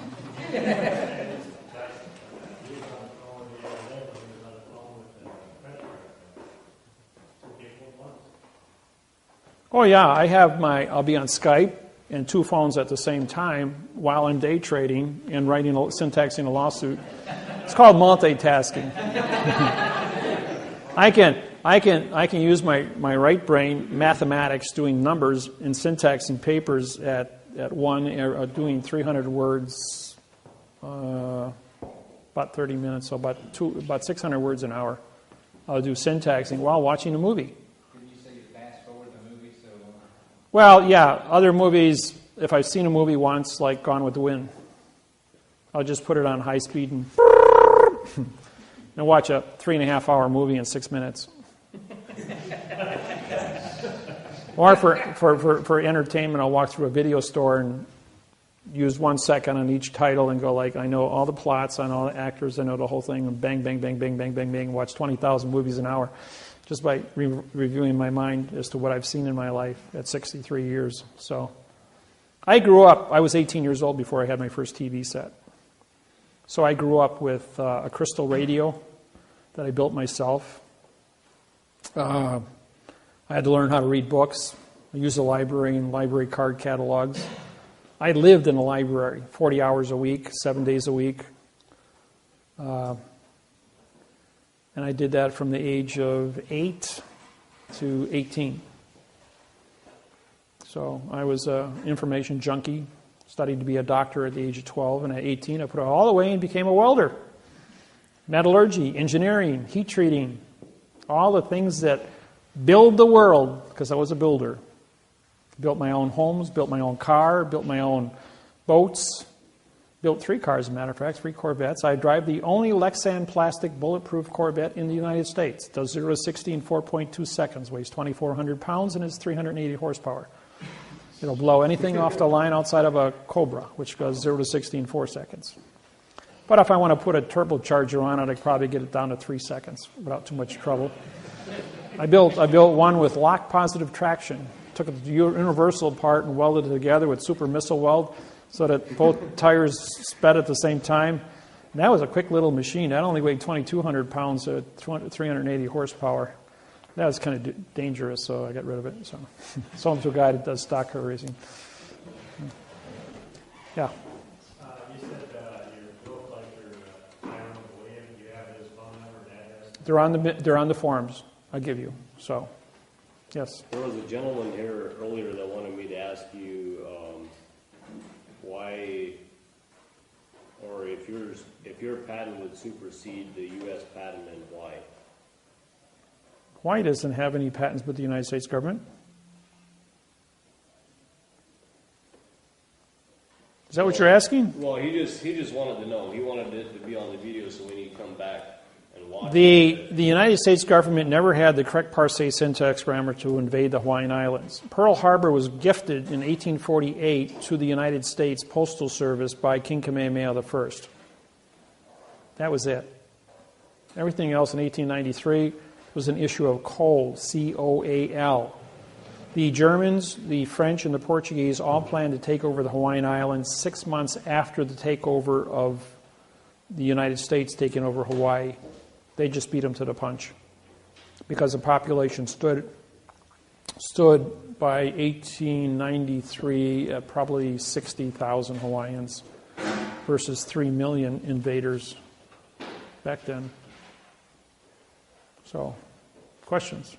If you become president, will you get the peace treaty signed between Israel and the Palestinians? Yes, Ron, I told you a story about Helm. That already was signed way back about 7 years ago. That's why there hasn't been any commotion there. They both are familiar. That was already signed. Yeah, that was already done in Quantum 6-7 years ago. Even though the people are still making noise, those are satellite groups, but the people who originally signed that have not been fighting with each other because of the words. But then there's been the people who were involved with the original treaties are senior citizens, bad health, some have died. So the new people coming in are not familiar with the new terminologies, and so therefore they're drifting back into fiction, whereas they had quantum before. And if you don't take time to study, you're not going to be proficient.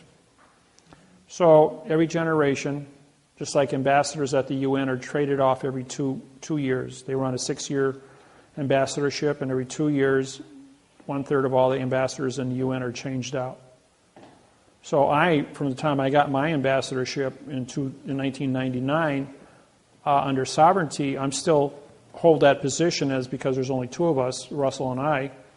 All the rest of the people in fiction are changed out, but I have a lifetime appointment as a director of a sovereign country called Quantum Grammar. So that's where that stands. Yes?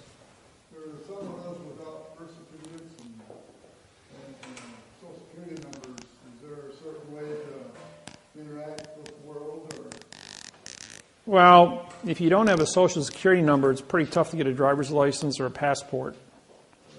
And because the world of fiction, you can travel anywhere you want, except the corporation of airlines, trains, buses, and automobiles are all controlled by Social Security. In other words, you have to have that number to move between point A and point B.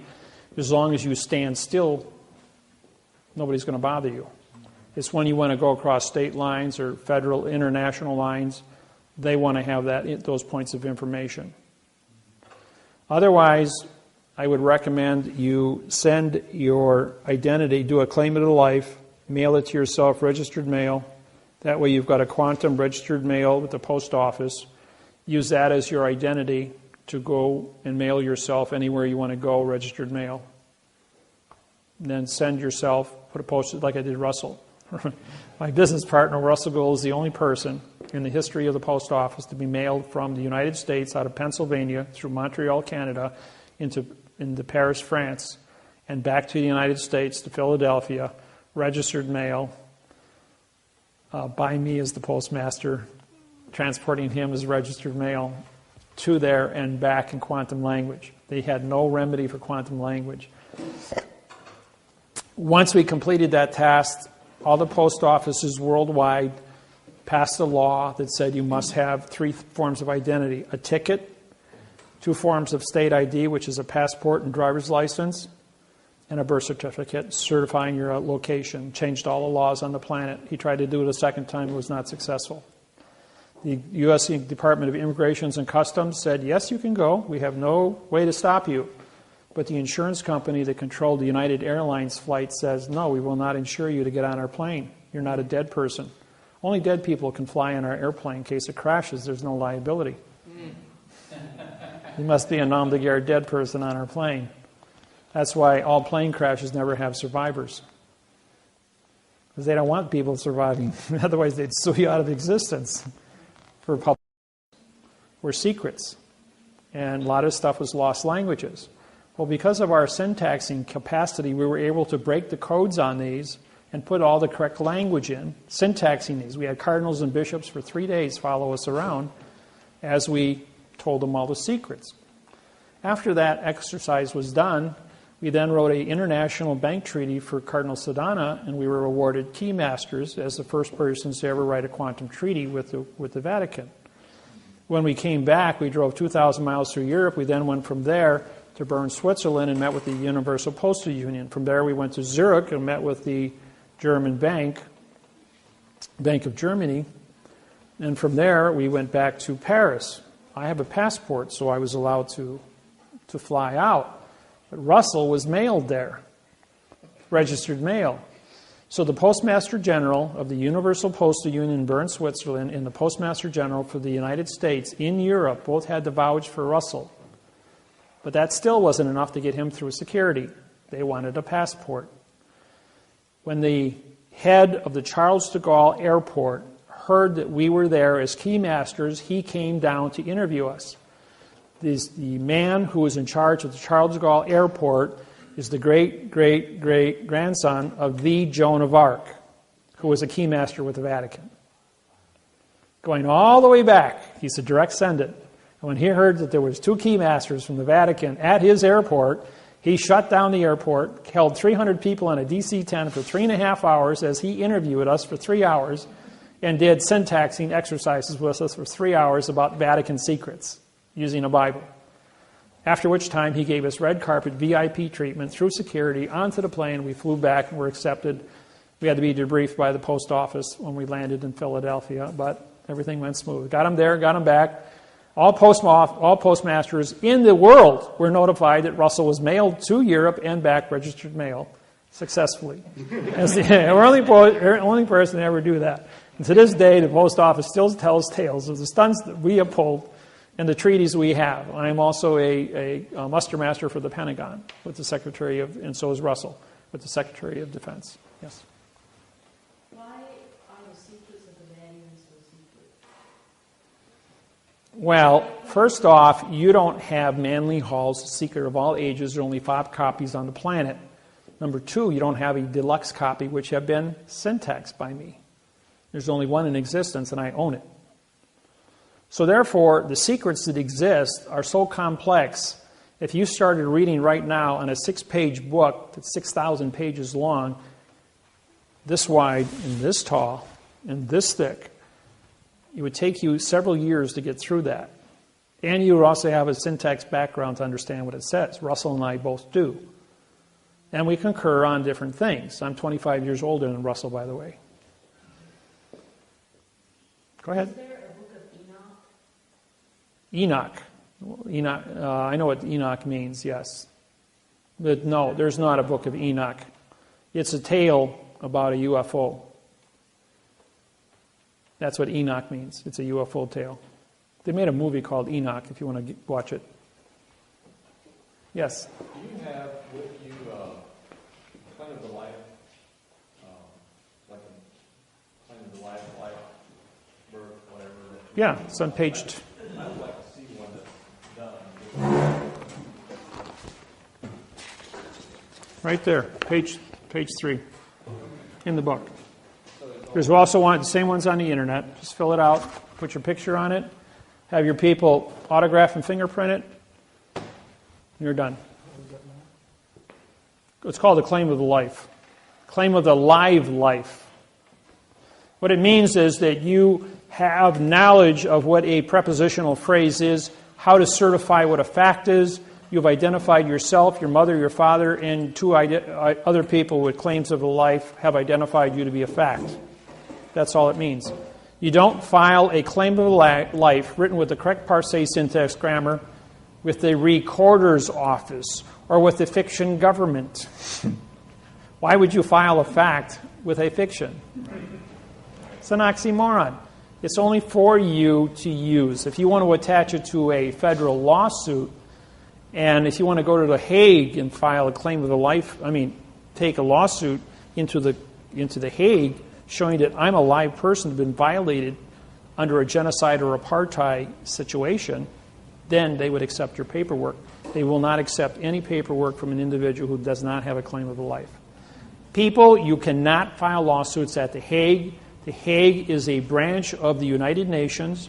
You must be a United Nations member who has paid your dues of $1.6 million a year, and you must be a country.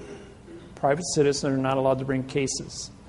The Blood Diamond case took 14 years to get to court. 235,000 people died under the Blood Diamond Civil War.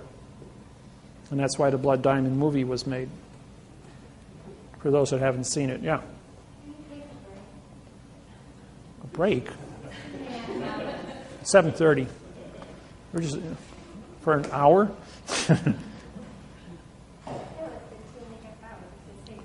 Oh. We're almost done. That's all. We're just answering some questions, and you guys can get out of here.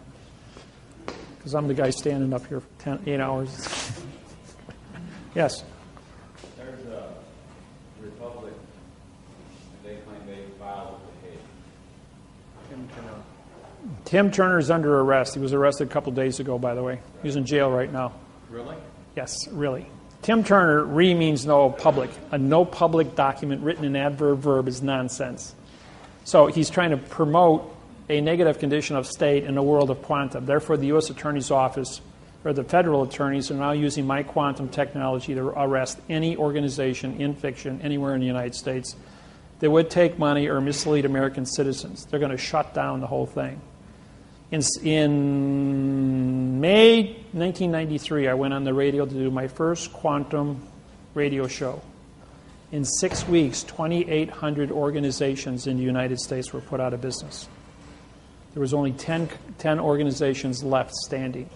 Today, there's only, I don't know, maybe less than a dozen that actually are still in existence.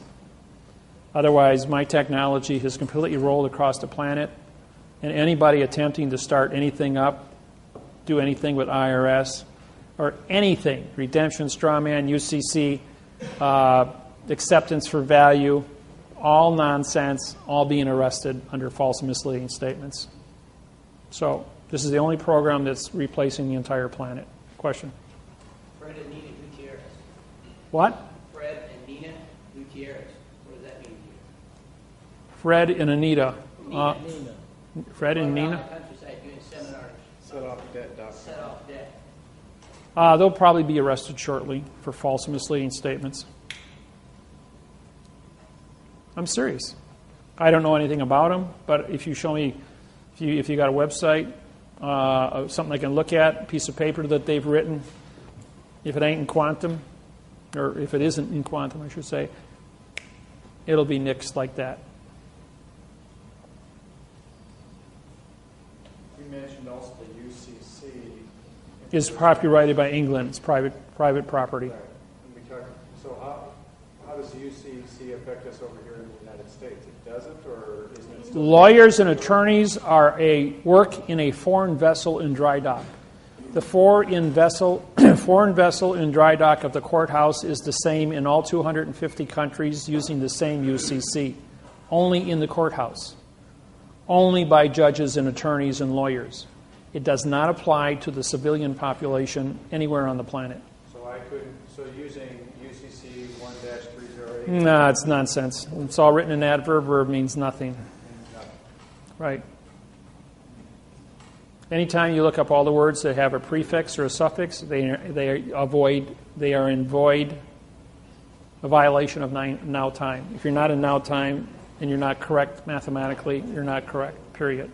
Yes? I was just going to ask, as we go along and this technology gets revealed, we'll probably be told these secrets that have been held back for thousands and thousands of years. Well, I have 50 stars on my flag dealing with the 50 tricks and traps and procedures of correct grammar. They don't represent conditions of the states. They represent the conditions of operations. And so it's the operations that I've been bringing out and teaching to the people. And every time the government goes out and they cook up a brand new plan to think they're going to trump me, I just go ahead and pull another trump card out of my thing and I trump them.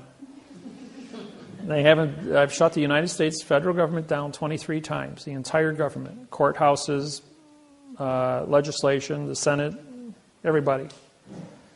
So I'm a world icon. The whole world knows my name. I'm probably bigger than, when I went to Australia, the Immigration and Customs says, you're bigger than the president of Australia. You got like 4 times more people on your website than he does. He says, "Who are you and what are you doing in our country?" And so I pulled out all my gambling cards and I says, "I'm here to gamble. I'm in your Texas Hold'em tournaments." And I pulled out my cash and I says, "I have the cash to buy into the tournament. And I like to gamble." Just part of my entertainment. I know adrenaline, I mean, it's got to have something to give me a little kind of buzz. Doing it to judges isn't buzzing me. Yeah. On one set of videos, I remember you mentioning hanging on a cliff. Yes, that was at Devil's Lake, Wisconsin. In other words, I'm a rock climber. I've climbed Devil's Tower already in Wyoming. That's a 1,200-foot face that's as smooth as this wall here, with little tiny cracks going all the way up to the top. And get up before sun up, and you start climbing up that thing, and you get up to the top, sign your name, and you come back down on the backside, which is kind of easy. Or you rappel down the face. But I was climbing on Devil's Lake. It was 95 degrees out. I was on a cliff about 102 feet tall at Red Rock. And it's a smooth face. It's an inverted climb. It means you hang a rope off the top, it hangs 6 feet off the bottom, so you're actually negative climbing all the way up. You slip, you fall, you got your rope. Well, I was 10 feet from the top. And where my carabiner was tied off was 10 feet below from the guy who put it up on top. He had climbed down, but I was out of location. I went up the wrong crack. So here I am in a wrong location, and I had to disconnect. So now I'm on a 90-foot cliff after an hour climb, 10 feet from the top, and it's all smooth. All I got is a 3-inch crack in front of me. So I had to put my fist inside the crack and tighten it so hard that I could do a one-arm pull-up and do that hand over hand for 10 feet to get over the top. Otherwise, fall to my death. There was no way up, no way down except to go over the top. The rock doesn't care if you die. So you're there, and you have one responsibility.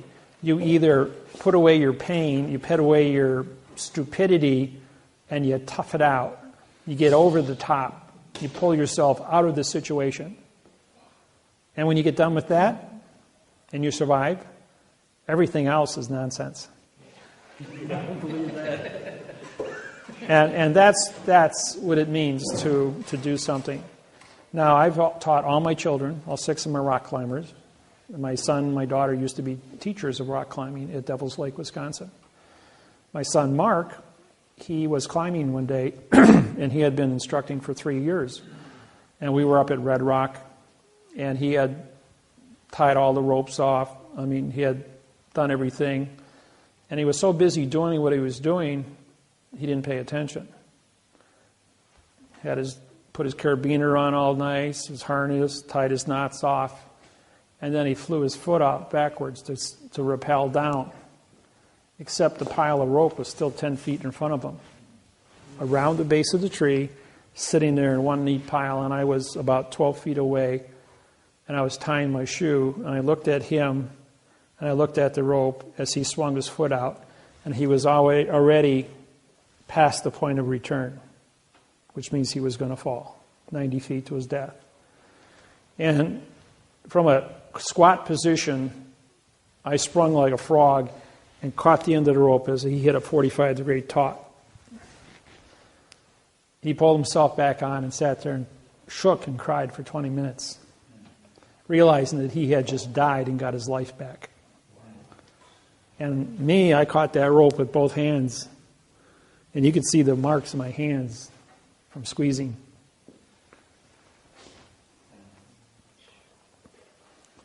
There are relevance in time, just like me dropping the bullet and avoiding things. There are some things that aren't supposed to happen. There are some things that have to happen. And after that, he was the safest climber, does a triple everything. Nobody touches a rope that he touches. He doesn't trust anybody or anything, but he is triple secure at everything he does now. At 18, he's now 38 years old, 20 years later. 8 years ago, he caught the edge of his foot on a roofing nail and fell 12 feet onto concrete off a roof. Crushed his left foot, which is now titanium, and crushed his left wrist, which has pins in it. And so he still roughs, but he wears a harness when he's up on the roof. And he's super, super careful. That was the second time he was careless. So he pays very close attention now, but he's in a lot of pain. The bones change, titanium doesn't. So, any questions? Yes? Oaths of office, if they're upholding an oath to the Constitution, which is not the Constitution, but you're saying just to the state, is that what you said? All right, I'll explain what that means. The judge says, I swear to support the Constitution of the United States. Correct? What does the word United States mean? United means no citizen, condition of state. He supports the Constitution of the piece of paper that is in front of him between two or more people. As there are two people that are nom de guerre names on a piece of paper. That piece of paper, which is the lawsuit, yours is traffic, his is divorce, yours is speeding. Doesn't matter what you're there for. Misconduct. Everybody's in court for something. You want to collect rents. The point is, every piece of paper in court is a different constitution of two or more people between him and the person in front of them asking for something. That's what it means. The word constitution means contract. So Has nothing to do with Washington. So how can, for example, the oath that I showed you of the police officer, how can I use that to my advantage to avoid something that's going on? Oh, real simple.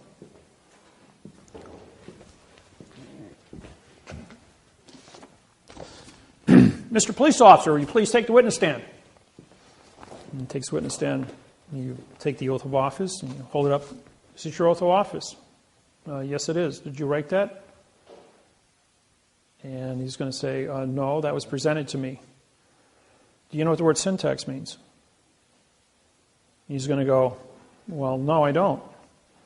I says, you signed a document, but you don't know what grammar means. You know what the word grammar means?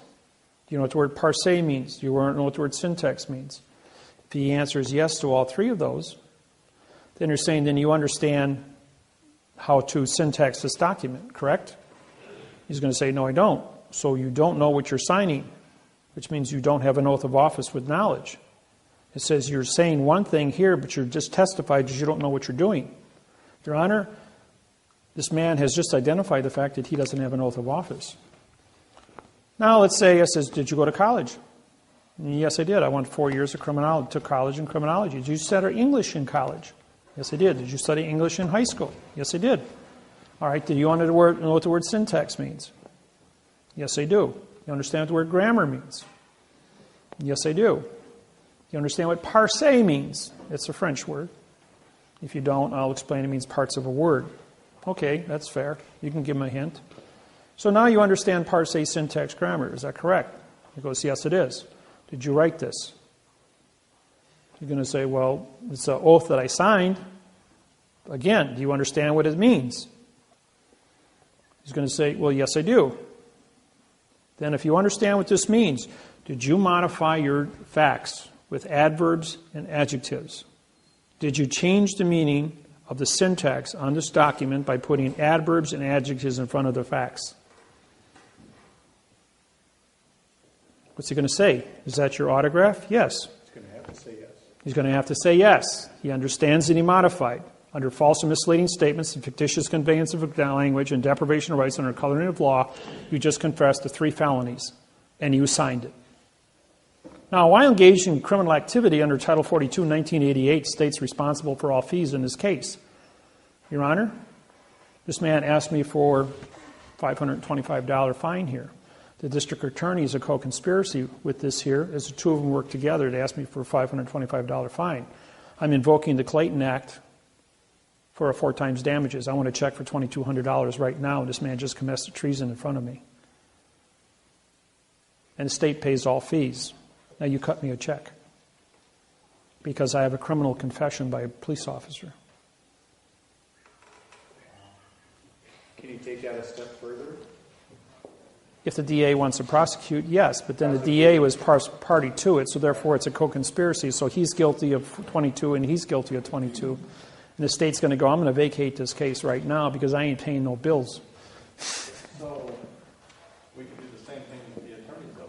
Exactly, which says nothing. Once you, and judges. Well, not the judges, on the other hand, are not in the courtroom. They're on a different plane. You know, when I went through a divorce, the lawyer asked me for $1,700 worth of attorney fees for fighting for my children. He says, hey, Mr. Attorney, take the witness stand. Oh, I don't have to take the witness stand. Client-attorney privileges. So I didn't care about your client. I didn't ask you a question for that. I said, take the witness stand. You asked me for money. That's maritime law of commerce. You have to testify under maritime law of commerce. Judge Wasilewski goes, he's right. It's maritime law of commerce. You asked him for money. You've got to take the witness stand and testify. Well, his 8 business partners that belonged to his law firm all were sitting in the courtroom, all in a nice row next to each other to watch him take down David Miller and make him pay a fine, make him pay attorney fees. I asked him the same questions. Did you go to law school? How long have you been a lawyer? And his answer to each one of them, do I have to answer that, Judge? And the judge says, of course you do. If you're not a member of the bar, you're going to get kicked out of here. If you didn't go to law school, you're an imposter. Do you understand syntax? He goes, yes. Do you understand grammar? Yes. Is this your autograph? Yes. Did you write this document? Yes. Did you ask me for money? Yes. Did you modify your facts? Not your nouns, because they're no-nos. Did you modify your facts with adverbs and adjectives? Well, yes, I did. And what did they do? They modified. Therefore, you changed. And because you intentionally changed, is there any closure on this document for false, misleading information, for modification of the facts into verbs? Well, no.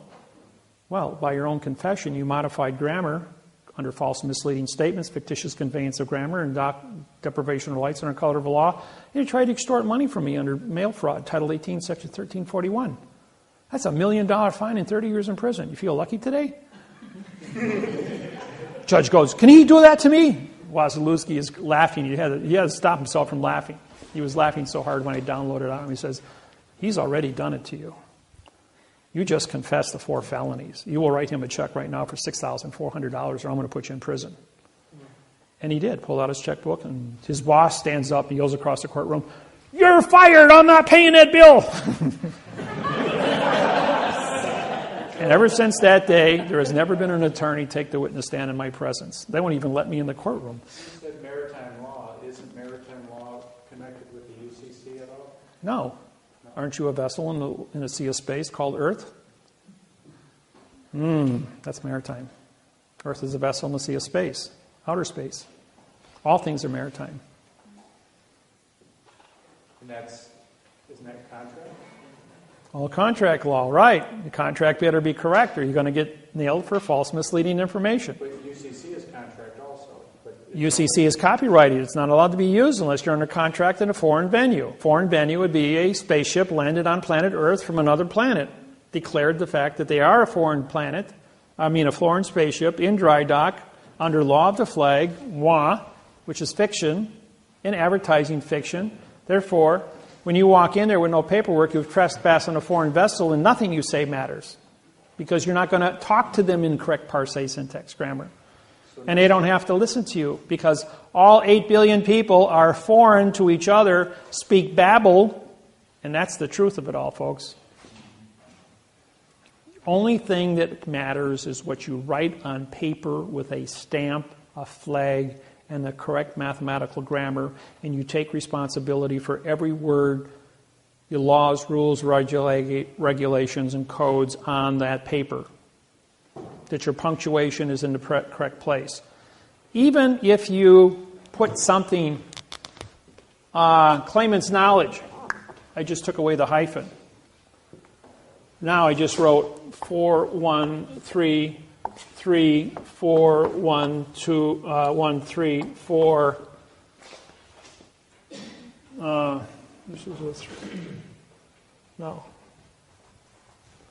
121213412 comma 22 and 4 no. 1, 1, 3, 3, 3, 3, 3, 3, period. So that would be a 4. No, that would be a 1, 2. But because of the period, because it's abbreviated, then all of these would become 4s. And then that would become a 4 also. 1, 3, 4, 1, 3, 4, 1, 2. Just have all the answers. Judge says, no, all the facts. The judge says, he has all the facts. Judge says, oh, you do? He says, well, how is that you have all the facts? He says, you can ask me anything you want. He says, I'm prepared for traffic court today. Judge says, well, actually, I don't have time for this today. He says, so we're going to continue this for 30 days. He says, in 30 days, you will come back into this courtroom with all the facts, and you will present your argument, as I'll give you a half a day before this court. So the man walks out and he realizes that, and then the judge, before he walks out of the courtroom, says, I want all the facts from all over the world about what you know about your traffic citation. He goes, well, that's a really big order, Your Honor. He says, you said the word all. So you said you have all the facts. I want all the facts or I'm going to arrest you for perjury and you're going to spend 30 days in my jail. So he calls me and says, Dave, he says, I really stuck my foot in my mouth. What do I do? He says, practice the handstanding. He says, what do you mean practice handstanding? I says, the judge told me to bring all the facts in the court. I says, yeah, practice your handstanding capacity. So he got to be really good. Run around the house all day long on his hands, doing handstands. Got his balance all tricked up. So he calls him back the day before court and he says, all right, David. He says, I practiced my handstanding. I can do a handstand for 20 minutes, walk all over the place. He says, I'm really good at it. Now you're going to tell me the rest of the story as to why I had to do handstands for 30 days? I says, of course. So then he goes into court, walks up in front of the judge. The judge says, I'm here with all the facts, Your Honor. The judge goes, well, I don't see any paperwork. He says, you better show me all the facts right now. So he pops a handstand. He says, my feet are dangling in a sea of space and I brought Earth to the courtroom today. I brought all the facts on planet Earth. As my feet are now in a sea of space. After the courtroom got done laughing, the judge says, that was a trick question, and yes, that's a correct answer. You're free to go.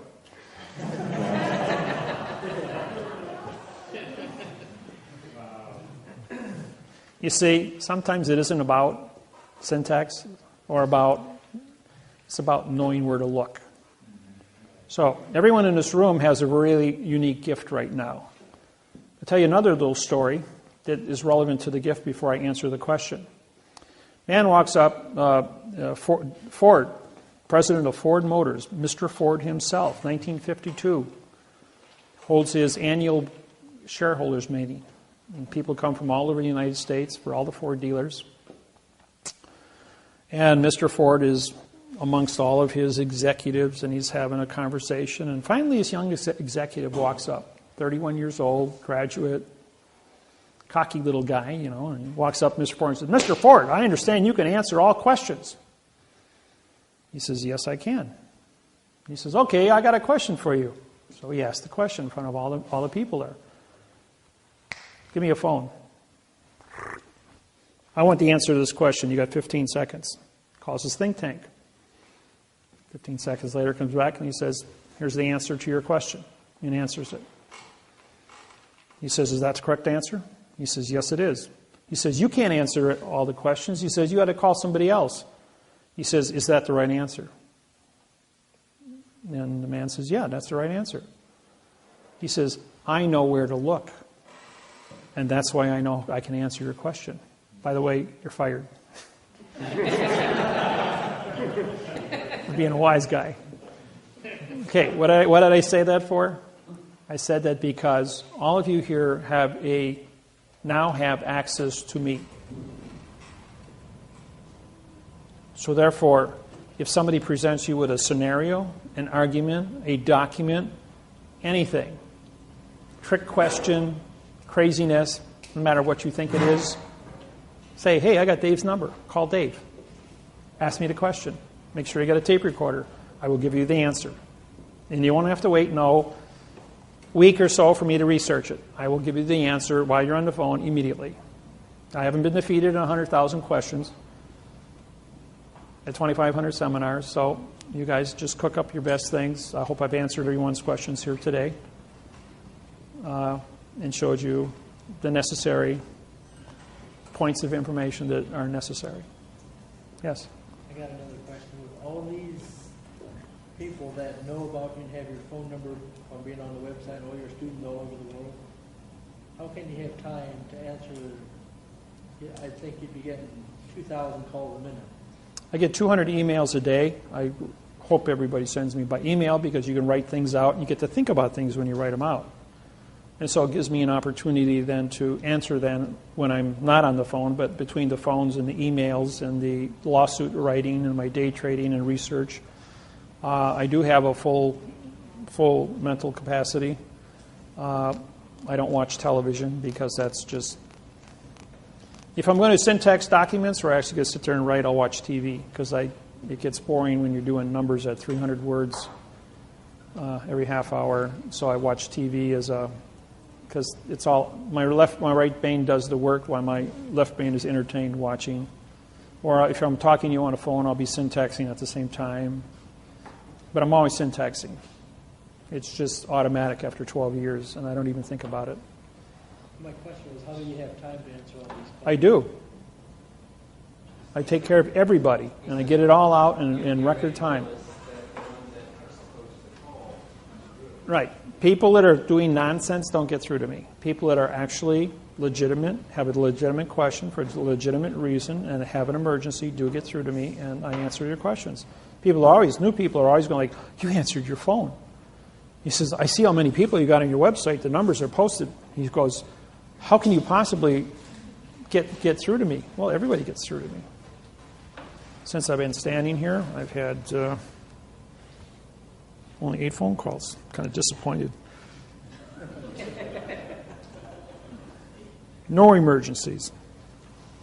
I know everybody's phone number and what they want to call me about. Where's my form? How do I fill it out? Did I do it right? Same thing, yes. You got that passion up there, but you didn't show us how that changed. You showed us how it changed too, but not from what. Oh, this was a compound noun. All my writings have underline on compound nouns. But when you drop this becomes, anytime you have 2 facts, a claimant is a fact, knowledge is a fact. When you put a fact in front of a fact, this becomes an adjective, making this into a pronoun. Except the is an adverb. The only word that the adverb can attach to would be another adverb, but knowledge of becomes a pronoun because it's been modified by 2 adjectives. The first word in a sentence, the authority always runs backwards. And the word and here is a conjunction.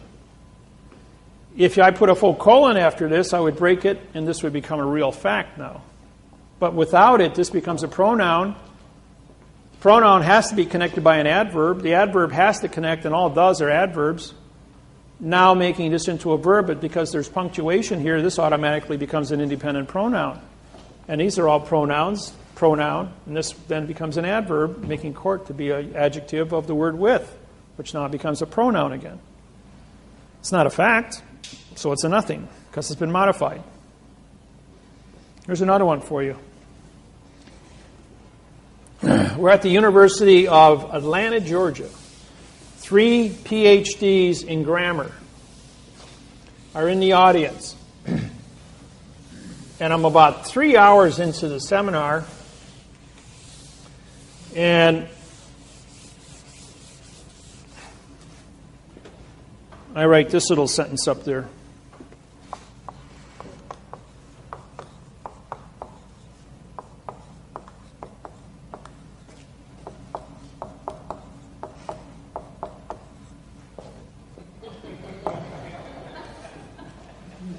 The is for the da. And they're going like, lady stands up and goes, well, that makes a lot of sense. He says, yeah, but what does it say? Doesn't mean anything to anybody in this room. Why don't we syntax it? Here's a prepositional phrase. Can you put a verb in front of a pronoun? Or, a preposition. Yes, you can put a verb in front of a preposition. Can you put an adverb in front of a verb? Well, the answer is yes. Can you put an article in front of an adverb? The answer is no. So the only solution here is the adverb modifies the verb, which is connected to the adverb, which modifies the verb, which connected to the adverb, which modifies the verb. So I use the as an adverb and a verb. Or it's a 4, 1, 3, 4, 1, 2. That's also correct.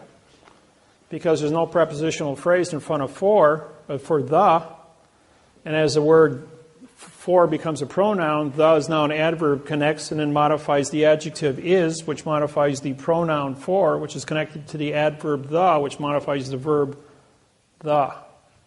Depends on what the volition of the writing is. I'm going to read this out loud. Now, everyone in this room thinks in music. You have music in your brains. You've been brainwashed to understand music. Lawyers write in music. 3, 4, 3, 4, 4, 1, 3, 3, 4, 4, 0, 3, 4, 4, 4, 4, 3, 3, 4, 4, 4, 4, 1, 2, 2, 2, 1, 2, 1, 2, 1, 2, 1, 2, 1, 2, 1, 3, 3, 4, 1, 3, 3, 4, 1, 3, 3, 4, 1, 2, 1, 3, 3, 4, 1, 3, 3, 4, 1, 2, 1, 3, 3, 4, 1, 3, 3, 4, 1, 2. You see a pattern here?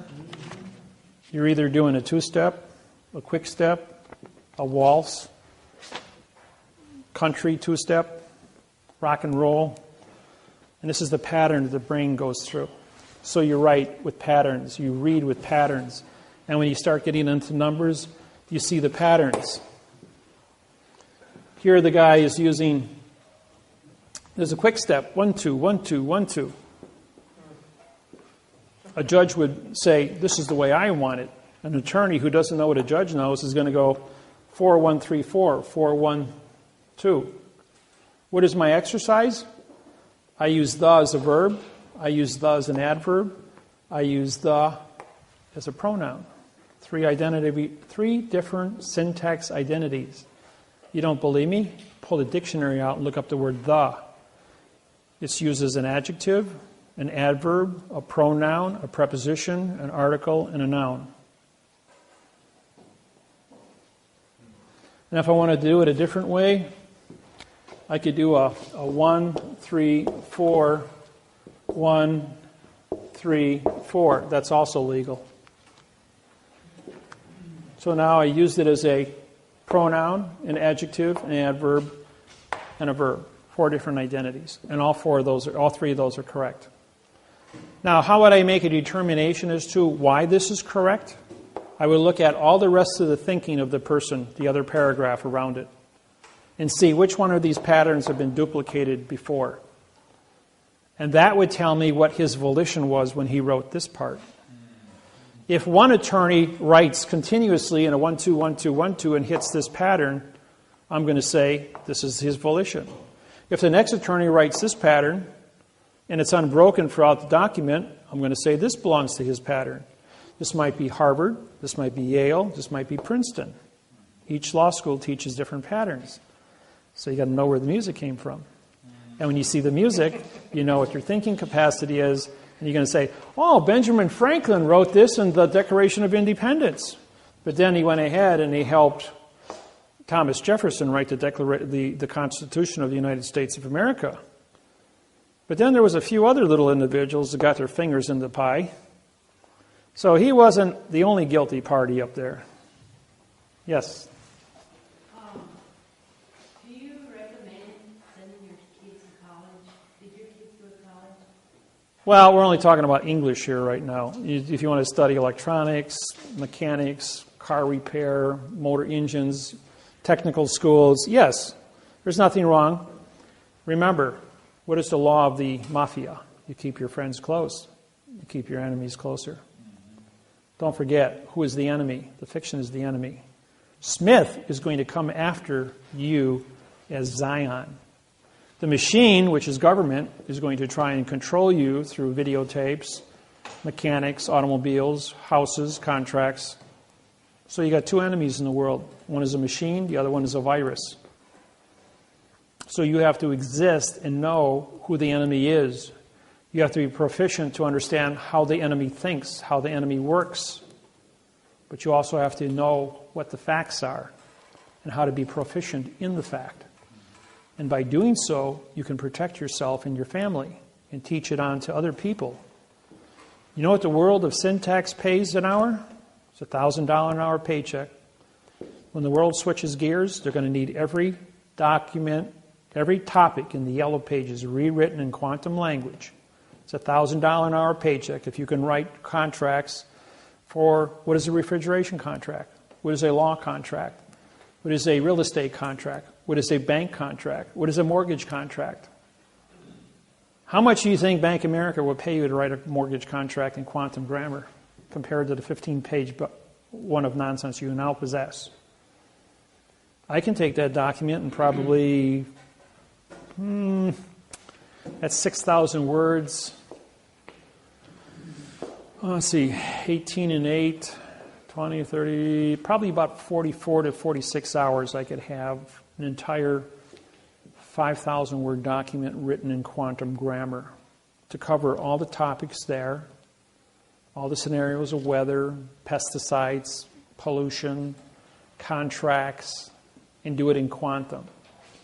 At which time the banks would then pay a very nice paycheck, because how much money is carried in mortgages in the United States? Anybody know that number? Yes, it's trillions. It's a $60 trillion is carried in mortgage in the United States. So therefore, what would be your paycheck? To just know how to write a 15-page quantum document.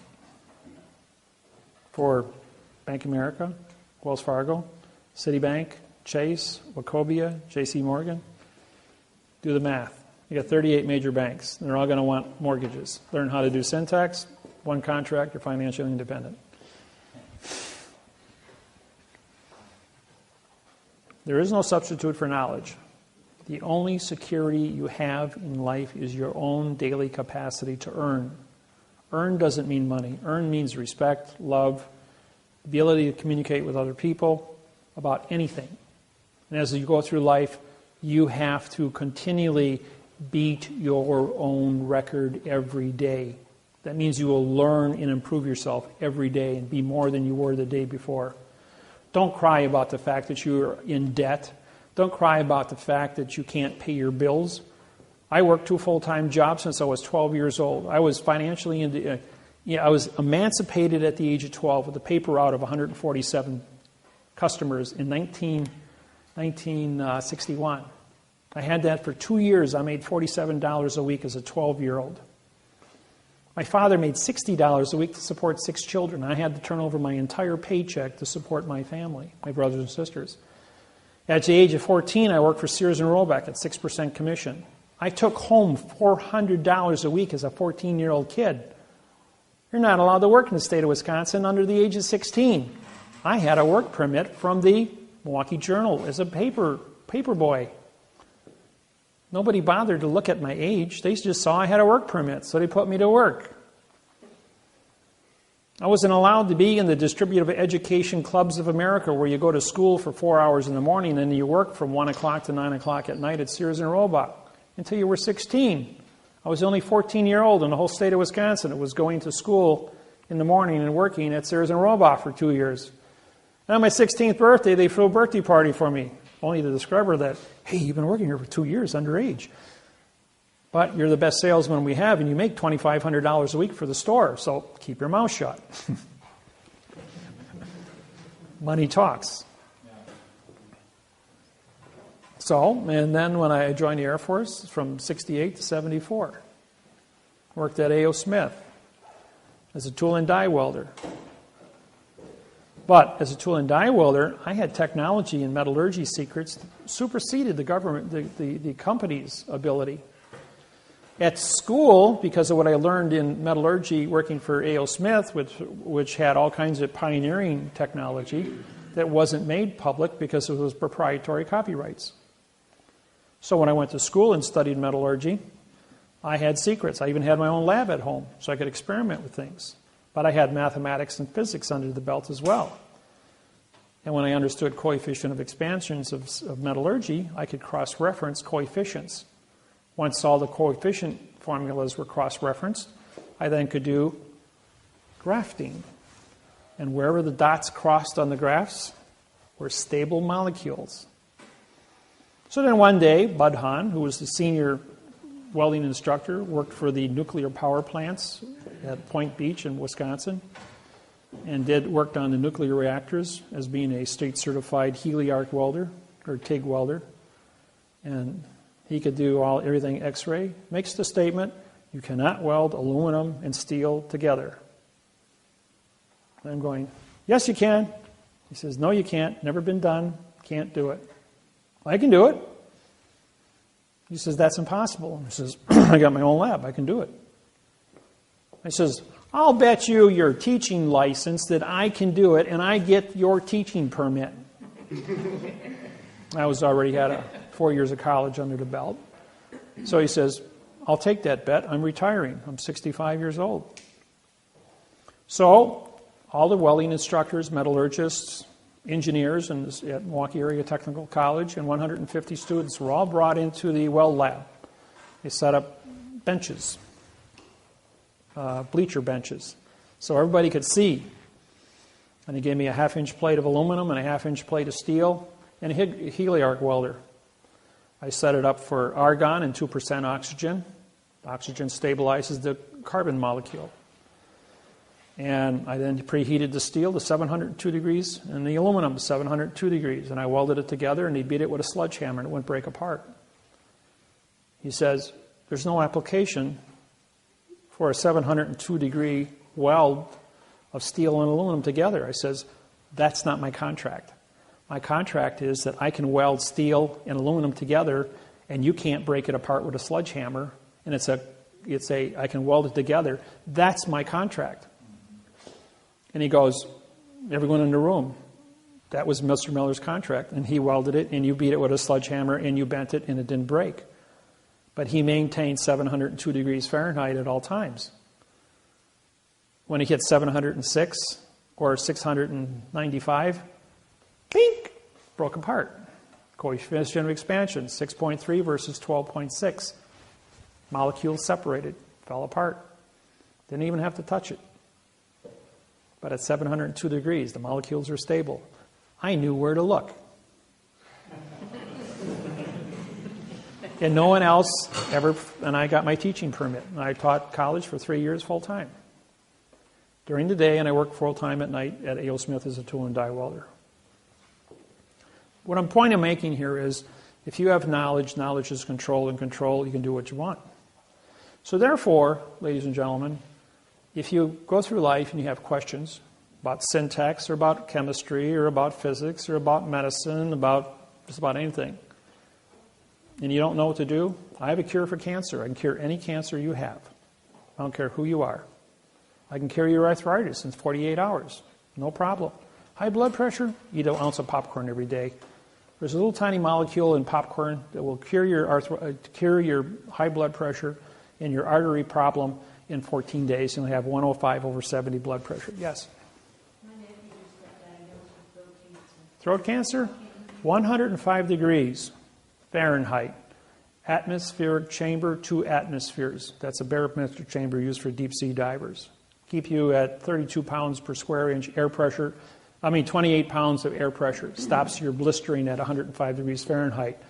IV drip, put the person to sleep. Use sodium pentothal to knock you out for 125 hours at 105 degrees. You will have tubes in, tubes out for waste, nutrients in. You'll wake up in 5 days. The throat cancer will be dead because no cancer can reproduce itself under fever. It's a 100% cure, no side effects. Mayo Clinic, Minnesota. Mayo Clinic, Minnesota does it. So does Atlanta, Georgia, Mayo Clinic. Only 2 procedures. It was discovered in the American Indians have been doing the sweat tent for 400 years, curing cancer. Remember, they go into the sweat tent. They hallucinate, see the Great Spirit for 72 hours. You hallucinate at 105 degrees. As long as you're in hallucination, your brain is at 105 degrees and so is your body. Because it's in a steam environment of hot rocks with steam, you don't dehydrate. You're inhaling enough water to replenish your sweating. And you drink fluid, all heat. And it's done for 72 hours. That cures about 99%. Some of your things like breast cancer, ovarian cancer, throat cancer, brain cancer. 105 degrees, 125 hours. 2 atmospheres pressure. Oxygen level is 16.8, not 14. 16.8. Because you got to boost the oxygen by 2%. Creates a oxidized blood chemistry. And no cancer can reproduce itself under fever. 105 degrees stops the reproduction, and no cancer cell of the 1,800 different cancers that exist can exceed beyond 125 hours.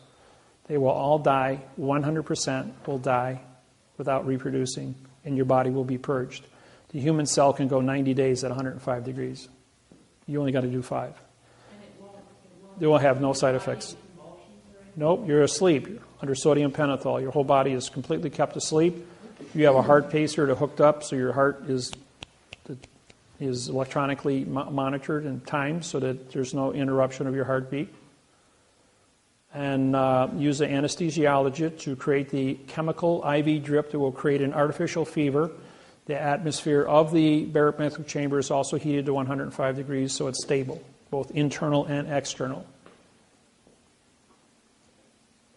But he does not have any money. He's still paying hospital bill that he If you when he had an accident earlier. It's not an excuse for murder, so I gave you the cure. You go to the Mayo Clinic, they'll take care of it. Is it a child? He's old. Oh, because if it happens to your children, the Shriners Hospital in Chicago will take care of that for children that have cancer or birth defects. So would they take care of him? They may if he's poor, but Mayo Clinic will probably take him in if he applies for it. He's also hemophilia. It's a 5-day cure. So my recommendation is go to Mayo Clinic, explain your situation, and you might qualify. Obamacare might kick in.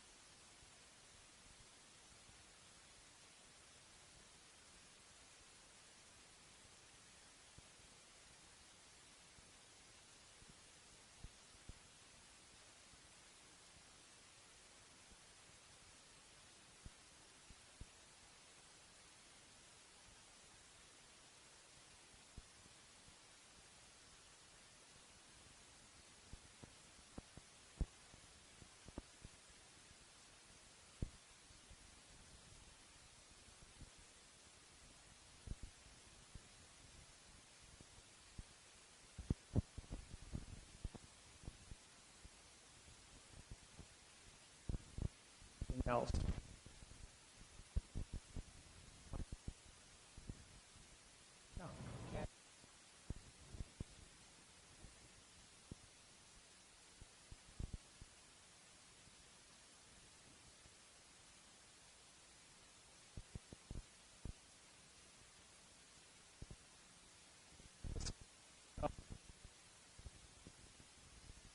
Popped white rice corn. It's only found in white rice popcorn. It's one, but when it can penetrate through the cells of a human being, and it will go in and will clean out the plaque that causes high blood pressure. In 2 weeks, white rice popcorn. Air pop it, put as much butter and salt on as you want, has no effect. Popcorn neutralizes cholesterol in the bloodstream.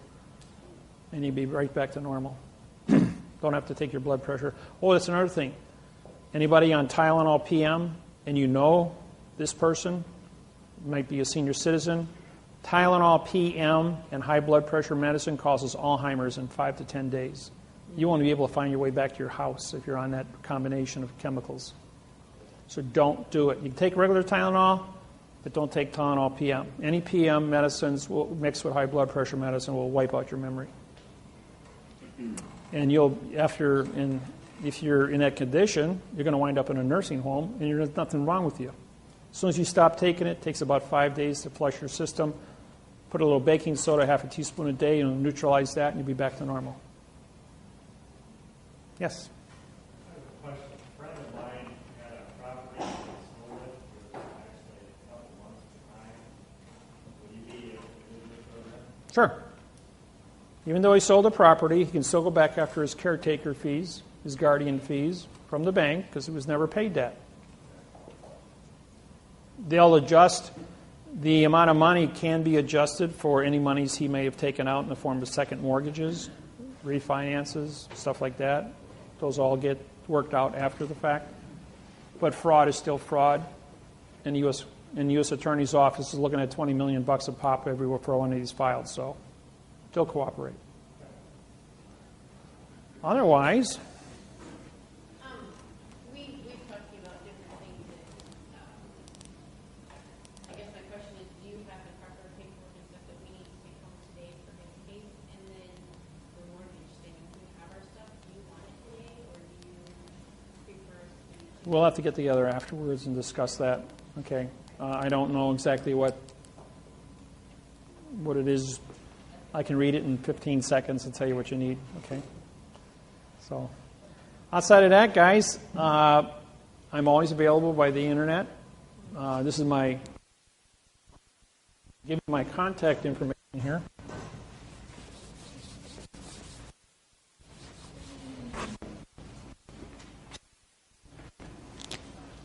My DWAWRO.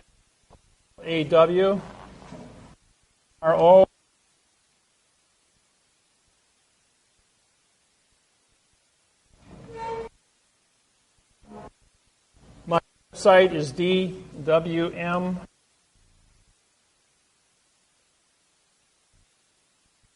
Address, all correct.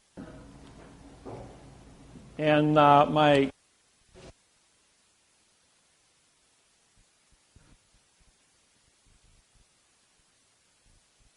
M and the number lowercase. So that's how you get a hold of me. If you want to do video seminars if you have a support group, call me, make an appointment. We'll do a 2-hour video seminar on Skype. I'm going to be unavailable until the 20th of October. I'm going to be traveling. I've got a bunch of seminars I'm doing in California, in Hawaii. So you can always get me on the cell phone and on the internet. I will have internet 24/7 as I have my own independent router it's portable that I travel with. It works anywhere in the United States. If a cell phone works, my router works. So that's about all I got for you tonight. And if you cook up some good questions, send me some emails and I'll answer them. And for those that want to get involved with doing lawsuits with me, contact me. I charge a flat $3,000 for anybody that wants to do the mortgage contracts. And the syntaxing, the default judgment, any follow-ups that would take place, the contacts with Tyrone Williams in the U.S. Attorney's Office, any court issues that come up where a judge is going to get attitude, be more than happy to participate. It'll be fun. So thank you for coming to my seminar. Thank you.